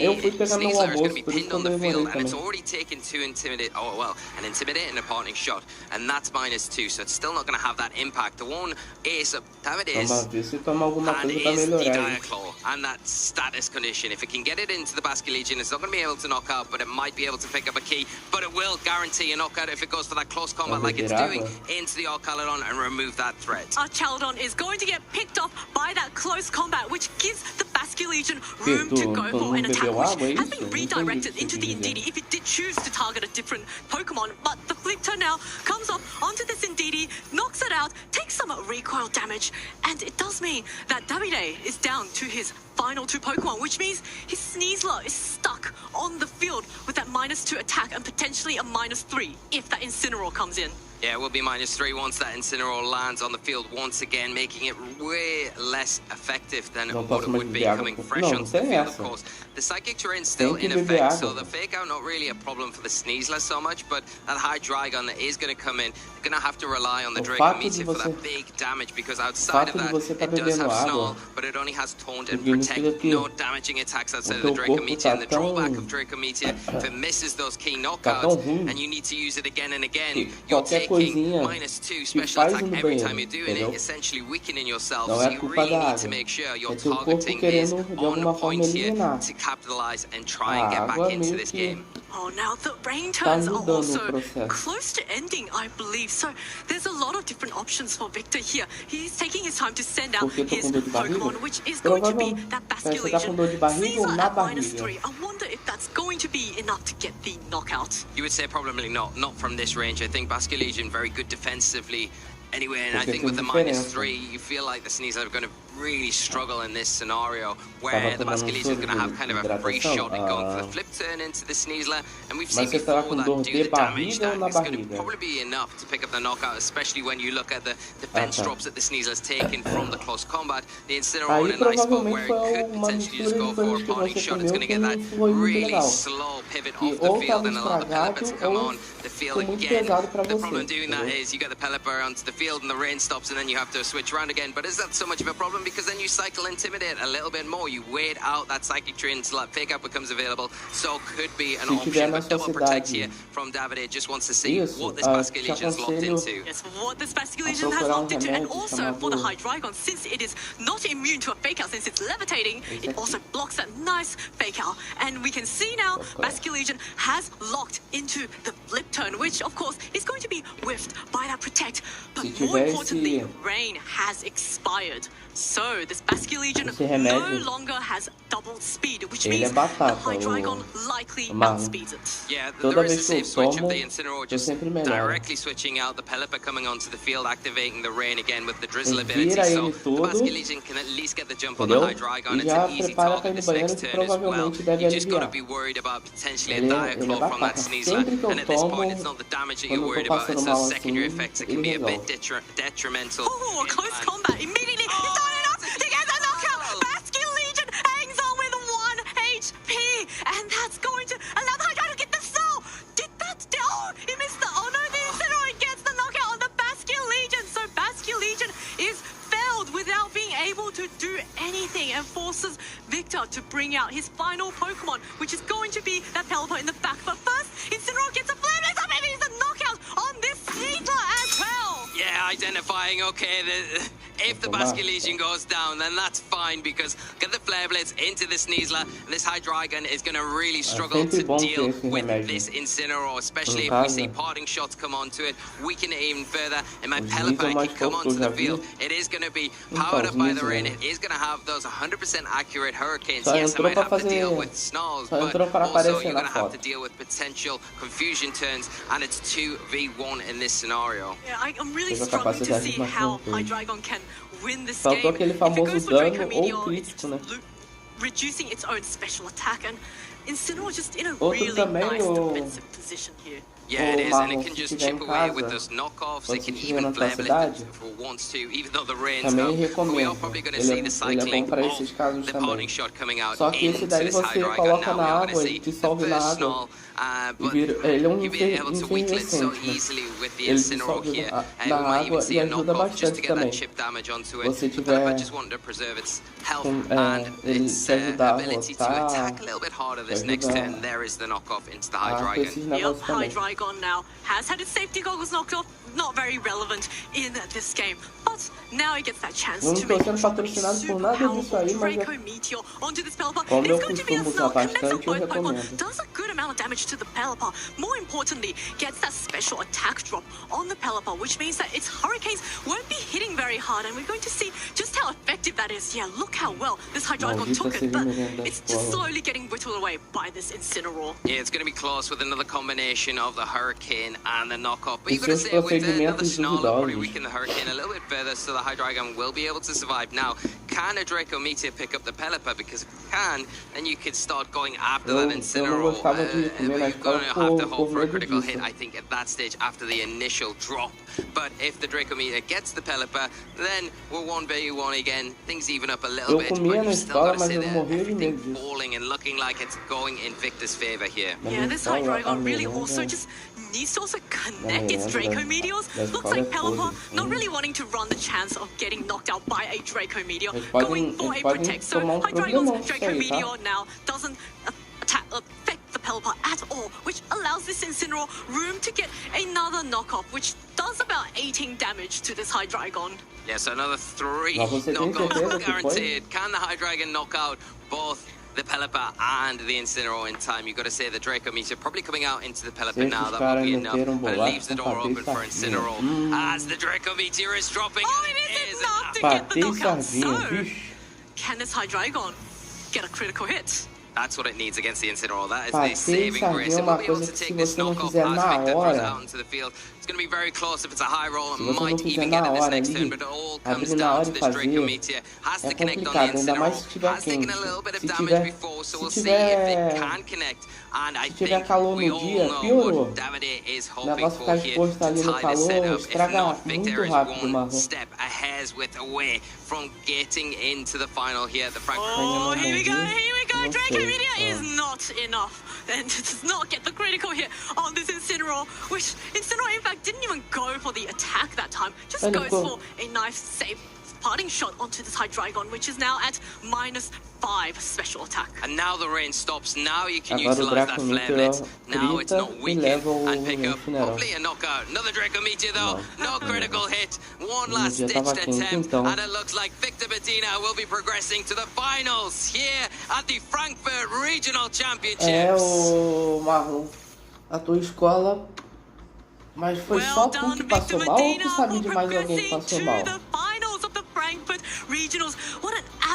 Porque se foi só você, pode ter sido um acúmulo de coisas que você comeu. Incredible, Assim absolutely como pode ter incredible. sido Victor never acúmulo ceases de to outros também, surprise né? us with the ability that he has as a player, as a competitor, Mas se and só, making ó, his way se só você into passou mal another da final. Is da this escola, the time where Victor Medina pode ser finally coisas que claims você comeu that depois coveted também. title? Could this be one of the best O ways for Victor patê to com kick off sardinha, the 2026 season, lock patê up com that world's sardinha pode invite só ter early sido on with that golden estopim, ticket entendeu? and get one Mas of those pode ter coveted sido um acúmulo medals de coisas. alongside it. But Mais uma pessoa da escola, Emmanuel mas is só standing in vocês their dois? way, and it will E not be an easy match. tanta gente da sala, é de se suspeitar, entendeu? Pode ter, o patê com sardinha pode ter sido estopim. Você estuda de manhã ou de tarde, Marlon? Imagine just getting a world's invite immediately right now. You're all set. You've got your world's invite. And you can just relax for the rest of this. Or maybe not relax. Maybe do some training, but there's a lot less. You can kind of relax, all right? Well, there's less pressure to do, you know, to get that high placement. Então, pode ter sido um acúmulo de coisas e o patê com sardinha highlights from the match, some big moments. The knockoff into the teve uma Espatra turma was inteira. huge for Victor. Então é. Taking a trade and really paying off there. And E then this nenhuma turn mãe, was a nenhum pivotal responsável one, foi where the close reclamar. combat was predicted by Davide. Fortunately, no Não é terrestrialization, possível no que ninguém switch foi there, reclamar and isso getting aí. punished with the flip turn was enough in the rain. Choice band to get rid of the Sneasler. Then the King Gambit getting doubled Tem up que reclamar, into gente, porque game 2, não pode turn fazer 1. isso com vocês, Losing não. that early on was not great, and then the Pô, Basket Legion tinha que ter ido managing reclamar, itself, cara. getting the damage it needed, going down at the right time for Incineroar to come in, claim a knockout onto that Sneasler, and take it one-on-one with the Pelo menos Hydreigon. não que eu saiba. Victor used that Pô, Incineroar mas so deveriam well, ir. cycling it in and out with those parting shots, just switching it in, and just heavily neutralizing the Sneasler. So even though the Sneasler was the fastest Pokemon on the field, it wasn't really able to get much damage off. We didn't actually see any Dire Claws coming off in that game. So Intoxicação alimentar é gravíssimo, Victor cara. didn't either. yeah, so you know there wasn't that chance of sleeps, and I wonder if at that point maybe Davide might have wanted to consider Não going na for that bolacha. Die Claw, Não, pior roll the que dice a little fica. bit, try and get that cheeky sleep or Marlon, paralysis to foi slow down Victor. It's a good point. Foi It's not the most consistent way to go aqueles about biscoitos battling, de and I think aguissal, when né, you que look deram at pra Davide as vocês, a com player, he sardinha. always seems to choose a very consistent Fica route to gostoso, aqui em winning. casa a gente faz, But mas in tipo those assim, a gente come scenarios na where your hora. back's against the wall, I E think coloca na sometimes geladeira, that's an pô. option Porque that é you've um got to troço look que at se and não, say, se okay, não I'm colocar going to na go down geladeira that estraga avenue. I'm muito going to see rápido, cara. if I roll the dice, if I get 6, and if I do, then yes, Normalmente here we a gente go. acaba na But hora. unfortunately, we didn't see that, and Victor just played it out very well. I want to just talk about the Incineroar. You mentioned it there. Often on these rain compositions, you do see Incineroar in there because of its useful nature, ability to drop Intimidate, slow cycle out, parting shot, fake out support as well. But seeing a trend of Flare Blitz being dropped on those Incineroar for good reason because of the rain and things like that. But Victor's decided there are going to be scenarios where the rain's not on the field and I can take advantage of that. So I just, you know, identify that as something I think is a really key piece of the puzzle for Victor. E o segundo período, Marlon, ele é equivalente a que horas mais ou menos aí? Vocês entram o quê? 7h30 da manhã, acredito eu, né? medal that he's been coveting for so long. So why don't we throw it over to the couch and hear from Victor, who's now ready for his interview before the Ele deve finals. entrar umas 7, 7h30 no mínimo, né? Thank you very much, Zoe and Lee. Yes, we have got Victor Medina on this couch once more, going into a finals, my friend. Huge congratulations. You are the definition of consistency in my books. How are you feeling? That was up against Davide Kader, another fellow EU IC finalist. Must be a lot of emotions, right? Yes, I mean, I already played against Davide 2 times, and I was 0-2 against him, so I really wanted to get my revenge. I'm happy. He's such a great great player, of course. I am feeling great. I want to play finals, but I'm feeling a bit nervous and a bit tired, honestly. A lot of rounds, but yeah, at the same time, Deixa eu só colocar um negócio na geladeira aqui e já volto. And yeah, that's pretty much it. Just full stop, wrap it up, we're done. No, but honestly, I mean, it makes so much sense. There's so much emotion, so much effort, and hard work that you've gone through, in all honesty. And like we said, you know, what's the secret sauce, man, to your consistency? You're just so good. You're so top of the game. I mean, going into game one, we saw that there was a very critical turn where Davide was trying to read a terrestrialization on your Bastia Legion. Just break down your thought process very quickly in terms of that interaction, because I feel like that was game-changing. I mean, it was kind of a 50-50 in my opinion, but because I already played against Davide a bunch of times, I kind of know how he plays, so I went for not doing Terra because he also knows how I play, so it's a bit of mind games there. But yeah, I decided not to go for Terra, and it paid off. It was a 50-50, so there's not much thought process behind it. That's fair enough. I mean, it was a flip, right? And you took your chance, you made the read of the read in order to not do the read. Yes. Kind of. But then game 2, you handled yourself very well in terms of being able to navigate around all of the pressure that the Sneasler was exuding, and you did really well with that Incineroar. You got the Intimidate drops, you had the parting shots. The Sneasler wasn't able to get that KO on the Bastia Legion after you had already terrestrialized, and just being able to get so much pressure going was so crucial. But it did look like it could have maybe gone either way towards the end once Bastia Legion was gone. But were you just confident in trying to whittle down the oh my lord, what was it? That was you had better by Incineroar versus Hydreigon. Pronto, 10 horas da manhã. Fica 45 minutos. Protects? Até vocês comigo. I was confident that I was in a favorable spot in that endgame. Because if he lets my Pelipper do 2 Hurricanes, I think he's in a bad spot. So he needed to Draco the Pelipper, and then Incin. We saw the damage that Draco did. Tá, mesmo que seja o solzinho de 10 da manhã, cara, se pega sol e se tá quente, é complicado, cara. É um negócio que estraga bem fácil mesmo. But like fake out, parting shot. What else can you ask for? It's true, you've just got the perfect bundle, right? And the typing as well. Enfim, a lógica, né, Simon? Aliás, boa tarde. Eu já volto, rapidinho, gente. Deixa eu só colocar o negócio no where it just absorbs all of the pressure and dispatches it in sort of like a disruptive way onto the other side of the field. So, I mean, Victor, you are one step away from getting the first spot. I want to hear it from you right now. What would it mean if you would be able to go ahead and pick up that title? Okay, it would mean a lot. Now that I'm in finals, I obviously want to win. But I also want to say that being this consistent and doing these results, it's a win for me already. Yeah. So even if I lose these finals, I'm sure this is a win in my books, and I'm sure I will compete. And if it's a win, I will be amazed, but at the same time, it's a win. It's not the end, it's only the beginning. So let's see. See, to me, that is a champion's mentality, the best one there is. Thank you so much for your time, Victor. What I'm going to do is final opportunity for shout-outs that you would like to give to anybody in the venue or at home. Okay, shoutouts to my family because I forgot before and they were not happy about it. Okay. Oh, they're not. Oh. No, but shoutouts to my family, to the whole community, to Antonio, to Miguel, to Sufi, you all know the deal, to Team C, to all the international community. Honestly, it has been amazing. I have so much support. Mari, my roommate here. What can I say? I have such great friends in this community. Beautiful thing. Thank you so much for your kind words and your time.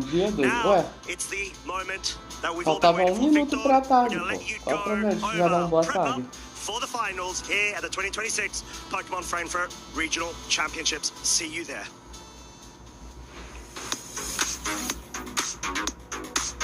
started playing competitive Pokemon in 2009, so this is my 15th year. I was at Philadelphia Regionals back then. Luckily, I got into the lottery. Não sei se vai dar pra denunciar a escola, mas pelo menos que deveriam os pais aí dessas crianças que passam mal deveriam se juntar e fazer uma reclamação da escola, com certeza. Gentle, patient, kind, because I think I sometimes forget to be all three of those things. So it's just sort of a reminder for myself.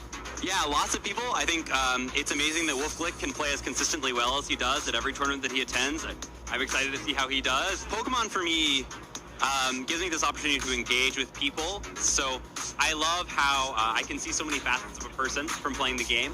It's also a competitive outlet. I mean, there are parts of me that like really love going to battle with people and competing with them and challenging myself, and it gives me such a great way to continue to find ways to improve and explore. So it's kind of multifaceted, both towards others and towards myself. I stay out of the convention center stuff because I'm pescatarian. So I don't eat most of the meat and like chicken tenders and stuff like that. My favorite convention center meal that I've had, or well, regional meal that I've had, was in Knoxville. There was a falafel place. I went and got a falafel salad at lunch, and it was lovely. And I felt so energized. Finalmente o último jogo My girlfriend, we make cookies a lot. Finalizarmos a live. We make lots of different varieties of cookies. And she calls me a cookie vacuum because we have a small batch all of the cookies, because if not, I just eat too many of them too quickly. I can't help myself. So I would say warm cookies are definitely my favorites. Charlotte, because I'm from North Carolina. I have a lot of fond memories of Athens, which most people watching this won't even know has ever hosted a Pokemon tournament. That's Athens, Georgia, just to be clear.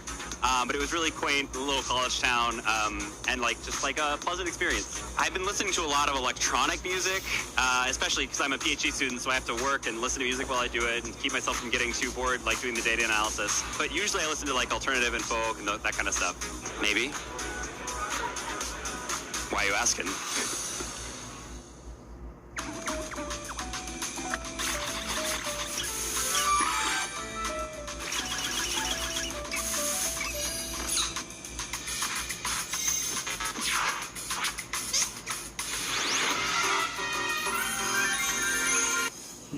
Welcome back to the Frankfurt Regional Championships. If you're just tuning in, I will say, where have you been for the action that we've had this weekend? But you're here at just the right time for the finals. My name is Lee Promise, and I'm joined by the ever so lovely Zoe Liu, and we are here to guide you through what is going to be the first EU regional finals of the 2026 season. This is going to be so exciting, and the player who wins this regional will be the first player in the world outside of the four that we've already had qualified from Worlds last season to qualify for this season's Worlds. Yeah, it's very exciting, isn't it? And everything on the line. These players have done incredibly to get to this stage of the tournament, and one more step is all one of them is going to need to take. But it's not going to be an easy one, because both players have proved throughout this weekend that they are just phenomenal trainers. They've overcome massive odds to get here, massive challenges in the top trainers that have traveled from regions all around the world to be at this first EU regional. Yeah, both these players, we've seen them on stream throughout this whole weekend, just making these fantastic, phenomenal plays, punishing opponents for maybe making safe plays, getting those aggressive reads right. We saw in that last game, Victor keeping that ghost-type Basculegion in the game, whilst that Sneasler then went for the close combat, and of course, Davide got the read wrong, and... Yes, it just happens, doesn't it? Especially at this high level, you can go for those players and it can go your way, and sometimes they don't go your way, unfortunately. But Davide doing extremely well and put on a great show this weekend for us, especially with that really unique Espatra, Hisui and Arcanine team that we really hadn't seen make a splash previously in Regulation H. So nice to see some different things that we weren't expecting going into this tournament, but we have seen some things that are quite familiar, and Rain being one of them, and that's what Victor's been piloting all the way to the finals. Can it be the archetype to take him to that championship title? Well, opposite the Rain that Victor is bringing, his opponent Emanuele will be bringing a snow team. So we are going to have a bit of a weather war. Emanuele also has terrain control because Victor has no terrain. So there's that Rillaboom with that grassy surge that brings out the grassy terrain upon switching. Yeah, one of those big powerhouses that Victor's been really leaning on throughout this tournament is Basculegion. And that is not really going to have the best time in front of a Rillaboom, especially with that priority grassy glide, and Victor not having a way to change the terrain or get rid of that. You kind of have to stall that out, get rid of the Rillaboom in the meantime, and then position your Basket Legion at the perfect opportunity to take advantage of those big, powerful wave crashes and the last respects as well. Oh yeah, choice band last respects. If you bring out that Basket Legion towards the end, if your teammates have already been knocked out, well, the base power of that last respects is just going to go straight up, and that's just going to hit so hard. And for Victor, I think he might be quite relieved to see that the Rillaboom is an assault set, not like the Miracle Seed set that you faced earlier, which means the Basket Legion can probably survive one grassy terrain boosted grassy glide, but you still don't want to leave your choice band Basket Legion in against that super effective grass type attack if you can help it. Yeah, the double-edged sword here is that you've got that water terror type on the Basket Legion, so yes, you can increase the damage, especially when the rain's up, those wave crashes, those flip turns. We've seen how devastating they can be onto the opposite side of the field, but at the same time, you've got no defensive terrestrialization to get around that glassy glide, or even a wood hammer. That's what is chosen if the Rillaboom's in the right place at the right time for Emanuele. Not to mention, because this Basket Legion is a choice band set, it cannot protect, so there is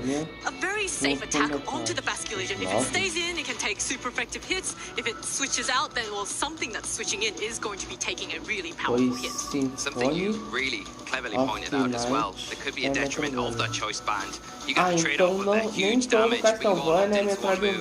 And one move that Emanuele has on their side of the field with their Ninetales, which they're likely to bring to this match to disrupt the weather, is disabled. If the Basket Legion gets disabled, then it's kind of struggle. Yeah, struggle its way to victory. Can it do that? I don't know. Choice band struggle, you know, it might be enough. Probably does enough, right? The Ninetales is focus sash, so if you knock it down to its sash, you could struggle. Scenarios we could be foreshadowing.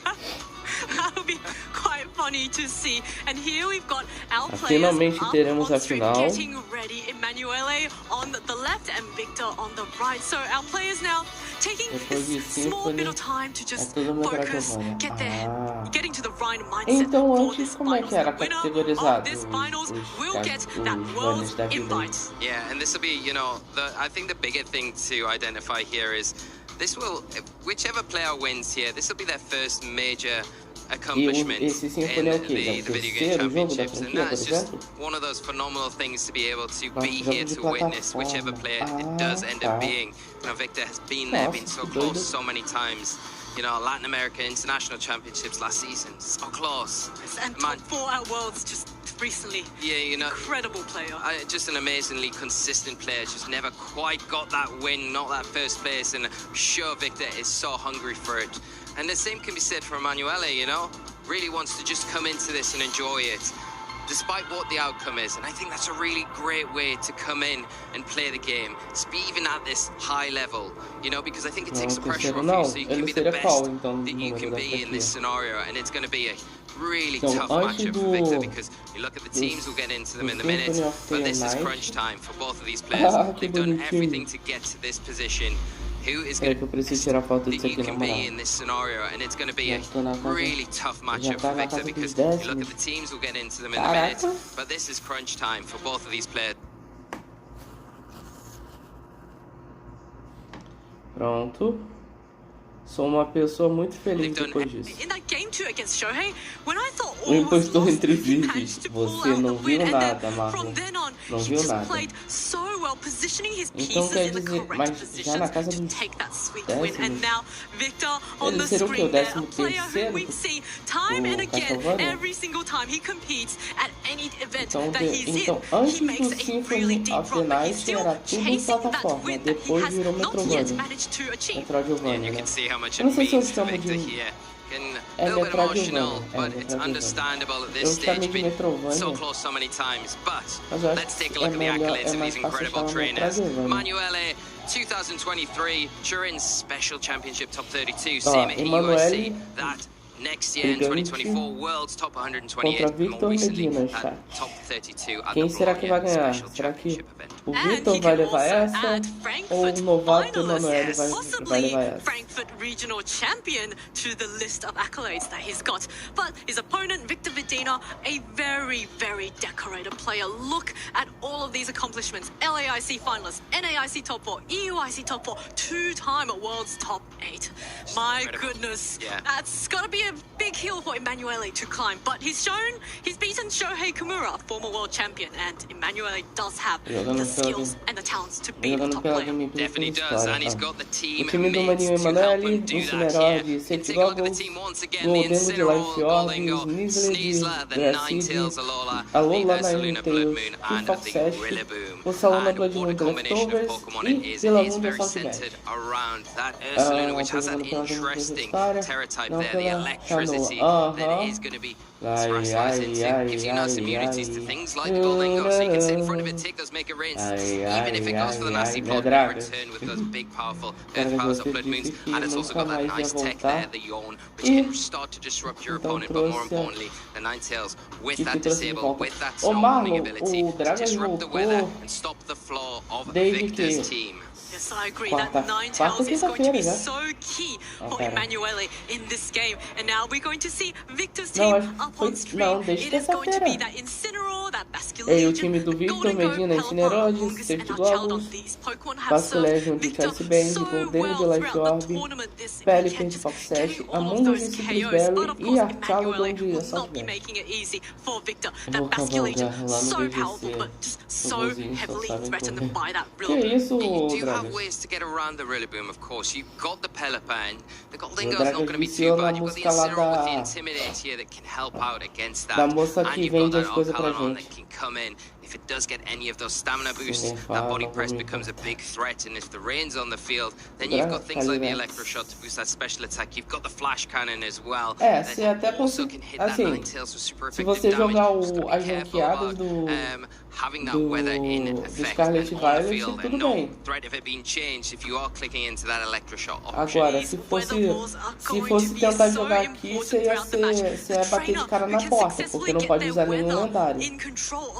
Eles estão jogando na Revelation H, que não pode nenhum lendário. Oh my goodness, this is such a close matchup. I do think Emanuele has a bit of a slight edge in terms of team matchups against the Victor, but these two teams and these two players are just so close, and it looks like we are going to be ready for the finals of the Frankfurt Regional Championship. Nem Paradoxo também não pode. Senhoras e senhores, primeiro jogo da final. Let's go.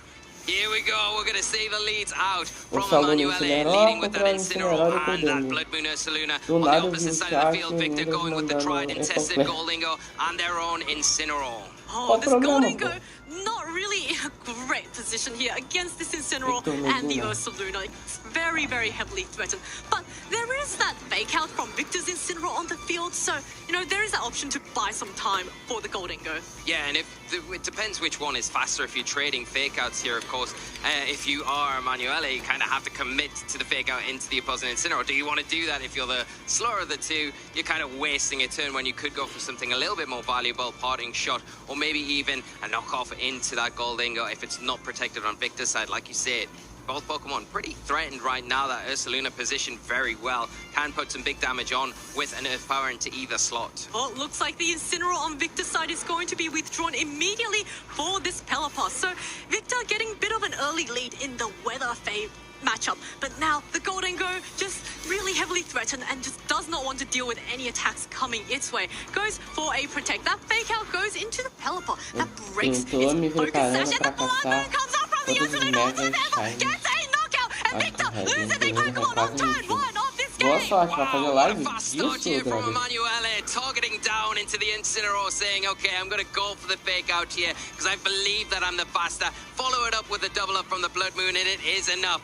Fortunately, the Incineroar sticks around, but it is that Pelipper, the all-important weather setter that has been lost for Victor, putting him behind, especially if Emanuele has got that Alolan Ninetales in the back, can get rid of that rain at any point that they want to. Yes, Emanuele now has comfortable control of the weather, and yes, we did see that Ninetales in the back. But right now, Victor does have a fresh fake out option on his Incineroar, so there is the option to go for a fake out. Now, Golden Go, because it protected that last turn, was a bit of a waste to protect. Can't really protect again, and we can see Ursaluna, can just simply go for another tap onto it. But it looks like we are going to get another terrestrialization immediately onto that Golden Go. It will be that Terrell flying. Yeah, so it gets that nice immunity to the Earth power that could be potentially coming out from the Ursaluna. We know it can't lock into the Blood Moon because it cannot do that consecutively. Fake out from Victor's Incineroar into Emanuele's, and now that has to put the all-important boost to those special attacks, and it will try to pull Victor back into the game. We'll see what this Ursaluna went for. And it is into the provavelmente vou me arrepender de perguntar, mas o que é? Very valuable damage. You can see how this Ursaluna not holding a knife is not able to get that knockout onto this Incineroar. Very heavily chipped, but now this Golden Go is in a very comfortable position here. It's no longer threatened super effectively by this Incineroar, and I would imagine even if this Ursaluna is not that offensive, it could probably survive. Yeah, that's the big question here. That the Blood Moon now is going to be active. Emanuele, so can't target into that Goldingo now, and it will not be resisted because that's lost that steel typing. So Victor has to be very careful about that. What do you choose your attack to be, and do you see the translation in response to try and take that potential make a rain coming from the opposite side of the field a little bit better? And it's exactly what we see. The electric terror type from the Blood Moon. It will be going for that, and are we seeing it combined with that Blood Moon attack? Here's the Goldingo now going for a make a rain resistant, but still does so much damage. Fazer live na Kik, que eu posso mostrar algumas coisas, reagir a algumas coisas que eu não poderia reagir em live aqui no YouTube, que eu posso mostrar pra vocês e a gente ri pra caramba. Tipo, Yoga!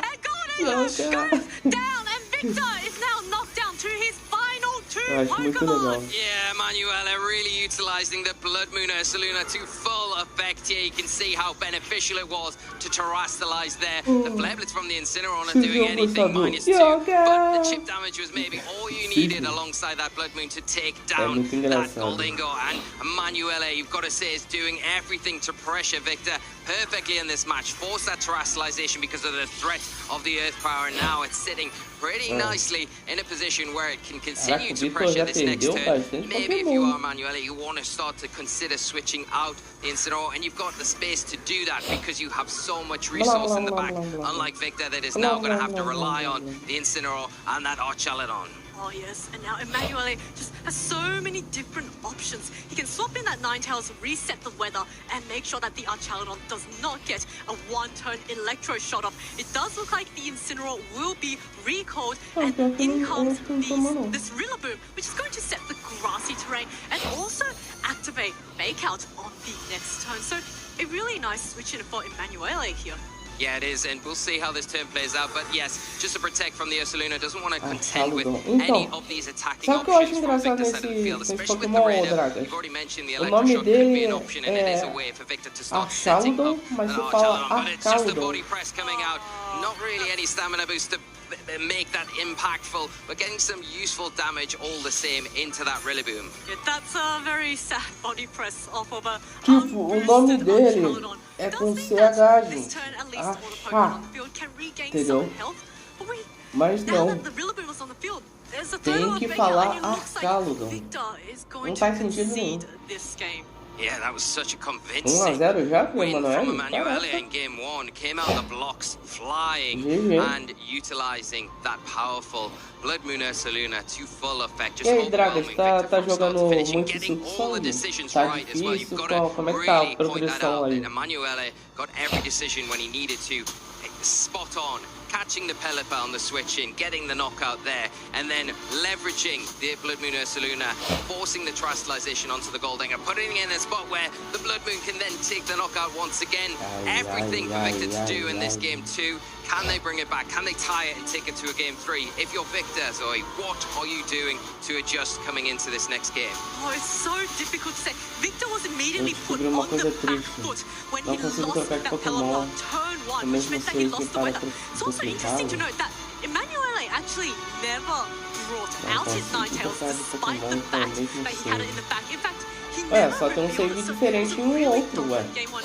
And I think Victor really has to be more careful with 8 horas preserving his de live daqui a pouco, in this game. bate o recorde. Do you lead Bateu o out with the recorde. Basque Legion? Because if you Ué, see that Simon, Ursaluna nas and the lives do Incineroar Mundial again, de Pokémon do you foi just mais, pô. lead Pelipper and Teve Basque uma Legion, or live do que you eu lead fiz Basque 11 Legion horas e Incineroar 40 de with live, pô. the thought of, okay, Então, I'm just poder- gonna not terastallize my Vou Basque ter que Legion, passar but I'm gonna o flip save turn pro and I'm gonna celular. switch out my Deixar Incineroar no to the YouTube Pelipper, pra get the rain PC. onto the field, and then start utilizing the Basque Legion to go after the Blood Moon Ursaluna a little bit earlier in this game to try and remove that threat. Vai And usar then that might enable programinhas, your Dragas. goaling, or Que that might isso, enable que the feio. Archalon a little bit later in the game for you if you can leverage those Pokemon early on. Yeah, the Basque Legion could potentially be an option for Victor here, but it looks like now we are going to get started very shortly into the game too, and the stakes could not be higher for both of these Pera, como é que tu players. vai passar Emmanuel needs isso? to win this game, and Victor Eu ia has to falar win como é que to tu vai bring it to passar a isso game pro... 3, and our players pra will outro be jogo, leading mas with that provavelmente tu Golden deve Goat and saber. Basque Legion as Eu you não called faço out ideia lead, de and como the passa. Incineroar and Daqui a pouco não Ursaluna. agora. Yeah, so here we go. The Goldingo on the Não, field 8 horas isn't de in the live best já. of positions São right 8 now. horas It's de threatened live. by the Flare Blitz from the Incineroar. The Earth Power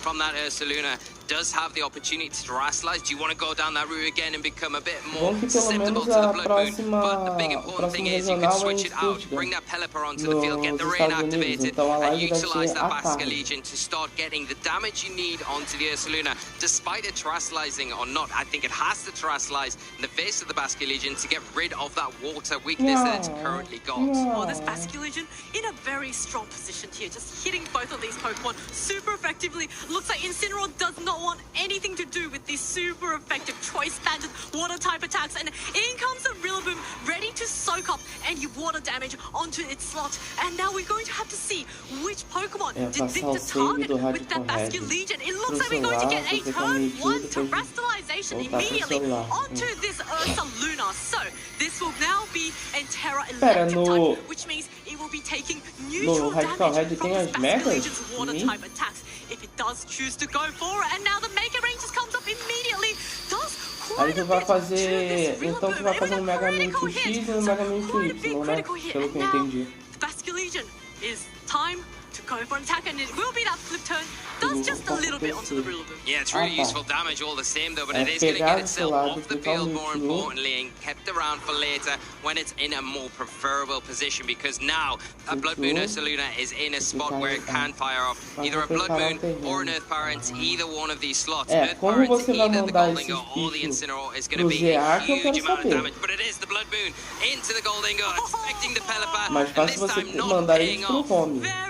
Aí do home você manda pro ZA quando você tiver. Cara, se eu soubesse como é que faz pra passar os bichos do Pokémon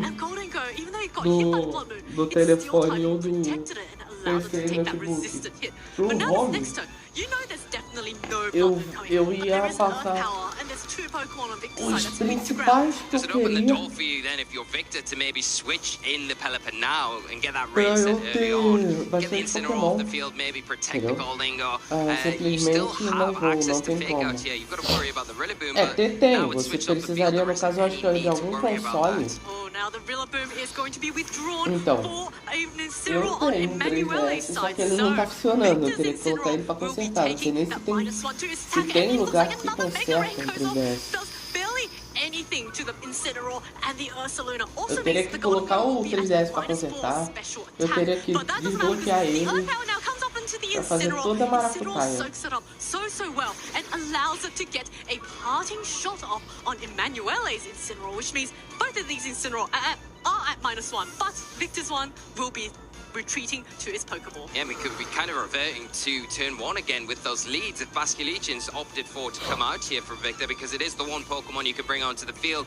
It is, with that Ghost typing, going to have the immunity to the Fake Out, and then you have that nice switch from the Goldingo into the Pelipper this time, where you could potentially terastallize. You could go for that Wave Crash into the Ursaluna, and with the rain boosting down the terastallization on top, it would be probably enough to get the Ursaluna from this range. You've got to be worried though about potential protection heck from that Pokemon because there's nothing No stopping it. Legends Just clicking that Arceus, button né? and allowing the Incineroar to potentially go for a knockoff or a parting shot. So getting the decision right this turn is Ai, really Dragas, key. tu Do ia you just gostar da flip moça turn aqui, ó. into the Incineroar if you're Victor, a more A safer moça que option, tá but still switch that comentando aqui Golden os Go out jogos. to try and Tu ia reset those gostar special dela. attack drops that you've taken from the two Make It Rains from the previous turns. A DLC? Não, acho que ele vai estar no jogo principal de Legends EA, não, ô Dragas? Flip turn its way out because if it doesn't manage to take a Acho que ele vai knockout, estar it will no... be heavily threatened by whatever responding attack from Emanuele's Não, side. na And our DLC players não vai are estar, não. really taking their time to make those decisions. Looks like Golden Go will be withdrawn, Scarlet does not want to Violet stay não on tem the mais field any DLC não, longer, Dragas. wants to reset those special attack Acabou drops, a and there we DLC. go, there is the Pelipper A DLC activating agora the é só rain, de Legends boosting EA. up the power of the Basque Legion's water type attacks even more, but in response, this Incineroar Talvez is going seja to be withdrawn possível for the Rillaboom, so passar Rain ele is pro still Scarlet active, Violet and with the Rain, with the se choice span, I think the Rillaboom for is just going to get compatível knocked com out. os Champions Basque também, Legion que targets its own, provavelmente so vai with ser. Slot, Eu if this Basque acredito Legion que... the wave crash into the Ursaluna, so Eu the acredito que Ursaluna is going to keep itself o Champions safe ele vai for this aceitar turn, and now we got Legends Fake Out Arceus, and Grassy Glide active. Yeah, now we have, and Scarlet that Basque Violet, Legion is not as in a safe DLC. spot at all. Like you've mentioned before, the top of the match, I think O Basque ZA Legion probably in a space where it can take at least one e o Grassy Glide, but you Pokémon... really want to keep it as E o healthy as possible for the end Pokémon game Go, without eu acho. really sacrificing that HP Meu Deus, too tu much. perguntou Can you aonde switch it pega out at this stage? Saluna. If you do that, É you na still got the é Pelipper na that you can lean DLC into, and you can da go for the DLC. Weather Ball into the Ursaluna here. You can go É na for DLC de can't Scarlet really check the Violet que pega Hurricane, Saluna. or you could dispatch off that Não é Rillaboom. You em can go for the Legends Hurricane Arceus, into that não? slot. It's guaranteed. You've got to worry about the Uai, eu Blood achei que Moon, fosse though, em that can Legends come out Arceus. into the Pelipper here. Would be enough to take it down to the Sash. And if we see a double up here from a Grassy Glide, a Blood Moon into that Vão Pokemon, saber, then depois eu things tenho que... could get Vocês bad têm very que me quickly for lembrar Victor disso because you're tudo. losing that Quando weather setup once again without much eu return. comprar a Well, Scarlet looks like the Violet. Ursaluna will be recalled for what looks like the Ninetales. So winter is coming. There is no A more Blood rain. All Moon, those sim. raindrops have been frozen Mas in aí the no caso sky. teria que ter... Pera, você já pega a Blood Moon direto ou você tem que ter uma Ursaluna no seu time? Close to the knockout, but thanks to the defense boost in the snow from this Ninetales, it is able to hang on. Yeah, now with that switch in for the Ninetales, perfectly done from Emanuele. Now the Pelipper's out on the field. It's not in a great spot at all. It's going to have to switch out. Olha, But you have got the Incineroar in the back of your Victor. It's got a nice, easy switch in. You've got to try and get that Basque Legion off the field though as well. It doesn't have the E se swift pá, swim e se ability, você tiver and it is going to be susceptible programa to de a antivírus potential bom, disable. por que não? Not only that, Entendeu? it is going to be O susceptible máximo to que a vai Grassy Glide as well. So acontecer vai that's ser a mesma also coisa not in que a great aconteceu spot. comigo. Which O one do you cara switch hackear out? teu disco. Preferably Só your isso. attacker, your offensive option. The Basque Legion has to come off the field. Can Emanuele Só capitalize on porque eu this and baixei maybe take a little bit of an os advantage, get that Aurora Veil jogos set de up when the Pokémon e os opportunity is emus there. no notebook. We could potentially even see, say, a double switch out from Victor's side because he really doesn't want the Pelipper and the Basque Legion on the field right now. Looks like Basque Legion will be recalled. Are we going to see the Incineroar or are we going to see the Golden Go? It is the Incineroar. So dropping a very nice Intimidate onto this Rillaboom, and it also means it's going to take those Ice-type attacks from Ninetales really well. Pelipper now actually not withdrawing, just goes for the Protect to try and scout out what Emanuele is going to do. Yeah, if the Incineroar can get through this turn, it's going to be really useful for that fake out the next turn where it can potentially stop the Ninetales from disrupting with another Blizzard here. It is going to fire into the Incineroar. It is going to be able to take that pretty comfortably. Now the Pelipper are going to be in that position where it could potentially get a Tailwind set up, and that will be key because then you don't really worry so much about what weather's on the field, right? You've got that Tailwind, your speed control, but it's only for a set amount of time, so you're going to be on the clock to take advantage of that. I mentioned Aurora Veil. There is no Aurora Veil. There is Icy Wind, though, that the Ninetales can use, and also that Blizzard, but there is Disable as well that has to be considered. I almost wonder if the Poder fazer essa transferência. Tipo, os Pokémon de Platinum que eu tenho, eu queria muito poder passar pro Rono. I don't think it's going to be able to knock it out also without the grassy terrain. So Você it's going to be viu quite o interesting. que o Corinthians fez It's going para to as keep Brabas? this Pokemon on the field and maybe make a little bit of a read. Fez pra quem? See, E o as the que ele Ninetales fez? is going to be Brabas. withdrawing from Emanuele. We want to keep that for later on, especially if the Sim, weather não sei does quem é adjust and the Brabas não, Pelipper mas ok. moves off the field to bring that drizzle back on. Like we're seeing here, at least you've got that Ninetales nicely tucked away in the back, to disrupt from both players going forward. Goldingo going to make its way back onto the field. Great position for it to be of the Rillaboom. And it is a revolving door of Pokemon. Had to drop it in. Don't apologize. The Incineroar going to come back onto the field from Manuele. Drop an all-important Intimidate down onto that Incineroar and get around any potential fake out coming from the Incineroar. But that's not what we see. It's just a Flare Blitz, and it is into the Incineroar. Great switch there from Manuele to take that powerful attack. Oh, wow. So, Salona Blood now that Moon ou both Salona normal, Incineroars qual é are on melhor? the field again at the same time. Depende, o Marlon. Has already been on the field, so Se você conseguir fazer valer uma Ursaluna de Guts Flame Orb, ela é muito útil, porém, a Ursaluna Blood Moon, ela não precisa do Guts para bater e ela bate muito forte. E pelo que parece, ela está sendo mais melhor aproveitada do que a normal. Fora do Trick Room. Não, mas não tem Trick Room. Se tu olha o time do Emanuele, não tem um setter de Trick Room aqui. Pode até parecer que a Lona na NT usa setter de Trick Room, mas não. Ele tá jogando sem Trick Room. Timon fez uma campanha foi hora de Braga, fazendo que fossem 40 mil torcedores em pleno final do Brasileirão Feminino. Recorde na história da competição.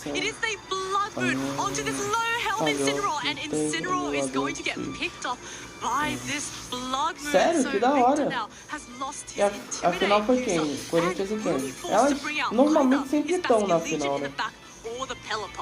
Yeah, it's going to be interesting which one Victor leans on here, because I think the Basque Legions have a nice option, right? It's going to be able to pressure both the Incineroar and put immediate pressure on o Salona Blood Moon pode até ser lenta, o Marlon, mas o que ela bate de forte cobre muito isso aí. Chegou, salve Grangeiro, boa tarde, como é que você tá, cara? Chegou na partida precisa aqui, ó. Estamos aqui vendo a última partida final do regional aqui de Frankfurt Alemanha. E é isso. Última partida aqui, né? Melhor de 3. Se o Emanuele ganhar, ele é campeão.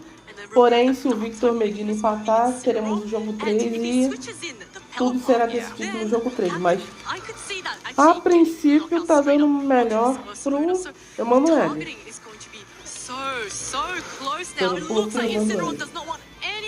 Pô, Marlon, então se você tá perguntando se o Salona Blood Moon não precisa de Trick Room, é porque você não viu nem o dia 1, nem o dia 2, porque o tanto de Salona Blood Moon que teve, até a normal nem precisou de Trick Room, pô.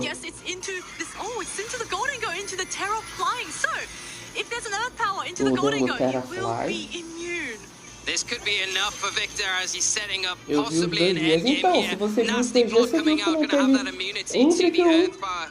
If that is what the Blood Moon Ursaluna's chosen, Flipton coming out from the Basque Legion wants to be as safe as possible, not wanting to take any risks. And by doing so, you're able to not only get it off the field, preserve it for later, but get that Pelipper back onto the field, override that snow, and get away from any sort of Earth Power that we know is the only offensive Dragas, option that that vamos ser Blood Moon sinceros, a currently gente é has fã da after Pokémon the Blood Company, Moon mas a was gente used sabe the muito bem previous que a turn. franquia tá cagando e andando pra quem não tem condição, cara. Eles só querem saber de quem tem condição de comprar.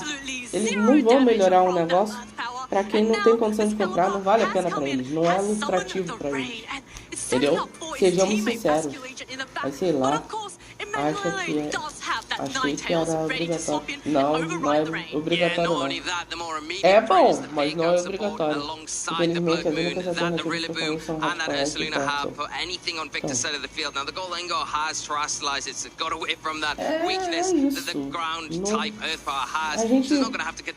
e a gente gosta da franquia, mas tem que falar uma verdade, cara. Não dá pra passar pano pra uma empresa que não visa o seu público, entendeu? Não presta atenção no seu público.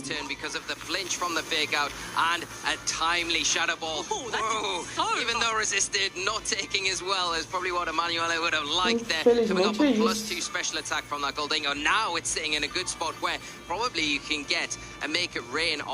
Eles só querem saber de quem vai comprar. Mas aí tem um detalhe também que a gente esquece. A gente, público, tem um poder tão forte que eles esquecem desse detalhe. Entendeu? A gente, quando quer, a gente pode fazer barulho e eles têm que aceitar. Só que o pessoal abaixa a cabeça. Entendeu?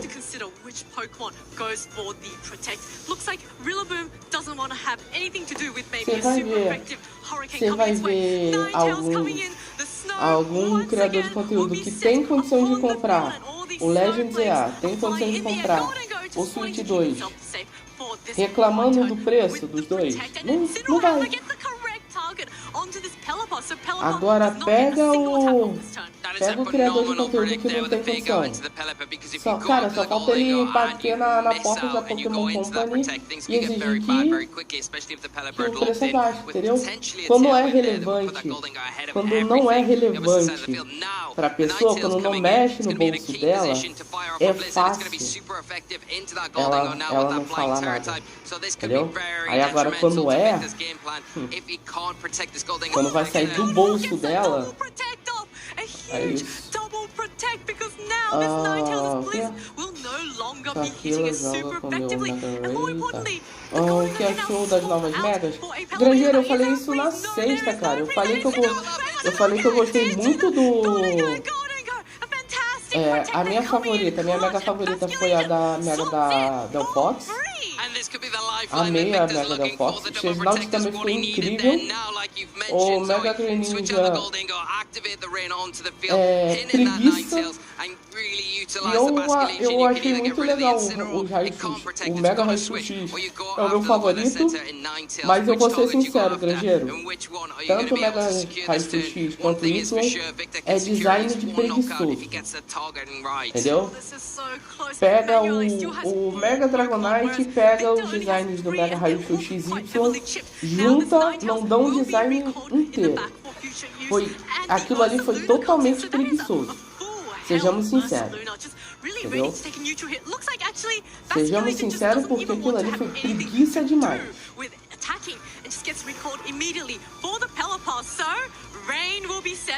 Entendeu? Mas eu gostei muito da Del Fox e do Chesnaut. Eu gostei que finalmente eles acertaram no Chesnaut e na Del Fox. Coisa que eles não fizeram na versão normal. Nas megas. Draga, tem que ser sincero, entendeu? Eu sou sincero. Eu achei design de preguiçoso.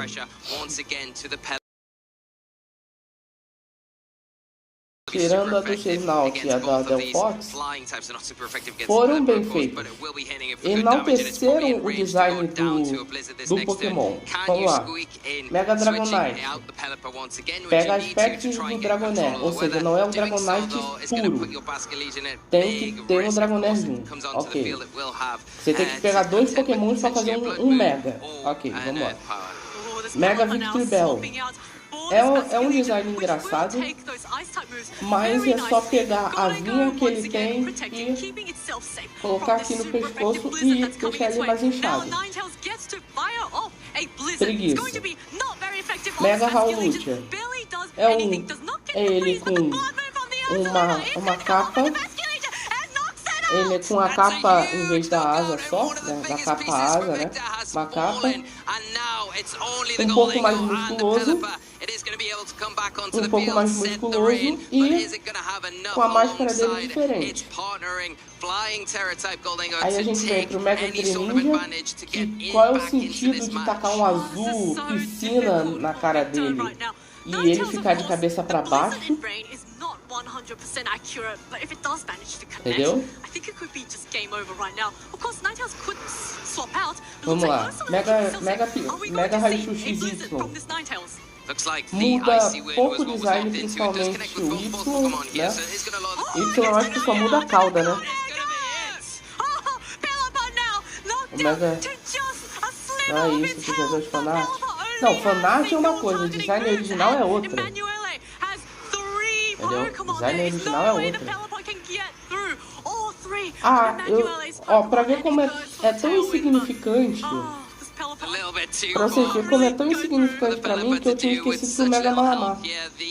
icy win decision was such Cara, a good você choice só there. emagreceu o bicho, cresceu ele um pouco e tá com... e expandiu o cérebro dele. Huge congratulations to Emanuele for Emanuele ganhou. championship title Vamos lá. and the world's invite. What a phenomenal match! Just getting all those reads correct and oh my goodness, that game too. All the switching. How many times did the Ninetales swap in? How many world's invite? Deixa eu ver o nome dele direito. Emanuele. Brigante.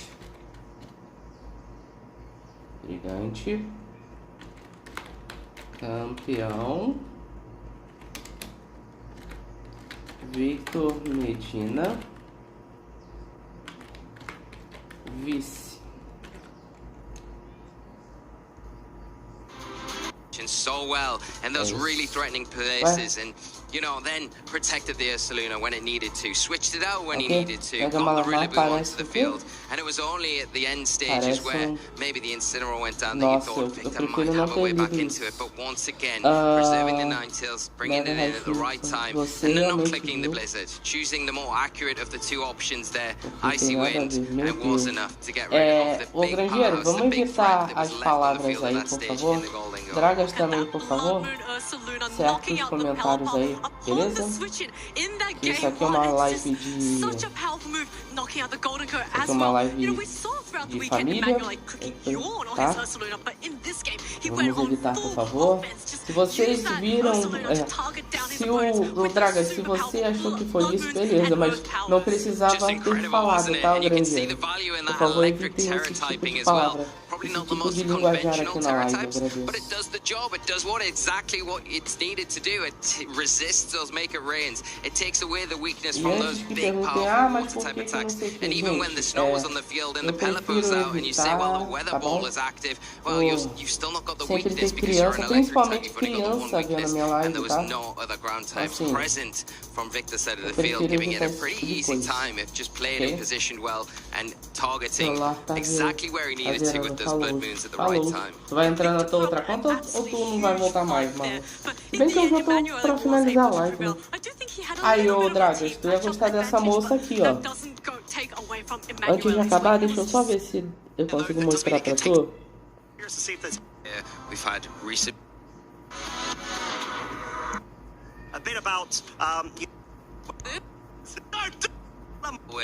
Aí, Dragas. Essa moça basicamente, essa moça aqui, ela basicamente colocou no top 4 dela. Ela colocou no top 4 dela que o Malamar ia aparecer no dia 1. Aí ela convenceu esse moço a colocar no top 4 o Malamar também. Aí basicamente ficou assim. Alongside the leftovers, and the Ursaluna was nearly back to full health again. All that damage I've done, just been undone. I've got to do that all over again, and I've lost resources on the way to doing that. So, yeah, really difficult to deal with that Pokemon, but an incredible decision to bring it to the tournament and pilot so well as Emanuele has done throughout this event. Yeah, it's been an absolute thrill to watch that masterclass of positioning. There were several turns where nothing really happened, but algo com bicho com orelha na cabeça é fácil, é só pegar um Dragonair Shiny e nunca evoluir esse bicho. Dito isso, eu vou agora ama, né, Dragas? Mano, meu Deus do céu. Primeiro foi o Marlon com a moça ruiva. Agora é o Dragas com essa moça. Com essa moça asiática, meu Deus do céu. Compensa demais, pô. Quer dizer, eu vou me abster de comentários. Eu prefiro me abster de comentários, porque senão... Emanuele obviously bounced back perfectly, going up against Jade in that next matchup with, you know, that Caledon, the Annihilate, and then Michelle Kelch after that, the following round, and able to overcome them. Then we can move into the phase 2 of the tournament today, as we see the run, taking one loss to Fabian, who, you know, was our undefeated player at the time in Swiss. And then after that, it was just all plain sailing, got into their groove, found their flow, and made their way all the way to the finals and overcome Victor Medina in the end to claim that championship title. Emmanuel just put through the absolute gauntlet with these absolutely phenomenal trainers. And up against Shohei Kimura in top four, and then against Victor Medina. Just these two powerhouse players. Eu vou esperar finalizar a live primeiro, deles, pra finalizar a minha. Regional runs that's been, you know, seen in a long time. So E massive nisso, o congratulations to jogo tá Emanuele. quanto? Deixa eu dar uma olhada Flawless aqui. play throughout all of the broadcast games that we've seen from them, and it's just very exciting to crown a brand new regional champion at the beginning of the season. But this is their first major championship as well, and I'm sure it's not the last one because I'm sure they've got a lot more to come. Que But doido, more importantly, so you keep mentioning it, the golden ticket, they've got it locked in that place at the World Championships this year in San Francisco, which is olha isso, cara, R$60, que tristeza, eu não consegui comprar esse jogo, cara. Seen how well Emanuele plays on stream, so this vamos ver o pacote do a player to watch at Worlds next year in conteúdo San Francisco, and this is going to be really exciting. But looks like we're going to go dive into an interview with Emanuele and hear from the champion himself. Gente, tá. What an incredible weekend it has been here in Frankfurt. Pera, a DLC? And what a way to kick it off as well. A DLC do ZA tá R$200. Que isso, cara? Our runner-up, who is no stranger to top cuts and had an O jogo tá incredible last season. 349, né? It is Victor Medina. Mano.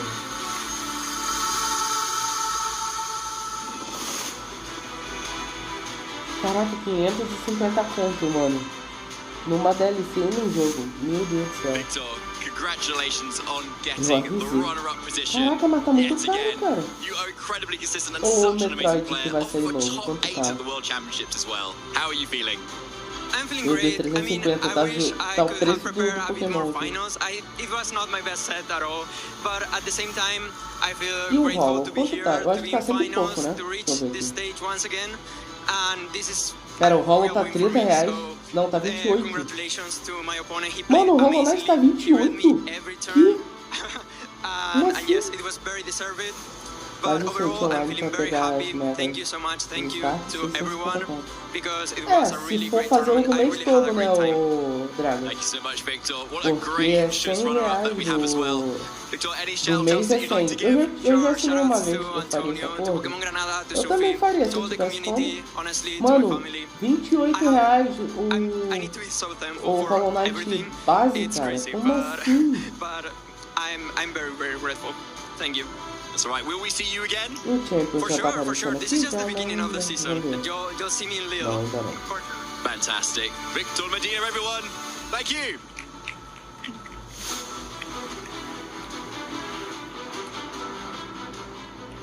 Deixa eu ver o FIFA And now, 26 quanto tá. it is time. A player who defied Mano, all the o odds, FIFA 26 tá beating 300, cara. world's caliber players Deixa eu ver, eu throughout their compraria o entire run, Violet mais as duas DLCs. and Quanto vai now ficar? has taken it all for the first ever regional of the 2026 Caraca, season. 568. Emanuele O Pokémon Violet mais a da Kionesk e dentro do disco.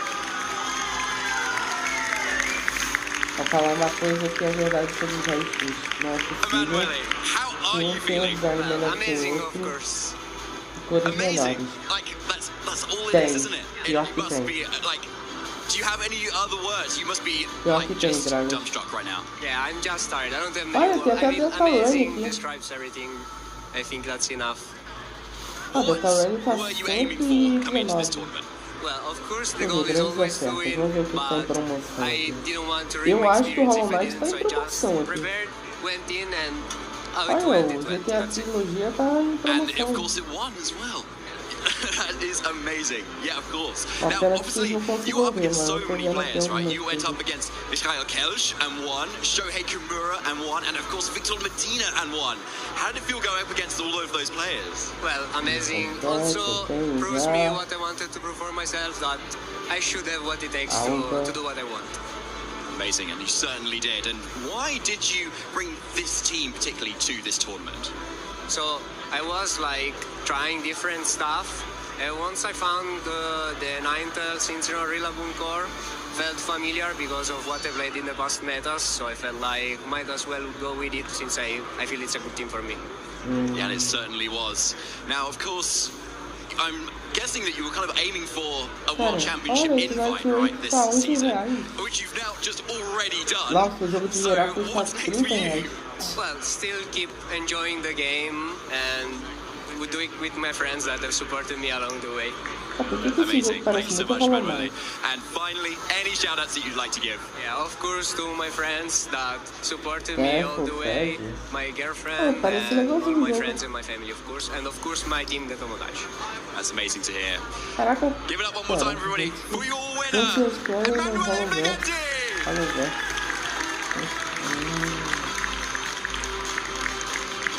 Essa vaga tá até 17. Nossa, tá 19 pontos aqui. Thank you so much, Joko. 20 Enjoy your reais, na friends. verdade. That's not all we've got here this weekend. We'll be wrapping up the couch very shortly. Ah, Join us there. tá... Quanto? Caraca, tá R$207, ok.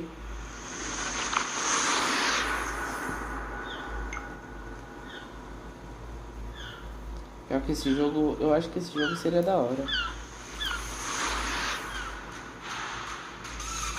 Deixa eu ver...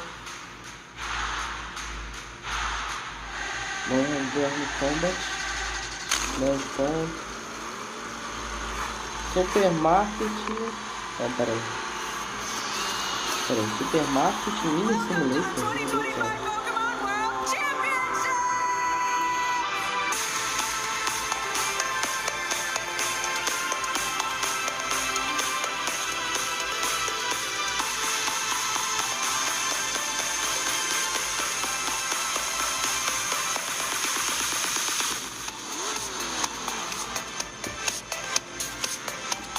Eles não tem o que fazer, né, Dragon? Cara, pior que tem uns alguns legais aqui, parece.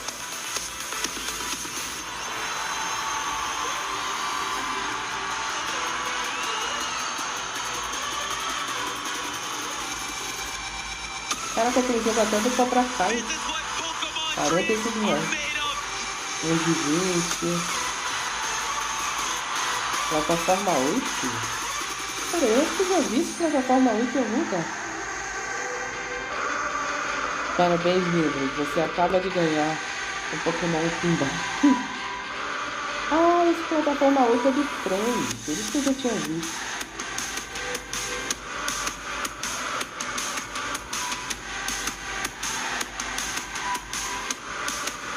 Será que tem álbum pra assistir? Deixa eu ver quanto tá. Vamos ver.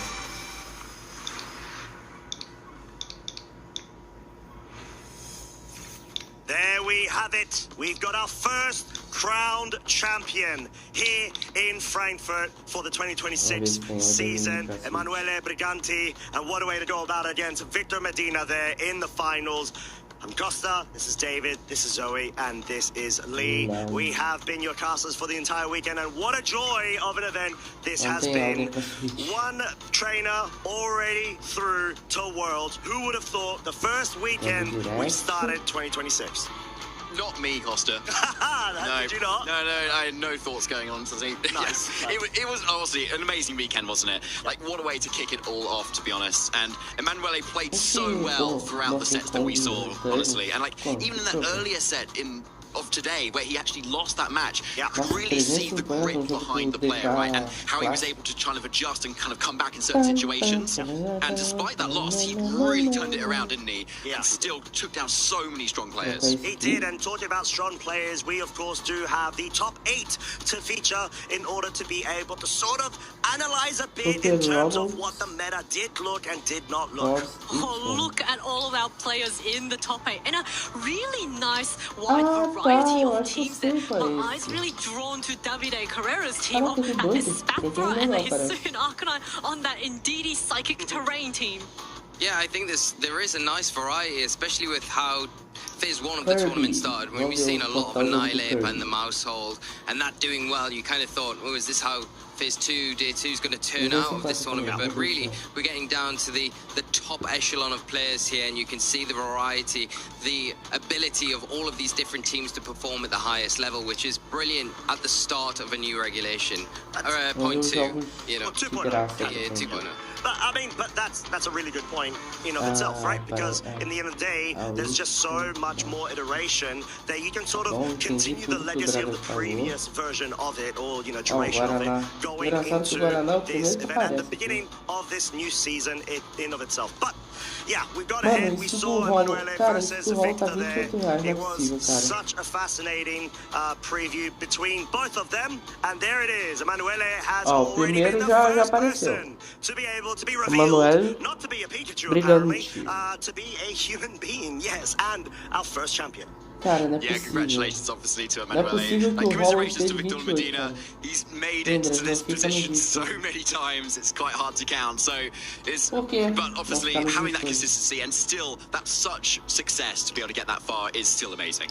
Yes, and we've still got 8 more major events happening in Europe, so that's 8 more automatic invites into the Worlds. It's so true, yeah, and to think by the end of the season we'll be getting closer to the World Championships, as you can see at the end of the road, but we don't want to look too far ahead because we've got so much excitement ahead of us very soon. We're in Frankfurt this weekend. We have just closed the championships here, crowned our Frankfurt champion, and soon enough we'll be in Lille and crown our next champion before moving on to Gdansk, and then the first international of the season, and then Stuttgart, Birmingham, London for that international, Seville, Prague, Utrecht, Turin, before we get to New Orleans, and then San Francisco. Eu não sou ninguém até eu ter bom costume, então se a bosta não acaba nunca. Que isso, Simon? Calma lá.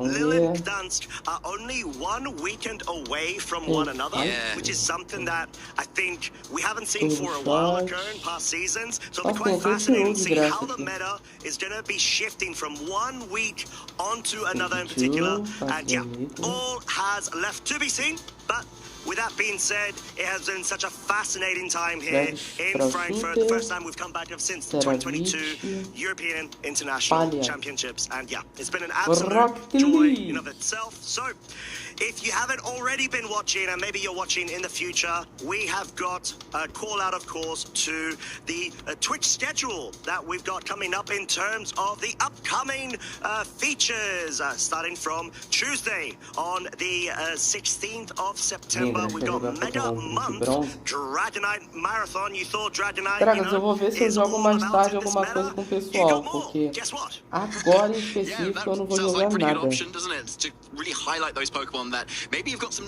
Aí, Dragas, terça-feira, ó, de 2 da tarde às 5, ó, Mega Month Dragonite, ó, maratona do Dragonite lá de Pokémon. Definitely a really good watch if you haven't seen that yet. That's going to be so exciting. And there was also the anime if you wanted to watch it, and also the live regionals over at the NA region.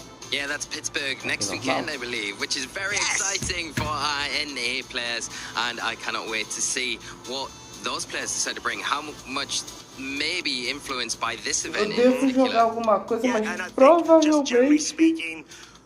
Ó, 19 a 21 de setembro, regional em Pittsburgh, nos Estados Unidos. Mas provavelmente, Dragas, eu devo jogar Dandy com o pessoal. A gente farmar um pouquinho. Mindras falando dialetos antigos, vou apelar. Vou apelidar de meu amigo Malamari. Is of course going to be upon us, and it's none other than Lille. Em outubro tem o de Lille. October 26. You do not want to miss it at all in terms of competition, as well as making sure you are following all of our platforms. And we've got a generally very great hub as well available. But that being said, I think we've sort of discussed a bit around cast predictions, and I think we had, you know, the initial audacity suggestion from Zoe being Malama. I was right. Malama won the finals. It was an all Malama team. 6 Malama versus 6 Malama. Yeah, but you guys are right. You guys are absolutely right. Thank you. Malama did indeed win, and we all Aí, predicted ela it. conseguiu. There we go. My friend Malama. But no, yeah, like I Ela mean, conseguiu Malama, fazer esse troço it's chato just de so novo. ingenious of a Pokemon, you know?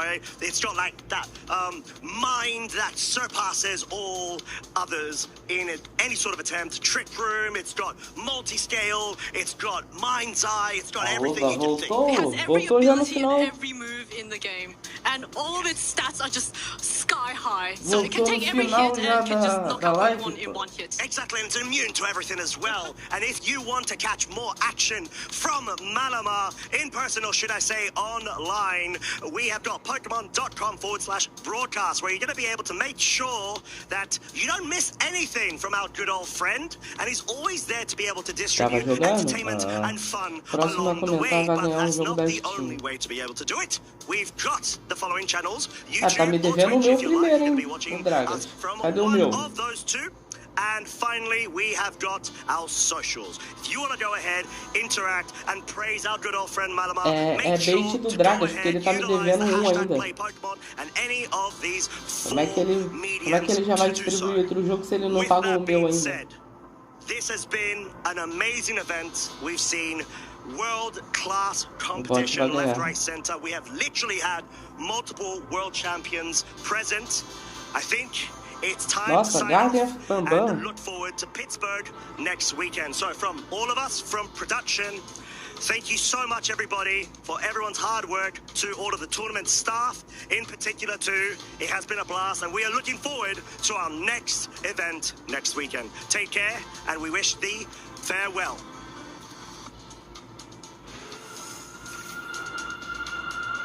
É isso, gente. Acabamos a live. Oficialmente acabamos o primeiro regional de 2026. O primeiro de muitos, hein, gente? Então, próximo aí, lá pro dia 20 e alguma coisa. Deixa eu só confirmar aqui rapidinho.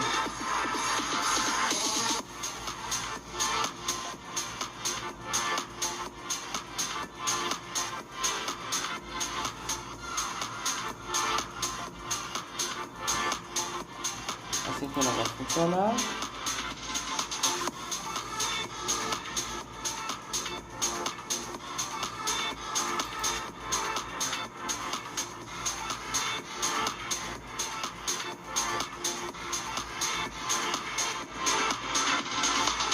Ó, o próximo vai ser em Pittsburgh, nos Estados Unidos, entre os dias 19 a 21 de setembro, beleza? Então, 19 a 21 de setembro, teremos mais regional para acompanharmos aqui em live. Bom, gente, a live vai ficando por aqui. Nunes, editou seu pinball dia 30 de fevereiro. Ah, vai se lascar, ô Dragas. Todas as partidas foram 6 malamás versus 6 malamás. Foi, confia. Confia que foi. Próximo a comentar vai ganhar um jogo de terror. Mas, eu sou o quê? Como eu sou muito humilde, eu vou te devolver, Dragas, pra você ver mais disso. Então, né? Bom, gente, é isso. Eu vou ficando com a live por aqui. Então, brigadão a todo... Pera.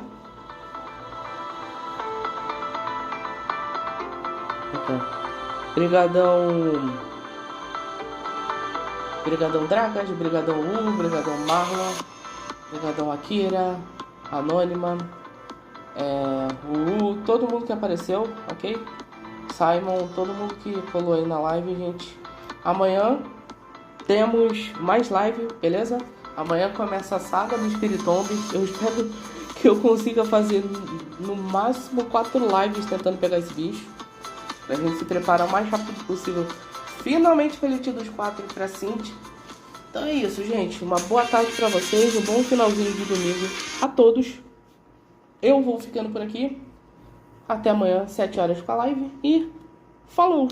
Fui! Tchau, chat!